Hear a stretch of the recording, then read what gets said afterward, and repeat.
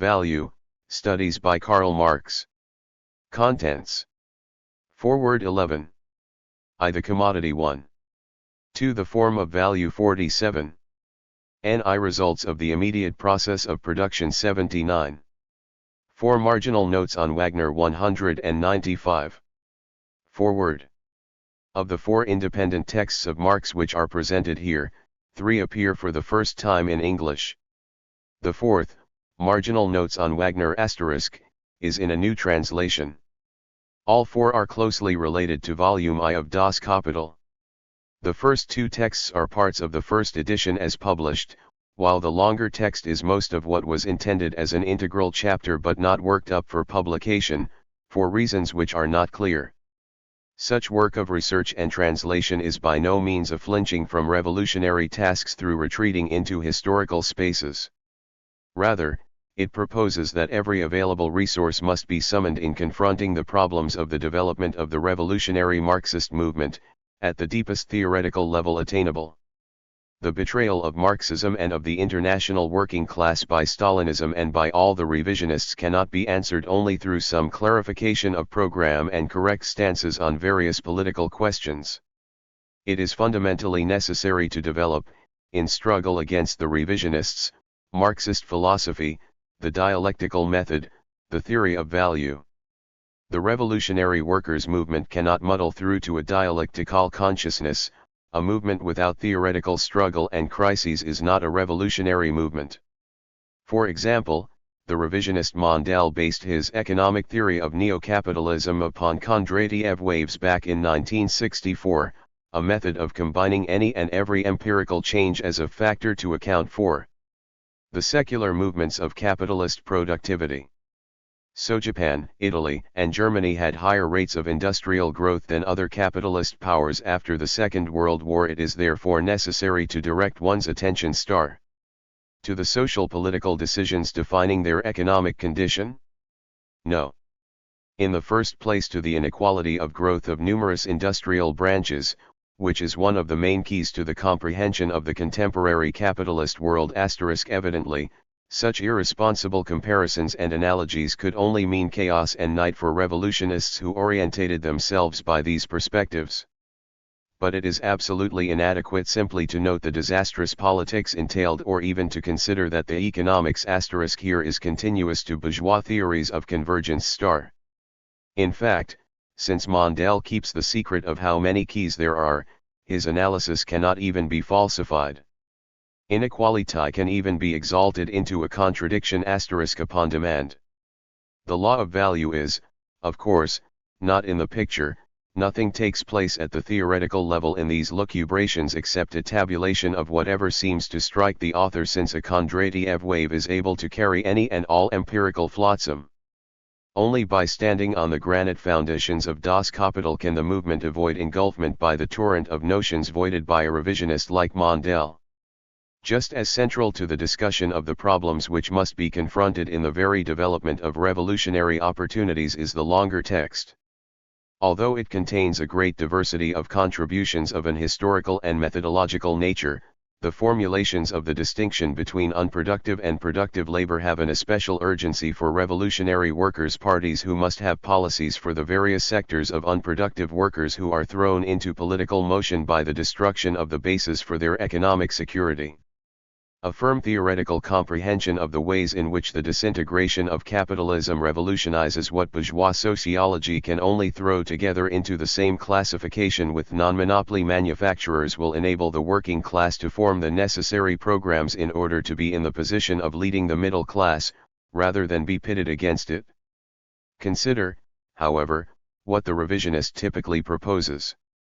In Intercontinental Press, for example, the following: as the producer of surplus value, since the boundaries between pro-rubbish from / manifesto is commended as a rigorous contribution *: the proletariat can no longer be defined. Productive and non-productive work are less rigid than in the past. From a sociological point of view, the proletariat in an advanced capitalist system is not a precisely definable reality. Only an assessment of the very starkest is adequate. Two manifesto's break with Stalinism was only with its organization, not its method, and the Pabloid revisionists cannot help adapting right down the line. The consequences are grim. On this basis the movement could not be theoretically armed to contest the fascistification of the Italian middle class. For Marxists, it is the process of capitalist economy rather than sociology which defines the proletariat, and they will only become less precisely definable as they seize control of the means of production, nor were the boundaries between productive and non-productive labor ever rigid in Marx. Any particular job might necessitate considerable analysis before one could decide whether a foreman is directly or indirectly creating surplus value. Trotsky's words retain their relevance. Under conditions of the decomposition of capitalism and an economic situation without an exit, the petty bourgeoisie seeks to free itself from the irons of its former masters and directors of society and attempts to do so. It is perfectly capable of tying its fate to that of the proletariat. There is only one precondition for that: the petty bourgeoisie must acquire the conviction that the proletariat is capable of leading society on a new course. The proletariat can only inspire in it this conviction by its power, by the sureness of its action, by a skillful offensive against the enemy, by the success of its revolutionary politics. But woe to the revolutionary party which does not show itself up to the demands of the situation. The daily struggle of the proletariat exacerbates the instability of bourgeois society. Strikes and political troubles sharpen the economic situation of the country. The petty bourgeoisie could accommodate itself transitionally to increasing privations, if it arrived by experience at the conviction that the proletariat is about to lead it onto a new course. But if the revolutionary party, despite a struggle of classes which keeps sharpening, again and again reveals itself incapable of uniting the working class around itself, oscillates, wanders, contradicts itself, then the petty 14. Bourgeoisie loses patience and begins to see revolutionary workers as the sponsors of its own poverty. Trotsky is thinking primarily of small proprietors here. In Weimar Germany, teachers and government workers had so totally enrolled in the nationalist parties that they could only be written off tactically, as well as students. These sectors are lumped together within the sociological category middle class, and the changes they must undergo as the economic crisis deepens become unintelligible to social science of a positivistic cast. It is a method which is right until it is wrong. But in contemporary Germany, governmental workers are being attacked, bureaucrats are eating up the state, teachers are under closer state scrutiny than students. The development can be very different this time round because of the penetration of trade union organization into non-productive workers in the United States, for example, so that the conditions have developed for Marxist leadership to unite all wage slaves into one fist to strike the political blows at capital necessary on the road to workers' power. An understanding of the dynamics of class struggle in its effect upon class consciousness in the case of diversified workforces is impossible without a firm grip on the method of capital. Of course one cannot remain with a juridical definition of class. To this day, the Trotskyists doggedly maintain that the USSR is not and cannot be a class society because there is no private ownership of the means of production. Trotsky was a rather more extreme believer in the primacy of productive forces than Stalin. The method of Pabloism responds to this kind of theoretical scurrility by liquidating the material basis for class differentiation. Trotsky was not a believer in anything, but he never ignored the elementary demands made upon Marxist analysis. For Sweezy, the introduction of Ford, Chase Manhattan, Fiat into a workers' state cannot be more significant in assessing the development of Stalinism than any bureaucratic manifestation you choose. At no point does he propose any other compass for guidance in making a political assessment of the USSR. When and why did he depart from a position of unconditional defense? The concept of private ownership must be grasped dialectically, and its specificity within a society of wage labor must be articulated. Failure to carry his organizational break with Stalinism to the point of theoretical break with his impressionistic sophistication, leaves Sweezy incapable of an analysis which can reveal the essential nature of the crisis of Stalinism as well as of the movement of class forces in bourgeois democracies. In fact, Stalinist analyses introduce no differentiation to speak of within middle layers of salaried employees. If all that matters is getting them into some people's anti-monopoly coalition, why should one ask what concrete problems the economic crisis is confronting them with, in order to elicit a political development? The very existence of a crisis necessitating the political independence of salaried workers is what must above all be concealed by Stalinists in this period. That will be increasingly difficult to do as the degeneration of the financial system causes explosions throughout the totality of the reproduction of social capital, but only the party with dialectical materialism at its very center will be able to hear what the essential nature of the experience of such workers really is, in order to turn them confidently to their revolutionary tasks. The Commodity. Chapter 1, Volume 1 of the first edition of Capital. Introduction. Das Kapital is the central philosophical text of scientific socialism.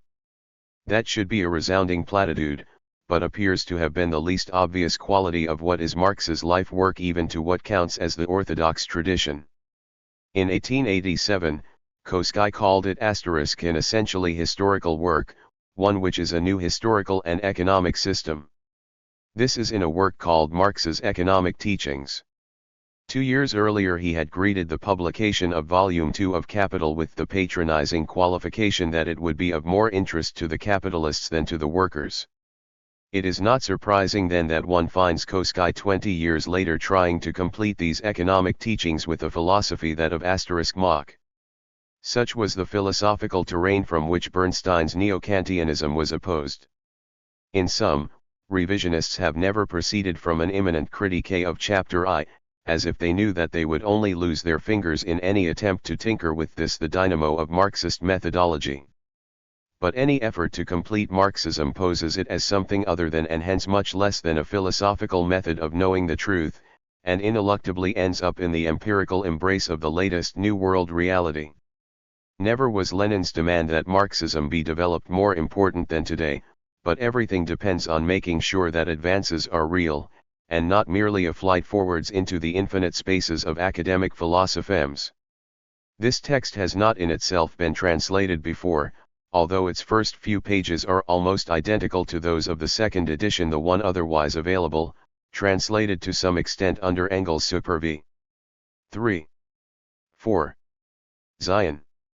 The first edition has been neglected until recently, perhaps because Engels' supervision seems to have accredited the second, and because Marx wrote in the German afterword to the second edition, the derivation of value by analysis of the equations in which each exchange value is expressed is achieved in a more strictly scientific way, and the connection between value substance and the determination of value amount by socially necessary labor time, which was only glanced at in the first edition, is expressly emphasized.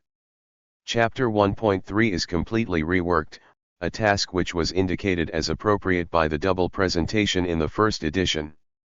Marx refers here to his treatment of value in an appendix to the first edition, which he added because his friend Kugeman convinced him that for most readers an additional more didactic discussion of value forms was necessary.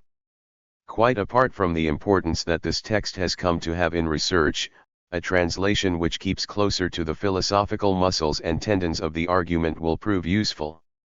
To illustrate, we pick the famous passage on fetishism.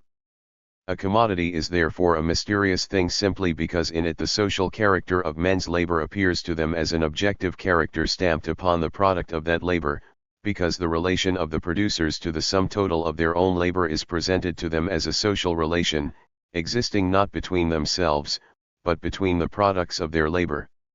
This is the reason why the products of labor become commodities, social things whose qualities are at the same time perceptible and imperceptible by the senses.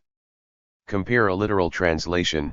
The mysteriousness of the commodity form simply consists in the fact that it mirrors the social characteristics of men's own labor back to men as social natural properties of these things, and consequently also mirrors the social relationship of the producers to the labor totality as a social relationship of objects, existing outside of the producers. Through this quid pro quo products of labor become commodities, sensually supersensual or social things. We make no apology for declining to liquidate the granular, craggy, dialectical diction of Marx, especially since our translation is only intended to serve a more rigorous understanding of the second edition, rather than in any sense to replace it. For that reason, we have omitted a translation of all the footnotes which Marx retains in the second edition, and this may call attention to the remaining notes, which Marx eliminated in order to remove as many Hegelian stumbling blocks as possible. Engels, in an article of 1885 on how not to translate Marx, observes that all linguistic resources must be tapped, since Marx's newly created German expressions require newly created English ones. He goes on to say that a technical term must always be rendered with one and the same word.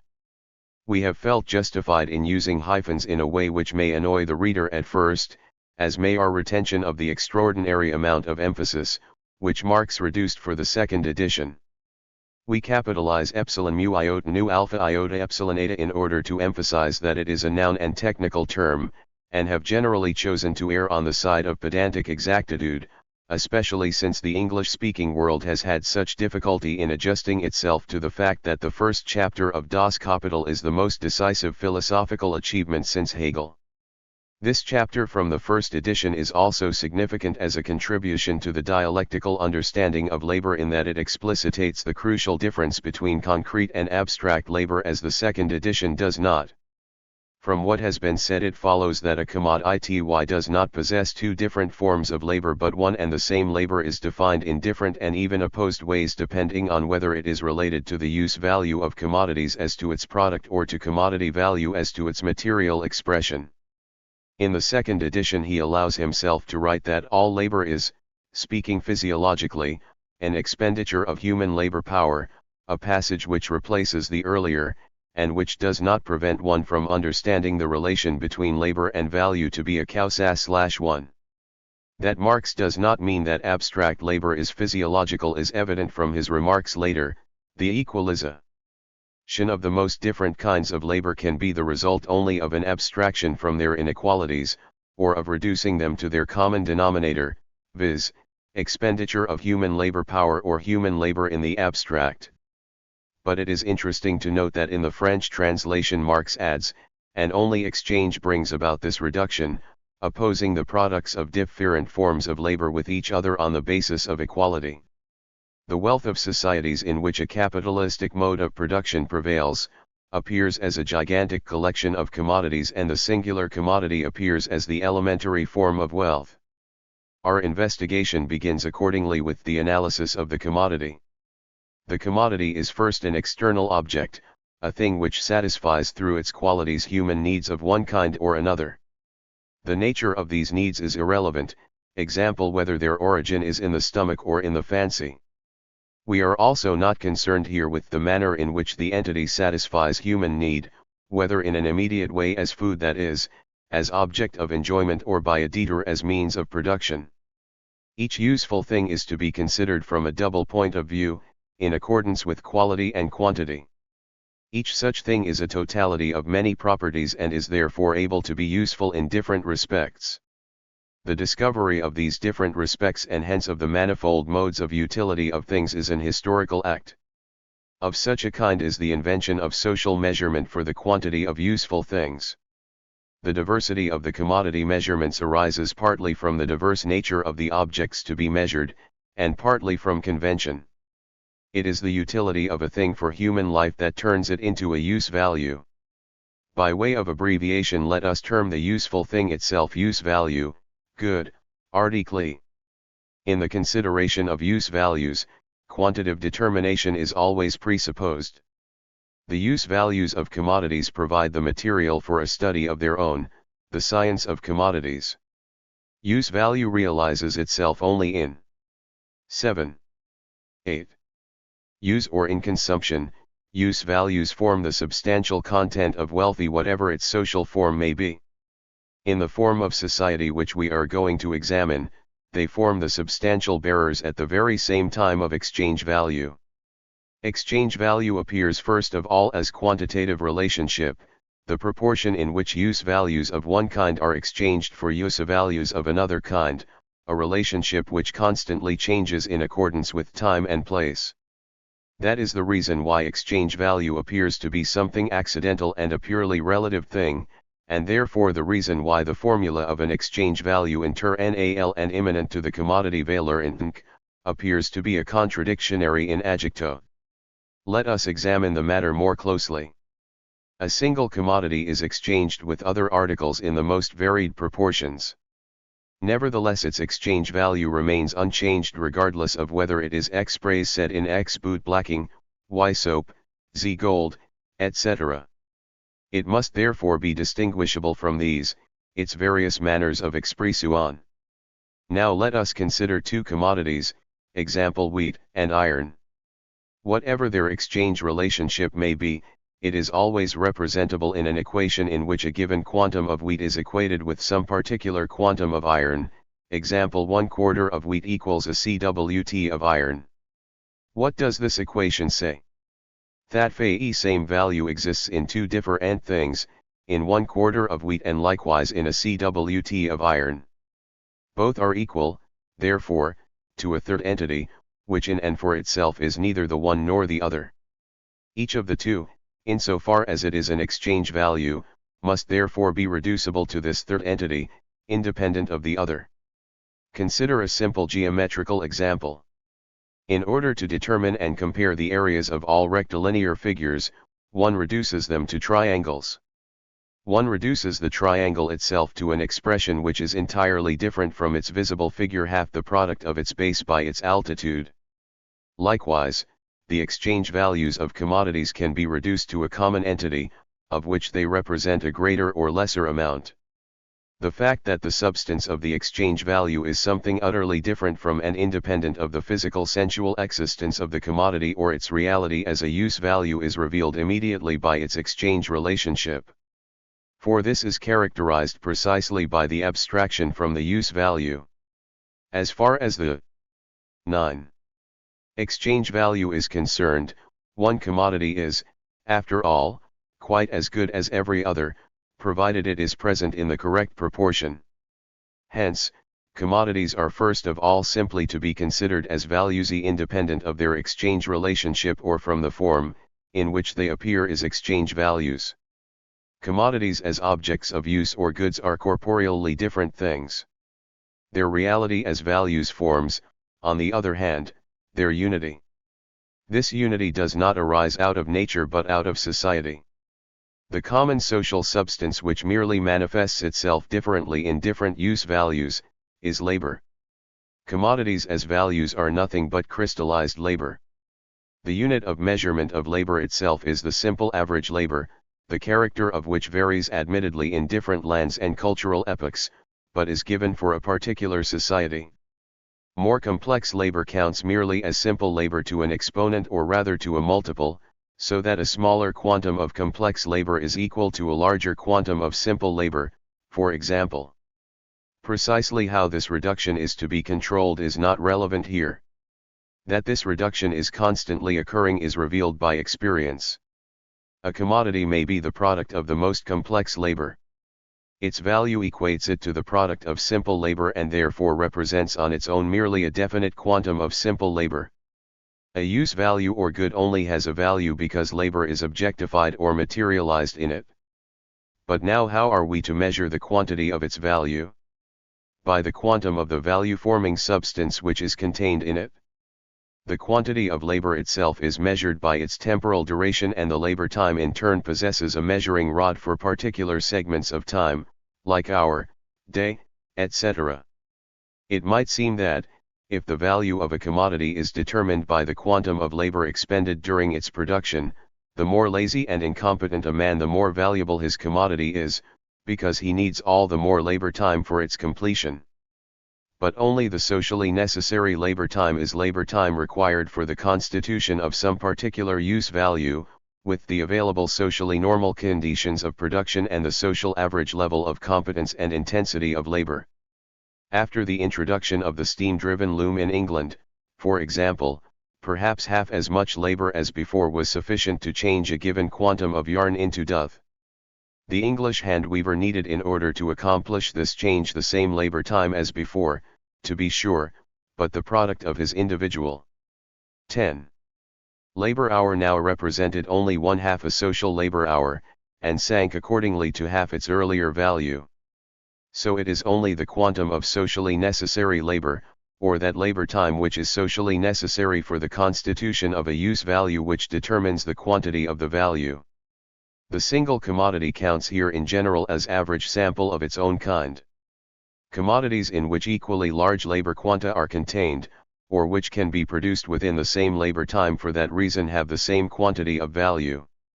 The value of a commodity is related to the value of every other commodity, as the labor time necessary for the production of the one is related to the labor time necessary for the production of the other. All commodities, as values, are only particular masses of coagulated labor time. The quantity of value of a commodity accordingly would remain constant if the labor time required for its production were constant. The latter, however, changes with each change in the productive power of labor.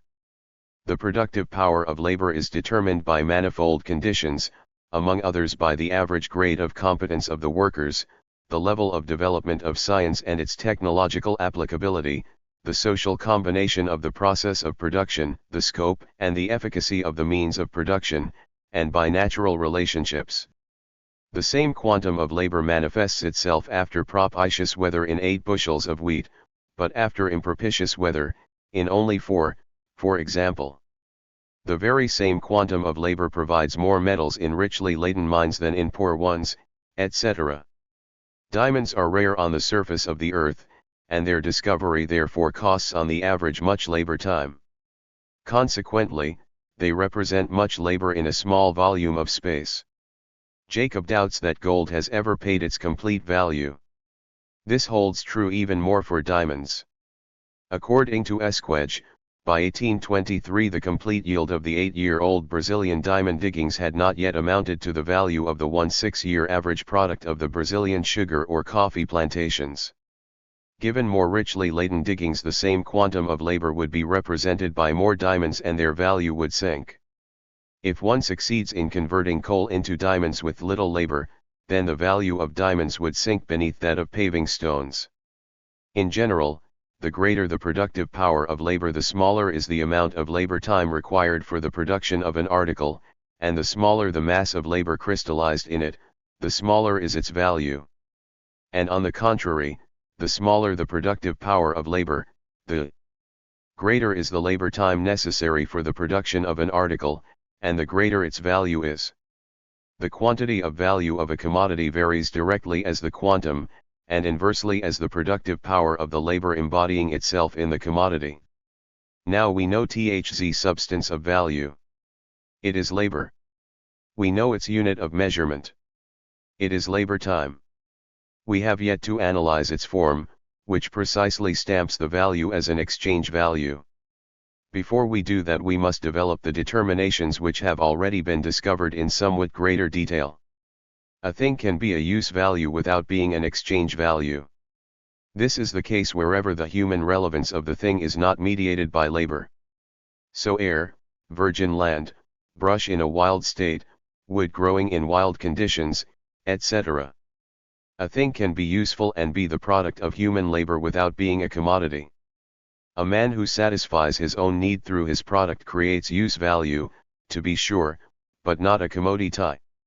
In order to produce a commodity, he must produce not merely use value, but use value for others, social use value. Finally, no entity can be a value without being an object of use. If it is useless, then the labor contained in it is also useless, does not count as labor and, hence, does not form a value. Originally, the commodity appeared to us as a two-sided entity, use value uni-exchange value. As we consider the matter more closely, it will appear that the labor which is contained in the commodity is two-sided, also. This aspect, which I am the first to have developed in a critical way, is the starting point upon which comprehension of political economy depends. Let us consider two commodities, a coat and 10 yards of linen, perhaps. Let the first have twice the value of the second, so that if 10 yards of linen equals W, the coat equals 2W. The coat is a use value which satisfies a particular need. In order to produce it, a particular kind of purposeful productive activity is required. This is determined in accordance with purpose, manner of operation, object, means and result. The labor whose usefulness is represented in the use value of its product or in the product in such wise that its product is a use value, let such labor here be called for simplicity's sake simply useful labor. From this viewpoint it is constantly under consideration with respect to the utility, production of which is the intent of the labor. Just as coat and linen are qualitatively different use values, so the deployments of labor which mediate their realities are qualitatively 12. Different, tailoring and weaving. If those things were not qualitatively different use values and hence products of qualitatively different useful deployments of labor, then they would never be able to confront each other as commodities at all. A coat is not exchanged for a coat. One use value is not exchanged for the very same use value. In the totality of various use values or commodity incarnations, there appears a totality of varying deployments of useful labor just as manifold and differing in genus, species, family, subspecies, variety, a social division of labor. This is the precondition for the existence of commodity production, and it is not the case that commodity production is the precondition for the existence of the social division of labor. In the community of ancient India, labor is socially divided without the products becoming commodities. Or a more immediate example, in every factory labor is systematically divided, but this division is not thereby mediated by the fact that the workers exchange their individual products. Only products of those deployments of private labor which are self-sufficient and independent of one another confront one another as commodities. So we have observed the following: that a particular purposefully productive activity or useful labor lurks in the use value of every commodity. Use values cannot confront one another as commodities unless deployments of qualitatively different useful labor lurk in them.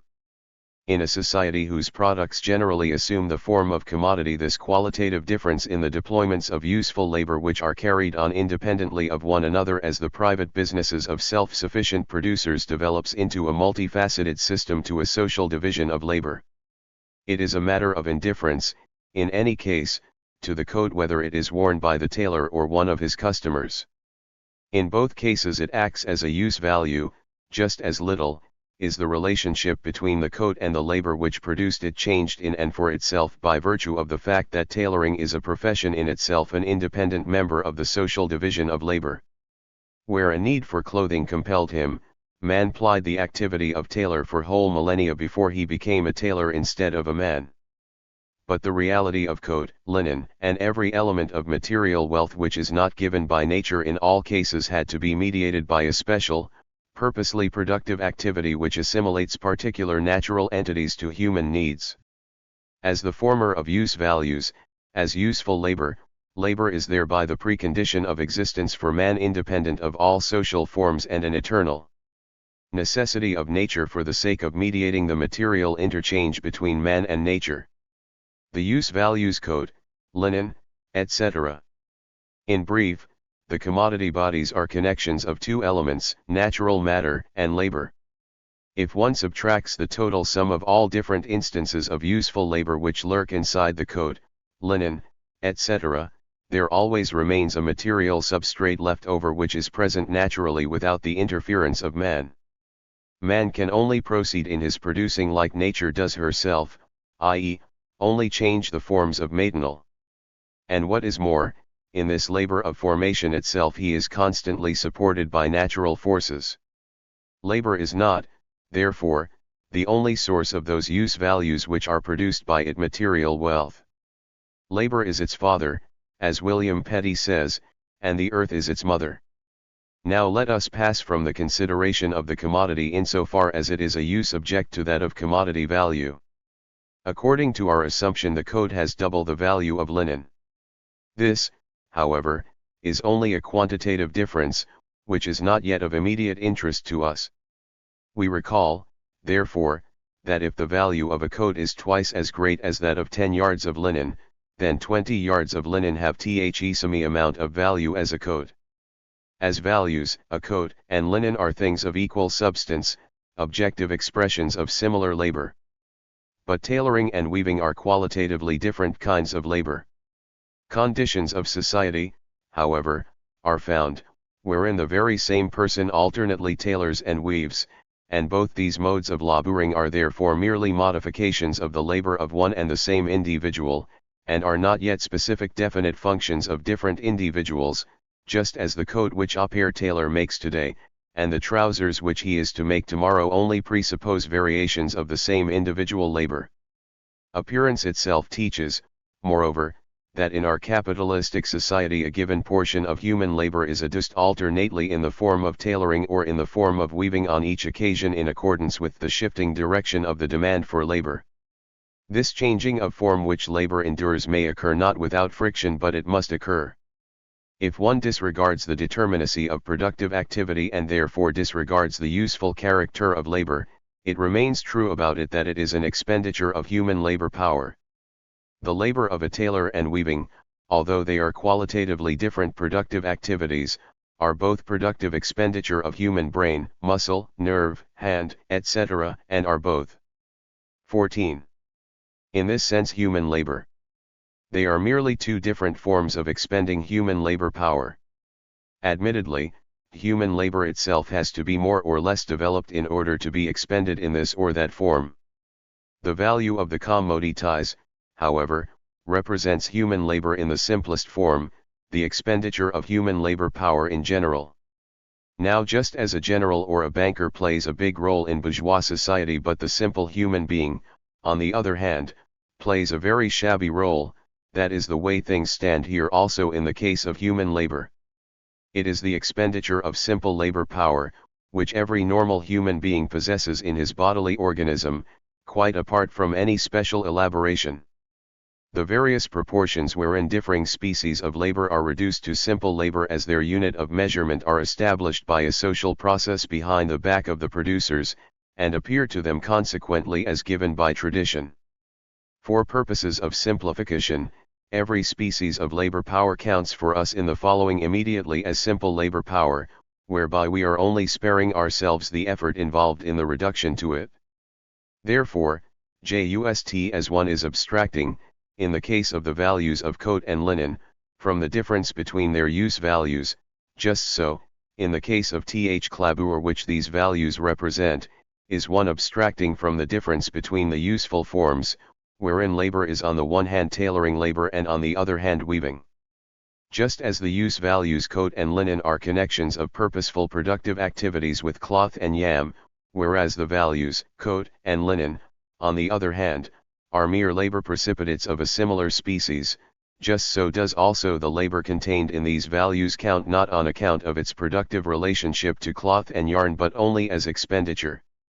15. Of human labor power.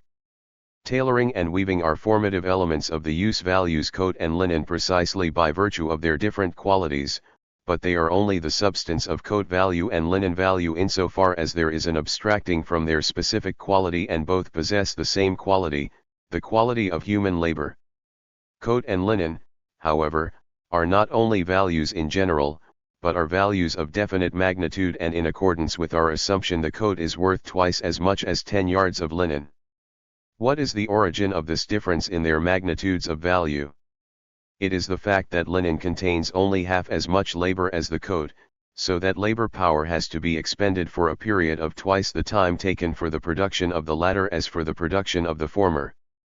If, therefore, with respect to the use value, the labor contained in the commodity counts only qualitatively, with respect to the magnitude of exchange value it counts only quantitatively, after being already reduced to human labor without further quality. In the former case, what is at issue is the how and what of labor, and in the latter case, what matters is its how much, its temporal duration. Since the quantity of exchange value of a commodity measures only the quantum of the labor contained in it, hence commodities within a certain proportion to one another must always be equally large exchange values. If the productive power of all the useful deployments of labor required for the production of a coat remains unchanged, then the magnitude of value of the coats rises along with their own quantity.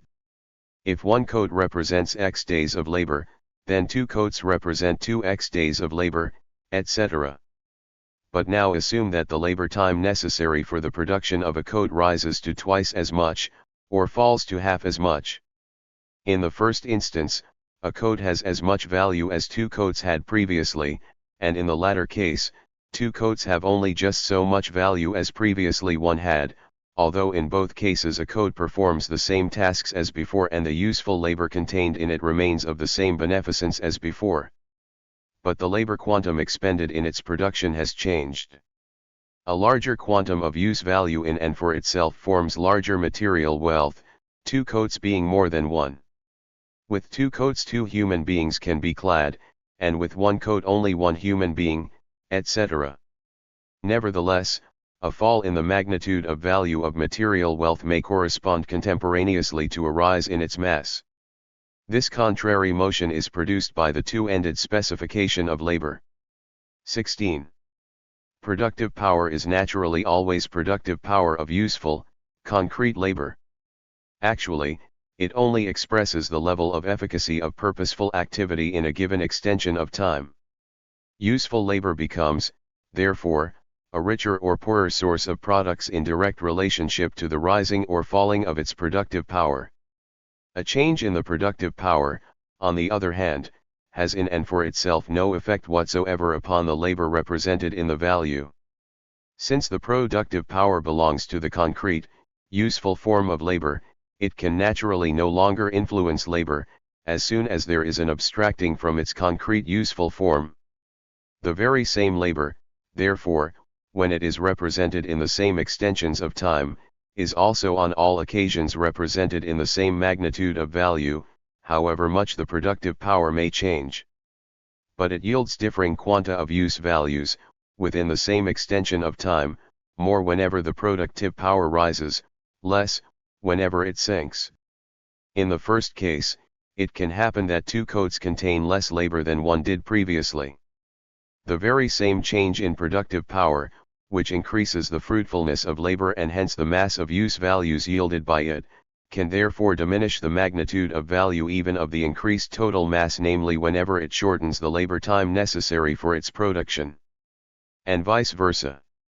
It follows from the preceding not that there are 2 differing kinds of labor lurking in the commodity, but rather that the same labor is specified in differing and even contradictory manner in accordance with whether it is related to use value of the commodity as labor's product or related to the commodity value as its merely objective expression. Just as the commodity must be above all else an object of use in order to be a value, just so does labor have to be before all else useful labor, purposeful, productive activity in order to count as expenditure of human labor power and hence as simple human labor. Since up to now it has only been the substance of value and the magnitude of value which have been specified, let us now direct our attention to the analysis of the form of value. First let us turn back to the first form of appearance of the value of the commodity. We take 2 quanta of commodities which cost the same amount of labor time for their production, and we have, 40 yards of linen are worth 2 coats. We observe that the value of the linen is expressed in a specific quantum of coats. 17. The value of a commodity is called its relative value, if it is represented in the use value of another commodity in this fashion. The relative value of a commodity can change, although its value remains constant. And, going the other way, its relative value can remain constant, although its value changes. The equation, 40 yards of linen equals 2 coats, presupposes after all that both commodities cost equally much labor. With every change in the productive power of the deployments of labor which produce them, there is a change in the labor time necessary for their production. Let us consider the influence of such changes upon relative value. I let the value of the linen change, while the coat value remains constant. If the labor time expended in the production of linen doubles, then its value doubles. In place of 40 yards of linen minus 2 coats, we would have 40 yards of linen equals 4 coats, since 2 coats now contain only half as much labor time as 40 yards of linen. If the labor time necessary for the production of linen decreases by half, on the other hand, in that case the linen value sinks by half. In consideration of this we now have, 40 yards of linen equals I coat. The relative value of commodity A rises and falls in direct ratio to the value of commodity A, while the value of commodity B remains equal. 2. Let the value of linen remain constant, while the coat value changes. If the labor time necessary for the production of the coat doubles under these conditions, then we have instead of 40 yards of linen equals 2 coats, now 40 yards of linen equals 1 core. If the value of the coat falls by half, on the other hand, then 40 yards of linen equals 4 coats. Given a constant value for commodity A, its relative value falls or rises in inverse ratio to the change in value of B. If one compares the different cases sub I and 2, what emerges is that one and the same change of relative value can be initiated from completely opposite causes. The equation, 40 yards of linen equals 2 coats becomes 1, the equation, 40 yards of linen equals 4 coats, either because the value of linen doubles or the value of the coat falls by half, and 2, the equation, 40 yards of linen equals 1 coat, either because the value of linen sinks by half or the value of the coat rises to twice as much. 3. Let the labor quanta necessary for the production of linen and coat vary contemporaneously, in the same direction and same. 18. Proportion. In this case, 40 yards of linen equals 2 coats, the same as before, however their values may have changed. Their change of value becomes apparent as soon as one compares them with the third commodity, whose value remains constant. If the values of all commodities rose or fell contemporaneously and in the same proportion, then their relative values would remain unchanged. One would only detect their real change of value in the fact that in the same labor time it would hold universally that a greater or smaller quantum of commodities was yielded than before. 4. Let labor times necessary for the production of linen and coat, respectively be assumed to change contemporaneously in the same direction, but to an unequal degree, or in opposite directions, etc. The influence of all such possible combinations upon the relative value of a commodity may be deduced simply by application of the cases I, 2 and 3. What we have investigated is how far change in the relative magnitude of value of a commodity reflects a change in its own magnitude of value, and we have in general investigated relative value only in accordance with its quantitative side. We now turn to its form. If relative value is the form wherein value manifests itself, then the expression for the equivalence of two commodities is the simple form of relative value. I first or simple form of relative value, 20 yards of linen equals 1 coat.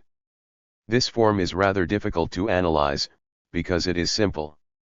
The different specifications which are contained in it are veiled, undeveloped, abstract, and consequently only able to be distinguished and focused upon through the rather intense application of our power of abstraction. But at least this much becomes clear at a glance, that the form remains the same, whether 20 yards of linen equals 1 coat, or 20 yards of linen equals X coats.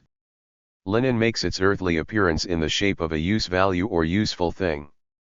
Its stiff as linen corporeality or natural form is consequently not its form of value, but its direct opposite. It reveals its own reality as value immediately by relating itself to another commodity as equal to itself. If it were not itself value, then it could not relate itself to coat as its own sort of thing. It posits itself as qualitatively equal to the coat, by relating itself to it as objectification of human labor of the same species, i.e., of its own value substance, and it posits itself as equal to only 1 coat instead of X coats, because it is not. 19. Just value in general, but value of a specific magnitude, and a coat, however, contains precisely just so much labor as 20 yards of linen. By this relationship to the coat, linen swats different flies with one stroke. By equating the other commodity to itself as value, it relates itself to itself as value. By relating itself to itself as value, it distinguishes itself from itself as use value, at the same time. By expressing its magnitude of value in the coat, it endows its reality as value with a form of value which differs from its immediate existence. By revealing itself in this manner as a thing which is differentiated within itself, it reveals itself for the first time really as a commodity, a useful thing which is at the same time value. Insofar as linen is use value, it is an independent thing. Its value appears, on the other hand, only in relationship to another commodity, which a coat is qualitatively equated to it, and consequently in some specific quantity counts as equivalent to it, replaces it, and is exchangeable for it. Hence, value only acquires an individual form which is different from use value only through its manifestation as exchange value. The expression of the value of linen in the coat impresses a new form upon the coat itself. After all, what is the meaning of the value form of linen? Evidently that the coat is exchangeable for it. Whatever else may happen to it, in its mundane reality it possesses in its natural form now the form of immediate exchangeability with another commodity, the form of an exchangeable use value, aux equivalent. The specification of the equivalent contains not only the fact that a commodity is value at all, but the fact that it in its corporeal shape counts as value for another commodity and consequently is immediately at hand as exchange value for the other commodity. As value, linen is composed exclusively of labor, and forms a transparently crystallized precipitate of labor. In reality this crystal is very murky, however. In so far as labor is detectable in it, it is not some undifferentiated human labor, but rather, weaving, spinning, etc. Which, in addition, are by no means the only components of its substance but of course are leavened with matter derived from nature. In order to retain linen as a merely corporeal expression of human labor one has to abstract from all that which makes it to be really a thing. Any objectivity of human labor which is itself abstract is necessarily an abstract objectivity, a thing of thought. In that fashion, a web of flax turns into 20. A chimera. But commodities are objects. They have to be what they are in an object-like way or else reveal it in their own object-like relationships. In the production of linen, a particular quantum of human labor exists in having been expended. The linen's value is the merely objective reflection of the labor so expended, but it is not reflected in the body of the linen. It reveals itself by its value relationship to the coat. By the linen's equating the coat to itself as value while at the same time distinguishing itself from the coat as object of use, what happens is that the coat becomes the form of appearance of linen value as opposed to linen body, its value form as distinguished from its natural form. In the expression of relative value, 20 yards of linen equals 1 coat, one must admit that the coat counts only as value or coagulation of labor, but it is precisely through that fact that the coagulation of labor counts as coat, and coat as the form into which human labor flows in order to congeal.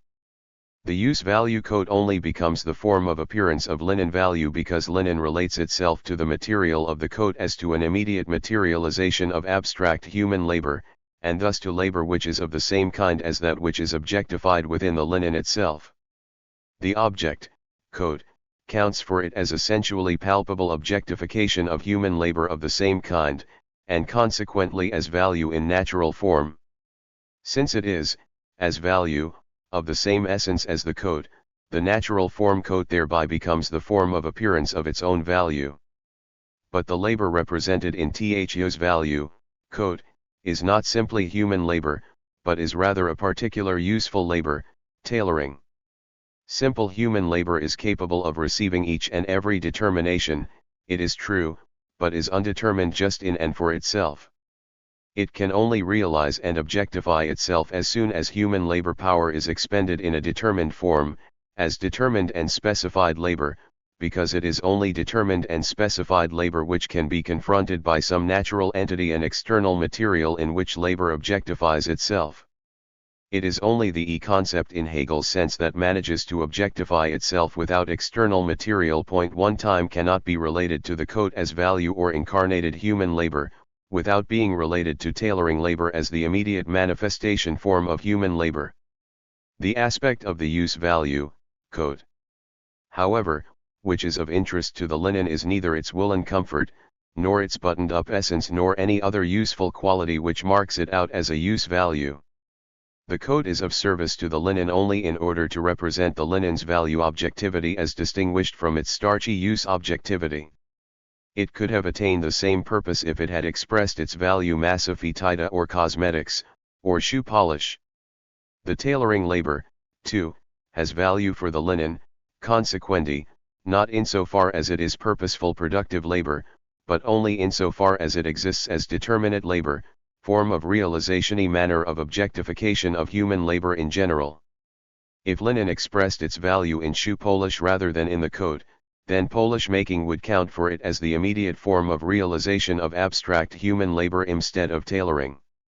So a use value or commodity body only becomes a form of appearance of value or an equivalent by another commodities relating itself to the concrete, useful species of labor contained in it, as the immediate form of realization of abstract human labor.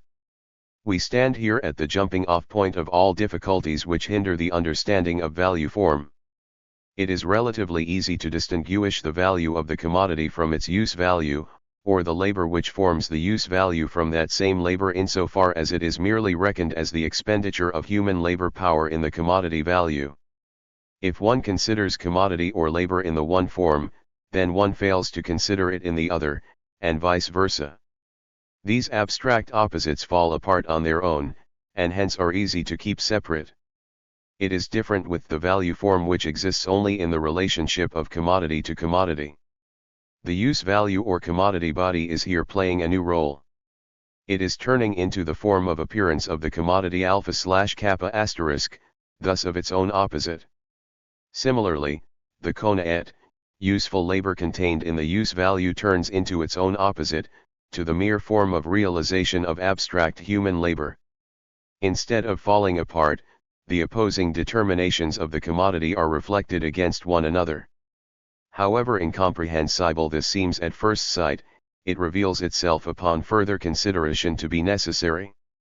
The commodity is right from the start a dual thing, use value and value, product of useful labor and abstract coagulate of labor.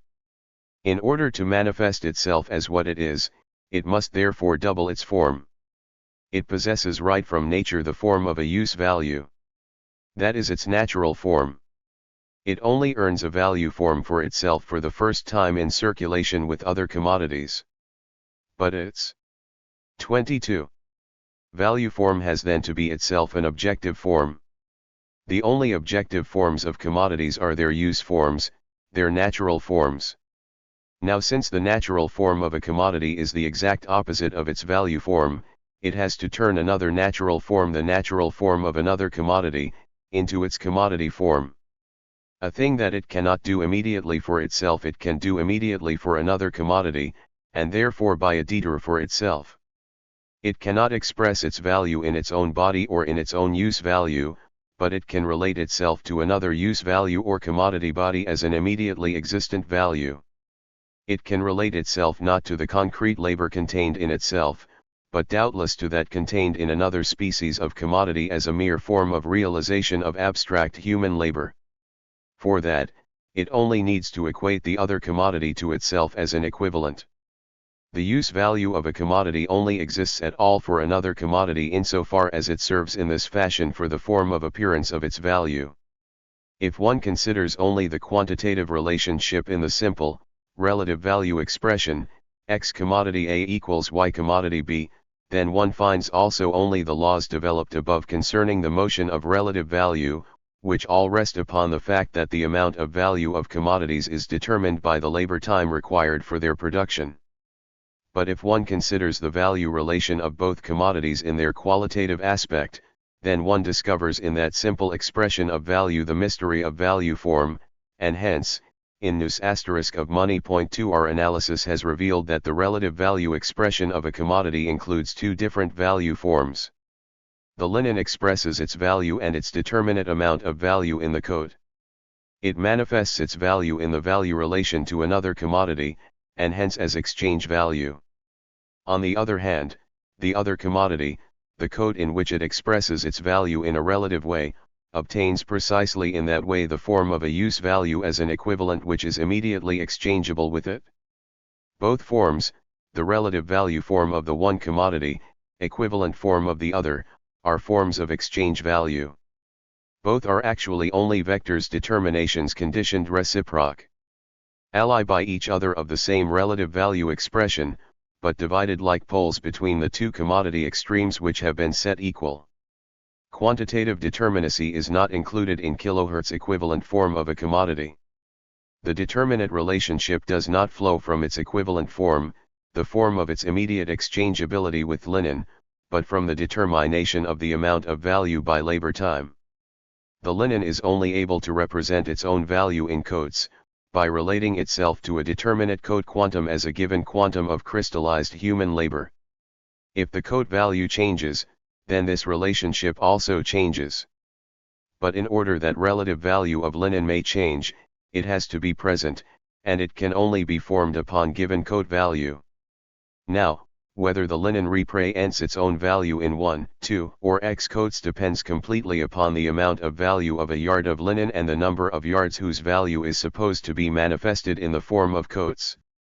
The amount of value of a commodity can only express it in the use value of another commodity as relative value. A commodity only obtains the form of an immediately exchangeable use value on the other hand, only as the material in which the value of another commodity is expressed. This distinction is obscured by a characteristic peculiarity of the relative value expression in its simple or first form. The equation, 20 yards of linen equals 1 coat includes, after all, precisely the identical equation, 1 coat equals 20 yards of linen. The relative value expression of the linen, in which the coat figures as equivalent, thus contains from the reverse the relative value expression of the coat, in which the linen figures as equivalent. Although both determinations of the value form or both modes of manifestation of the commodity A/W** as exchange value are only relative, they do not both appear relative to the same degree. In the relative value of the linen, the exchange value of linen is expressly manifested as relationship to another commodity. As far as the coat is concerned, it is admittedly an equivalent insofar as linen is related to the coat as form of appearance of its own value, and hence as something immediately exchangeable with itself. Only within this relationship is the coat an equivalent. But it conducts itself passively. It seizes no kind of initiative. It finds itself in relationship because things relate themselves to it. The character 24, which is constituted for it out of its relationship with the linen thus does not appear as the result of its own relating, but as present without any additional activity of its own. In addition, the specific mode and manner in which the linen relates to the coat is exactly appropriate to the end of doing it to the coat, however modest it be and however far from being the product of a tailor run mad with pride. 5. The linen, after all, relates itself to the coat as the sensually existing materialization of human labor in abstracto and hence as present value body. It is this only because and insofar as the linen relates itself to the coat in this specific manner. Its status as an equivalent is only a reflection determination asterisk of linen. But the situation seems just the reverse. On the one hand, the coat does not take the trouble to relate itself to anything. On the other hand, the linen relates itself to the coat, not in order to make it into something, but because it is something quite apart from anything the linen might do. The resultant product of the linen's relating to the coat appears to belong to the coat in a corporeal way even outside the relating to the linen, in just the same way as its property of being able to keep people warm. In the first or simple form of relative value, this false seeming is not yet established, because this form expresses in an immediate way also the opposite, that the coat is an equivalent of the linen, and that each of the two commodities only possesses this determination because and insofar as the other makes it into its own relative value expression * 3 in the simple form of relative value or the expression of the equivalence of two commodities, the development of the form of value is correspondent for both commodities, although in each case in the opposite direction. The relative value expression is in addition identical with reference to each of both commodities, for the linen manifests its value in only one commodity and vice versa, but this value expression is double for both commodities, different for each of the same. Finally, each of both commodities is only an equivalent for the single other species of commodity, and thus only a single equivalent. Such an equation as 20 yards of linen equals 1 coat * evidently expresses the value of the commod. Ity in only a very limited and one-sided way. If I compare the linen, for example, with other commodities instead of coats, then I also obtain other relative value expressions, other equations. The linen has just as many different relative value expressions as there exist commodities different from it, and the number of its relative value expressions constantly increases with the number of kinds of commodities which newly enter into existence. The first form yielded two relative expressions for the value of two commodities. This second form yields the most variegated mosaic of relative expressions for the value of the same commodity. In addition, there seems to be nothing gained either for the expression of the amount of value. The coffee and the etc. are only single equivalents, just as the coat was. Nevertheless, this second form contains within itself an essential development of form.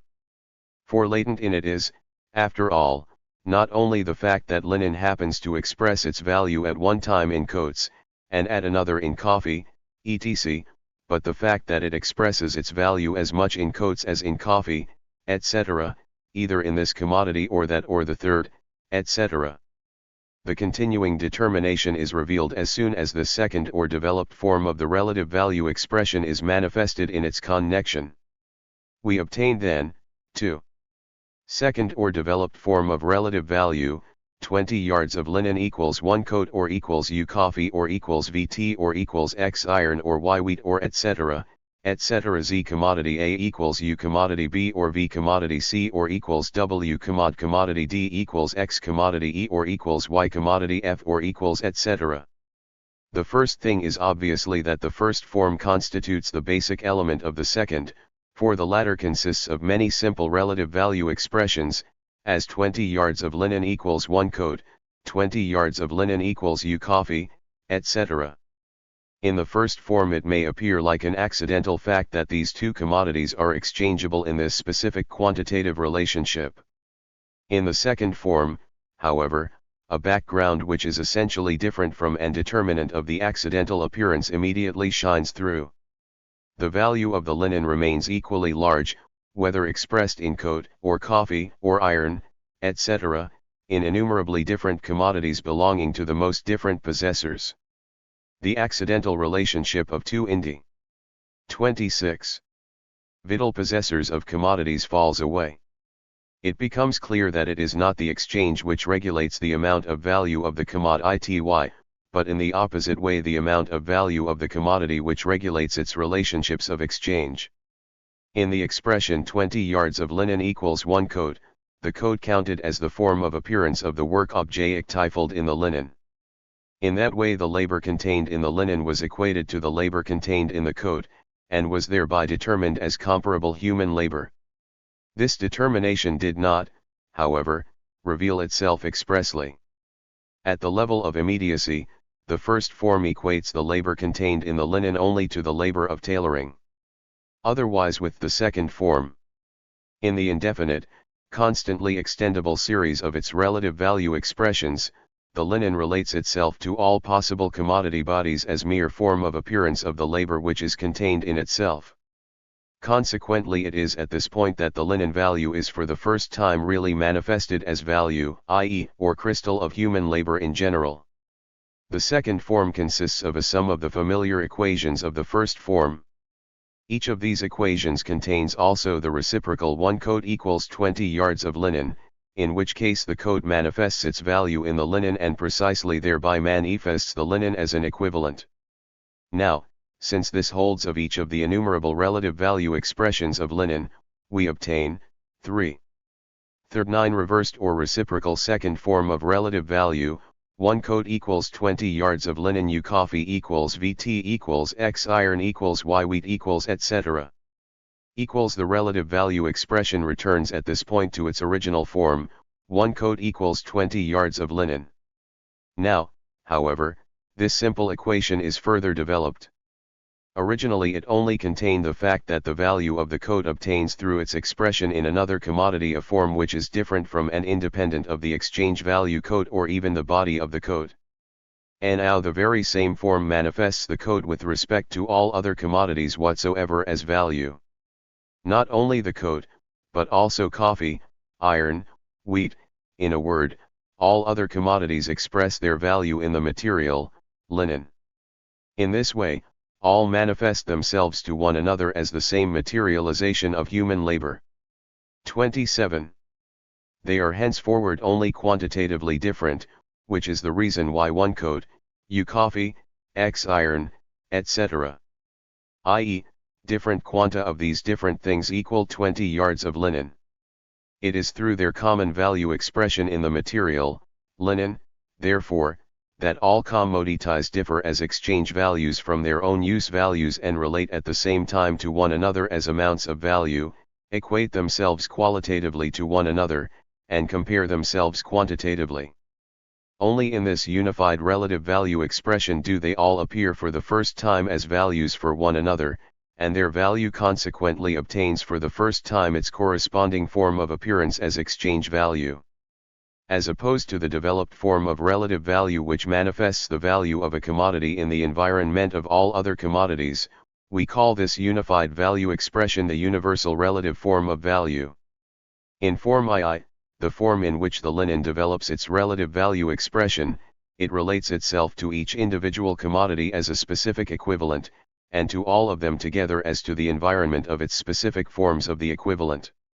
No individual species of commodity counts any longer with respect to the linen as simple equivalent, as in the particular equivalent, but only as specific equivalent whereby the one equivalent excludes the other. In Form 3, the linen appears on the other hand as the general form of the equivalent for all other commodities. It is as if alongside and external to lions, tigers, rabbits, and all other actual animals, which form when grouped together the various kinds, species, subspecies, families etc. of the animal kingdom, there existed also in addition the animal, the individual incarnation of the entire animal kingdom. Such a particular which contains within itself all really present species of the same entity is a universal. Just as linen consequently became an individual equivalent by the fact that one other commodity related itself to it as form of appearance of value, that is the way linen becomes as the form of appearance of value common to all commodities the universal equivalent universal value body, universal materialization of abstract human labor. The specific labor materialized in it now thereby counts as universal form of realization of human labor, as universal labor. During the process in which the value of commodity A is displayed. 28. In commodity B, it was indifferent of what specific type commodity B happened to be.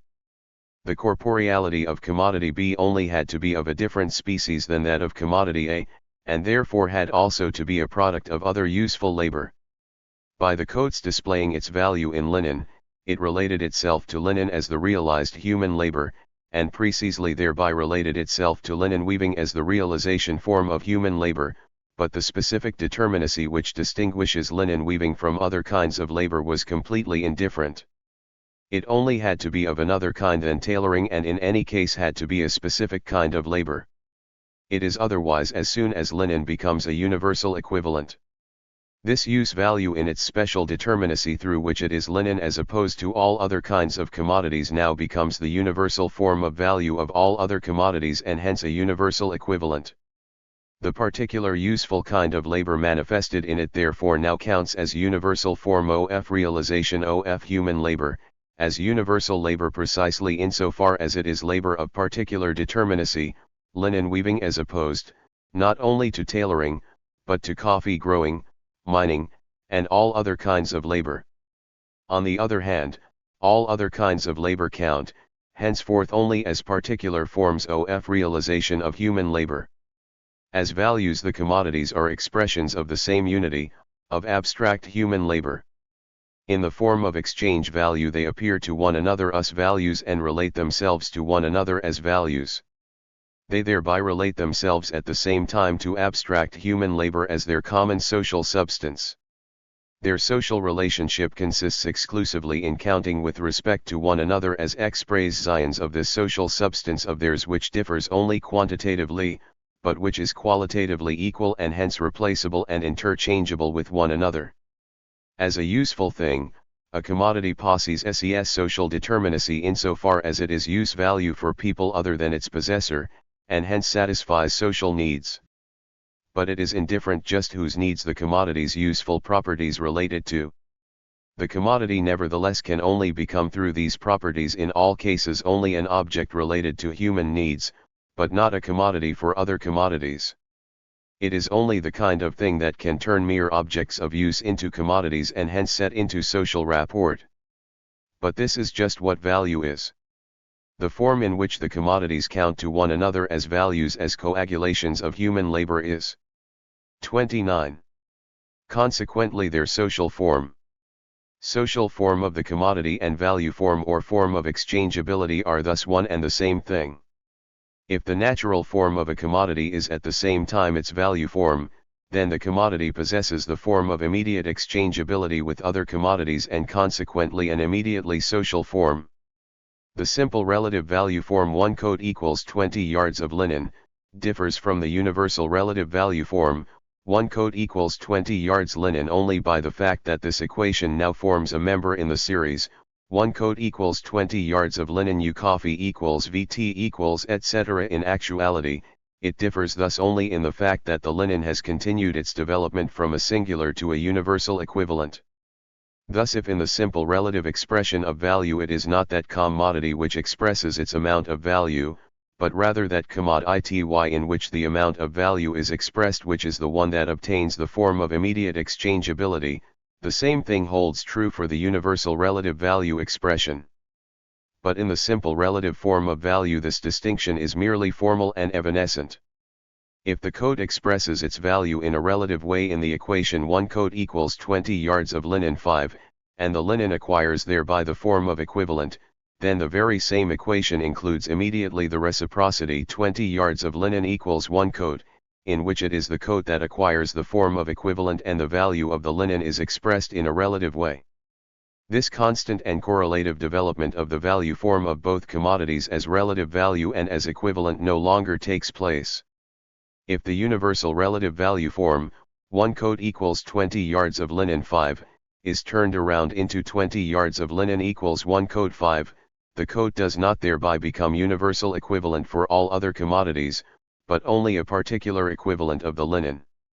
The relative value form of the coat is only universal because it is the relative value form of all other commodities at the same time. What holds true of the coat, holds true of coffee, etc. It follows, therefore, that the universal relative value form of commodities excludes these very commodities from the universal form of equivalent. On the other hand, a commodity like linen is excluded from the universal relative value form as soon as it possesses the 30. Universal form of equivalent. The universal relative value form of linen, unified with the other commodities, would be 20 yards of linen equals 20 yards of linen. But this is a tautology which does not express the amount of value of this commodity, which is situated in a universal form of equivalent and thereby in perpetually exchangeable form. Rather, it is the developed relative value form that now becomes the specific relative value expression of the universal equivalent. Every commodity possesses in the universal relative value expression of commodities a value form which is different from its natural form, namely, the form, linen. And it is precisely in this form that they relate themselves to one another as exchangeables and exchangeables in relationships which are quantitatively determined, since, if 1 coat equals 20 yards of linen, U coffee equals 20 yards of linen, etc., then it is also true that 1 coat equals U coffee, etc. All commodities by mirroring themselves in one and the same commodity as quantities of value, reflect themselves reciprocally as quantities of value. But the natural forms which they possess as objects of use count for them reciprocally as forms of appearance of value only over this detour, and consequently not in an immediate way. They are not for that reason immediately exchangeable just because of the way they immediately are.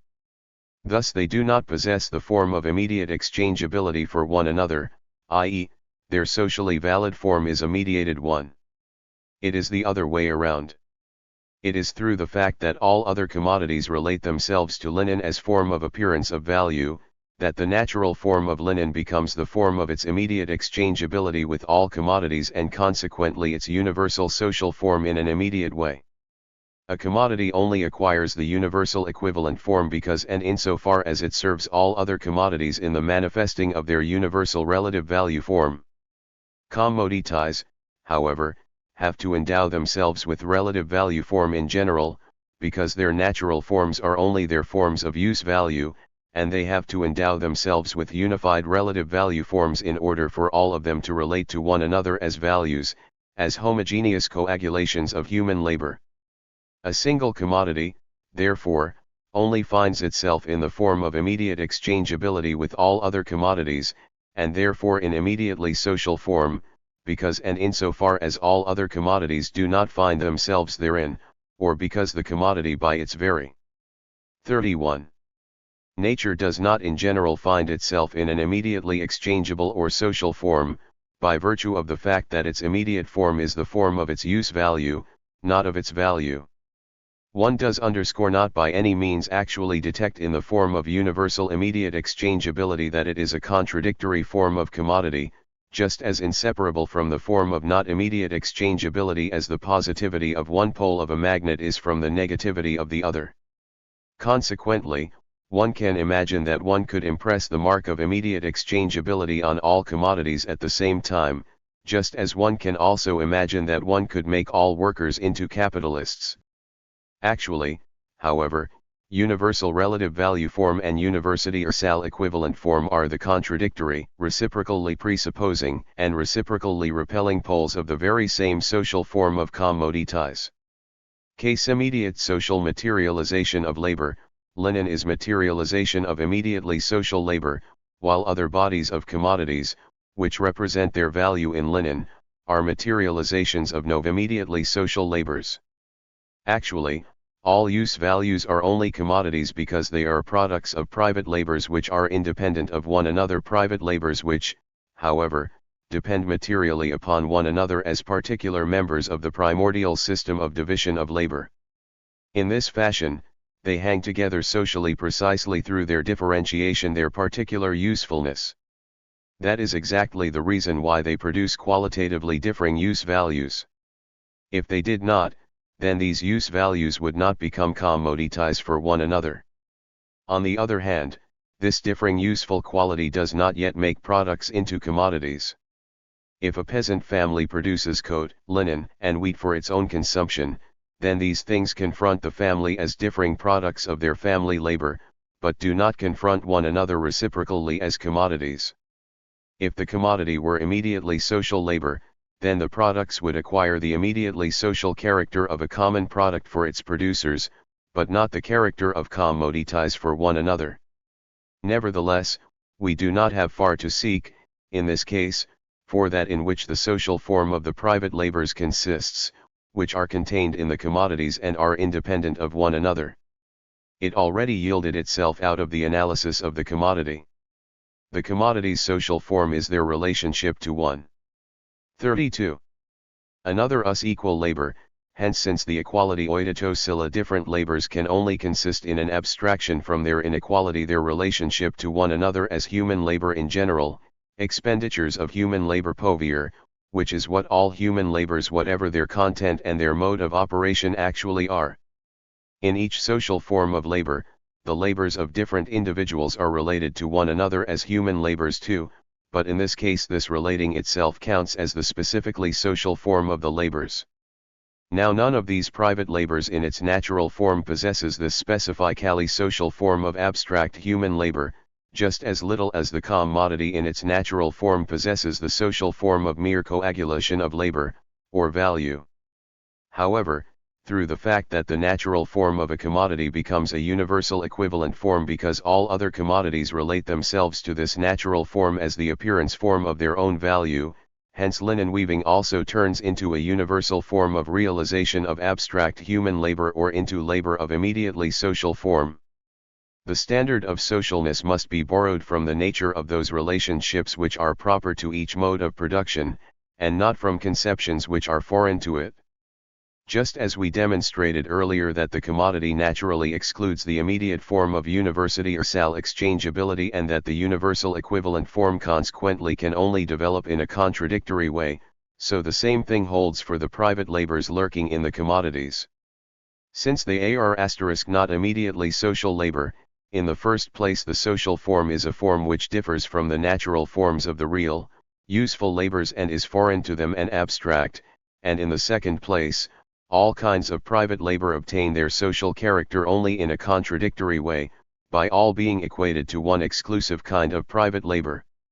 This latter thereby becomes the immediate and universal form of appearance of abstract human labor and thereby labor in immediately social form.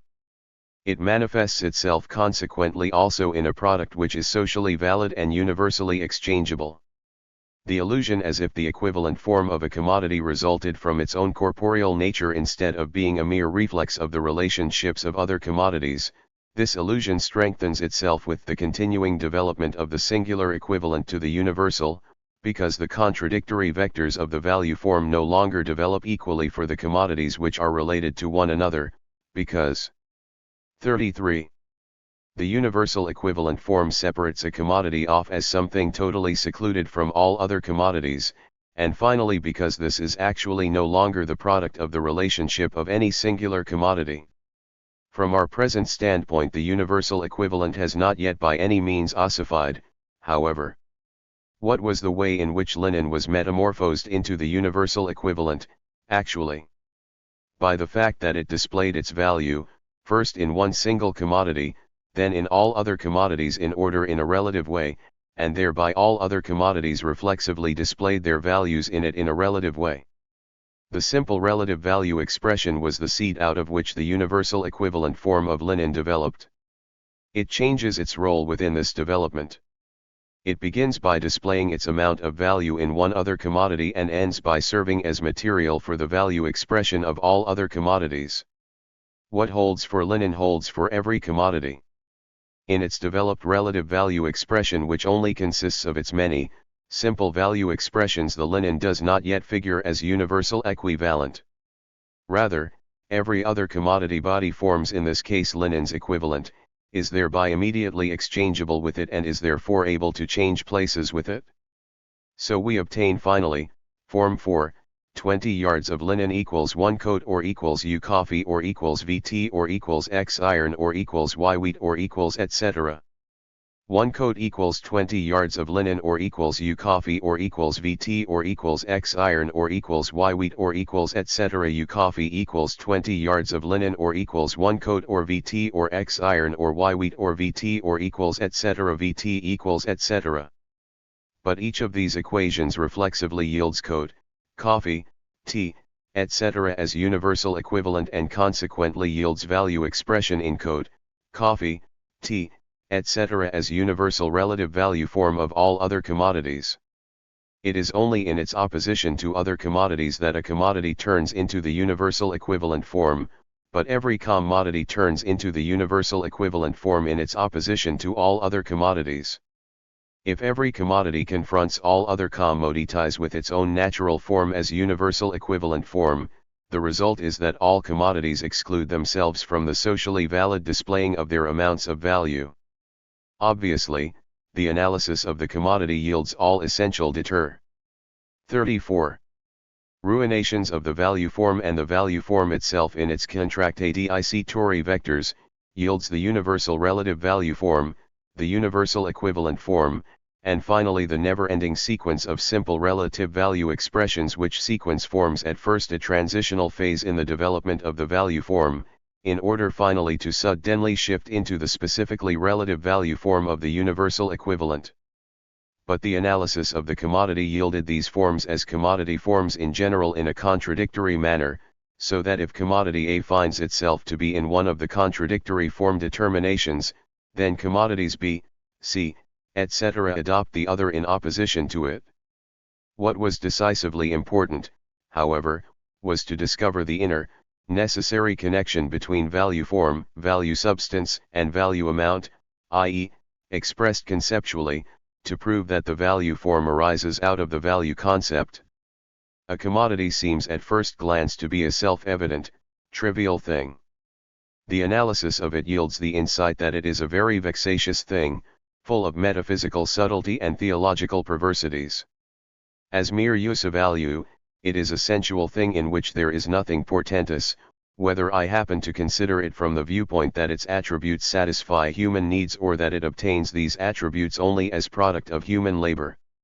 There is absolutely nothing of a riddle in the fact that man changes by his activity the forms of natural matter in a way which is useful to him. The form of wood, for example, is changed if one makes a table out of it. Nevertheless, the table remains wood, an ordinary, sensual thing. But as soon as it steps out as commodity, it metamorphoses itself into a sensually supersensual thing.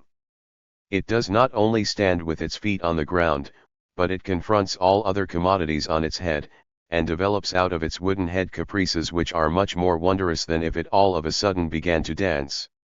The mystical character of the commodity thus does not arise in its use value. It arises just as little out of the new alpha/WF determinations, considered in themselves. For in the first place, however different the useful labors or productive activities may be, it is a physiological truth that they are functions of a specifically human organism as distinguished from other organisms, and that every such function, whatever its content and its form, is essentially expenditure of human brain, nerve, muscle, organ of perception, etc. In the second place, if we consider that which lies at the basis of the determination of the 35 amount of value, it is clear that the quantity is distinguishable from the quality of labor in a way which is even perceptible with the naked eye. In all conditions, it was the rim asterisk of labor which the production of necessities costs that had to be of concern to man, although not to the same degree at different levels of development. Finally, as soon as men work for one another in any manner, their labor acquires in addition a social form. Let us take Robinson Crusoe on his island. Modest as he naturally is, nevertheless he has various needs to satisfy and must therefore perform useful labors of various sorts, make tools, build furniture, tame llamas, fish, hunt, etc. We do not refer at this time to praying and other such activities, since our Robinson derives enjoyment from them and regards such activity as recreation. Despite the variety of his productive functions, he knows that they are only various forms of activity of one and the same Robinson, and thus are only different modes of human labor. Necessity itself compels him to divide his time exactly between his various functions. Whether the one takes more space and the other takes less in the totality of his activity depends upon the greater or lesser difficulty which must be overcome for the attainment of the intended useful effect. Experience teaches him that much, and our Robinson who saved watch, diary, ink and pen from the shipwreck begins to keep a set of books about himself like a good Englishman. His inventory contains a list of the objects of use which he possesses, of the various operations which are required for their production, and finally of the labor time which particular quanta of these various products cost him on the average. All relationships between Robinson and the things which form his self-made wealth are here so simple and transparent that even Mr. Worth * can understand them without particular mental exertion. And nevertheless all essential determinations of value are contained therein. If we now put an organization of free men in Robinson's place, who work with common means of production and expend their many individual labor powers consciously as one social labor power, all the determinations of Robinson's labor are repeated, but in a social rather than an individual way. Nevertheless, an essential difference emerges. All Robinson's products were his exclusively personal product, and were thereby immediately objects of use for him. The total product of the organization is a social product. One part of this hack economist of Marx's day. 36. Product serves again as means of production. It remains social. But another part is used up by the members of the organization as necessities. This part must be divided up among them. The manner of this division will change with the particular manner of the social production organism itself and the comparable historical level of development of the producers. Only for the sake of the parallel with commodity production do we presuppose that each producer's share of necessities of life is determined by his labor time. In such a case, the labor time would play a dual role. Its socially planned distribution controls the correct proportion of the various labor functions to the various needs. On the other hand, the labor time serves at the same time as the measure of the individual share of the producer in the common labor, and thereby also in the part of the common product which can be used up by individuals. The social relationships of men to their labor and their products of labor remain transparently simple in this case, in production as well as in distribution. Whence comes the puzzling character of the labor product as soon as it assumes the form of commodity. If men relate their products to one another as values insofar as these objects count as merely objectified husks of homogeneous human labor, there lies at the same time in that relationship the reverse, that their various labors only count as homogeneous human labor when under objectified husk. They relate their various labors to one another as human labor by relating their products to one another as values. The personal relationship is concealed by the objectified form. So just what a value is does not stand written on its forehead. In order to relate their products to one another as commodities, men are compelled to equate their various labors to abstract human labor. They do not know it, but they do it, by reducing the material thing to the abstraction, value. This is a primordial and hence unconsciously instinctive operation of their brain, which necessarily grows out of the particular manner of their material production and the relationships into which this production sets them. First, their relationship exists in a practical mode. Second, however, their relationship exists as relationship for them. The way in which it exists for them or is reflected in their brain arises from the very nature of the relationship. Later, they attempt to get behind the mystery of their own social product by the aid of science, for the determination of a thing as value is their product, just as much as speech. Now, as far as concerns the amount of value, we note that the private labors which are plied independently of one another on all sides are constantly reduced to their socially proportional measure by the fact that in the accidental and perpetually shifting exchange relationships of their products the labor time which is socially necessary for their production forcibly obtrudes itself as a regulating natural law, just as the law of gravity does, for example, when the house falls down on one's head. The determination of the amount of value by the labor time is consequently the mystery lurking under the apparent motions of the relative commodity values.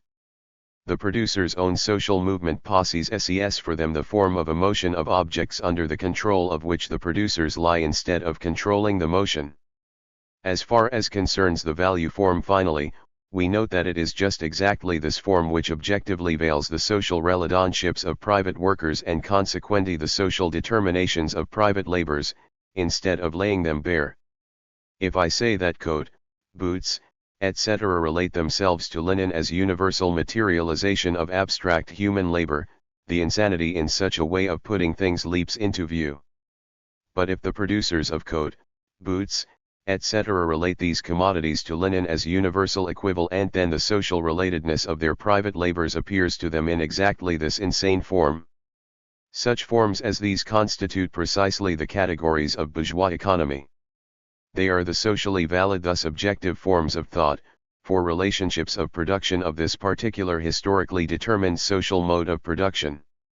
The private producers only enter into social contact for the first time through their private products, objects. Social relationships of their labors are and appear consequently not as immediately social relationships of persons in their labors, but as objectified relationships of persons, or social relationships of objects. The first and most universal manifestation of the object as a social thing, however, is the metamorphosis of the product of labor into a commodity.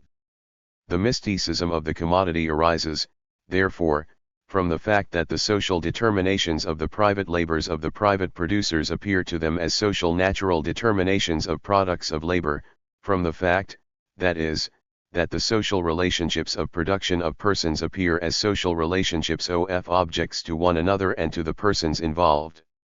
The relationships of the private workers to the totality of social labor objectify themselves over against them and exist, consequently, for them in the forms of objects. To a society of commodity. 38. Producers whose universally social relationship of production consists in their behaving toward their products as commodities and their relating their private labors to one another in this objective form as equal human labor. It is Christianity that is the most appropriate form of religion, with its cult of the abstract man especially in its bourgeois development, Protestantism, deism, etc. In the ancient Asian, antique, etc. modes of production, the metamorphosis of the product into a commodity and accordingly the existence of man as commodity producer plays a subordinate role, which, however, becomes greater the more the communities enter upon the stage of their decline. Genuine commercial people only exist in the interstices of the ancient world, like the gods of Epicurus or like the Jews in the pores of Polish society. Those ancient social organisms of production are extraordinarily much more simple and transparent than the bourgeois organism, but they are based either on the immaturity of the individual man who has not yet torn himself free of the umbilicus of the natural species connection with other men or are based upon immediate master and slave relationships. They are constituted by a low level of development of the productive powers of labor by correspondingly restricted relationships of men within their material process of the constitution of life, and consequently to one another and to nature. This actual restrictedness reflects itself in an idealist mode in the ancient natural and popular religions. The religious reflection of the real world can only disappear as soon as the relationships of practical workaday life represent for men daily transparently reasonable relationships to one another and to nature. But relationships can only represent themselves as what they are. The form of the social process of life will only cast off its mystic veil of fog once it stands as a product of freely socialized men under their conscious, planned control. For that to happen, however, a material basis of society is demanded or a row of material conditions of existence which are themselves again the primordial product of a long and painful history of development.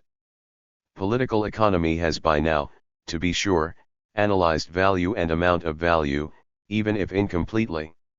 It has never even so much as posed the question, why does labor manifest itself in value and the measure of labor by its temporal duration manifest itself in amount of value forms upon whose foreheads it is written that they belong to a social formation wherein the process of production masters men. 39. But not yet does man master the process of production. Such forms count for their bourgeois consciousness as just such a self-evident natural necessity as productive labor itself. Pre-bourgeois forms of the social productive organism are accordingly treated by political economy roughly like pre-Christian religions are treated by the fathers of the Church. Just how drastically a section of the economists is deceived by the fetishism which sticks to the world of commodities is proved among other things by the tediously pointless contention about the role of nature in the formation of exchange value. Since exchange value is a determinate social style of expressing the labor which has been applied to a thing, it can no more contain natural matter than the rate of exchange, for example. The commodity form was still relatively easy to see through as the most universal and most undeveloped form of bourgeois production, which for that reason appears even in earlier periods of production, although not in the same prevailing way. But as for more concrete forms like capital, for example, the fetishism of classical economics here becomes palpable. In order not to anticipate, however, let another example concerning the commodity form itself suffice. It has been observed that in the relationship of commodity to commodity the use value of the shoe shine boy is completely irrelevant to the shoe. The shoe shine boy is of interest to the commodity, shoe, only as form of appearance of its own value. So if commodities could speak, they would say, oh, your use value may be of interest to a man. But it does not inhere in us insofar as we are things. It is our exchange value that inheres in us as things. Our own circulation as commodity things proves that. It is only as exchange values that we relate ourselves to one another. Now just listen to how the economists speak forth from the very soul of the commodity. Value is a property of things, riches of man. Value, in this sense, necessarily implies exchanges. Riches do not. Riches are the attribute of man, value is the attribute of commodities. A man or a community is rich, A pearl or a diamond is valuable. A pearl or a diamond is valuable as a pearl or diamond. Up to now, no chemist has discovered exchange value in pearl or diamond. Our authors, who lay claim to special critical depth, find, nevertheless, that use value inheres in objects independently of their material properties, but their exchange value on the other hand inheres in them as 40. Objects. The remarkable circumstance that the use value of things realizes itself for men without exchange, but their value on the other hand realizes itself only in exchange, is what strengthens them in their belief. Who is not reminded here of that excellent Dogberry who teaches the night watchman Siko al/Toby, a well-favored man is the gift of fortune, but to write and read comes by nature. The commodity is immediate unity of use value and exchange value, thus of two opposed entities. Thus it is an immediate contradiction. This contradiction must enter upon a development just as soon as it is no longer considered as hitherto in an analytic manner but is really related to other commodities as a totally tie. The real relating of commodities to one another, however, is their process of exchange. 2. The form of value. Appendix to Volume 1, First edition of Capital. 41. IL Introduction. This hitherto untranslated text appeared in the first edition of Capital as an appendix and was dropped from succeeding editions. Marx refers to it in a letter to Engels dated June 22, 1867, as far as the development of the value form is concerned, I have followed and not followed your advice if I may deport myself dialectically in this respect. 2. That means, I have, 1.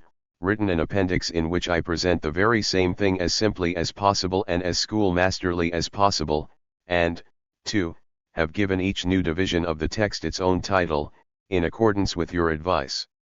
In the second edition this appendix was incorporated into a totally reworked Chapter 1. The present translation is intended to be no more than a tool for getting closer to Capital itself.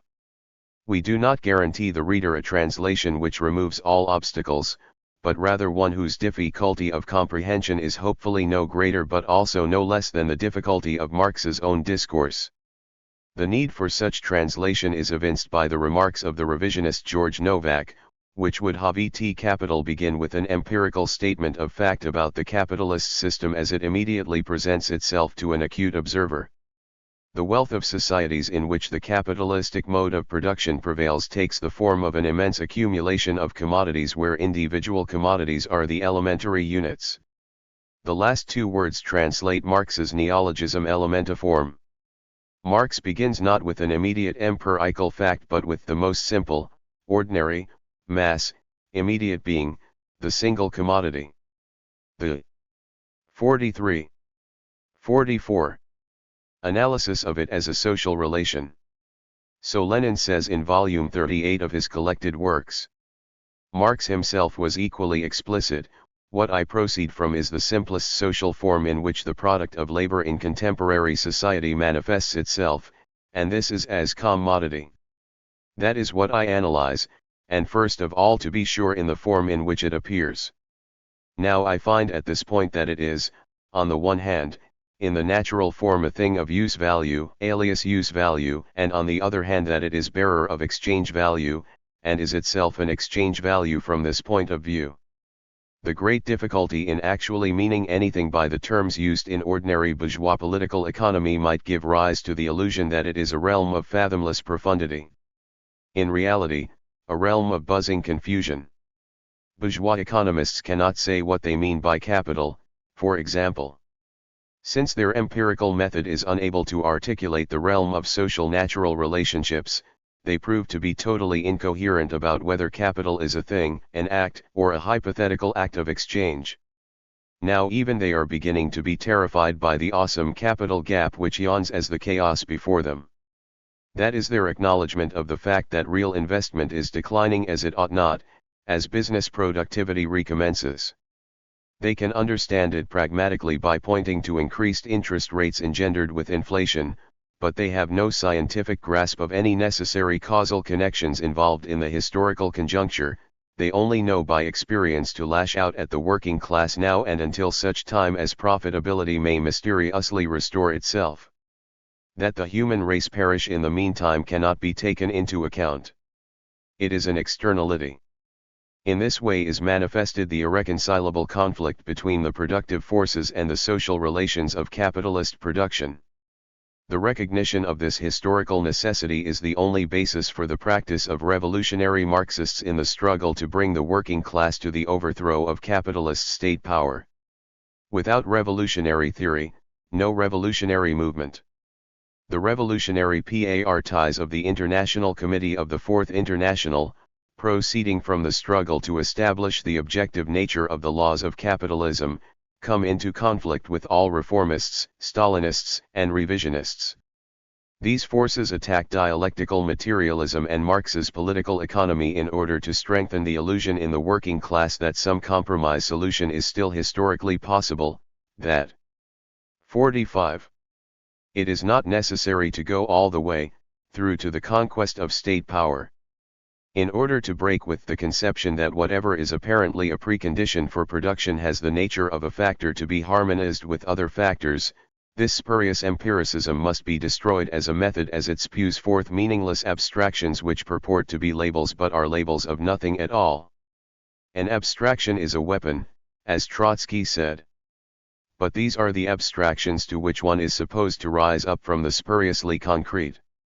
But there are also the abstractions of Marx's laboratory, which he struggled for on the basis of the method of Hegel's logic, from which one rises in dialectical unity and conflict to the genuinely concrete. This enabled Marx to say for the first time what he meant and what one has to mean by money, labor, capital, land, and all the other terms which present the working of the law of motion of modern society. Just as the simple form of value, the individual act of exchange of one given commodity for another, already includes in an undeveloped form all the main contradictions of capitalism, so the simplest generalization, the first and simplest formation of notions already denotes man's ever deeper cognition of the objective connection of the world. Here is where one should look for the true meaning, significance, and role of Hegel's logic. This N.B. Marx applied Hegel's dialectics in its rational form to political economy. For Novak, Marx differs only in a quantitative way from a vulgar empiricist, being more scientific and equipped with the superior dialectical method. In the course of his work he moves from the phenomenal forms to the essential connections and inner laws of the mode of production under examination. Marx, however, did not discover the essence which underlies the appearance of capitalist society through a more scientific empirical study of appearance, of phenomena. How anyone could detect in an object, as such, whether it is a unit of wealth in a mode of production based on the production of exchange values or whether it has been produced for a potlatch is a mystery. Marx begins as a dialectician, not as the possessor of a subjective talent for acute observation but as the negator of political. 46. Economy, which speaks of the wealth of nations rather than the wealth of societies. In the form of society which we are to examine, the constitute at the same time the material conveyors of exchange value. Use objects consequently only appear as commodities insofar as they possess double form, natural form and value form. The value objectivity of commodities differs for Ramdame quickly in that one does not know where it is to be had. The investigation of the totalities of production and circulation and of the laws they obey under capitalism proceeds not as a mere uncovering of essence through the scientific observation of phenomena, but rather in accordance with the contradictory development of the forms of value. For all his disdain of vulgar empiricism, Novak remains completely hostile to Marx's dialectical method, methodologically bound instead to the world of the liberated dame quickly. This text is part of the theoretical arsenal with which Marx provides us above all for the task of learning to speak coherently about money, even to say what it is. Economists have never been able to do more than tabulate different functions of money as they turn up empirically in history. Marx's apparently abstruse development of distinctions which are far from immediate experience is the only method which has yet succeeded in locating money within the realm of social natural relationships, and thereby in revealing the nature of its necessity. The capitalists are learning on their own flesh that it is not an accidental means of exchange which can be replaced by some other tool as need demands. Rather, the entire history of post-World War II capitalism has been that of a deflection of class antagonism into the monetary sphere, and the particular social natural relationship which prevails there is now uncoiling at a rate which simply defines the scope of maneuver available to the capitalists and hence the objective social reality that mankind faces in this present period. Although this text does not actually arrive at the category of money, the preconditions for its analysis are explicated here. To flinch from the theoretical tasks posed by the new appearance forms of value entails a fudging on all the hard questions characteristic of the Stalinists and the revisionists who cover for them. For example, Gus Hall, National Secretary of the PUSA, entitles his report to the 21st Convention of the PUSA, The Crisis of Capitalism and the Fight Back Star.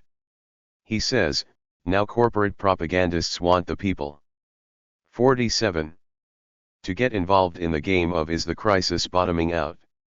We are not going to get into the charades of whether it is bottoming out or not. Such demagogy is for the purpose of directing the attention of the people away from the real problems and away from the struggle. Does Hall then have no position on the nature of the crisis? By no means. He goes on to say that the cardinal question for us is not when the crisis will bottom out. When it abates, it is going to leave behind it serious economic problems, including a higher level of unemployment. The most important consideration is that his organization can now grow larger, but the crisis has no deeper import, since the struggle for détente at this moment of time is the centerpiece in the struggle against world imperialism, for world peace and social progress. Changes in the balance of world forces are what is decisive.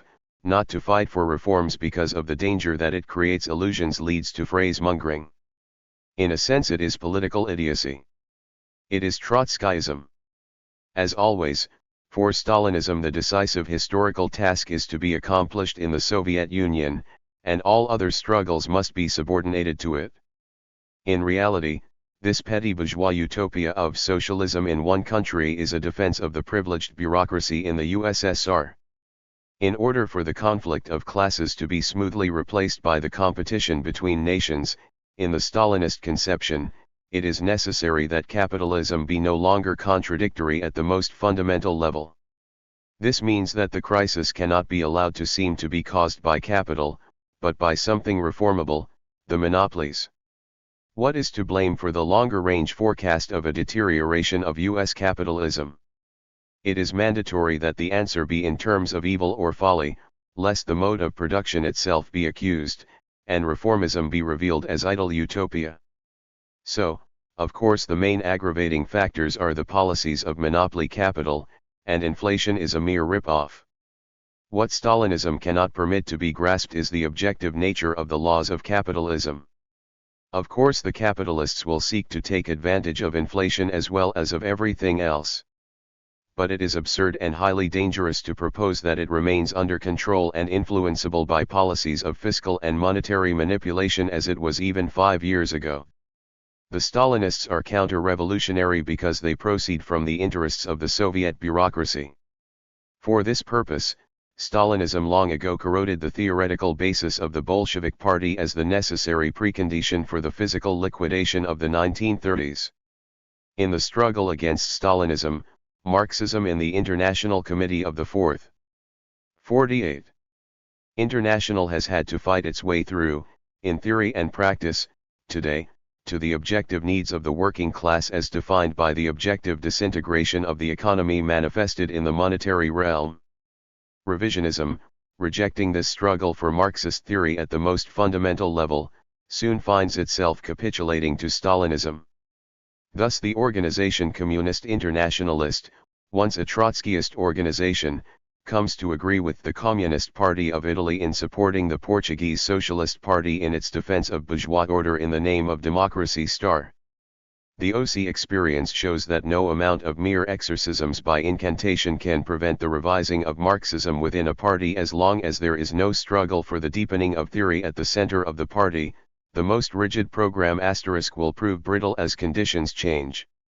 The struggle against Stalinism is not a compilation of dossiers on their betrayals alone, as if they really had a subtle and profound understanding of Marxism which they were treacherously concealing, nor are they dealt with theoretically until the antagonistic and contradictory nature of capitalism is revealed by the display of the objective law of value in its workings beyond the manipulations of state monopoly capitalists.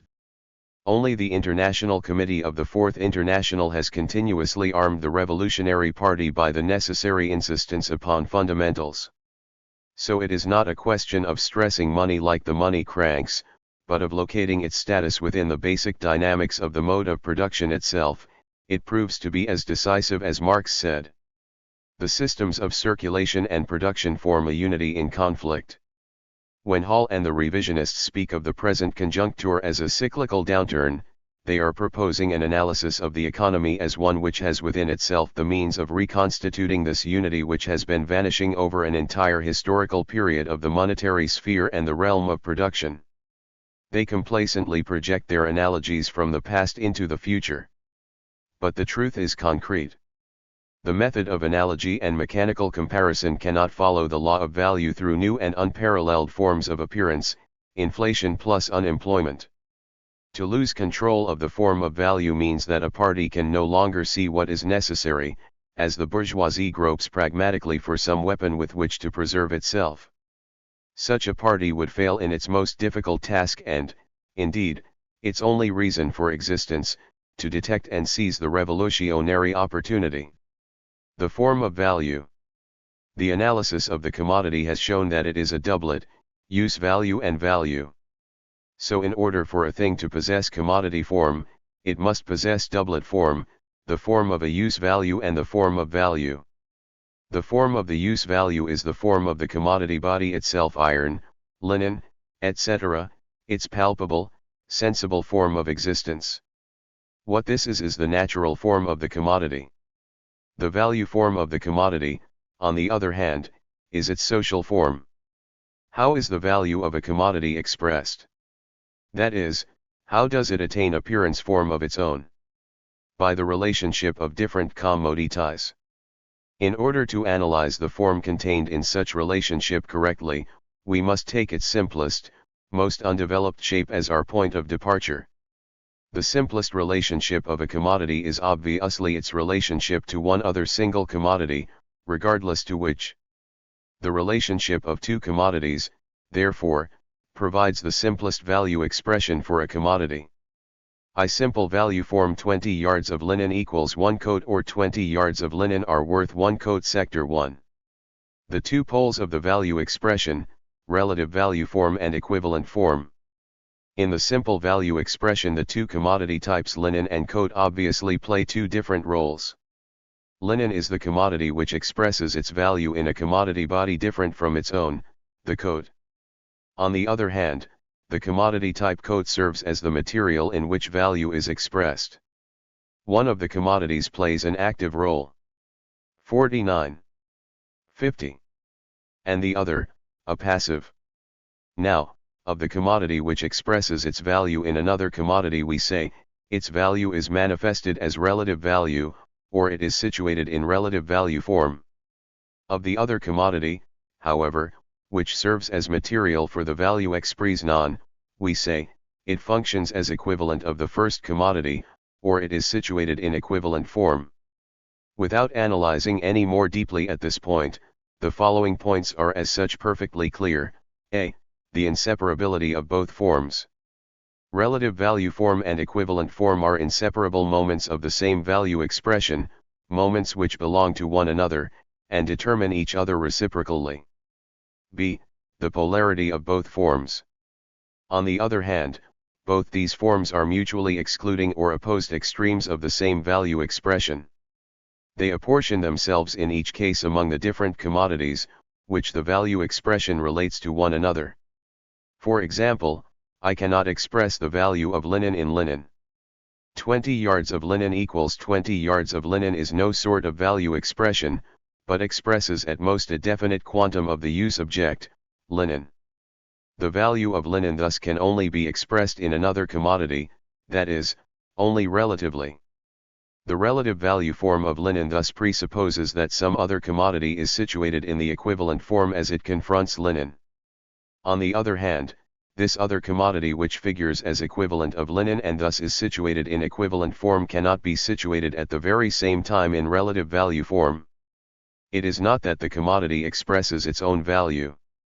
It only provides the material for the value expression of another commodity. Consider the expression, 20 yards of linen equals 1 coat, or 20 yards of linen are worth 1 coat. We grant that it includes also the converse relationship, 1 coat equals 20 yards of linen, or 1 coat is worth 20 yards of linen. But in this case, I must reverse the equation in order to express the value of the coat in a relative way 9, and as soon as I do that, the linen becomes the equivalent instead of the coat. Hence, the same commodity cannot appear in the same value expression at the same time in both forms. Rather, these latter exclude each other in the manner of poles. Let us consider transactions of exchange between linen producer A and coat producer B. Before they unite in their transaction, A says, 20 yards of linen are worth 2 coats, but B. 51. Says, 1 coat is worth 22 yards of linen. Finally, after they have haggled for a long time, they come to agreement. A says, 20 yards of linen are worth 1 coat, and B says, 1 coat is worth 20 yards of linen. In this case, both linen and coat are situated at the same time in relative value form and in equivalent form. But, the circumstance obtains for two different persons and in two different value expressions, which entered only at the same time into existence. As far as A is concerned, his linen is situated in relative value form, and it is the commodity of the other person on the other hand which is situated in equivalent form. It is the other way around from the standpoint of B. The same commodity thus never, not even in this case, possesses both forms at the same time in the same value expression. Relative value and equivalent are both only forms of commodity value. Whether now a commodity is situated in the one form or in the other in polar opposition depends exclusively upon its place in the value expression. This appears strikingly in the simple value form being presently considered by us. As far as content is concerned, both expressions, 120 yards of linen equals 1 coat or 20 yards of linen are worth 1 coat too. 1 coat equals 20 yards of linen or 1 coat is worth 20 yards of linen are by no means different. As far as form is concerned, they are not only different but opposed. In expression number 1, the value of linen is expressed relatively.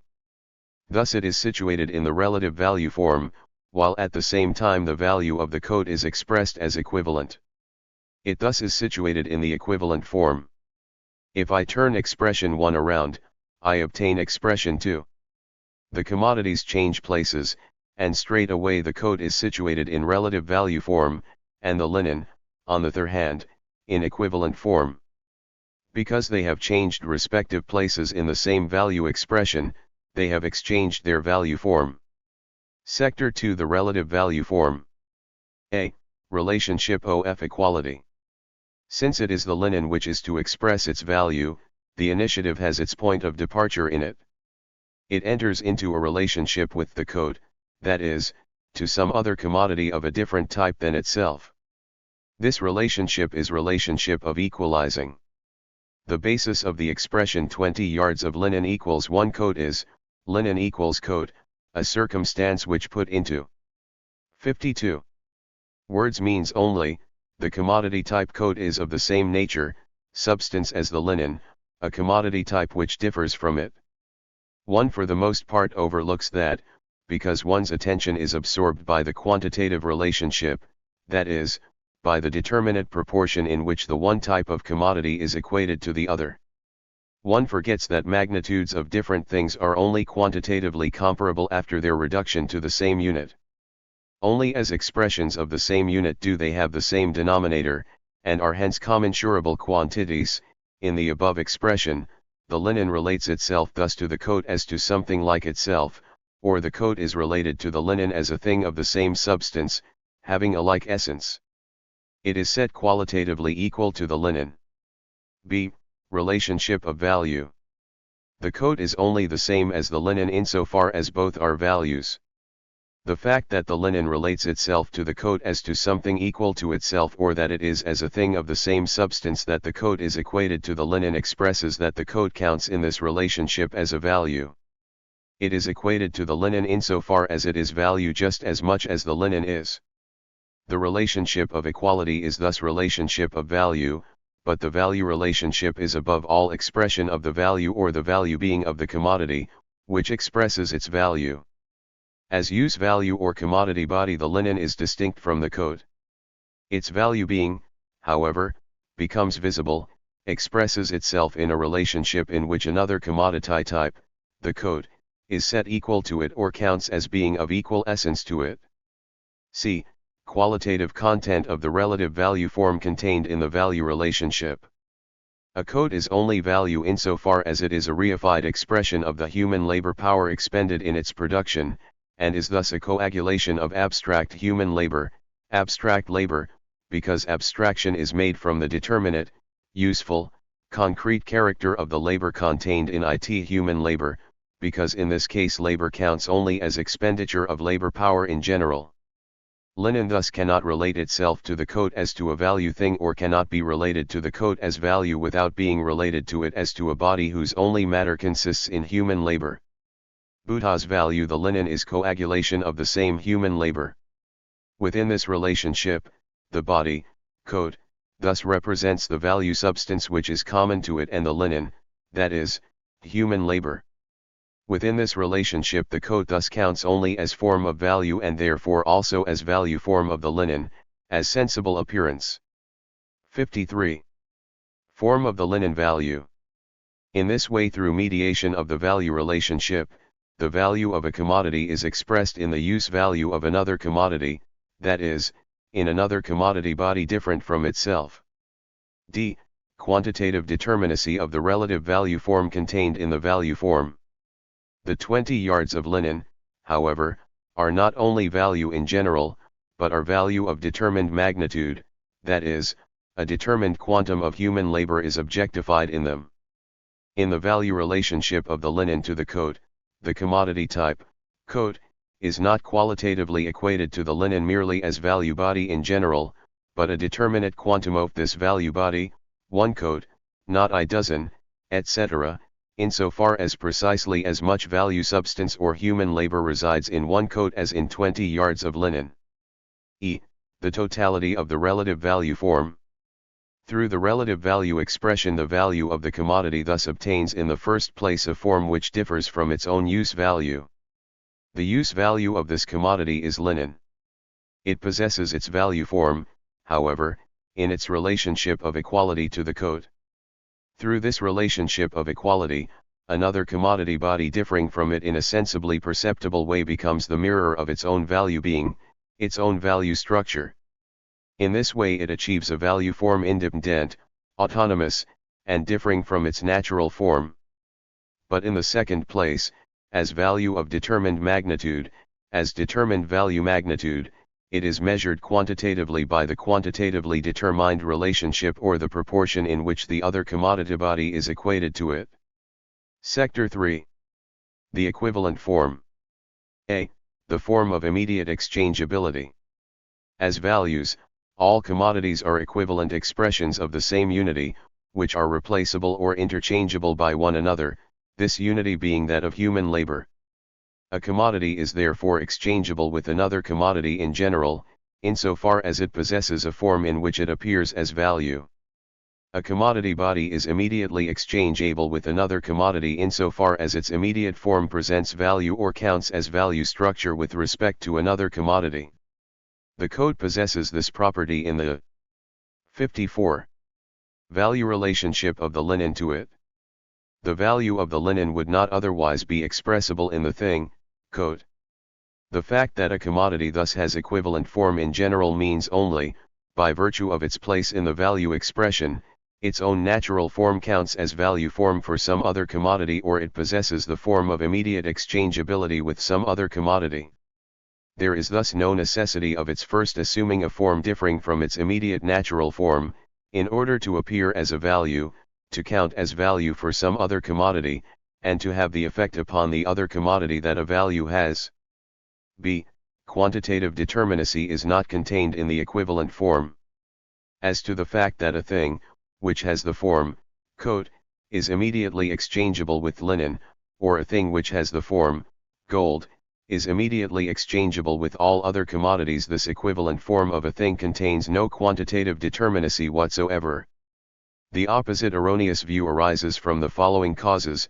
First, the commodity coat, for example, which serves as material for the value expression of linen, is also /zk quantitatively determined, as 1 coat, not 12 coats, etc. But why? Because the 20 yards of linen in their relative value expression are not only expressed as value in general but are measured at the same time as a determined value quantum.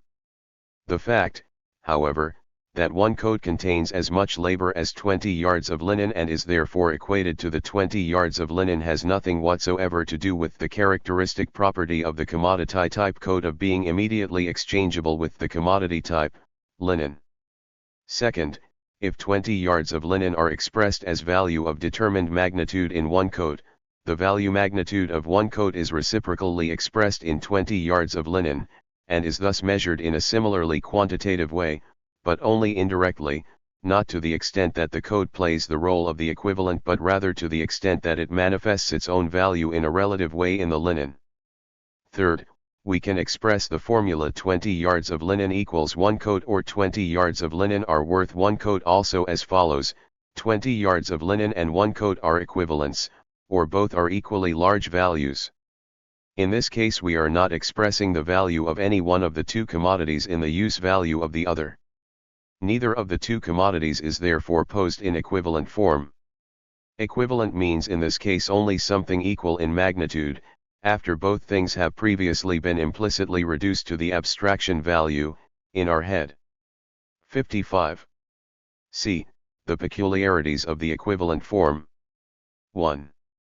First peculiarity of the equivalent form: use value becomes the appearance form of its opposite, value. The natural form of the commodity becomes the value form. But this quid pro quo takes place for a commodity B only within the value relationship, in which any other commodity A you choose confronts it only within this relationship. In itself, considered in isolation, the coat is only a useful thing, use value just like the linen, and its coat form is therefore only a form of use value or natural form of a particular commodity type. But since no commodity can relate itself to itself as equivalent and thus can also not make its own natural skin into the expression of its own value, therefore it must relate itself to another commodity as equivalent or make the natural skin of another commodity body into its own value form. To clarify this matter, let us take the example of a measure which applies to the commodity bodies as commodity bodies, that is, as use values. A sugar cube, because it is a body, is heavy and therefore has weight, but one cannot see or feel a sugar cube's heaviness. We now take various pieces of iron whose weight has been previously determined. The commodity form of iron, considered in itself, is just as lit an appearance form of heaviness as is that of the sugar cube. Nevertheless, in order to express the sugar cube as heaviness or weight, we put it into a weight relationship to iron. In this relationship the iron counts as a body which expresses nothing except heaviness or weight. Iron quanta serve therefore for a weight measure of sugar and represent over against the sugar cube mere heaviness structure, appearance form of heaviness. This role is played by iron only within the relationship in which the sugar confronts it. If both things were not heavy, then they could not enter into this relationship and the ones consequently could not serve for the expression of the heaviness of the other. If we place both into a balance, then we really see that they are as heaviness the same and therefore are in determined proportion also of the same weight. Just as in this case the iron body represents only heaviness to the sugar, so in our value expression the coat body represents only value to the linen. 2. Second peculiarity of the equivalent form: concrete labor becomes the appearance form of its opposite, abstractly human labor. The coat counts as value body in the linen's value expression, and 56. The coat's body or natural form therefore counts as value form, that is, thus, as embodiment of homogeneous human labor, of human labor as such. The labor, however, by which the useful thing, quote, is made and obtains its particular form is not abstractly human labor as such, but a particular, useful concrete type of labor tailoring. The simple relative value form demands that the value of a commodity be only expressed in one other commodity type. Just which the other commodity type is utterly indifferent for the simple value form. The linen value could have been expressed in the commodity type, wheat, instead of in the commodity type, coat, or instead of in the commodity type, wheat, in the commodity type, iron, etc. But regardless of whether it were coat, wheat, or iron, the equivalent of linen would always count as value body to the linen, and therefore as embodiment of human labor as such. And the particular body form of the equivalent whether coat, wheat, or iron would always remain not an embodiment of abstractly human labor but of a particular, concrete, useful type of labor, whether that of tailor, farmer, or mine worker. That particular, concrete, useful labor which produces the commodity body of the equivalent must therefore always count necessarily in the value expressed non as particular realization form or appearance form of human labor as such. The coat, for example, can only count as value body, and therefore as embodiment of human labor as such insofar as tailoring counts as determinate form in which human labor power is expended or in which abstractly human labor realizes itself. Within the value relationship and the value expression included therein, the abstractly universal does not count as property of what is concrete and sensibly real, but the opposite holds. What is sensibly concrete counts as mere appearance form or determinate realization form of the abstractly universal. It is not that tailoring labor, which resides for example in the equivalent coat, possesses within the value expression of linen the universal property of also being human labor. The opposite holds, being human labor counts only as appearance form or determinate realization form of this essence. This quid pro quo is unavoidable because the labor manifested in the labor product is only value constructing insofar as it homogeneous human labor, with the result that labor objectified in the value of a product is in no way distinguished from the labor objectified in the value of a different kind of product. This inversion whereby the sensibly concrete counts only as 57. Appearance form of the abstractly universi, and it is not to the contrary that the abstractly universal counts as property of the concrete. This inversion characterizes the value expression.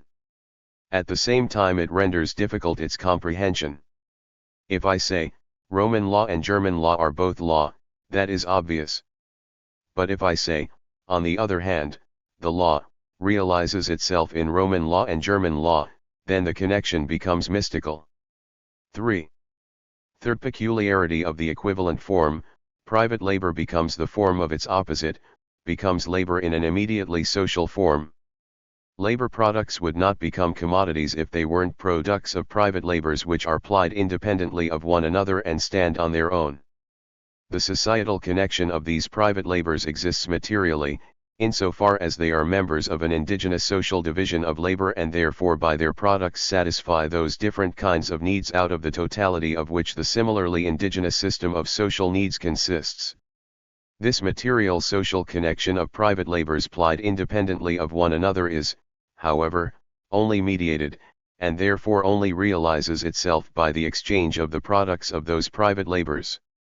The product of private labor therefore has social form only insofar as it has value form and therefore has the form of exchangeability with other labor products. It has immediately social form insofar as its own corporeal or natural form is at the same time the form of its exchangeability with another commodity, or counts for another commodity as its value form. This, however, as we have seen, only takes place for a commodity if it is situated thanks to another commodity *s value relationship to it, in equivalent form or plays the role of the equivalent with regard to another commodity. The two peculiarities of the equivalent form, of which we have just given the development, will become even more comprehensible if we go back to that great investigator who was the first to analyze the value form and did so for the most part more felicitously than his modern followers. We mean Aristotle. In the first place, it is Aristotle who clearly enunciates that the money form of the commodity is only the more developed structure of the simple value form, i.e., of the expression of the value of a commodity in some other random commodity, since he says 58. 5 beds equals 1 house does not differ from 5 beds so and so much money. Further, he detects that the value relationships in which his value expression lurks, provides on its side the precondition for the houses being qualitatively made equal to the bed, and that these sensibly differing things without such equality of essence would not be relatable to one another as commensurable magnitudes. The exchange, he says, cannot be without equality, but equality cannot be without commensurability. At this point he balks, and abandons the further analysis of the value form. It is, however, in truth impossible that such differing kinds of things be commensurable, i.e., qualitatively equal. This equalizing can only be something foreign to the true nature of things, and thus only an assistance for practical need. Thus, Aristotle himself tells us why his further analysis fails, namely, it fails for lack of the value concept. What is the equal thing that the house presents for the bed in the value expression of the bed? Such a thing is in truth impossible to exist, says Aristotle. Why? The house presents that which is really equal in both the bed and house. And what that is human labor.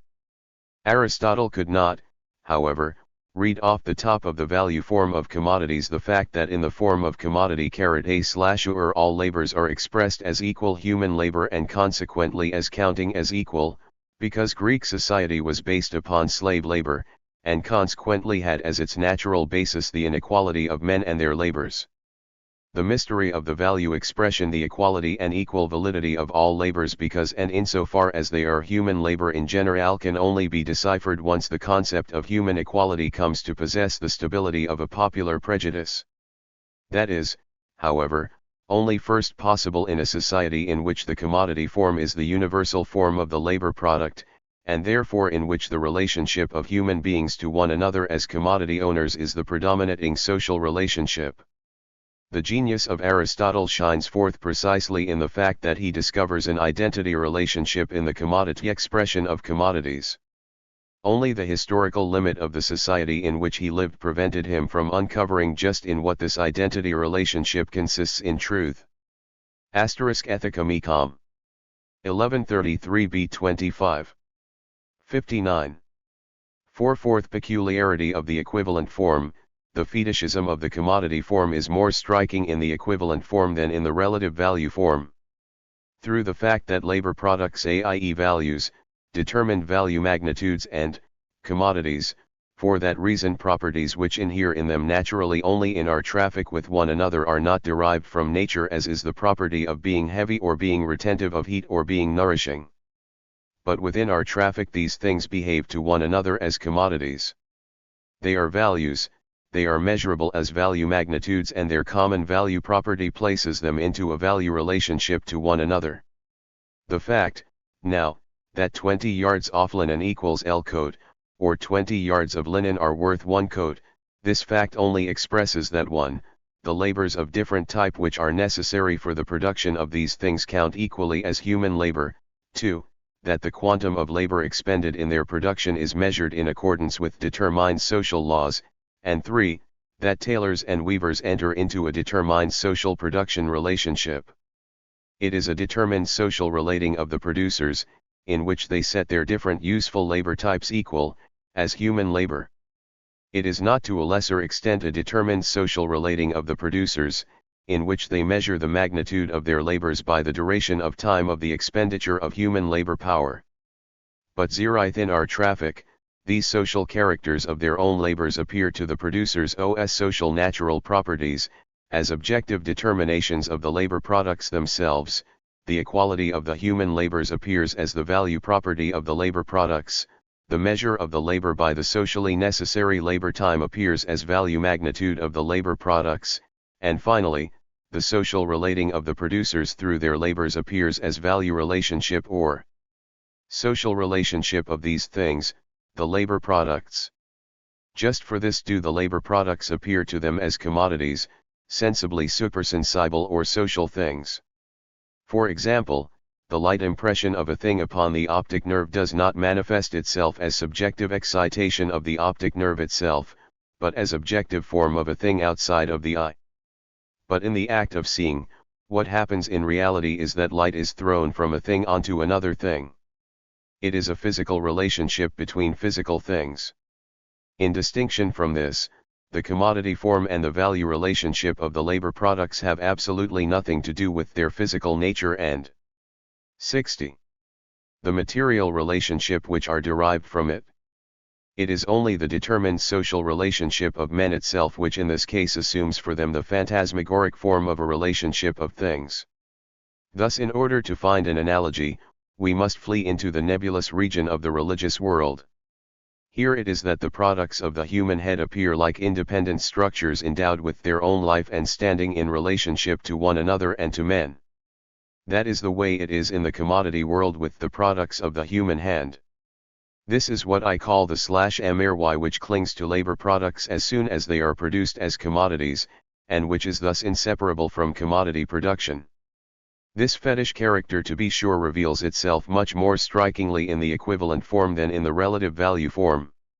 The relative value form of a commodity is mediated, namely, through its relationship to another commodity. Through this value form, the value of the commodity is expressed as something completely different from its own sensible existence. There is at the same time the aspect that the value being can only be relating which is foreign to the thing itself, and its value relationship to another thing can only, therefore, be the appearance form or lambda social relationship concealed behind. It is the other way around with the equivalent form. It consists precisely in the fact that the corporeal or natural form of a commodity counts immediately as social form, as value form for another commodity.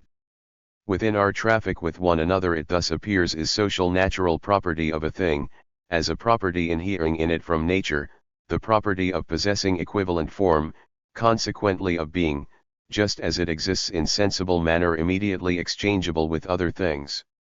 Because, however, within the value expression of commodity the equivalent form inheres in commodity B from nature, it appears to belong to the latter from nature, even outside this relationship.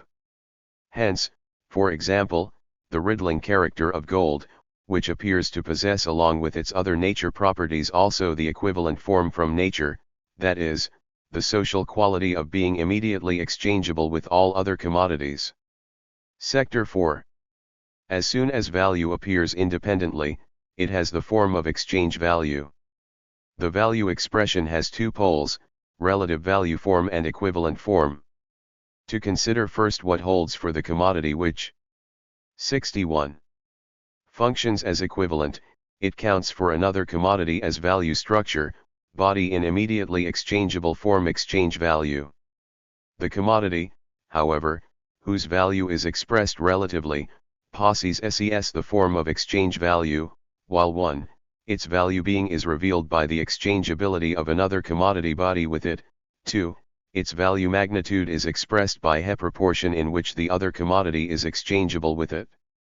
The exchange value is thus in a word the independent form of appearance of the commodity value. Sector 5. The humble value form of the commodity is the humble appearance form of the oppositions of use value and exchange value contained in it. In the value relationship of the linen to the coat, the natural form of linen counts only as value form or structure of exchange value. The inner opposition contained in the commodity of use value and value is thus manifested by an external opposition, that is, the relationship of two commodities of which the one counts immediately only as use value, the other immediately only as exchange value, or in which both of the opposite determinations of use value and exchange value are apportioned among the commodities in a polar manner. If I say, as commodity the linen is use value and exchange value, then this is the judgment concerning the nature of the commodity which I have won through analysis. On the other hand, in the expression 20 yards of linen equals 1 coat or 20 yards of linen is worth 1 coat, the linen itself says that it is 1, use value, 2, exchange value differing from that use value, and 3, unity of both these differences, and thus is a commodity. Sector 6. The simple value form of the commodity is the simple commodity form of the labor product. The labor product in its natural form brings the form of a use value along with itself into the world. Thus there is only a need for the value form in addition in order that it possess the commodity form, i.e., in order that it appear as unity of the opposites use value and exchange value. The development of the value form is consequently identical to the development of the commodity form. Sector 7. Relationship of commodity form and money form. If one puts, in place of 20 yards of linen equals 1 coat or 20 yards of linen are worth 1 coati, the form 10 yards of linen equals 2 pounds sterling or 20 yards of 62 linen are worth 2 pounds sterling, then the first glance shows that the money form is absolutely nothing other than the further developed structure of the simple value form of the commodity, thus of the simple commodity form of the labor product. Since the money form is only the developed commodity form, hence it obviously originates in simple commodity form. Consequently, as soon as the latter is comprehended, the only thing left to consider is the sequence of metamorphoses which the simple commodity form 20 yards of linen equals I coat must pass through in order to assume the structure 20 yards of linen equals 2 pounds sterling. Sector 8. Simple relative value form and tingle equivalent form. The value expression in the coat gives the linen a value form through which it is distinguished only as value from itself as use value. This form places it, in addition, only into relationship to the coat, i.e., to some other single commodity type distinct from itself. But as commodity it is the same as all other commodities. Its value form must consequently also be a form which places it into a relationship of qualitative equality and quantitative proportionality to all other commodities. The single equivalent form of one commodity corresponds to the simple relative value form of another commodity. Or the commodity in which value is expressed only functions in this case as tingle equivalent. Thus the coat possesses, in the relative value expression of the linen, only equivalent form or form of immediate exchangeability with reference to this single commodity type, linen. Sector 9. Transitions from the simple value form into the expanded value form. The simple value form preconditions the fact that the value of a commodity be expressed in only one commodity of another type. It is thus just as much a simple relative value expression of the linen, if its value is expressed in iron or in wheat, etc., as if it is expressed in the commodity type, coat. In accordance, thus, with whether it enters into a value expression with this or that other commodity type, there arise different, simple, relative value expressions of the linen. Impostability, it has just as many different, simple, value expressions as there exist commodities of a type differing from it. Actually, its complete relative value expression does not consist in a solitary simple relative value expression, but in the sum of its simple relative value expressions. Thus we obtain 63. 2 total or expanded value form 20 yards of linen equals I coat or equals 10 pounds of tea or equals 40 pounds of coffee or equals 8 bushels of wheat or equals 2 ounces of gold or equals 1/2 ton of steel or equals etc. Sector 1. Endlessness of the sequence. This sequence of relative value expressions is, as far as its nature is concerned, constantly extendable, or never ends. For new commodity types constantly appear, and each new commodity type forms the material of a new value expression. Sector 2. The expanded relative value form. The value of a commodity is now manifested in all other elements of the commodity world. Each other commodity body becomes a mirror of linen aj/ne. In this way this value itself appears for the first time genuinely as coagulation of distinct tionless human labor. For the labor which forms the linen value is now manifested expressly as labor to which every other human labor counts as equal. Through its value form the linen in consequence now also stands in social relationship no longer to only one single other commodity type, but to the commodity world. It is as commodity that it is citizen of this world. At the same time it lies in the endless sequence of its expressions that the commodity value is indifferent towards each particular form of use value in which it appears. Sector 3. The particular equivalent form. Each commodity counts in the value expression as equivalent to the linen and consequently as value body. The determined natural form alongside of many others. Similarly, the manifold determined concrete useful labor types contained in the various commodity bodies now count as just so many particular realization forms or appearance forms of human labor as such. Sector 4. Defects in the expanded or total value form. First, the relative value expression of linen is unfinished, since its sequence of manifestation never ends. Secondly, it consists of a variegated mosaic of value expressions which fall asunder and are of differing types. Finally, if the relative value of each commodity is expressed in this expanded form, then the relative value form of each commodity is an endless sequence of value expressions. 64. Differing from the relative value form of each other commodity. The defects of the expanded relative value form are reflected in the equivalent form corresponding to it. Since the natural form of each single commodity type is at this point a particular equivalent form alongside of countless other particular equivalent forms, there exist only limited equivalent forms, each of which excludes any other. In precisely the same way, the determined concrete useful labor type contained in each particular commodity equivalent is only a particular and thus not an exhaustive appearance form of human labor. The latter possesses its complete or total appearance form, to be sure, in the total environment of those former particular appearance forms. But it does not in this way possess any unified appearance form. Sector 5. Transition from the total value form to the universal value form. The total or expanded relative value form, however, only consists in a sum of simple relative value expressions or equations of the first form, like 20 yards of linen 1 coat 20 yards of linen equals 10 pounds of tea, etc. Each of these equations, however, contains conversely also the identical equation. I coat equals 20 yards of linen 10 pounds of tea equals 20 yards of linen, etc. And in fact, if the possessor of the linen exchanges his commodity with many other commodities and thereby expresses the value of his commodity in a sequence of other commodities, then the many other possessors of commodities must necessarily also exchange their commodities with linen, and thereby express the values of their various commodities in the same third commodity, linen. Thus if we reverse the sequence 20 yards of linen equals / coat or equals 10 pounds of tea or equals etc. That is, if we express the converse relationship which is in itself implicitly contained already in the sequence, then we obtain 3. Universal value form. 1 coat 10 pounds of tea 40 pounds of coffee 8 bushels of wheat 2 ounces of gold 1/2 ton of iron X of commodities A etc. of commodities. 20 yards of linen. 65.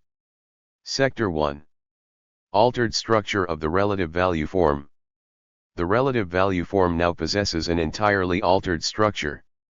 All commodities express their value 1, simply, namely in one ringle other commodity body Y2, in a unified manner, that is, in the other commodity body. Linen now counts to all various types of commodity bodies as their communal and universal value structure. The value form of a commodity now not only distinguishes it as value from its own existence as use object, but relates it at the same time as value to all other commodities, and that means to all commodities as like itself. It possesses in this value form, consequently, universally social form. It is only first through its universal character that the value form corresponds to the value concept. The value form had to be a form in which the commodities appear for one another as mere coagulations of dismotionless, homogeneous human labor. This it now achieves. For they are all expressed as materialization of the same labor, or as the same materialization of labor. In this way, they are set qualitatively equal. At the same time, they are quantitatively compared or manifested for one another as determined value magnitudes. For example, 10 pounds of tea equals 20 yards of linen and 40 pounds of coffee equals 20 yards of linen. Thus 10 pounds of tea equals 40 pounds of coffee. Or in 1 pound of coffee there lurks only L/4 as much value substance as in 1 pound of tea. Sector 2. Altered structure of the equivalent form. The particular equivalent form has now continued its development into the universal equivalent form. Or, the commodity situated in equivalent form is now universal equivalent. THT natural form of the commodity body linen, by counting as value structure of all other commodities, is the form of its indifference or immediate exchangeability with all elements of the commodity world. Its natural form is thus at the same time its universal social form. For all other commodities, although they are the products of labors of the most differing type, linen counts as appearance form of the labors contained in themselves, consequently as embodiment of homogeneous, distinctionless human labor. Weaving counts, thus, now as universal and 66. Immediately exhaustive realization form of abstractly human labor, i.e., of the expenditure of human labor power as such. The private labor contained in the linen also counts precisely for the same reason as labor, which is immediately situated in universally social form or in the form of equality with all other labors. If a commodity thus possesses the universal equivalent form or functions or universal equivalent y, its natural form or body form counts as the variable incarnation, the universal, social, larval stage of all human labor. Sector 3. Uniform relationship of development of relative value form and equivalent form. The degree of development of the equivalent form corresponds to the degree of development of the relative value form. But the development of the equivalent form is only an expression and result of the development of the relative value form. The initiative starts with the latter. The simple relative value form expresses the value of a commodity only in one single other commodity type, precisely in which being an indifferent matter. In this way the commodity obtains only value form in distinction to its own use value form or natural form. It is also only the tingle equivalent form which obtains its equivalent. The developed relative value form expresses the value of a commodity in all other commodities. These latter obtain in consequence the form of many particular equivalents, or particular equivalent form. Finally, the commodity world gives itself a unified, universal, relative value form by shutting out from itself one single commodity type, in which all other commodities express their value communally. The commodity which has been shut out thereby becomes the universal equivalent form. Sector 4. Development of the polarity of relative value form and equivalent form. The polar opposition or the inseparable correlation and similarly unchanging excluding of relative value form and equivalent form, so that 1. A commodity cannot be situated in the one form without some other commodities being situated in the opposing form, and 2. That, as soon as a commodity is situated in the one form, it cannot be situated at the same time within the same value expression in the other form. This polar opposition of both moments of the value expression develops and hardens to the very same extent to which the value form as such develops or is unfolded. In form I, both forms already exclude each other, but only formally. 67. In accordance with whether the same equation is read forwards or backwards, each of the two commodity extremes is situated uniformly now in the relative value form, now in the equivalent form. It still requires an effort at this point to retain the polar opposition firmly in mind. In form 2, it is in each case always only one commodity type which is able to develop its relative value totally, or it possesses on its own only developed relative value form, because and insofar as all other commodities are situated against it in the equivalent form. In form 3, it is anally the commodity world which only possesses universally social relative value form, because and insofar as all the commodities which belong to it are excluded from the equivalent form or from the form of immediate exchangeability. On the other hand, the commodity which is situated in the universal equivalent form or figures as universal equivalent is excluded from the unified. If linen were also to participate at the same time in the universal relative value form, then it would have to be related to itself as equivalent. Then we obtain 20 yards of linen, 20 yards of linear tautology in which neither value nor value magnitude is expressed. In order omicron express the relative value of the universal equivalent, we must reverse form 3. It does not possess any relative value form held communally with the other commodities, but Ra therm value expresses itself in a relative manner in the endless sequence of all other commodity bodies. So now the expanded relative value form or form 2 appears as the specific relative value form of the commodity which plays the role of the universal equivalent. Sector 5. Transition from the universal value form to the money form. The universal equivalent form is a form of value as such. It can thus inhere in each commodity, but constantly only in the exclusion of all other commodities. Meanwhile, the mere difference of form between Form 2 and Form 3 already reveals something peculiar, which does not make a difference between Forms I and II. Namely, in the expanded value form a commodity excludes all others in order to express its own value in them.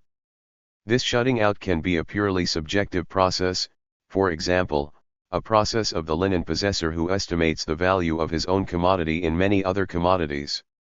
On the other hand, a commodity is situated in universal equivalent form only. 68. Because and insofar as it is itself excluded as equivalent by all other commodities. The excluding is in this case an objective process, independent of the excluded commodity. In the historical development of the commodity form, the universal equivalent form may inhere in turn now in this commodity, now in that. But a commodity never really functions as universal equivalent except insofar as its excluding is the result of an objective social process. The universal value form is the developed value form and consequently the developed commodity form. The labor products, which are materially wholly different, cannot possess ready-made commodity form and consequently cannot also function in the process of exchange as commodity, without being manifested as thing-like expressions of the very same equal human labor. That means that in order to obtain ready-made commodity form they must obtain unified universal relative value form. But they are only able to win this unified relative value form by excluding a determined commodity type from their ranks as universal equivalent. And only from the instant where this excluding is finally limited to a specific commodity type, has the unified relative value form one objective steadfastness and universally social validity. Now the specific commodity type with whose natural form the equivalent form is becoming socially intertwined becomes the money commodity or functions as money.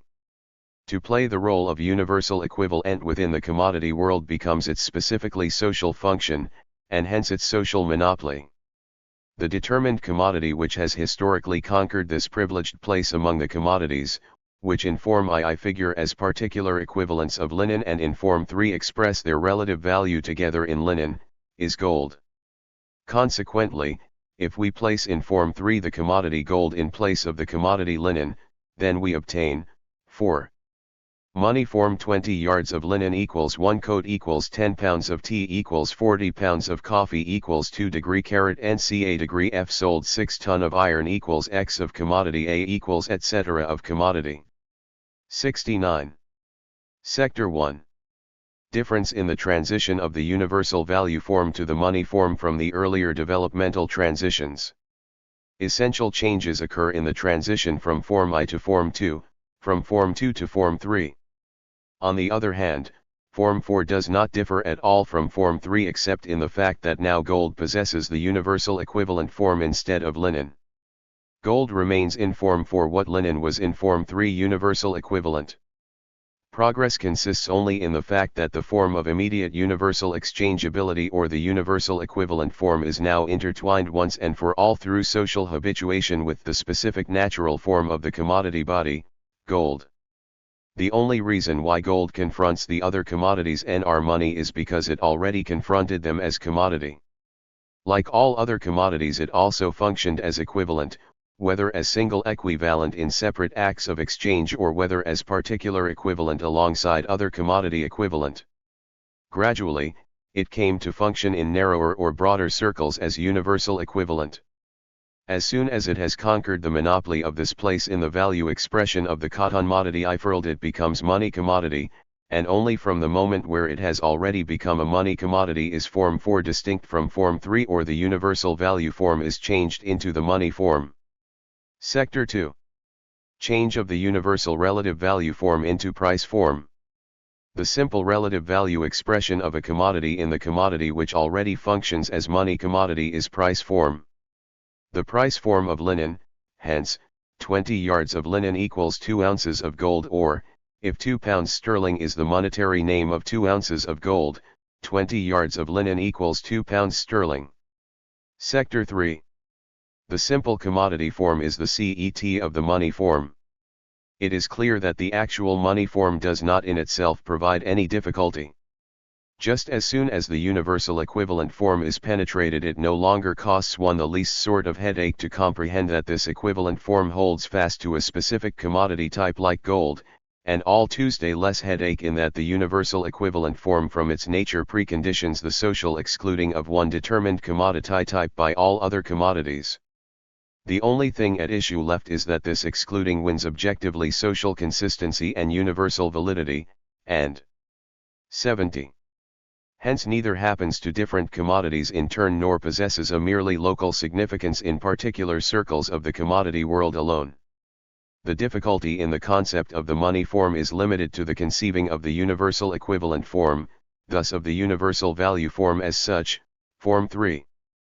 Form 3, however, is analyzed reversely into Form 2, and the constituent element of Form 2 is Form 1, 20 yards of linen equals 1 coat or X of commodity A, Y of commodity B. Now if one knows what use value and exchange value are, then one finds that this form I is the simplest, most undeveloped manner of manifesting a random labor product as commodity, that is, as unity of the apodtes use value and exchange value. One then easily finds at the same time the sequence of metamorphoses which the simple commodity form, 20 yards of linen equals 1 coat must pass through in order to attain its finished structure, 20 yards of linen 2 pounds sterling, i.e., the money form. The end. Results of the immediate process of production. 71. 3. Introduction. The researches undertaken by Marx in the 1860s, leading up to the publication of Volume I of Capital in 1867, have not been completely edited and published even yet, although they are for the most part what exists as theories of surplus value, Capital Volume 3, and parts of Volume Pi. Just what plan determine the contents of Volume I of Capital is uncertain. The first edition was organized into 6 chapters, which correspond more or less to the parts of our edition. One of the various plans which Marx drew up lists 9 chapters, the 6th of which deals with primitive accumulation, the last topic treated in our edition. The list continues. 7. Results of the process of production. 8. Theories of surplus value. 9. Theories concerning productive labor and unproductive labor. Perhaps Marx excluded this text because he had come by 1867 to feel that his investigations had not yet been carried through to adequate clarity, or perhaps he feared his book was too large. The Tsarist censors permitted a translation of it, after all, on the grounds that such a big book would not be read. At any rate, this manuscript was not published until 1933. It has acquired importance in recent discussions of the categories of productive and unproductive labor, but it contains quite a diversity of subject matter, though the presentation is unfinished and sometimes unable to be construed. That is an advantage for anyone who wants to see Marx's laboratory of abstraction *, and we have left the text with as little grammatical smooth-henning as possible. Some of Marx's sentences stand at the frontiers of dialectical inquiry and alert us to just how little the real richness and power of Marx's method has been comprehended by the glib denouncers of orthodoxy and SEC 73. 74. Terrianism. Excessive dialectical subtlety is not what the socialist *Don has suffered from, and this translation aims only to provide a tool for this struggle. The current political importance of the text resides in its contribution to the clarification of the relationship to the point of production of the different types of work which do not produce surplus value. Decisive in orientating unproductive workers towards productive ones is an understanding of how work which appears to be parasitic is nevertheless exploited. Whereas in Marx's day, unproductive workers at large were not so necessary to the functioning of commercial capital, Today workers in marketing and advertising are structurally indispensable in order to render the market predictable and enable the total process of valorization of industrial capital to take place. Since commercial capital produces no value and hence no surplus value, its growth simply reduces the rate of profit as such. But the capitalists must not only produce. They must realize their products, convert them into money by finding buyers. From the point of view of this total process of valorization of capital, commercial workers contribute to a saving of time, and hence an acceleration of the process of circulation and a raising of the rate of profit. This method of analyzing the relative necessity of workers can be extended to the spheres of education and government in order to concretize a socialist perspective for all working people. It is impermissible to ignore Marx's attempts to conceptualize the distinction.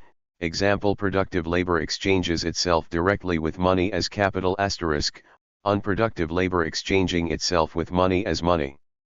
The discussions of the Pabloites proceed in an empirical way to note the growth of service sectors as if circulation were independent of production, and not rather just that structure required by the productive sector for the realization of all its values.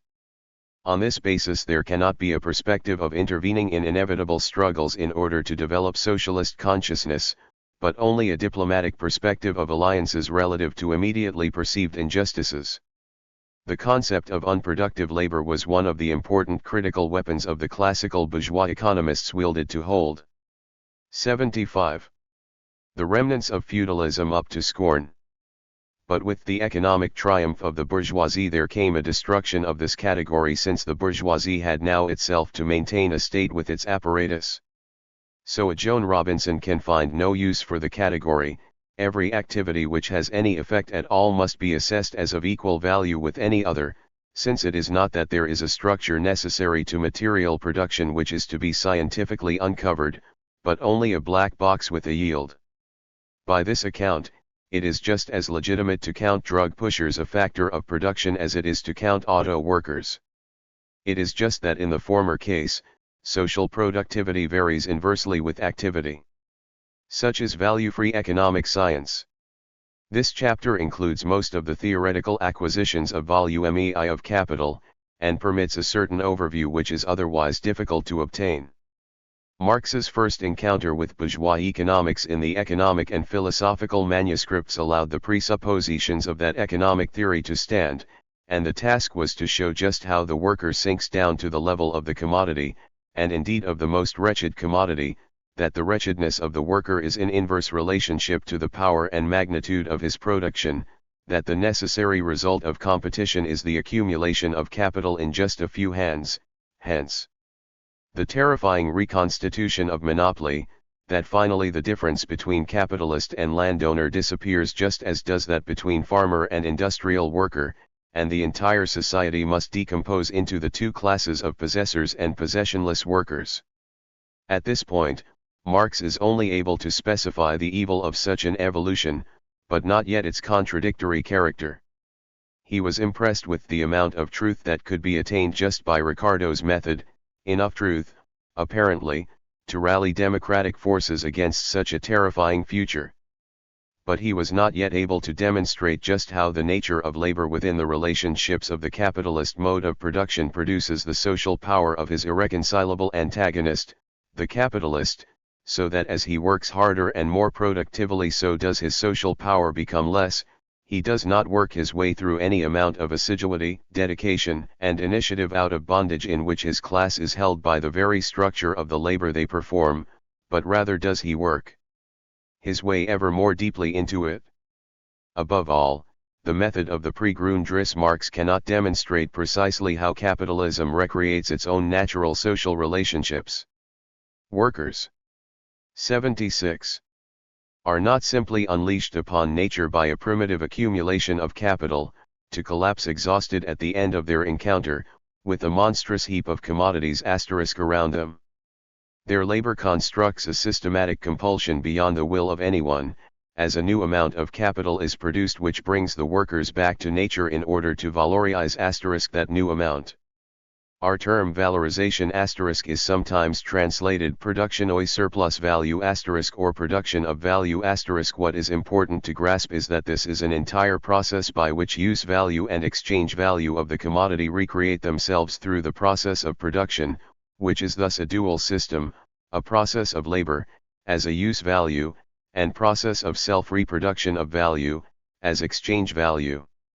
It is not merely the dual nature of the commodity as such, as embodiment of use value and exchange value, which must be grasped if the nature of production under capitalist relationships is to be explicated, but just how this duality pervades the process of production as process of labor and process of valorization star.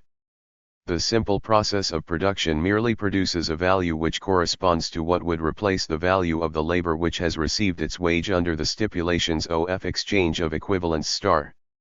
This is still simple commodity production, and only becomes capitalist when it has equipped itself by the earlier cycle to enter a new cycle by having produced surplus value. Anything which Marx wrote in English is italicized within quotation marks. I have left as many foreign words standing as possible, in order to suggest the extent to which Marx was driven to force language itself, as he groped for the terms which might materialize his theoretical acquisitions. 80.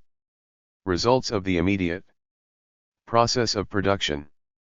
3 things are to be considered in this chapter: 1. Commodities as product of capital; 2.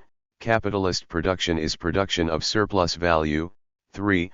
Ultimately, it is production and reproduction of the entire relationship through which this immediate process of production characterizes itself as specifically capitalist.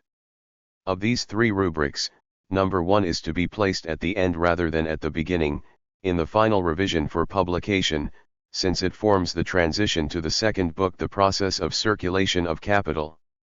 1. Capitalist production as production of surplus value. Insofar as capital from here on only appears in its elementary forms, the capitalist appears in the character forms of commodity holder or money holder, which we have already recognized.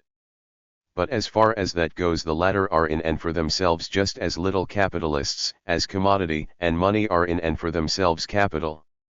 Just as these things only metamorphose into capital under specific preconditions, so the commodity and money holders only metamorphose into capitalists under the same preconditions. Capital originally appeared as money which was to change into capital. Just as the economists on one hand made the blunder of identifying these elementary forms of capital as such with capital, so on the other hand they made the blunder of taking the 77. 78. Explanation of the mode of existence of capital as use value as such, for the explanation of capital itself. From the time of its first provisional form as money, capital exists henceforth only as money, that is, as sum affixing asterisk values in the independent form of exchange value y its money expression. But this money is to valorate itself. To that end the exchange value is to serve to create more exchange value. The value magnitude is to grow, i.e., the present value is not just to maintain itself, but posit an iniment, delta value, a surplus value, so that the given value manifests itself as fluence in so far as it is the given sum of money, and as fluxion in so far as it is the increment / we shall return to this independent money expression of capital when we consider its process of circulation. At this point, when we are only concerned henceforth with money as the beginning point of the immediate process of production, a single observation will suffice: capital exists from this point on only as a given value sum equals m, in which all use value is extinguished, consequently, in the form of money. The magnitude of this value sum is limited by the height or quantity of the saw of money which is to metamorphose into capital. The way this value sum becomes capital is by its magnitude increasing e by metamorphosing into a changing magnitude e by having been all along precisely the kind of fluence which is to posit a fluxion. In itself this sum of money is only capital for the first time because it is to be employed, expended in a way which has its increase as purpose, because it is expended for the purpose of its increase. If this appears as its determination, its inner impulse and tendency with respect to the value sum or sum of money, thus with respect to the capitalist it appears as intention, purpose. In this originally simple value or money expression of capital in which abstraction is made from all relationship to use value and it has fallen away, we also find however that all disturbing intervention and indicative points of the real process of production which are later confusing fall away, and the characteristic specific nature of the capitalistic process of production reveals itself in just so abstractly simple a manner. If the original capital is a value sum, x, then the purpose is attained and x turns into capital by being metamorphosed into x plus delta chi, that is, into a sum of money or sum of value equals to the original sum of value plus an addition to the original sum of value, into the given money magnitude plus additional money, into the given value plus surplus value. The production of surplus value thus appears as the determining purpose, the impelling interest and the ultimate result of the capitalistic process of production, 8. That by which the original value is metamorphosed into capital. Just how this is achieved has no effect upon the purpose and result of the process. X can, admittedly, be changed into X plus delta chi even without a capitalistic process of production, but not under the given condition and presupposition that the competing members of society confront one another as persons who meet one another only as commodity holders and enter into contact with one another only as such holders, and secondly, not under the other condition that the social product be produced as commodity. This purpose of the process that X be metamorphosed into X plus delta chi shows in addition which path the investigation has to take. The expression must be the function of a variable magnitude or must metamorphose into one during the process. As given sum of money X is a constant quantity from the very start, whose increment thus equals 0. So it must be metamorphosed into another magnitude which contains a variable element, in the course of the process. And the point is to find this constitutive part, and at the same time to show through just which mediations a variable magnitude comes out of what is originally a constant magnitude. Since it is the case, as is obvious upon the further consideration of the real process of production, that a part of X turns back again into a constant magnitude, now since a part of the exchange value of X only in the form of particular use values affects no change at all in this part insofar as it is exchange value, hence X manifests itself in the process as C plus V equals C plus V. But the difference delta equals C plus, and, since the difference of C equals 0, hence it equals. That which originally appears as delta chi, is thus really delta nu. And 80. The relationship of this increment of the original magnitude X to the part of X whose increment it really is, must be delta chi slash nu equals delta nu slash nu, which is in reality the formula for the rate of surplus value. Since total capital C equals CFV, of which C is constant and V is variable, therefore C can be regarded as a function of V. If V increases by delta nu, then C becomes C. Thus one has, 1, C, C plus V2, C equals CH. If one subtracts equation from equation, then one obtains the difference CC, the increment of C equals AC3, CC equals C plus VFAVCV equals delta nu 4, AC equals delta nu. Thus one has and consequently AC equals delta nu. But CC equals to the magnitude by which C has changed, equals to the increment of C or AC, thus. Or the increment of the total capital, to the increment of the variable part of capital, so that AC or the change of the constant part of capital equals 0. The constant capital must thus in this inquiry concerning AC or delta nu be set equals 0, i.e., must be ignored. The proportion in which V has increased equals delta nu slash nu. The proportion in which C has increased equals delta nu slash C equals delta nu slash CHV.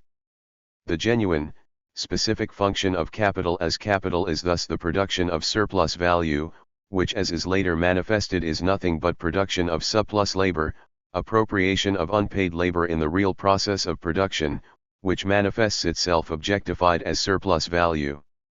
A further conclusion is that in order for the metamorphosis of X into capital to take place, it is necessary that the value or sum of money X metamorphose into the factors of the real process of labor. It is possible in certain branches of industry that a part of the means of production has no value, is no commodity, although it is a use value. In this case, a part of X metamorphoses merely into means of production, and is the object of labor, insofar. 81. As the metamorphosis of X comes into consideration, i.e., the buying of commodities which enter into the process of labor by X is limited to the buying of means of production. One factor of the process of labor, the object of labor, is here equals 0, insofar as value comes into consideration. But we are considering the matter in the complete form, where the object of labor is still equals commodity. For the case where this does not apply, this factor is to be set equals 0, as far as value is concerned, in order to rectify the calculation. As the commodity is immediate unity of use value and exchange value, so the process of production, which is the process of production of commodity, is the immediate unity of process of labor and process of valorization. Just as commodities come out of the process as result, as product, precisely in that way do they enter into it as constitutive elements. Never is it possible for something to come out of a process of production which did not enter into it in the form of preconditions of production. The metamorphosis of the projected sum of money into the factors of the process of production is an act of the circulation of commodities, of the process of exchange, and dissolves itself into a series of sales. Thus this act still falls outside of the immediate process of production. The act only introduces the process, but is, however, the necessary presupposition for it, and if we consider the totality and continuity of capitalist production, instead of the immediate process of production, then this metamorphosis of money into the factors of the process of production itself forms an imminent moment of the entire process. Now if we consider the shape of capital within the immediate process of production, then it has the double shape of use value and exchange value just as the simple commodity does. But in both forms, additional determinations enter in which are different from those of the simple commodity considered in independence, and as further developed determinations. As far as use value is concerned, its particular content, its further determinacy was utterly indifferent to the conceptual determination of the commodity. The article, which was to be commodity and consequently bearer of exchange value, had to satisfy some sort of social need and therefore possess at least some useful qualities. Voila * term used by Marx in transition from labor to labor power. Trans. 82. Tout. It is quite otherwise with THIRD-WORLDISM. Of the commodities which function in the process of production through the nature of the process of labor, the means of production first of all divide up into object of labor and means of labor, or into raw material on the one side and instruments and assisting materials, etc., on the other side. What these are form determinations of use value, which arise out of the nature of the process of labor itself, and in this way the use value becomes further determined with relation to the means of production. The form determinacy of the use value even becomes essential at this point for the development of the economic relationship, the economic category. Further, however, the use values which enter into the process of labor divide in it into two moments and oppositions which are in concept strictly divided: on the one side the actual means of production, the objective preconditions of production; on the other side, the functioning labor capacities, the labor power which expresses itself in a purposeful way, the subjective precondition for production. This is a further form determinacy of capital in so far as it appears under the aspect of use value, within the immediate process of production. Particular, purposive labor is embodied in, present in the simple commodity. The purposive form of the product is the only trace which the purposive labor has left behind, and this trace itself can be blotted out, if the product has the form of a natural product. The use value appears present in the commodity as the actual entity which in the process of labor only appears as product. The single commodity is in actuality a complete product which has its process of creation behind it, in which the process by which particular, useful labor embodied itself, objectified itself, is actually sublated. The commodity comes into being in the process of production. It is continually forced out of the process as product, so that the product itself only appears as a moment of the process.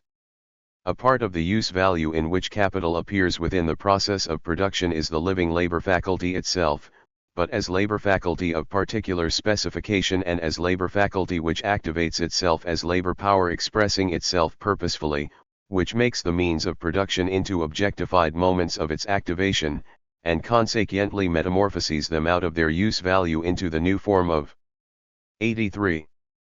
Product. The use values themselves consequently pass through a real process of metamorphosis within the labor processes, whether that real process is of a mechanical, chemical, or physical nature.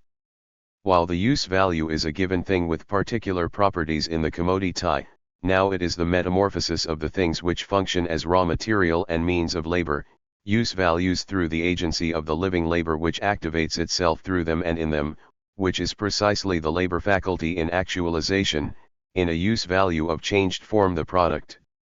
Thus the form which capital assumes as use value in the labor process is broken down first, into the conceptually separated, reciprocally interrelated means of production, second, into a conceptual separation springing out of the nature of the labor process between the objective preconditions for labor and the subjective preconditions for labor, the purposefully active labor faculty. Third, however, considering the totality of the process, the use value of capital appears here as process producing use value, in which the means of production in accordance with this specific determinacy function as means of production of the purposefully active, specific labor faculty corresponding to its particular nature. Or the entire labor process as such, in the living reciprocal effect of its objective and subjective moments, appears as the total shape of the use value, i.e., as the real shape of capital in the process of production. The process of production of capital is above all an actual labor process, considering its real aspect, or considering it as process which forms new use values by useful labor with use values. As such, its moments, its conceptually determined constitutive parts, are those of the labor process at large of each labor process on whatever level of economic development and on the basis of whatever mode of production happens to be proceeding. Therefore, since the real shape or the shape of the objective use values out of which capital consists, its material substrate is necessarily the shape of means of production which serve for the production of new products, since, furthermore, these use values are already present in the process of circulation, in the form of commodities before they function in the labor process in accordance with their specific purpose, because capital in this way in accordance with its use value consists of means of production, raw. 84. Materials, assisting materials, and tools, equipment, structures, machines, etc. The conclusion is drawn from that fact that all means of production are capital potentially, and insofar as they are functioning as means of production are capital in actuality, and consequently capital is a necessary moment of the human process of labor as such, quite apart from each of its historical forms, and consequently is something eternal, something determined by the nature of human labor. Similarly, the fact that because the process of production of capital as such is labor process, the labor process as such 3 the labor process in all social forms is necessarily labor process of capital. Thus, capital is considered as a thing which plays a certain thing-like role, a role appropriate to it as thing in the process of production. It is the same logic which concludes that because money is gold, hence gold in and for itself is money, that, because wage labor is labor, hence all labor is necessarily wage labor. In this way, identity is proved by the fact that what is identical in all processes of production is retained as opposed to their specific differences. The identity is proved by abstracting from the difference. We shall come to this decisively important point for more extensive discussion in the course of this section. At this point we only observe preliminarily, firstly, the commodities which the capitalist has bought in order to consume them in the process of production as means of production are his property. They are actually only his money metamorphosed into commodities, and are the existence of his capital just as much as money was. Indeed, they are so in an even more intensive fashion insofar as they are present in the form in which they really function as capital, i.e., as means for the creation of value, for the valorization of value, i.e., for its increase. These means of production are \h capital. On the other hand, the capitalist has bought with the other part of the advanced sum of money, faculty of labor, laborers. This belongs to him just as much, therefore, as the objective preconditions for the process of labor. But the following specific difference asserts itself here: nevertheless, the real labor is that which the worker really gives to the capitalist as equivalent for the part of capital metamorphosed into wages, for the market price of labor. It is the expenditure of his vital force, the realization of his productive capacities, his movement, not that of the capitalist. Considered as personal function, in its reality, labor is the function of the worker and not that of the capitalist. From the standpoint of 85. Exchange, the worker is that which the capitalist obtains from him in the process of labor, not that entity as which the capitalist confronts him in the process of labor. This forms, thus, an opposition to the objective preconditions of labor which confront the subjective precondition of labor within the process of labor itself, which objective preconditions do their confronting as capital, and to that extent as the existence of the capitalist. Thus it ensues that as well as from the standpoint of the capitalist as from that of the worker, it is as the existence of capital, as eminently capitative that the means of production confronts labor and consequently appears potentially as specific mode of existence of capital even outside the process of production. This develops further partly because of the general nature of the capitalist process of valorization, partly because of the development of the specifically capitalistic mode of production. Consequently, there takes place on the basis of the capitalist process of production this inseparable fusion of use values, and the determination of these means of production, these things, as capital precisely as within this mode of production the product constricted within it counts in and for itself discommodity. This forms a basis for the fetishism of the political economists. Secondly, the means of production enter as particular commodities from the process of circulation into the process of labor. It is in the shape of the use value that they had as long as they still circulated as commodities that they do this entering. Once they have entered into the process, they then function with the properties which inhere in them as things in a thing-like way, corresponding to their use value, of wool as wool, etc. The situation is different with the part of capital which we name variable, which, however, is only really metamorphosed into the variable part of capital for the first time by its exchange for faculty of labor. Considered in accordance with its real shape, money, that part of capital which the capitalist expends in the acquisition of faculty of labor, manifests nothing other than the means of life which are located on the market and which enter into the 86. Individual consumption of the worker. Money is only the metamorphosed form of these means of life, which the worker metamorphoses back into means of life as soon as he has received it. Both this metamorphosis and then the consumption of these commodities as use values is a process which has nothing immediately to do with the immediate process of production but, rather, falls outside of it. The one part of capital and thereby the total capital is to be sure precisely metamorphosed by those means into a variable magnitude, so that instead of money being exchanged, which is a constant value magnitude, or instead of the means of life in which it can manifest itself, what is exchanged on the contrary is an element living faculties of labor which is creative of value and which as element creative of value can be greater or lesser, can manifest itself as variable magnitude, and in general in all conditions enters into the process of production as factor, only as a magnitude flowing, becoming, and therefore contained within different limits instead of as a become magnitude. But, as it is, the consumption of means of life in reality by the workers can admittedly be contained by the workers themselves in the process of labor in this way, just as the consumption of métiers instrumentals by machines, for example, is contained in them, so that the worker appears only as an instrument bought by capital which has need of consumption for its function in the process of labor of the addition of a certain portion of means of life as its métiers instrumentals. This takes place more or less in accordance with the extent and brutality of the exploitation of the worker. Meanwhile, it is not conceptually contained in this narrow way in the capital relationship. On the average, the worker consumes his means of life during the interruption of the immediate process of labor, while the machine consumes during its functioning. Then, however, considering the entire working class, a part of these means of life is consumed by members of the family who do not yet or no longer work.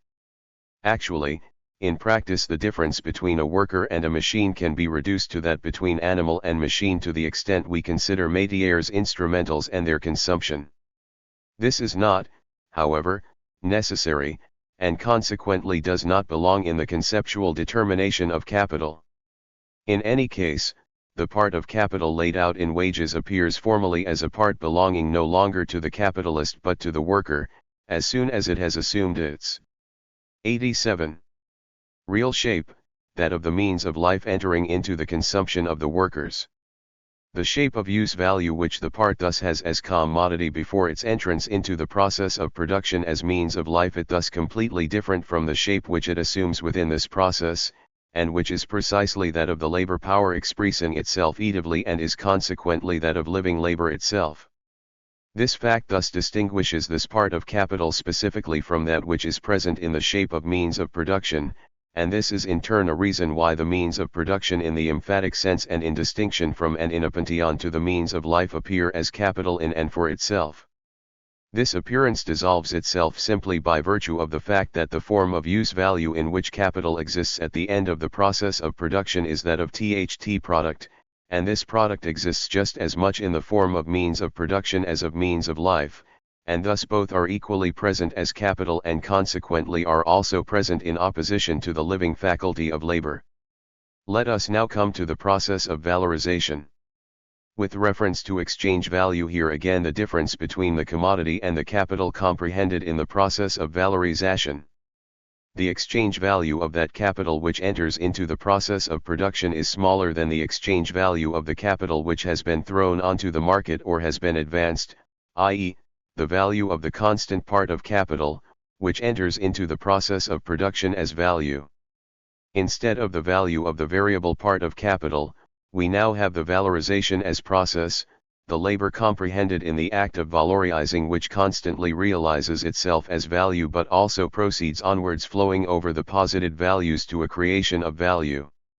As far as the maintenance of the old value is concerned, this depends immediately upon the value of the means of production entering into the process not being greater than necessary, and the point for the capitalist as he shops for these means of production is to make sure that they have the level of quality as use values which corresponds to the average in the formation of the 88 product and thus function with average level of quality and put no unusual obstacles in the way of labor, the living factor, example level of quality of raw material, with which it also goes along that the applied machinery, etc., produces no more than the average waste of commodities as they are being produced, etc.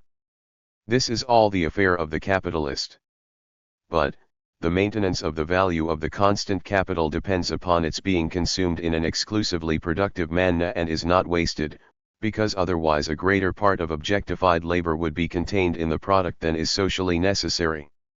To some extent, this depends upon the workers themselves, and here commences the supervision by the capitalist. Further, it depends upon the labor being accomplished in an orderly, purposeful way, upon the metamorphosis of the means of production into the product proceeding in a competent way, upon the use value which was intended as the purpose really coming out as result in successful form. At this point it is again a question of the supervision second discipline of the capitalist.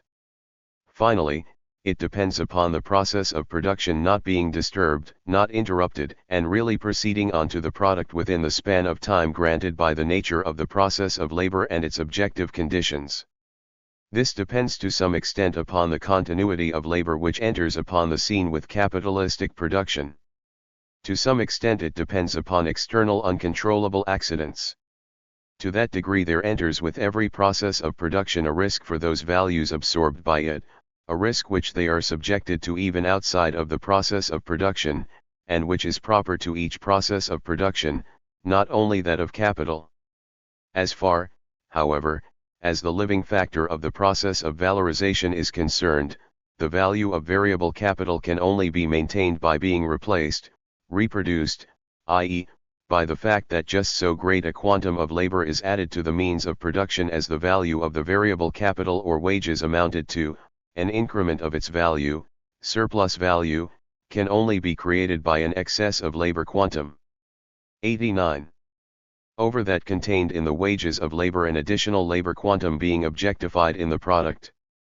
The difference between the use value of the capital advanced or of the commodities in which it exists and the shape of the use value of capital in the process of labor corresponds to the difference between the exchange value of the capital advanced and the appearance of the exchange value of capital in the process of valorization, in the fact that in the former the means of production enters into the process in the very same use value form which the commodities out of which it consists previously had, while the living factor consisting of the labor power valorizing itself in new use values steps into the place of the finished use values of which the variable capital consisted, and in the fact that in the latter, the value of the means of production enters as such into the process of valorization, while the value of the variable capital by no means enters into the same, but on the contrary is replaced by the activity creative of value, and enters as activity of the living factor existing as process of valorization.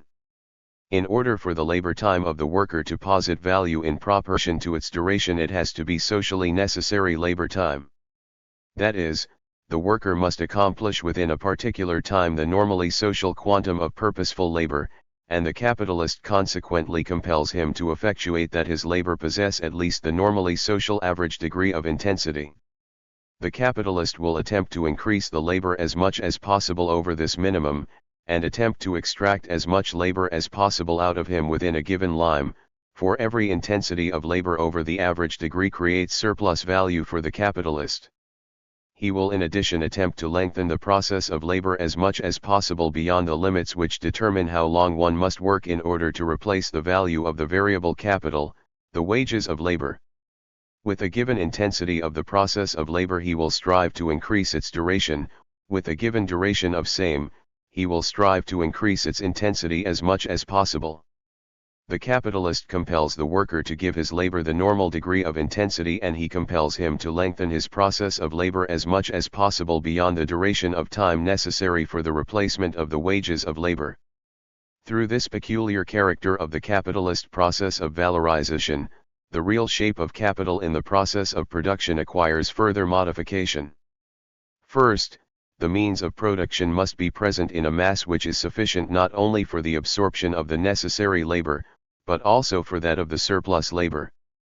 Second, the intensity and extension of the real process of labor changes. The means of production which the worker applies in the actual process of labor are the property of the capitalist, to be sure, and confront the worker's labor precisely as capital, as we developed earlier. But on the other hand, he is the one who applies them in his labor. In the actual process of labor he uses up the means of labor as the director of his labor, and uses up the object of labor as the matter in which his labor manifests itself. That is precisely the way whereby he metamorphoses the means of production into the form of product adequate to the purpose. The matter manifests itself quite differently from the standpoint of the process of valorization. It is not the worker who applies the means of production, but it is the means of production which apply the worker. It is not the living labor which realizes itself in the substantial labor as in its objective organ, but rather it is the substantial labor which sustains and increases itself by sucking in the living labor and thereby turns into self-valorizing value, into capital, and functions as such. From this point on the means of production only appear as suckers up of a quantum of living labor as great as possible. The living labor appears from this point on only as the means for the valorization of present values and consequently of their capitalization. And, quite apart from what we developed earlier, it is precisely for this reason that the means of production appear again eminently in confrontation with living labor as existence of capital, and now to be sure as rule of the past, dead labor over the living. Precisely as value forming, is the living labor progressively embodied into the process of valorization of the objectified labor. As exertion, as expenditure of live power, labor is the personal activity of the worker. But as forming, as comprehended in the process of its objectification, the labor of the worker is itself a mode of existence of capital value, is embodied in it. This power which maintains value and creates new value is consequently the power of capital, and that process appears as the process of its self-valorization and rather of the impoverishment of the worker, who creates the value created by him at the same time as value foreign to himself. 91. On the basis of capitalist production, this ability of objectified labor to metamorphose into capital appears as inhering in the means in and for themselves, appears as inseparable from them, and consequently as a property which inheres in them as things, as use values, as means of production. These latter, consequently, appear in and for themselves as capital, and capital, consequently, which expresses a particular relationship of production, a particular social relationship in which within production it is as a thing that the possessors of the preconditions of production approach the living faculties of labor, altogether as the value appeared as property of a thing and the economic determination of the thing as commodity, as its thing-like quality, altogether as the social form which the labor obtained in money, manifested itself as properties of a thing. In fact, the rule of the capitalists over the workers is only the rule of the self-sufficient preconditions of labor over the worker himself, although this relationship realizes itself for the first time in the actual process of production which, as we have seen, is an daily process of production of surplus value, a thing that includes the maintenance of the old value, and is process of self-valorization of the capital advanced. In circulation, capitalist and worker confront each other only as commodity sellers, but by the specifically polar nature of the types of commodity which they sell to each other, the worker necessarily enters into the process of production as constituent part of use value, of real existence, and of the value existence of capital, although this relationship realizes itself only for the first time within the process of production, and the capitalist who exists only potentially as buyer of labor first turns into the actual capitalist, if the worker who has metamorphosed, as the case may be, into wage laborer by the sale of his labor faculty first enters into subjection to the command of the capitalist actually in that process. The functions which the capitalist performs are only the functions performed with consciousness and will of capital itself, of the value which valorizes itself by sucking in living labor. The capitalist only functions as personified capital, capital as person, just as 92. The worker only functions as personified labor, which belongs to him as torment, as exertion, but belongs to the capitalist as substance which creates and augments wealth, just as labor as such really appears as element embodied in capital in the process of production, as its living, variable factor. The role of the capitalist over it is, consequently, the rule of the thing over the human being, of dead labor over living, of the product over the producer, since the commodities which turn into means of rule actually over the workers, after all, are mere results of the process of production, which are products of the same. What this is the same relationship in material production in the actual social process of life, for that is what the process of production is, which manifests itself on the ideological plane in religion, the inversion of the subject into the object and vice versa.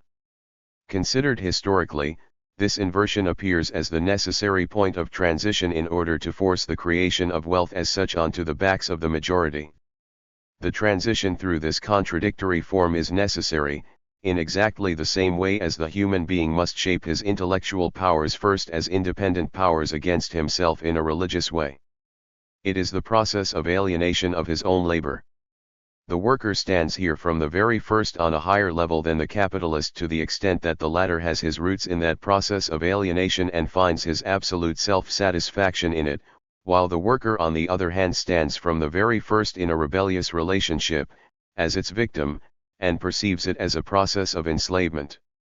To the extent that the process of production is at the same time actual process of labor, and the capitalist as supervisor and director of same has a function to perform in the actual production, to that extent his activity in reality acquires a specific, manifold content.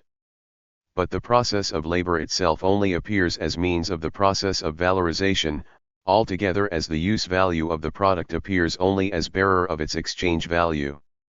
The self-valorization of capital, the creation of surplus value, is thus the determining, ruling, and overriding purpose of the capitalist, the absolute drive and purpose of his action, in actuality only the rationalized drive and purpose of the hoarder, a completely vacuous and abstract content which lets the capitalist appear from another perspective just as much.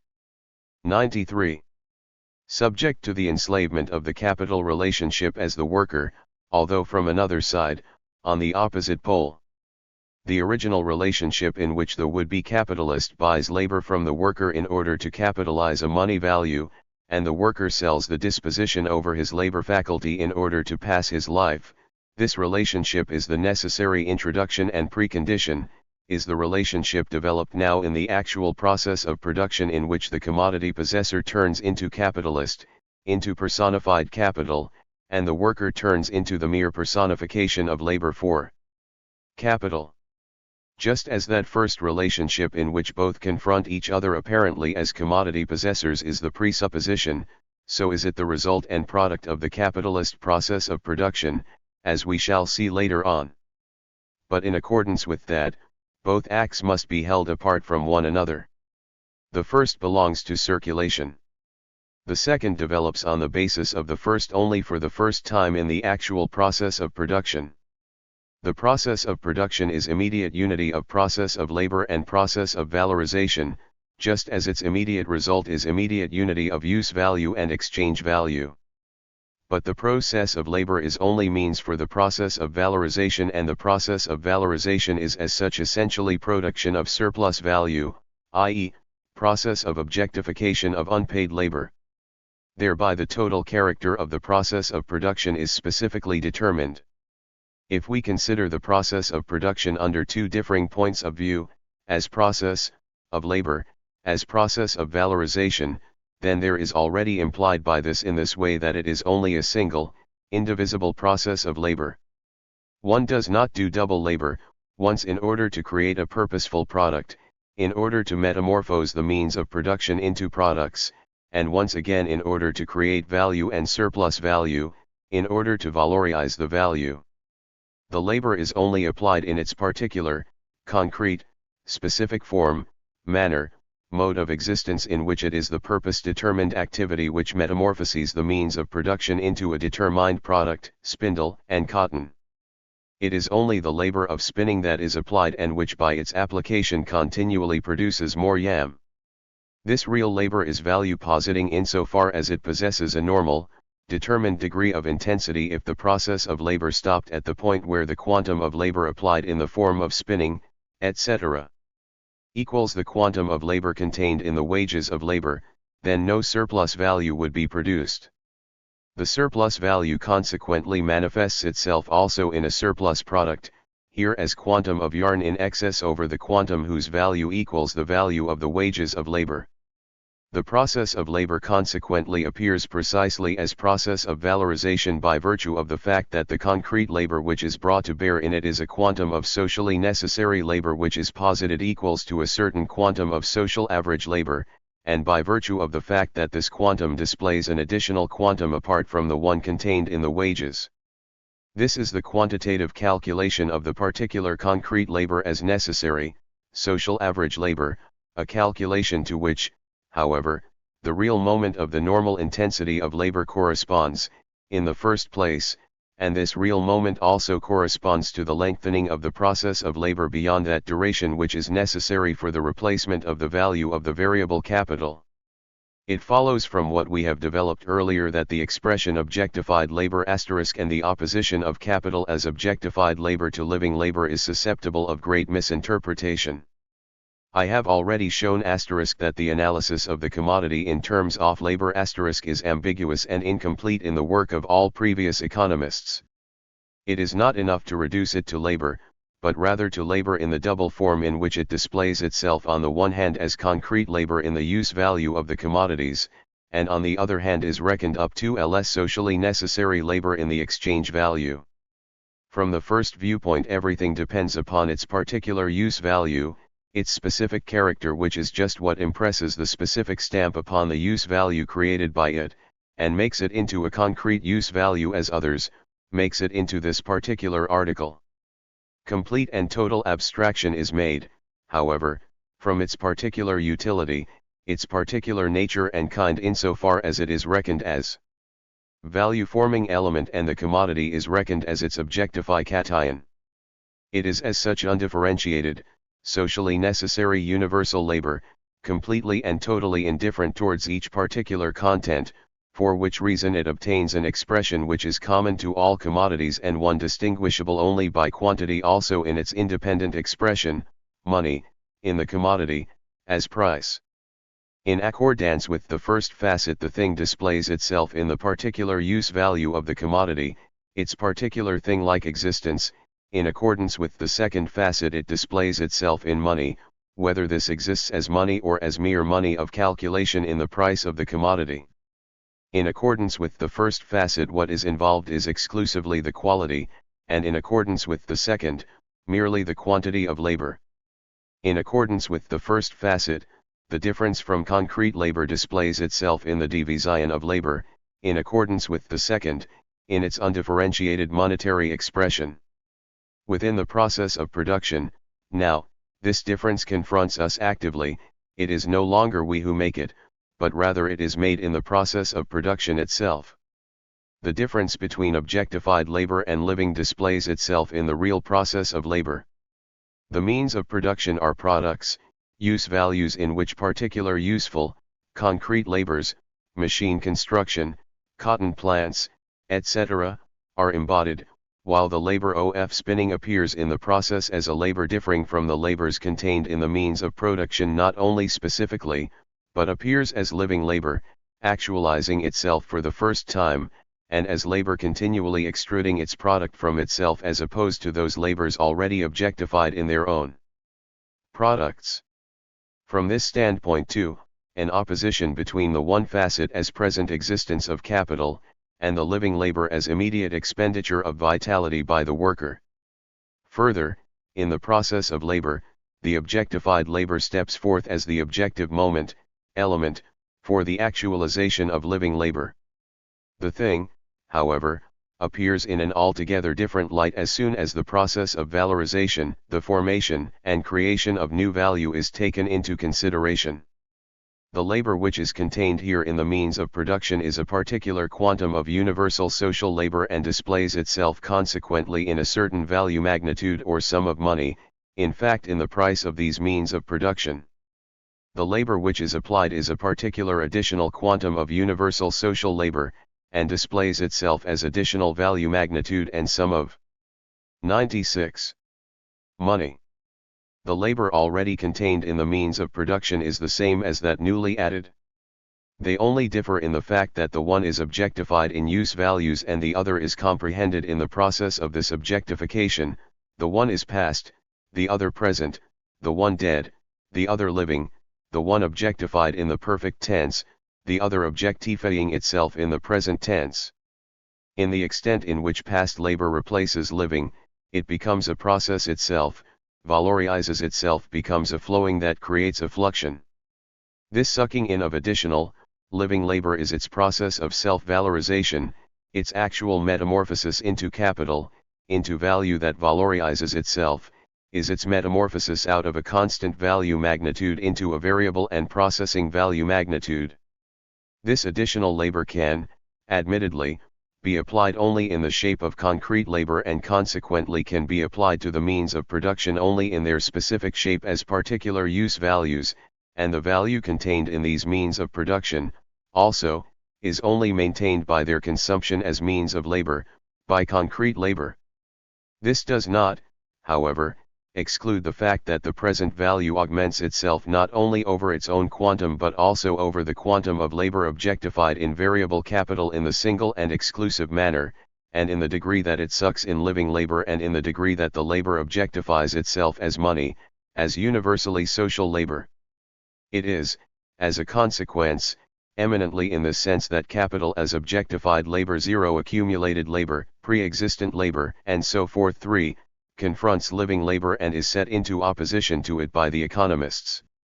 But they fall into contradictions and ambiguity at this point because they have not clearly worked out the analysis of the commodity into labor in double form. Through the original process of exchange between capitalist and worker it is only the living factor, the faculty of labor, that enters into the process of production as a moment of the real shape of capital. But it is only in the process of production itself that the objectified labor first metamorphoses into capital through the sucking in of living labor, and it is as a consequence that labor metamorphoses into capital. The capitalist process of production is unity of process of labor and process of valorization. In order to metamorphose money into capital, it is metamorphosed into commodities which form factors of 97. The process of labor.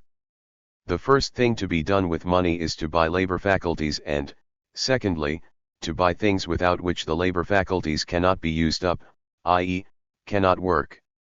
Within the process of labor these things have no meaning except to serve as means of life of labor, as use values for labor with reference to living labor. This signifies its very material and means, and with reference to the product of labor, this signifies its means of production, with reference to the fact that these means of production are themselves already products as the means of production of a new product. But these things do not play this role in the process of labor because the capitalist buys them, because they are the metamorphosed form of his money, but it is rather on the contrary that he buys them because they play this role in the process of labor. It is, for example, indifferent to the process of spinning as such, that cotton and spindles represent the money of the capitalist, that is, capital, and indifferent that the money expended is capital, in accordance with its specificity. They only become material of labor and means of labor in the hand of the spinner at work, and they so become it by virtue of the fact that he spins, not because he spins cotton with a spindle into yarn for that same other person. It is not by virtue of commodities being used up in the process of labor or being consumed productively that they become capital, but it is rather that they become elements of the process of labor in this way. Insofar as these objective elements of the process of labor are bought by the capitalist, they represent his capital. But this also holds of labor. It also represents his capital, for the labor belongs to the buyer of the labor faculty just as much as the objective preconditions of labor which he has bought.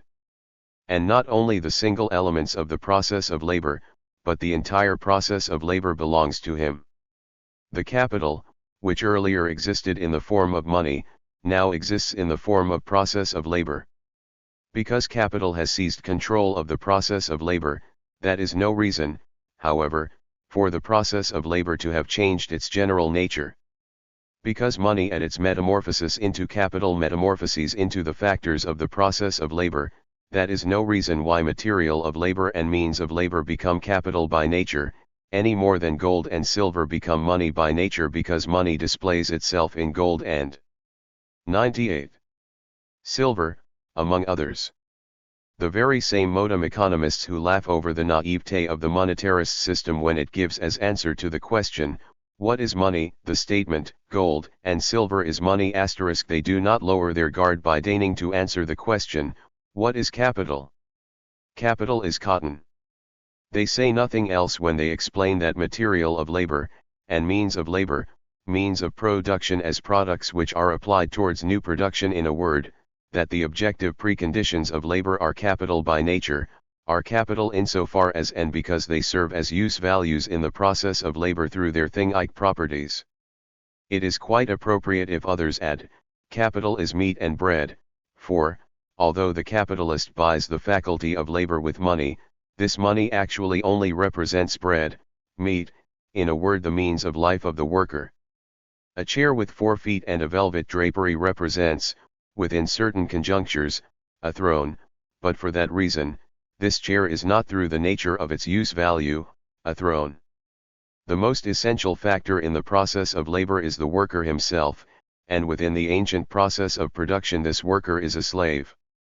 One can just as little conclude from that the worker is a slave by nature, as one can conclude that spindle and cotton are capital by nature, because nowadays it is by used laborer that they are used up in the process of labor.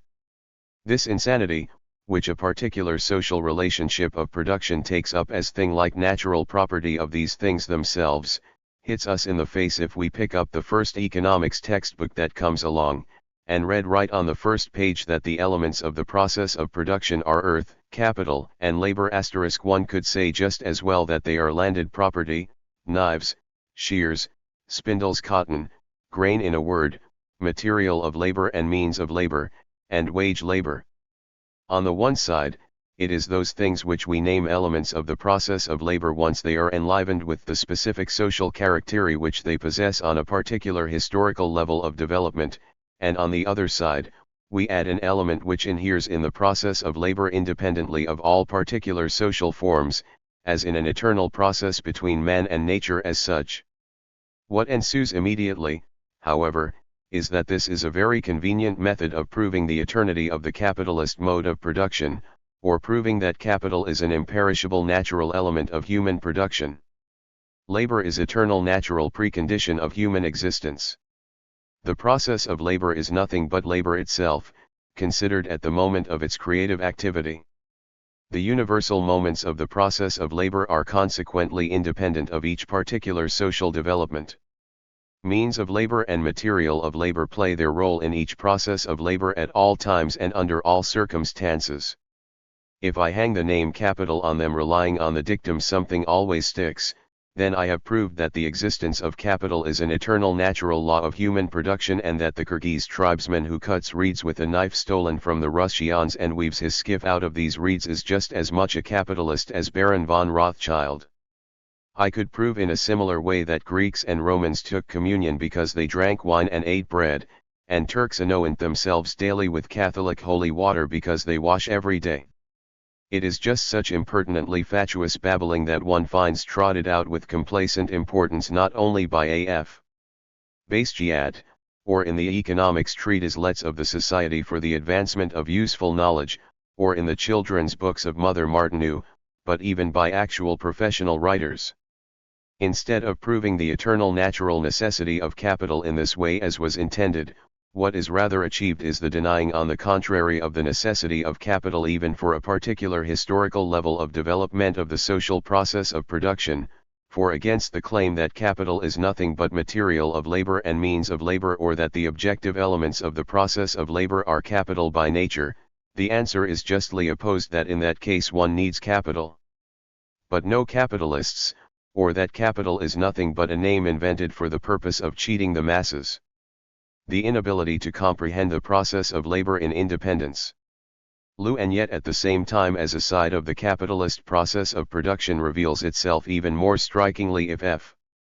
Wayland, for example, tells us the tale that raw material is capital and through its processing it becomes product. Accordingly, leather would be the product of the tanner and the capital of the shoemaker. Raw material and product are both determinations which inhere in a thing with reference to the process of labor, and which both have nothing to do, in and for themselves, with the thing's determination of being capital, although both of them represent capital as soon as the process of labor is appropriated by the capitalist *M. Proudhon has exploited this with his habitual depth. Through what means does the concept of product suddenly metamorphose into the concept of capital? Through the idea of value. That means, that the product, in order to become capital, must have passed through an authentic assessment of value, have been either bought or sold, have had its price debated and fixed by a kind of legal convention. This pelt as it comes from the slaughterhouse is the product of the butcher. Is this pelt bought by the tanner? The latter at once adds it or its value to his exploitation fund. Through the labor of the tanner, this capita/again becomes product.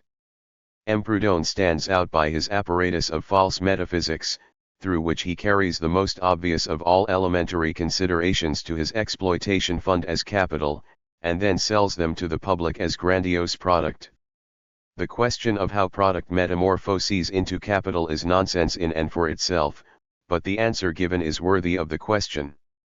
Actually, Proudhon is only narrating to us the two rather well-known facts, that products are worked on among other respects as raw material, and that products are at the same tint commodities, i.e., possess a value which must pass the trial by fire of the debate between buyer and seller prior to its realization. This same philosopher remarks, the difference for society between capital and product does not exist.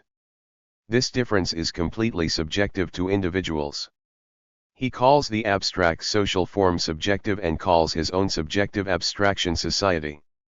If the economist, as long as he considers the capitalist process of production merely from the standpoint of the process of labor, exp. Lane's capital as a mere thing, raw matter, instrument, etc., then it again occurs to him that the process of production is nevertheless also process of valorization, and that those things only come into consideration with respect to the process of valorization as value. Insofar as this value maintains itself, no longer vanishes, multiplies itself, tears itself free of the commodity which had created it, remains like a metaphysical and insubstantial quality always in the possession of the same producer * to that extent is that which just previously still passed as a thing, now explained as a one commercial idea / the product of the capitalist process of production is neither a mere product, nor mere commodity, but, rather, its specific product is surplus value. Its product are commodities which possess more exchange value than was advanced in the form of money or commodities for their production. In the capitalist process of production the process of labor appears only as means, the process of valorization as the production of surplus value as purpose. As soon as the economist reflects upon this fact, the capital is declared to be wealth which is applied in production in order to make profit * for we have seen that the metamorphosis of money into capital is divided into two processes, self-sufficient, belonging to entirely different spheres existing separate from each other. The first process belongs to the sphere of commodity circulation and consequently proceeds upon the commodity market. It is the buying and sale of the faculty of labor. The second process is the consumption of the faculty of labor which has been bought or of the process of production itself. In the first process, capitalists and workers confront each other only as possessors of money and possessors of commodities, and their transaction is an exchange of equivalents just as is that between all buyers and sellers. In the second process, the worker appears temporarily as living constituent of capital itself, and the category of exchange is completely excluded at this point, since the capitalist has appropriated all factors of the process of production, objective as well as personal, through buying them, before this process begins. Although both processes exist self-subsisting beside each other, they condition each other reciprocally. The first introduces the second, and the second carries out the first. The first process, the buying and selling of the faculty of labor, shows us capitalist and worker only as buyer and seller of commodity. It is only the specific nature, the specific use value of the commodity sold by the worker that distinguishes him from other sellers of commodities. But the particular use value of the commodities changes nothing at all in the economic form determinacy of the transaction, nothing at all in the fact that the buyer represents money and the seller represents commodity. Thus, in order to prove that the relationship between capitalist and worker is absolutely nothing other than a relationship between possessors of commodities who exchange money and commodity with each other for their reciprocal advantage and through a free contract, it suffices to isolate the first process and hold firmly to its formal character. This simple artifice is no witchcraft, but it forms the entire stock of wisdom of vulgar economics. We have seen that the capitalist must metamorphose his money not only into faculties of labor, but into the substantial factors of the process of labor, the means of production. If we consider, however, the entire capital on the one side, and the entirety of the sellers of faculties of labor on the other side, in this way the worker is precisely compelled instead of a commodity to sell his own faculty of labor as a commodity, because the collected means of production, the collected substantial preconditions of labor as well as the collected means of life, money, means of production, and means of life confront him as the property of someone else thus, because all substantial wealth confronts the worker, as property of the possessors of commodities. It is hypothesized that he works as non-possessor and the preconditions of his labor confront him as alien property.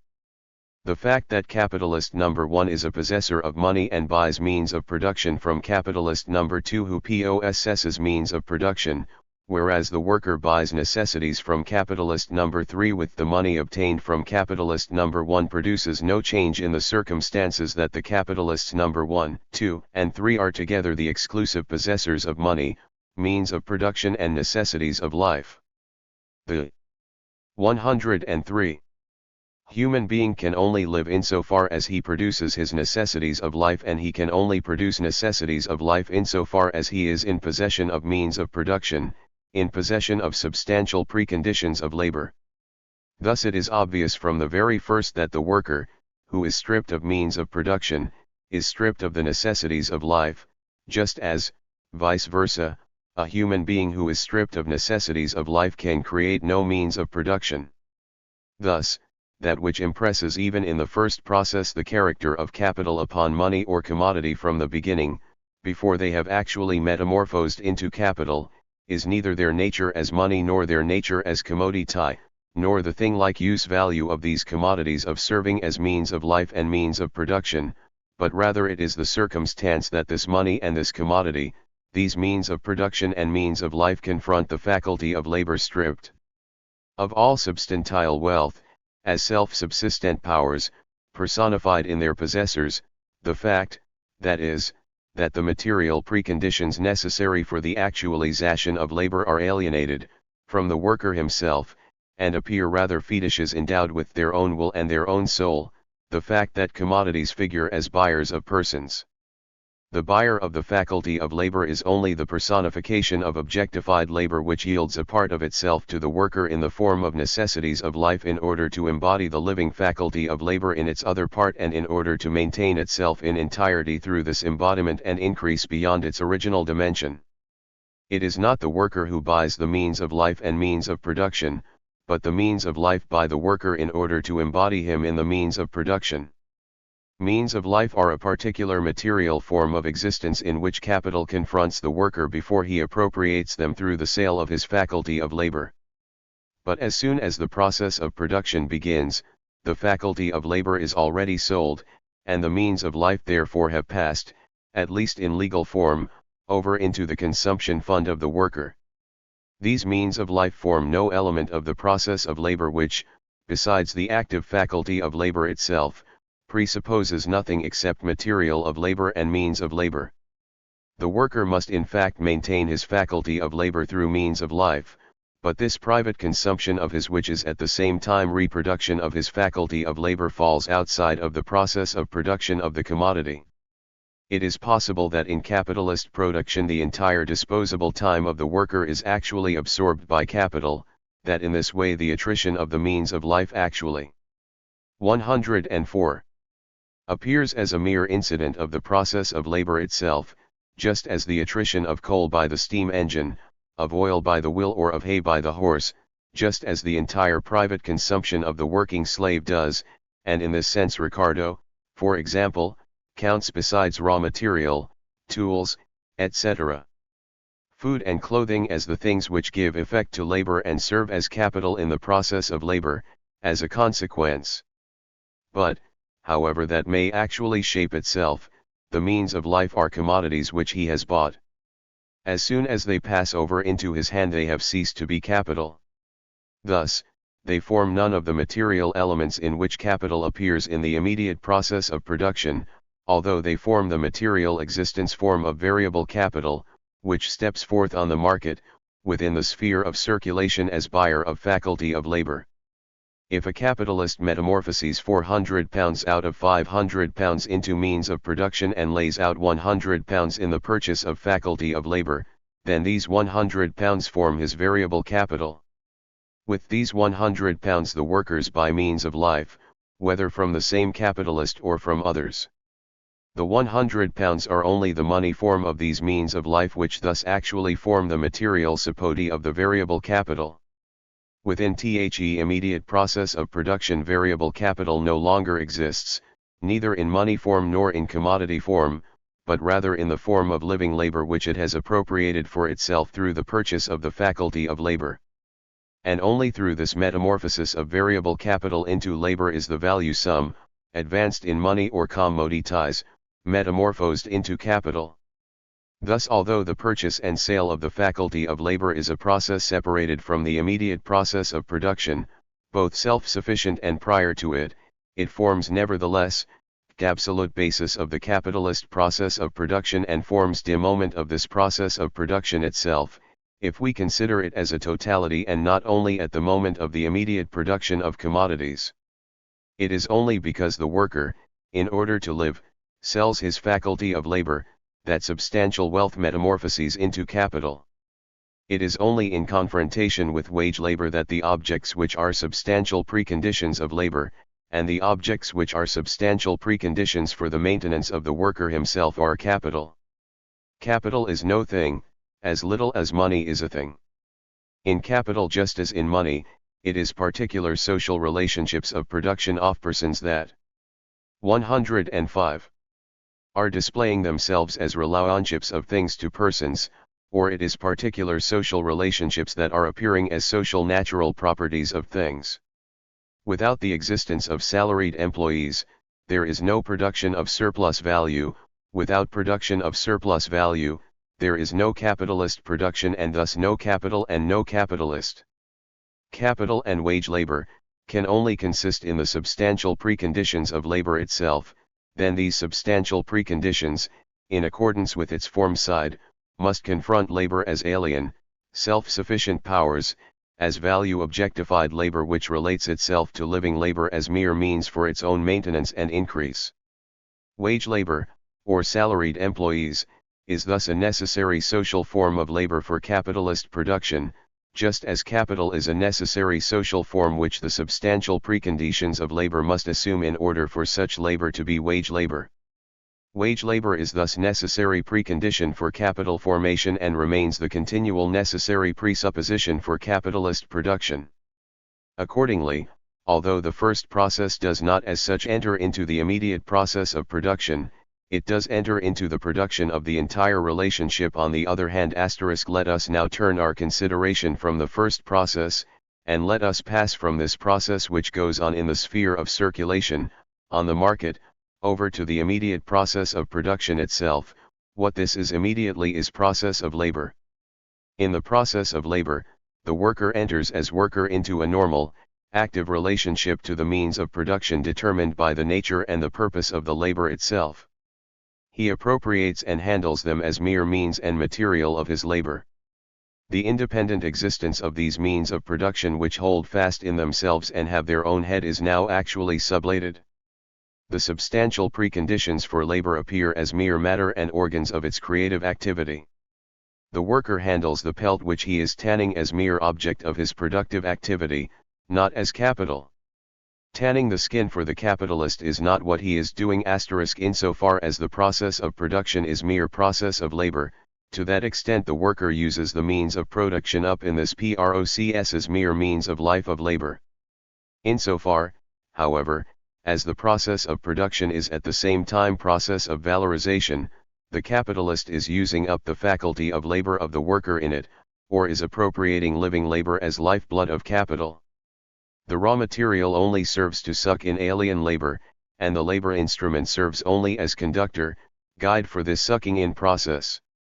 By the fact of the living labor faculty being embodied in the substantial constituents of capital, this is turned into an animated monster, and begins to act as if it had love in its body. Since it is only in a particular useful form that labor creates value, and since each particular useful kind of labor requires material and means of specific use value, their labor can only be sucked in, insofar as capital takes on the form of those means of production specifically required for particular processes of labor, and only in this shape is it able to suck in living labor.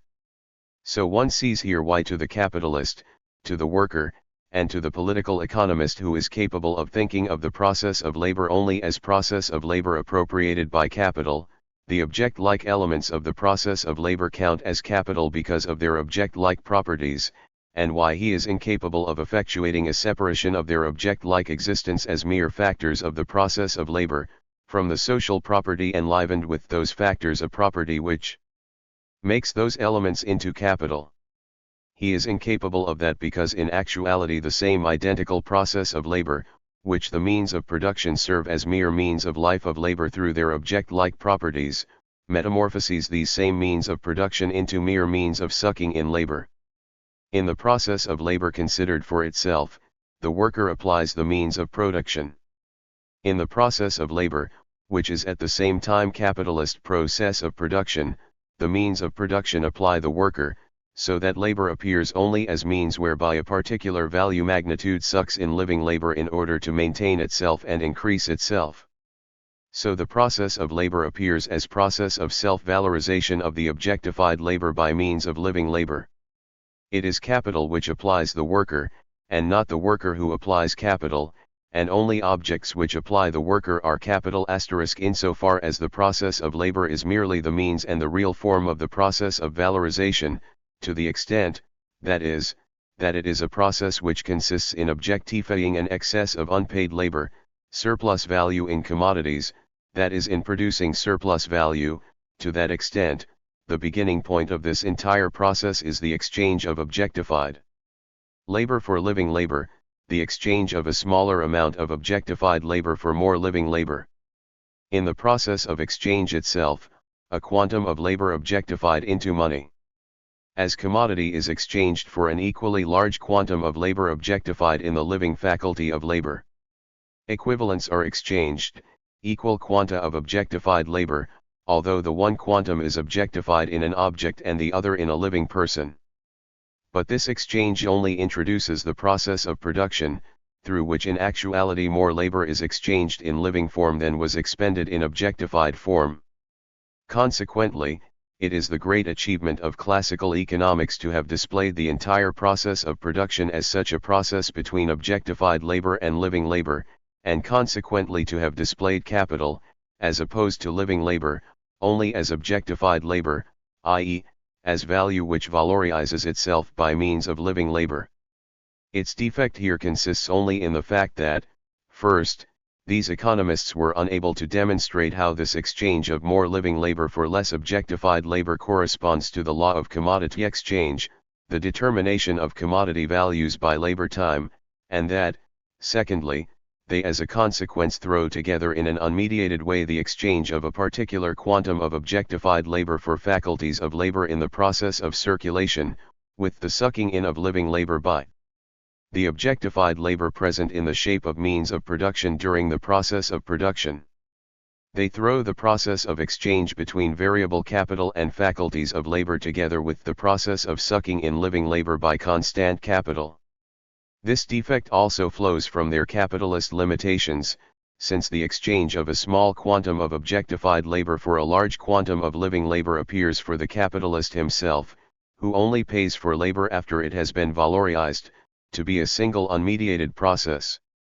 Thus if the modern economist opposes capital as objectified labor to living labor, he thereby understands by objectified labor not the products of labor insofar as they have a use value and are an embodiment of particular, useful labors, but insofar as they are materialization of a particular quantum of universal social labor which valorizes itself through the process of appropriation of alien, living labor.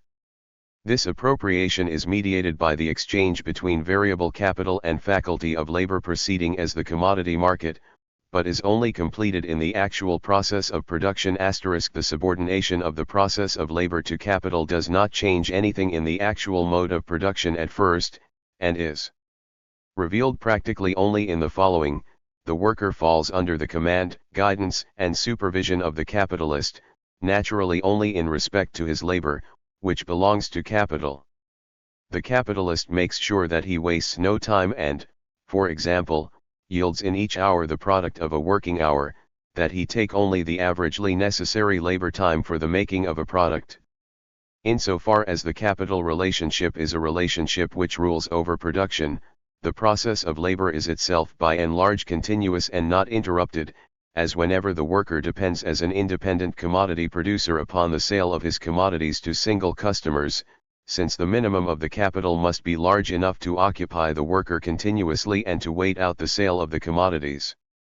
Finally, the capitalist forces the workers to extend the duration of the process of labor as far beyond the limits of the labor time necessary for the reproduction of the wages of labor as much as possible, since it is just this excess of labor which yields him the surplus value * just as the use value of the commodity interests the commodity owner only as bearer of its exchange value, so the process of labor interests the capitalist only as bearer and means of the process of valorization. Within the process of production, too, insofar as it is process of valorization, the means of production continue to be mere money value, indifferent to the particular material shape, the particular use value in which this exchange value is displayed, just as within that process, labor itself does not count as productive activity of particular useful character, but as substance creative of value, as social labor as such, which objectifies itself, and in which the only interesting moment is its quantity. Each particular sphere of production, consequently, counts for capital only as a particular sphere in which money is invested in order to make more money out of it, in order to maintain present value and increase it, or in order to appropriate surplus value. In each particular sphere of production, the process of labor and consequently the factors of the process of labor are different. No boots can be made with spindle, cotton, and spinners. The investment of capital, however, in this or that sphere of production, the masses into which the totality of capital of society in the different spheres of production divides itself up, finally, the relationship in which it wanders out of one sphere of production into the others, all this is determined by the shifting relationship in which society has need of the products of these particular spheres of production, i.e., of the use values of the commodities which they create. 4. Although it is only the exchange value of a commodity that is actually paid, it is always only the use value for which it is bought. Capital, however, is in and for itself indifferent to the particularity of each sphere of production, and is only determined by the greater or lesser difficulty involved in the sale of the commodities of this or that sphere of production, by where it is invested, by how it is invested, and by the extent to which it passes out of one sphere of production or alters its distribution between the different spheres of production. In actuality, this fluidity of capital rushes onto frictions which are not to be discussed at this point. But on the one hand, it provides itself with means to deal with these frictions, as will be seen later, so far as they only arise out of the nature of the relationship of production itself. On the other hand, it dispenses with all legal and extra-economic obstacles to its free movement in the various spheres of production, as the development of the mode of production peculiar to that relationship proceeds. Above all, it overthrows all legal or traditional barriers which keep it from buying this or that kind of faculty of labor just as it thinks best, or it appropriates this or that kind of labor at will. Although the faculty of labor further possesses a particular shape in each particular sphere of production, as faculty for spinning, shoemaking, blacksmithing, etc., and consequently requires for each particular sphere of production a faculty of labor which has developed itself in one aspect, a particularized faculty of labor, thus that equal fluidity of capital hypothesizes the same fluidity or variability in labor, that is, in the ability to apply the faculty of labor by the worker. We shall see that the capitalist mode of production itself creates these economic obstacles which oppose its own tendency, but it dispenses with all legal and extra-economic obstacles to this variability. The particular material form in which capital appears in the process of labor is precisely as indifferent to capital as value which valorizes itself as the particular content of his labor is to the worker. His labor belongs to capital, it is only the use value of the commodity which he has sold, and he has only sold it in order to appropriate money, and with that money means of life. The change in the kind of labor only interests him because each particular kind of labor demands another development of the faculty of labor. If his indifference towards the particular content of labor does not provide him with the ability to vary his faculty of labor at command, he reveals this indifference in the fact that he throws his substitutes, the coming generation, from one branch of labor into another just in accordance with the demand of the market. The more developed capitalist production is in a country, the greater is the request for variability addressed to the faculty of labor, and the more indifferent is the worker towards the particular content of his labor, and the more fluid is the movement of capital from one sphere of production into the other. Classical economics presupposes the variability of the faculty of labor and the fluidity of capital as axioms, and rightly so, to the extent that this is the tendency of the capitalist mode of production, which asserts itself heedless of all obstacles, which it to a large extent creates on its own. In order to display the laws of political economy purely, Abstraction is made from frictions, just as one abstracts in pure mechanics from the particular frictions which must be mastered in each particular case of its application. Although capitalist and worker confront each other on the market only as buyers, money, and sellers, commodity, this relationship is colored from the beginning in a particular way by the peculiar content of their commerce, the more so, since it is presupposed in the capitalist mode of production that the appearance of both sides on the market repeats itself constantly in the very same determination, or is a constant appearance. If we consider the relationship of commodity owners as such on the market, then the very same commodity owner appears alternately as buyer and seller. The fact that two commodity owners differ from one another as buyer and seller is only a constantly disappearing difference, by virtue of the fact that all play the same roles towards one another alternately in the sphere of circulation. Now the worker becomes buyer, admittedly, after he has sold his faculty of labor, and capitalists confront him as mere commodity sellers. But in his hands, money is only means of circulation. On the genuine commodity market, the worker distinguishes himself actually only as buyer, from the commodity owner as seller. But on the labor market, on the other hand, money confronts him constantly as the money form of capital, and the money owner consequently confronts him as personified capital, capitalist just as he on his side confronts the money owner, as mere personification of the faculty of labor, hence of labor, as worker. It is not a mere buyer and a mere seller who confront each other in the sphere of circulation, on the market, as buyer and seller. Their relationship as capitalist and laborer is the presupposition for their relationship as buyer and seller. It is not, as with other commodity sellers, a relationship which simply arises out of the nature of the commodity itself, namely, that no one produces the products immediately for his vital necessities, but that everyone produces a particular product as commodity, through whose sale he appropriates the products of another. It is not this social division of labor and self-sufficiency of the different branches of labor towards one another, as they make the shoemaker into a seller of boots and buyer of leather or bread. But rather it is the very division of those elements of the process of production which belong together, and their process of becoming self-sufficient which proceeds to the point of reciprocal personification, which is the means through which money as universal form of objectified labor turns into the buyer of faculties of labor, of the living source of exchange value and hence of wealth. Actual wealth, considered in accordance with exchange value, and considered in accordance with use value as one person confronts possibility of wealth as another person. Through the fact of surplus value being the specific product of the process of production, its product is not only commodity but also capital. Within the process of production labor metamorphoses into capital. The activity of the faculty of labor objectifies itself in the process of production, and thereby becomes value, but, since labor has ceased to belong to the worker himself even before it begins, what objectifies itself for him is objectification of alien labor and hence is value which confronts the faculty of labor independently, capital. The product belongs to the capitalist and it represents capital just as much as the elements of production do. On the other hand, present value or money only becomes capital in actuality 1, by displaying itself as self-valorizing value, i.e., to get back a higher value out of production than the sum of values amounted to which the capitalist advances in and for it. The production of commodities itself appears only as a means to this end, as in general the process of labor only appears as a means for the process of valorization.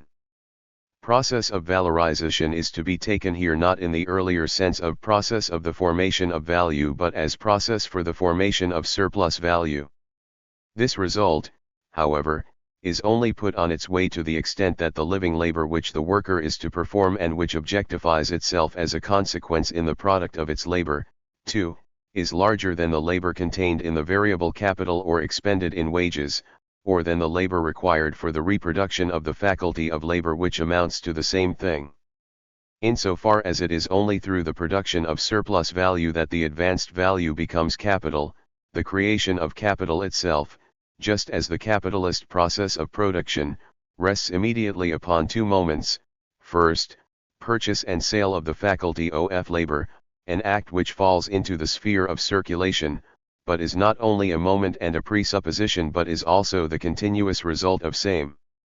This purchase and sale of the faculty of labor has as its hypothesis the separation of the objective preconditions of labor, hence, 0/the means of life and of the means of production from the living faculty of labor itself, so that the latter is the only property over which the worker disposes, and is the only commodity which he has for sale.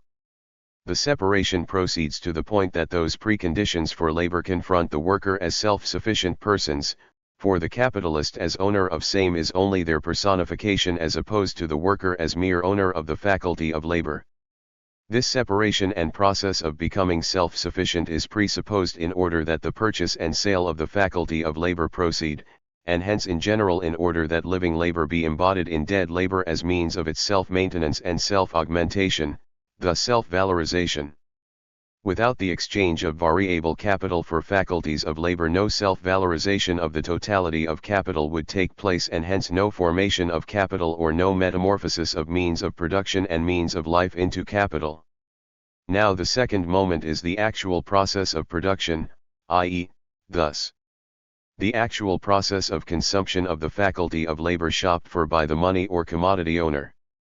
In the actual process of production, the objective preconditions of labor, material and means of labor, serve not only for the self-objectification of living labor, but for the self-objectifying of more labor than was contained in the variable capital.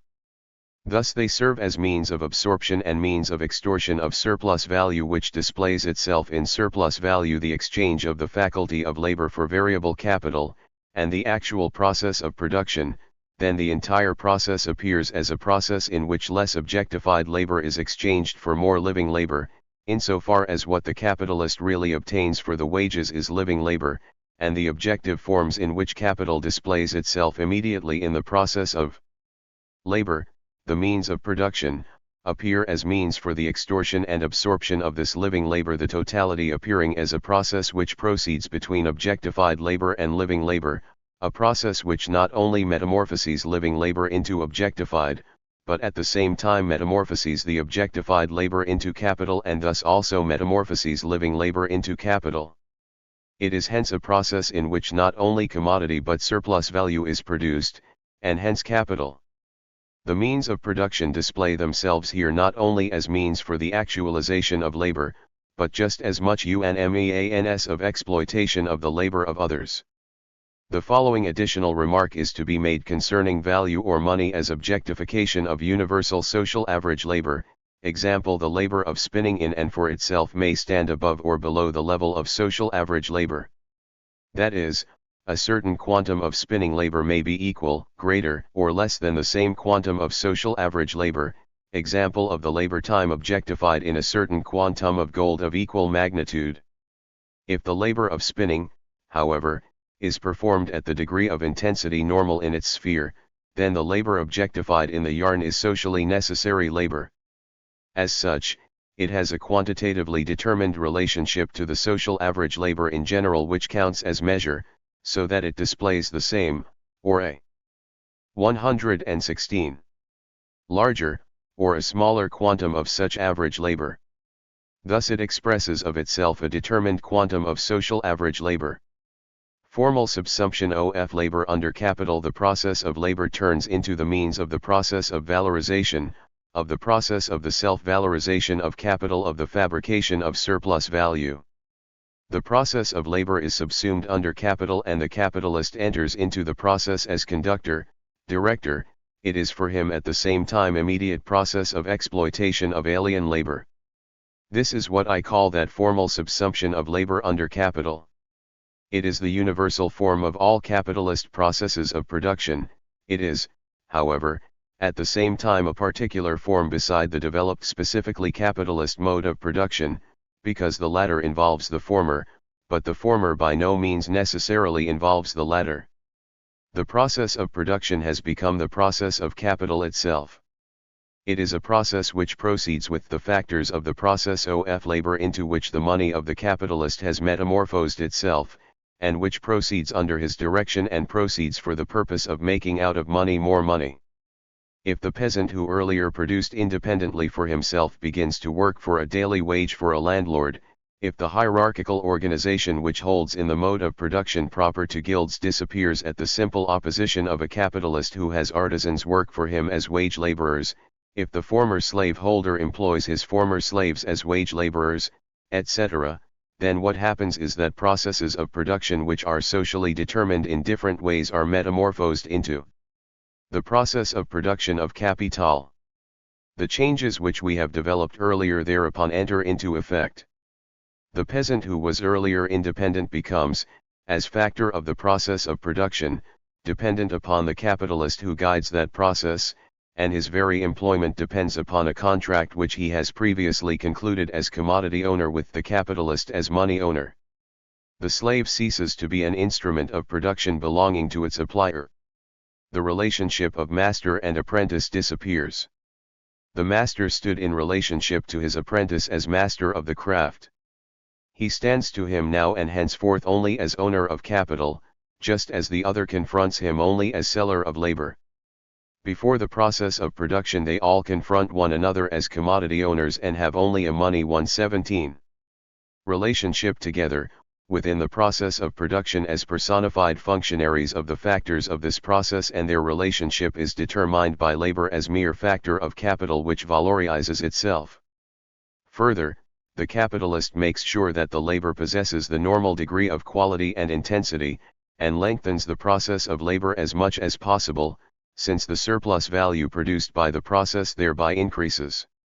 The continuity of labor increases if into the place of producers who have previously been dependent upon single customers there step the latter kind of workers who have no longer any particular commodity to sell, but have in the capitalist a perpetual paymaster. The mystification which is imminent to the capital relationship also makes its appearance. The power of labor to maintain value appears as the power of self-maintenance of capital, the power of labor to create value as power of capital to valorize itself, and in sum as far as the concept is concerned the objectified labor appears as applier of the living labor. In spite of all that, an essential change in the real manner and mode of the process of labor, of the actual process of production, has not at all made its appearance simply with that change as such. On the contrary, it lies in the nature of the case, that it is a process of labor which is given and at hand that capital subsumes to itself. Thus, for example, artisan work, the mode of agriculture which corresponds to the small, self-sufficient peasant economy. If changes in these traditional processes of labor which have been brought by capital under its command make their appearance, then these modifications can only be gradual consequences of that subsumption of given, traditional processes of labor under capital which has already occurred. The fact that labor becomes more intensive, or that the duration of the process of labor is lengthened, or that labor becomes more continuous and more orderly under the eye of the interested capitalist, etc., none of that in and for itself changes the character of the real process of labor itself, of the real manner of labor. Thus, this forms a great contrast to the specifically capitalist mode of production. 118. Which develops, as we have shown in the advance of the capitalist production, a mode of production which revolutionizes the species of this labor and the real mode of the entire process of labor simultaneously with the relationships of the various agents of production. It is in opposition to the latter that we have considered hitherto under capital, the formal subsumption of labor under capital. The capital relationship as compulsion relationship in order to exact surplus labor through lengthening of the labor time, a compulsion relationship which rests upon no personal mastery and dependence relationships, but rather simply arises out of different economic functions. Such capital relationship is common to both modes, but the specifically capitalist mode of production knows other modes of exacting surplus value, too. On the other hand, on the basis of a mode of labor which is at hand, surplus value can only be engendered through lengthening of the labor time, thus in the mode of absolute surplus value. It is consequently to this as the only form of the production of surplus value that the formal subsumption of labor under capital corresponds. The universal moments of the process of labor as they were displayed in Chapter 2 are determinations which are independent of each historical and specifically social character of the process of production and which remain equally true for all possible development forms of same, and are in fact unalterable natural preconditions of human labor. This reveals itself in an equally striking fashion in the fact that they hold for the human beings who work independently, producing not in exchange with society but rather only in exchange with nature, Robinson, etc. Thus they are in fact absolute determinations of human labor in general, as soon as it has worked itself out of the purely animal character.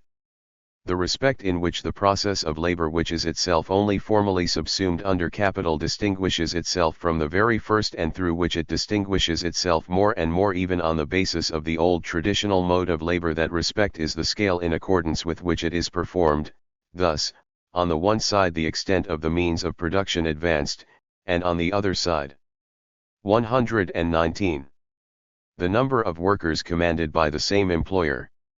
That which, for example on the basis of the mode of production proper to guilds, appears as maximum can constitute scarcely a minimum for the capital relationship.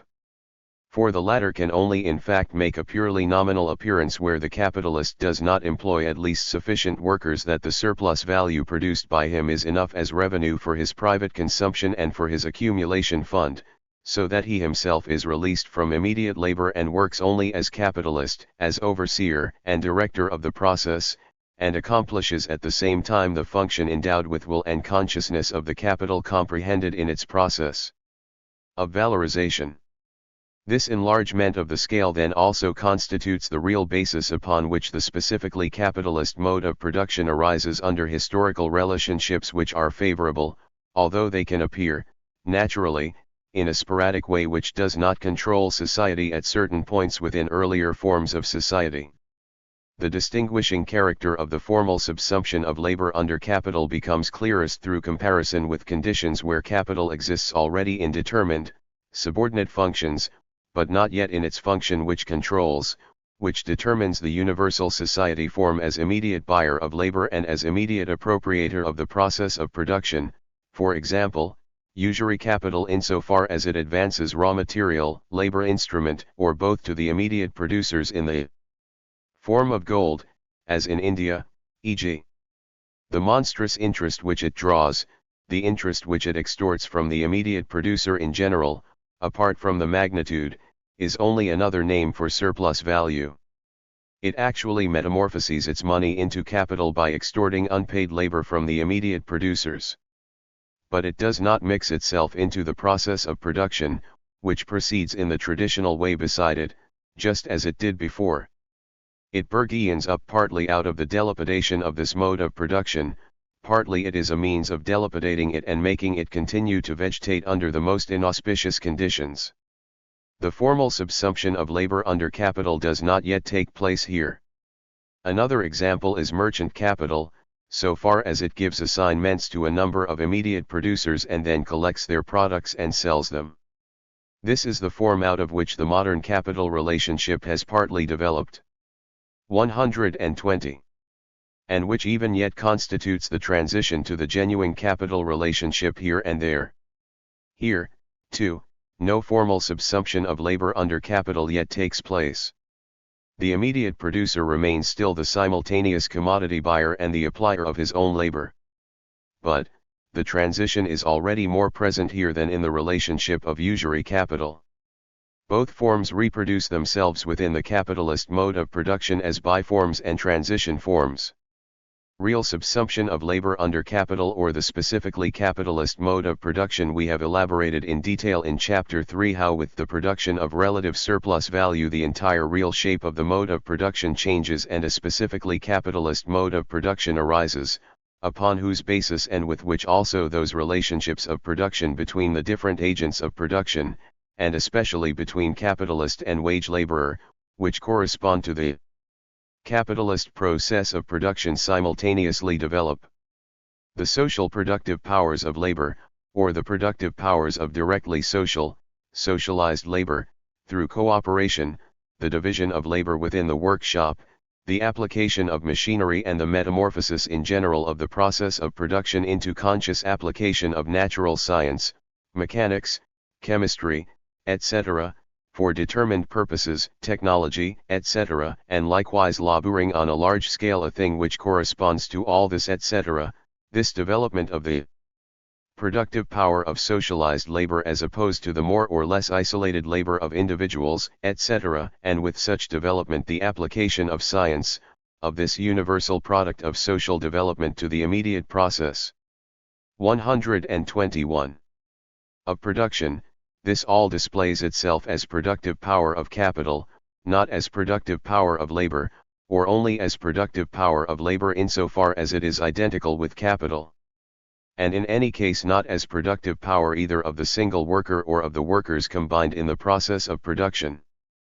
The mystification, which lies in the capital relationship in general, is now developed much further than was and could be the case with the subsumption of labor under capital of a merely formal character. On the other hand, it is at this point that the historic significance of capitalist production first makes its appearance in a striking way, precisely through the transformation of the immediate process of production itself and the development of the social productive powers of labor.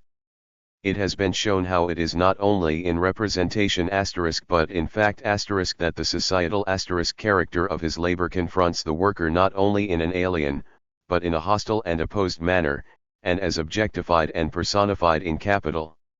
Just as the production of absolute surplus value can be regarded as material expression of the formal subsumption of labor under capital, so the production of relative surplus value can be regarded as that of the real subsumption of labor under capital.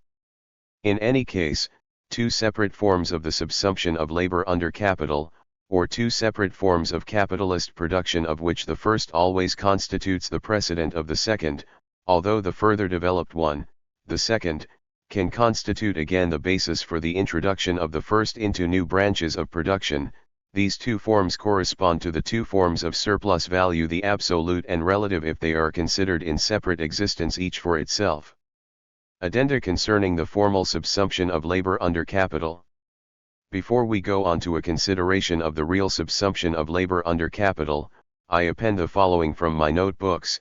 The form which rests upon the absolute surplus value I name formal subsumption of labor under capital, because it distinguishes itself only formally from the earlier modes of production upon whose basis it immediately arises, whether it be because the producer is self-employing in it, or because the immediate producers have to provide surplus labor for others. The compulsion which is 122. Exerted is of another variety. What is essential in formal subsumption is 1. The pure money relationship between the one who appropriates the surplus labor and the one who provides it. So far as subordination ensues, it ensues from the determined content of the sale, not from a subordination which is presupposed to it, a subordination whereby the producer would be put into a relationship other than the money relationship towards the exploiter of his labor as a result of a political, etc. relationship. It is only as owner of the preconditions of labor that the buyer brings the seller into economic dependency upon him. Here, there is no political and socially fixed relationship of super and subordination. 2. What is included within the first relationship, for otherwise the worker would not have to sell his faculty of labor. The fact that his objective preconditions of labor confront him as capital, as monopolized by the buyer of his faculty of labor. The more completely these preconditions of labor confront him as alien property, the more completely does the relationship of capital and wage labor obtain in a formal way. Thus formal subsumption of labor under capital, the precondition and presupposition of real subsumption. Within the mode of production itself there is still no difference here. The process of labor, regarded technologically, proceeds straight ahead just as earlier, only now as process of labor subordinated to capital. As we developed earlier, there develops within the process of production itself, nevertheless an economic relationship of supra-and subordination, by virtue of the fact that the consumption of the faculty of labor occurs by the capitalist and consequently is overviewed and directed by him. Greater continuity and intensity of labor and greater economizing in the application of the preconditions of labor develop, by virtue of the fact that all efforts are made to ensure that the product represents only socially necessary labor time, and that this holds as well with respect to living labor which is used for its production as with respect to the objectified labor which goes into it in forming value, as value of the applied means of production. In the case of the formal subsumption of labor under capital, the compulsion towards surplus labor and thereby on the one hand towards the formation of needs and of the means for the satisfaction of these needs just as of the production mass beyond the measure of the 123 traditional needs of the worker and towards creation of free time for development independently of material production, the aforementioned compulsion acquires only another form from that which obtained in earlier modes of production, but a form which increases the continuity and intensity of labor, which augments production, is more favorable to the development of variations in labor faculties, and is thereby more favorable to the differentiation in the modes of labor and employment, and ultimately dissolves the relationship of the possessors of the preconditions of labor and of the workers themselves into a pure buy and sell relationship or money relationship, and separates the exploitation relationship out from all patriarchal and political or even religious enlivenings. Admittedly, the very production relationship itself creates a new relationship of super and subordination. The less capitalist production gets beyond the formal relationship, so much the less is that relationship developed too, since it presupposes only small capitalists which are only slightly different from the workers themselves in mode of culture and activity. The difference in the type of the relationship of super and subordination reveals itself most of all where subsidiary work of agricultural or domestic kinds which used to be plied merely for the need of the family are metamorphosed into independently capitalistic branches of labor. The difference of that labor which is formally subsumed by capital from earlier types of application of labor steps forth in the same scope in which the magnitude of capital grows which the individual capitalist applied, thus the number of workers which are employed at the same time by him. Only with a certain minimum of capital does the capitalist cease to be a worker himself and begins to retain for himself only the direction of the process of labor and the business with the produced commodities. The real subsumption of labor under capital only occurs where capitals of a certain magnitude have taken immediate possession of production, whether it is because the merchant is becoming an industrial capitalist, or because on the basis of the formal subsumption larger industrial capitalists have formed. If the relationship of super and subordination takes the place of slavery, bondage, vassalage, patriarchal forms of subordination and the like, then the only thing that happens is a metamorphosis within its 124 form. The form becomes freer because it remains of only thing like nature, formally voluntary, purely economic. Or the relationship of super and subordination in the process of production takes the place of earlier self-sufficiency in the process of production, as e.g. in the case of all self-sustaining peasants, farmers, who only had a product rent to pay whether to state or to landlord *, of agriculture domestic secondary industry or of independent artisanate. Thus there is present here loss of the earlier self-sufficiency in the process of production, and the relationship of super and subordination is itself the product of the introduction of the capitalist mode of production. Finally, the relationship of capitalist and wage laborer can take the place of the guild master, his journeymen and apprentices, a transition which partly the manufacturing cities pass through at their origin. The medieval guild relationship which developed in analogous form in Athens and Rome, also, within narrow limits, and which was so decisively important in Europe for formation of the capitalists on one hand and for formation of a free state of labor on the other hand, is a limited, not yet adequate form of capital and wage labor relationship. There exists here on the one hand the relationship of buyer and seller. Wages are paid, and master, journeyman and apprentice confront one another as free persons. The technological basis of this relationship is the artisan-type business in which the more or less competent manipulation of the labor instrument is the deciding factor of production, the independent, personal labor and consequently its professional development which requires greater or lesser training time is here what determines the result of labor. The master finds himself, to be sure, in possession of the preconditions of production, the tools, the material of labor, the product belongs to him. To that extent he is capitalist. but as capitalist he is not master. First, he is himself an artisan and is supposed to be master in his profession. Within the process of production itself he figures just as much as an artisan as his journeymen, and he is the first to initiate his apprentices into the mystery of his technique. He has quite the same relationship to his apprentices as a professor to his students.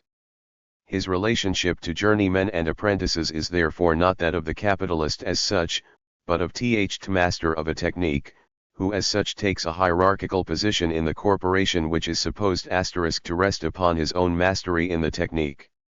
His capital 125 is consequently also as much in accordance with its thing-like form as in accordance with its value scope-bound capital, which has by no means still retained the free form of capital. It is not a determined quantum of objectified labor, value as such, which can assume this or that form of preconditions of labor, just as it chooses in each case after it exchanges itself in order to appropriate surplus labor for this or that form of living labor. Only after he has passed through the prescribed steps of apprentice, journeyman, etc., has himself provided his masterpiece, can he convert money which is in this determined branch of labor partly into the objective conditions for the handicraft and partly by journeymen and maintain apprentices. Only in his own handicraft is he able to metamorphose his money into capital, i.e., employ it not only as means of his own labor but also as means of exploitation of alien labor. His capital is bound to a determined form of use value and consequently confronts his workers just as little as capital does. The methods of labor which he applies are not only customary but prescribed by the guild count as the necessary ones, and thus from this side too it is not the exchange value of labor but its use value which appears as the ultimate final cause. It does not depend upon his discretion whether to provide work of this or that quality, but the entire guild business is directed towards the providing of determined quality. The price of labor stands in his discretion as little as the methods of labor. The limited form which hinders his property from functioning as capital reveals itself further in the fact that in fact a maximum has been prescribed for the value scope of his capital. He may not hold journeymen above a certain number, since it is by the guild that all masters as a whole are to be assured an aliquot part of the profit on their handicraft. Finally, the relationship of the master as member of the same guild to other masters, as such he belongs to a corporation which possesses certain preconditions of production, political rights, participation in the civil administration, etc. He works on order with exception of his labors for merchants for the immediate use value, and the number of masters was also regulated in accordance with that fact. He does not confront his workers as mere merchant. Still less can the merchant metamorphose his money into productive capital. He can only dispose over the commodities but not produce them himself. The purpose and result of the exploitation of alien labor appears here to be existence in accordance with orders, not the exchange value as such, not enrichment as such. 126. What is decisive here is the instrument. The raw material is provided here in many branches of labor to the master himself by his customers. The barrier of production within the totality of the given consumption is here law. It is thus by no means regulated by the barriers which disappear with the political social bonds in which capital still moves here and consequently does not yet appear as capita. The merely formal metamorphosis of the handicraft-like business into the capitalistic consists in the falling away of all these barriers with which the relationship of super and subordination changes. The master is now no longer as master capitalist, but as capitalist, master. The barrier of his production is no longer conditioned by the barrier of his capital. The capital can be exchanged at will for each kind of labor and consequently of preconditions of labor. He can cease to be an artisan himself. With the sudden expansion of commerce and thereby of the demand for commodities by the order of merchants, the guild-like business had to be driven beyond its barriers by itself, change itself formally into a capitalist business. As opposed to the self-sufficient artisan who works for strange customers, the continuity of the worker who works for the capitalist increases naturally, whose labor has no boundary at the accidental need of individual customers *, but only at the need for exploitation of the capital which employs him. As opposed to the slave, this labor becomes more productive by the slave's working only under the stimulus of external fear but not for his own existence, which does not belong to him, and is ncve less guaranteed him. The free worker on the other hand is driven by his wants star. The consciousness of free self-determinacy, of freedom, makes the one a much better worker than the other, and the feeling of responsibility which is connected to it, since he is responsible for the commodity which he provides and must provide it in a certain quality, just like every commodity seller, he ought not be driven from the field by other commodity sellers of the same species. The continuity of the relationship of slave and slaveholder is a relationship in which the slave is maintained by direct compulsion. The free worker, however, must maintain it on his own, since his existence and that of his family depends upon his continually renewing the sale of his labor faculty to the capitalist. In the case of the slave, the minimum of salary appears as a constant. 127. Magnitude independent of his labor. In the case of the free worker, this value of his labor faculty and the average wages for labor corresponding to it manifests itself not in this predestined boundary, independent of his own labor, which is determined by his merely physical needs. The average for the class is more or less constant, like the value of all commodities, but it does not exist in this immediate reality for the individual worker, whose labor may stand above or below this minimum. The price of labor at one time sinks beneath the value of the labor faculty and at another rises above it. Additional scope tau the individuality of the worker, whereby wage differentiation is partly in differing branches of labor, partly in the same branch of labor in accordance with industriousness, skill, strength, etc. of the worker, and this differentiation, to be sure, is partly determined by the measure of his own personal achievement. Thus, wage magnitude appears in alternation as result of his own work and of its individual quality. Namely, this is developed where wages for piece work are paid.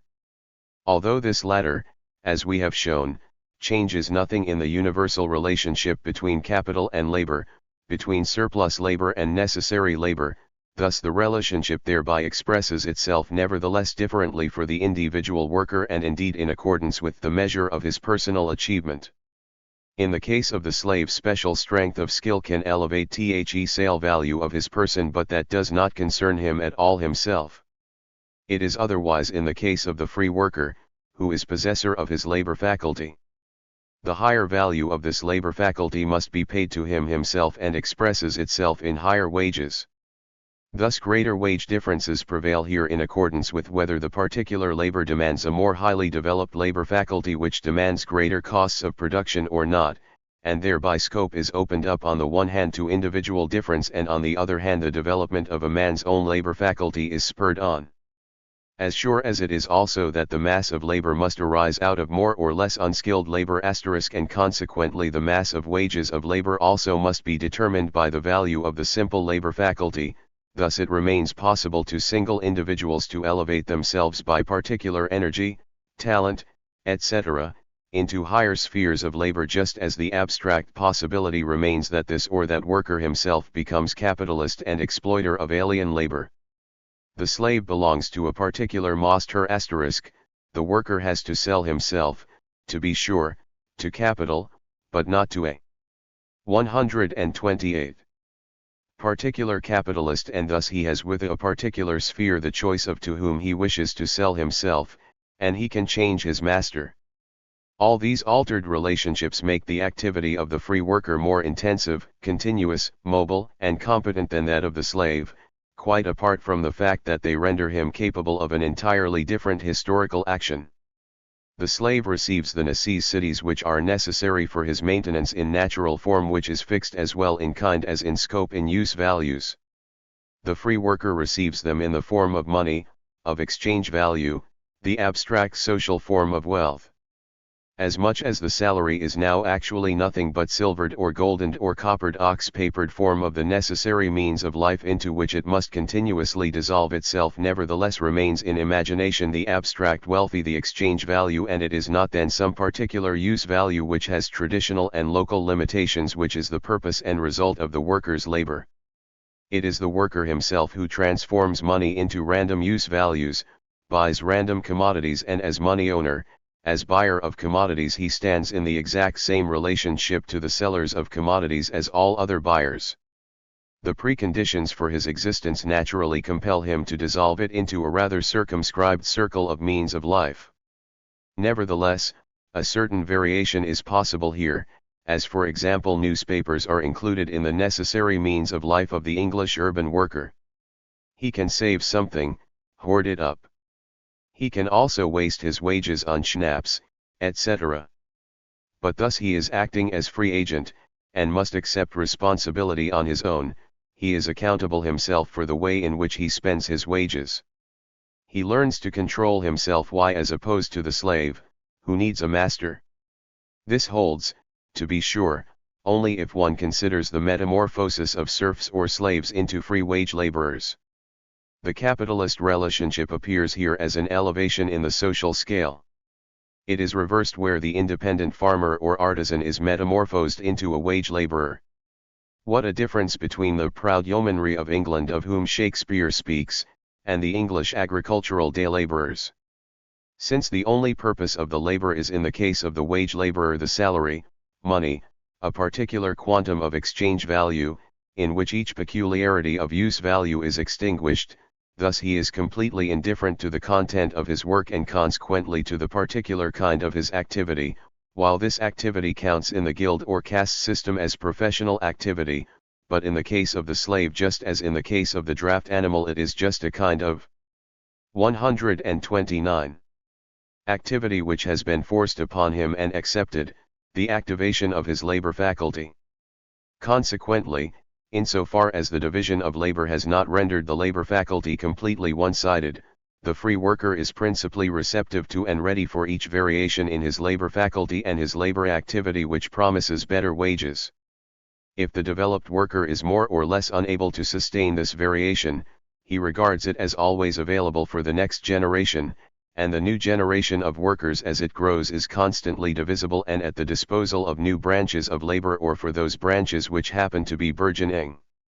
North America, where wage labor has developed most freely of all from recollections of the old guild system, etc., is above all where this variability shows itself, this complete indifference towards the particular content of labor and towards the transition from one branch to another. The opposition of this variability to the monotonous, traditional character of slave labor is consequently also stressed by all authors of the United States as a special characteristic of the free wage labor of the North as opposed to the slave labor of the South. The constant creation of new types of labor, this continuous variation, the manifold of use value COR responds, and consequently is also actual development of exchange value, consequently continuing division of labor in the totality of society is only first possible with the capitalist mode of production. It begins with the free artisan-like guild business, where it does not encounter a barrier in the ossification of each particular branch of business. After this digression concerning the formal subsumption of labor under capital, we thus come to the real subsumption of labor under capital. That which is universally characteristic of the formal subsumption remains, id est, the direct subordination of the process of labor under capital. But upon this basis there arises a mode of production, which is specific both technologically and otherwise, which transforms the real nature of the process of labor and its real preconditions, capitalist mode of production. As soon as this makes its appearance, real subsumption of labor under capital takes place. 130. Note: agriculture for subsistence. Changed for agriculture for trade, the improvement of the national territory. Proportion to this change. A. Young, Political Arithmetic, London 1774. The real subsumption of labor under capital is developed in all the forms which develop relative surplus value as distinct from absolute. With the real subsumption of labor under capital, a complete revolution in the mode of production itself takes place, in the productivity of the labor and in the relationship of capitalist and worker. Upon the real subsumption of labor under capital, all those four changes in the labor process itself which we developed earlier enter the scene. Theseku/productive powers of labor are developed, and also the application of science and machinery to the immediate production, as work begins to take place on a large scale. On the one hand, the capitalist mode of production creates an altered structure of material production. On the other hand, this alteration in the material structure forms the basis for the development of the capital relationship, whose adequate structure consequently corresponds to a particular degree of development of the productive powers of labor. We have already observed that a particular and constantly increasing minimum of capital in the hand of individual capitalists is on the one hand a necessary presupposition and on the other hand a constant result of the specifically capitalist mode of production. The capitalist must be holder or possessor of means of production on a socially relevant scale, in a value scope which is completely out of proportion to the production possible for a single man or his family. The minimum of capital is the greater in a branch of business, the more capitalistically it is carried on, the higher the social productivity of labor in it is developed. It is in just the same scope, that capital must increase in value magnitude and must assume social dimensions, thus cast off all individual character. Precisely the productivity of labor, mass of production, mass of population, mass of surplus population which this mode of production develops, constantly summons forth, with its unleashed capital and labor, new branches of business in which capital can again work on a small scale and again run through the various developments, until these new branches of business too, are carried on a social scale. This process is continuous. At the same time, there is the capitalist production tending to conquer all of the industry branches which it has not yet mastered, where there is yet only formal subsumption. As soon as it has prevailed over agriculture, mining, manufacture of clothing, etc., it seizes the other spheres where there is still only formal subsumption or even independent artisans still extant. We already remarked during our consideration of machinery how the introduction of machinery in a branch brings with it the introduction into other branches and at the same time in other kinds of the same branch. For example, mechanical spinning leads to mechanical weaving, the mechanical spinning in the wool industry to mechanical spinning in wool, linen, silk, etc. The intensified application of machinery in coal, wool manufactures, etc., made the introduction of the large-scale mode of production in machine construction itself necessary. Apart from the augmented means of traffic which this mode of production demands when it is on a large scale, it is on the other hand only through the introduction of machinery in the machine-building industry itself that the introduction of steamships and trains was made possible, and the entire shipbuilding industry was revolutionized. Large industry throws just such masses of people into those branches which it has not yet subdued, or creates just such relative surplus population in them, as is demanded for the metamorphosis of the handicraft or of the small formally capitalistic business into heavy industry.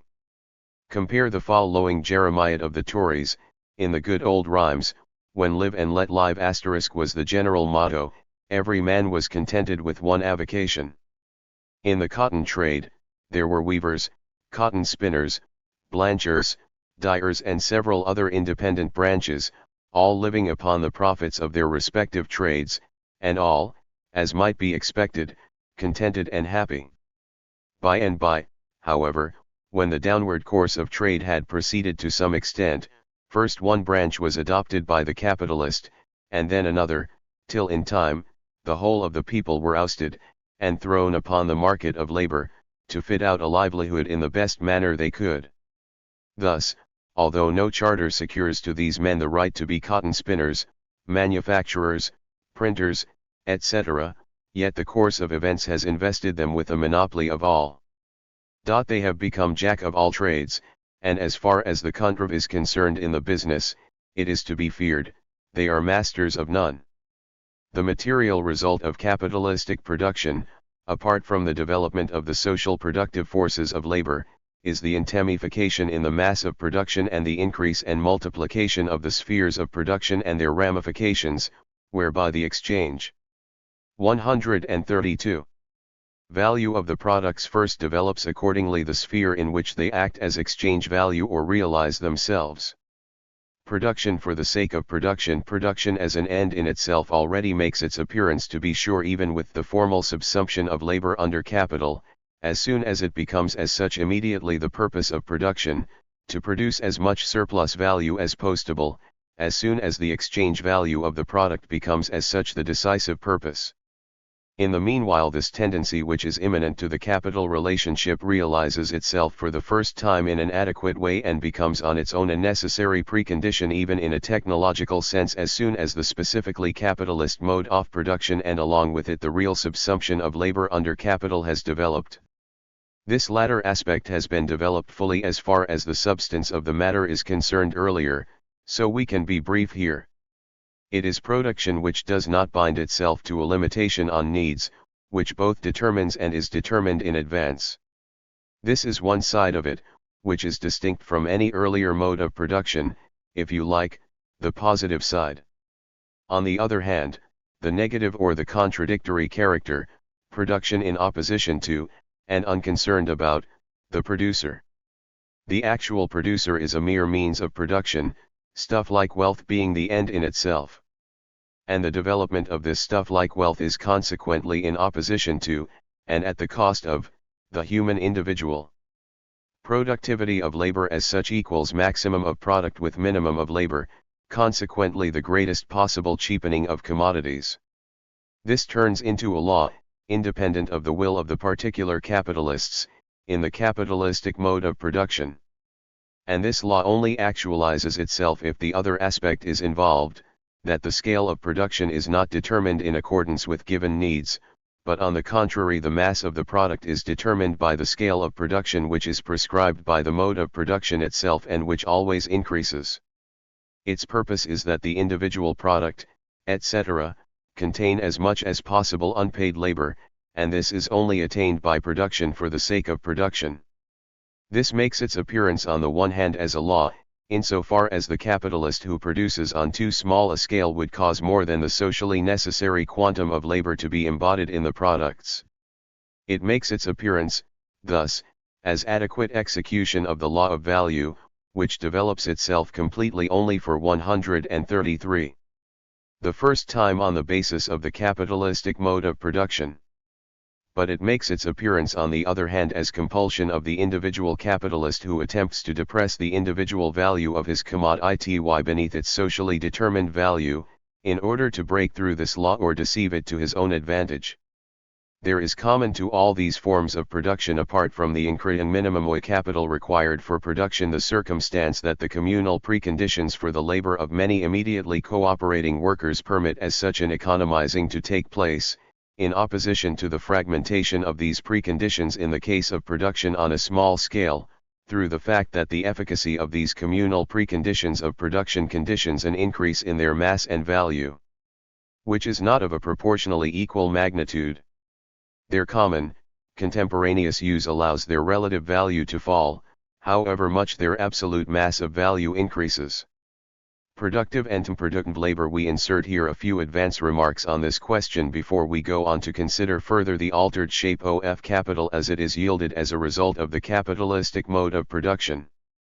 Since the immediate purpose and the genuine product of capitalistic production is surplus value, so only that labor is productive which, and only that deployer of labor capacity is lambda productive worker who immediately produces surplus value, thus, only the labor which is consumed directly in the process of production for the valorization of capital. From the simple standpoint of the process of labor as such, that labor seems productive to us which realizes itself in a product, more precisely, in a commodity.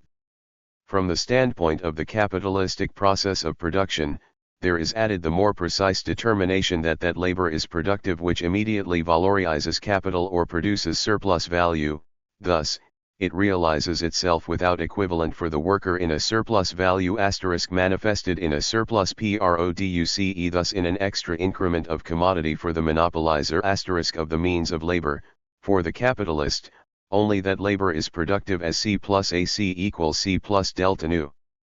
Thus it is that labor which serves capital immediately as agency of its self-valorization, as means for the production of surplus value. The capitalistic process of labor does not sublate the universal. 134. Determinations of the process of labor. It produces product and commodity. Insofar as that holds, that labor remains productive, which objectifies itself in commodities, as unity of use value and exchange value. But the process of labor is only a means for the process of valorization of capital.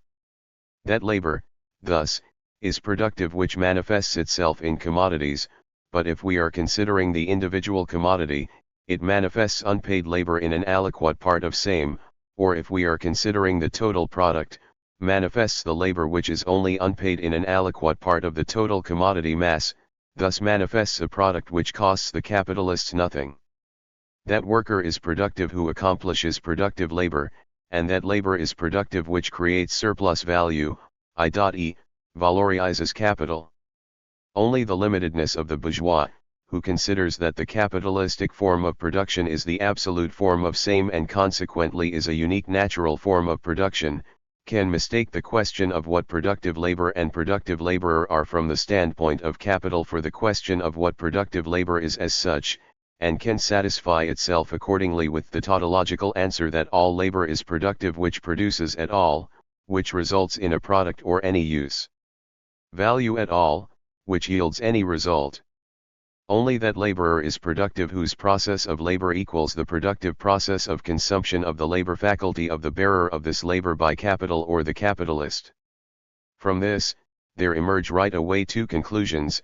First, since with the development of the real subsumption of labor under capital or of the specifically capitalistic mode of production, it is not the individual worker, but more and more a socially combined labor faculty which becomes the actual functionary of the total process of labor, and the various labor capacities which compete and form the total productive machine participate in extremely diverse manner in the immediate process of commodity product formation. One man works more with the hand, the other more with the head, the one as manager, engineer, technologist, etc., the other as overseer *, the third as direct artisan, or even mere manual laborer. Thus it happens that more and more functions of labor capacity are ranked under the immediate concept of productive labor, and its bearers, under the concept of productive laborers, of workers directly exploited by capital and subordinated to its valorization and 135. Production process as such. If one considers the total laborer of which the workshop consists, then his combined activity actualizes itself materialiter immediately in a total product which is at the same time total mass of commodities, whereby it is quite irrelevant whether the function of the individual worker who is only a member of this total laborer is situated closer to or farther from immediate hand labor. Then, however, the activity of this total labor capacity is its immediate productive consumption by capital, i.e., the self-valorization process of capital, immediate production of surplus value, and consequently, as will be expounded later in greater detail, is immediate metamorphosis of surplus value into capital. Second, the more precise determinations of productive labor follow of themselves from the given characteristic marks of the capitalistic process of production.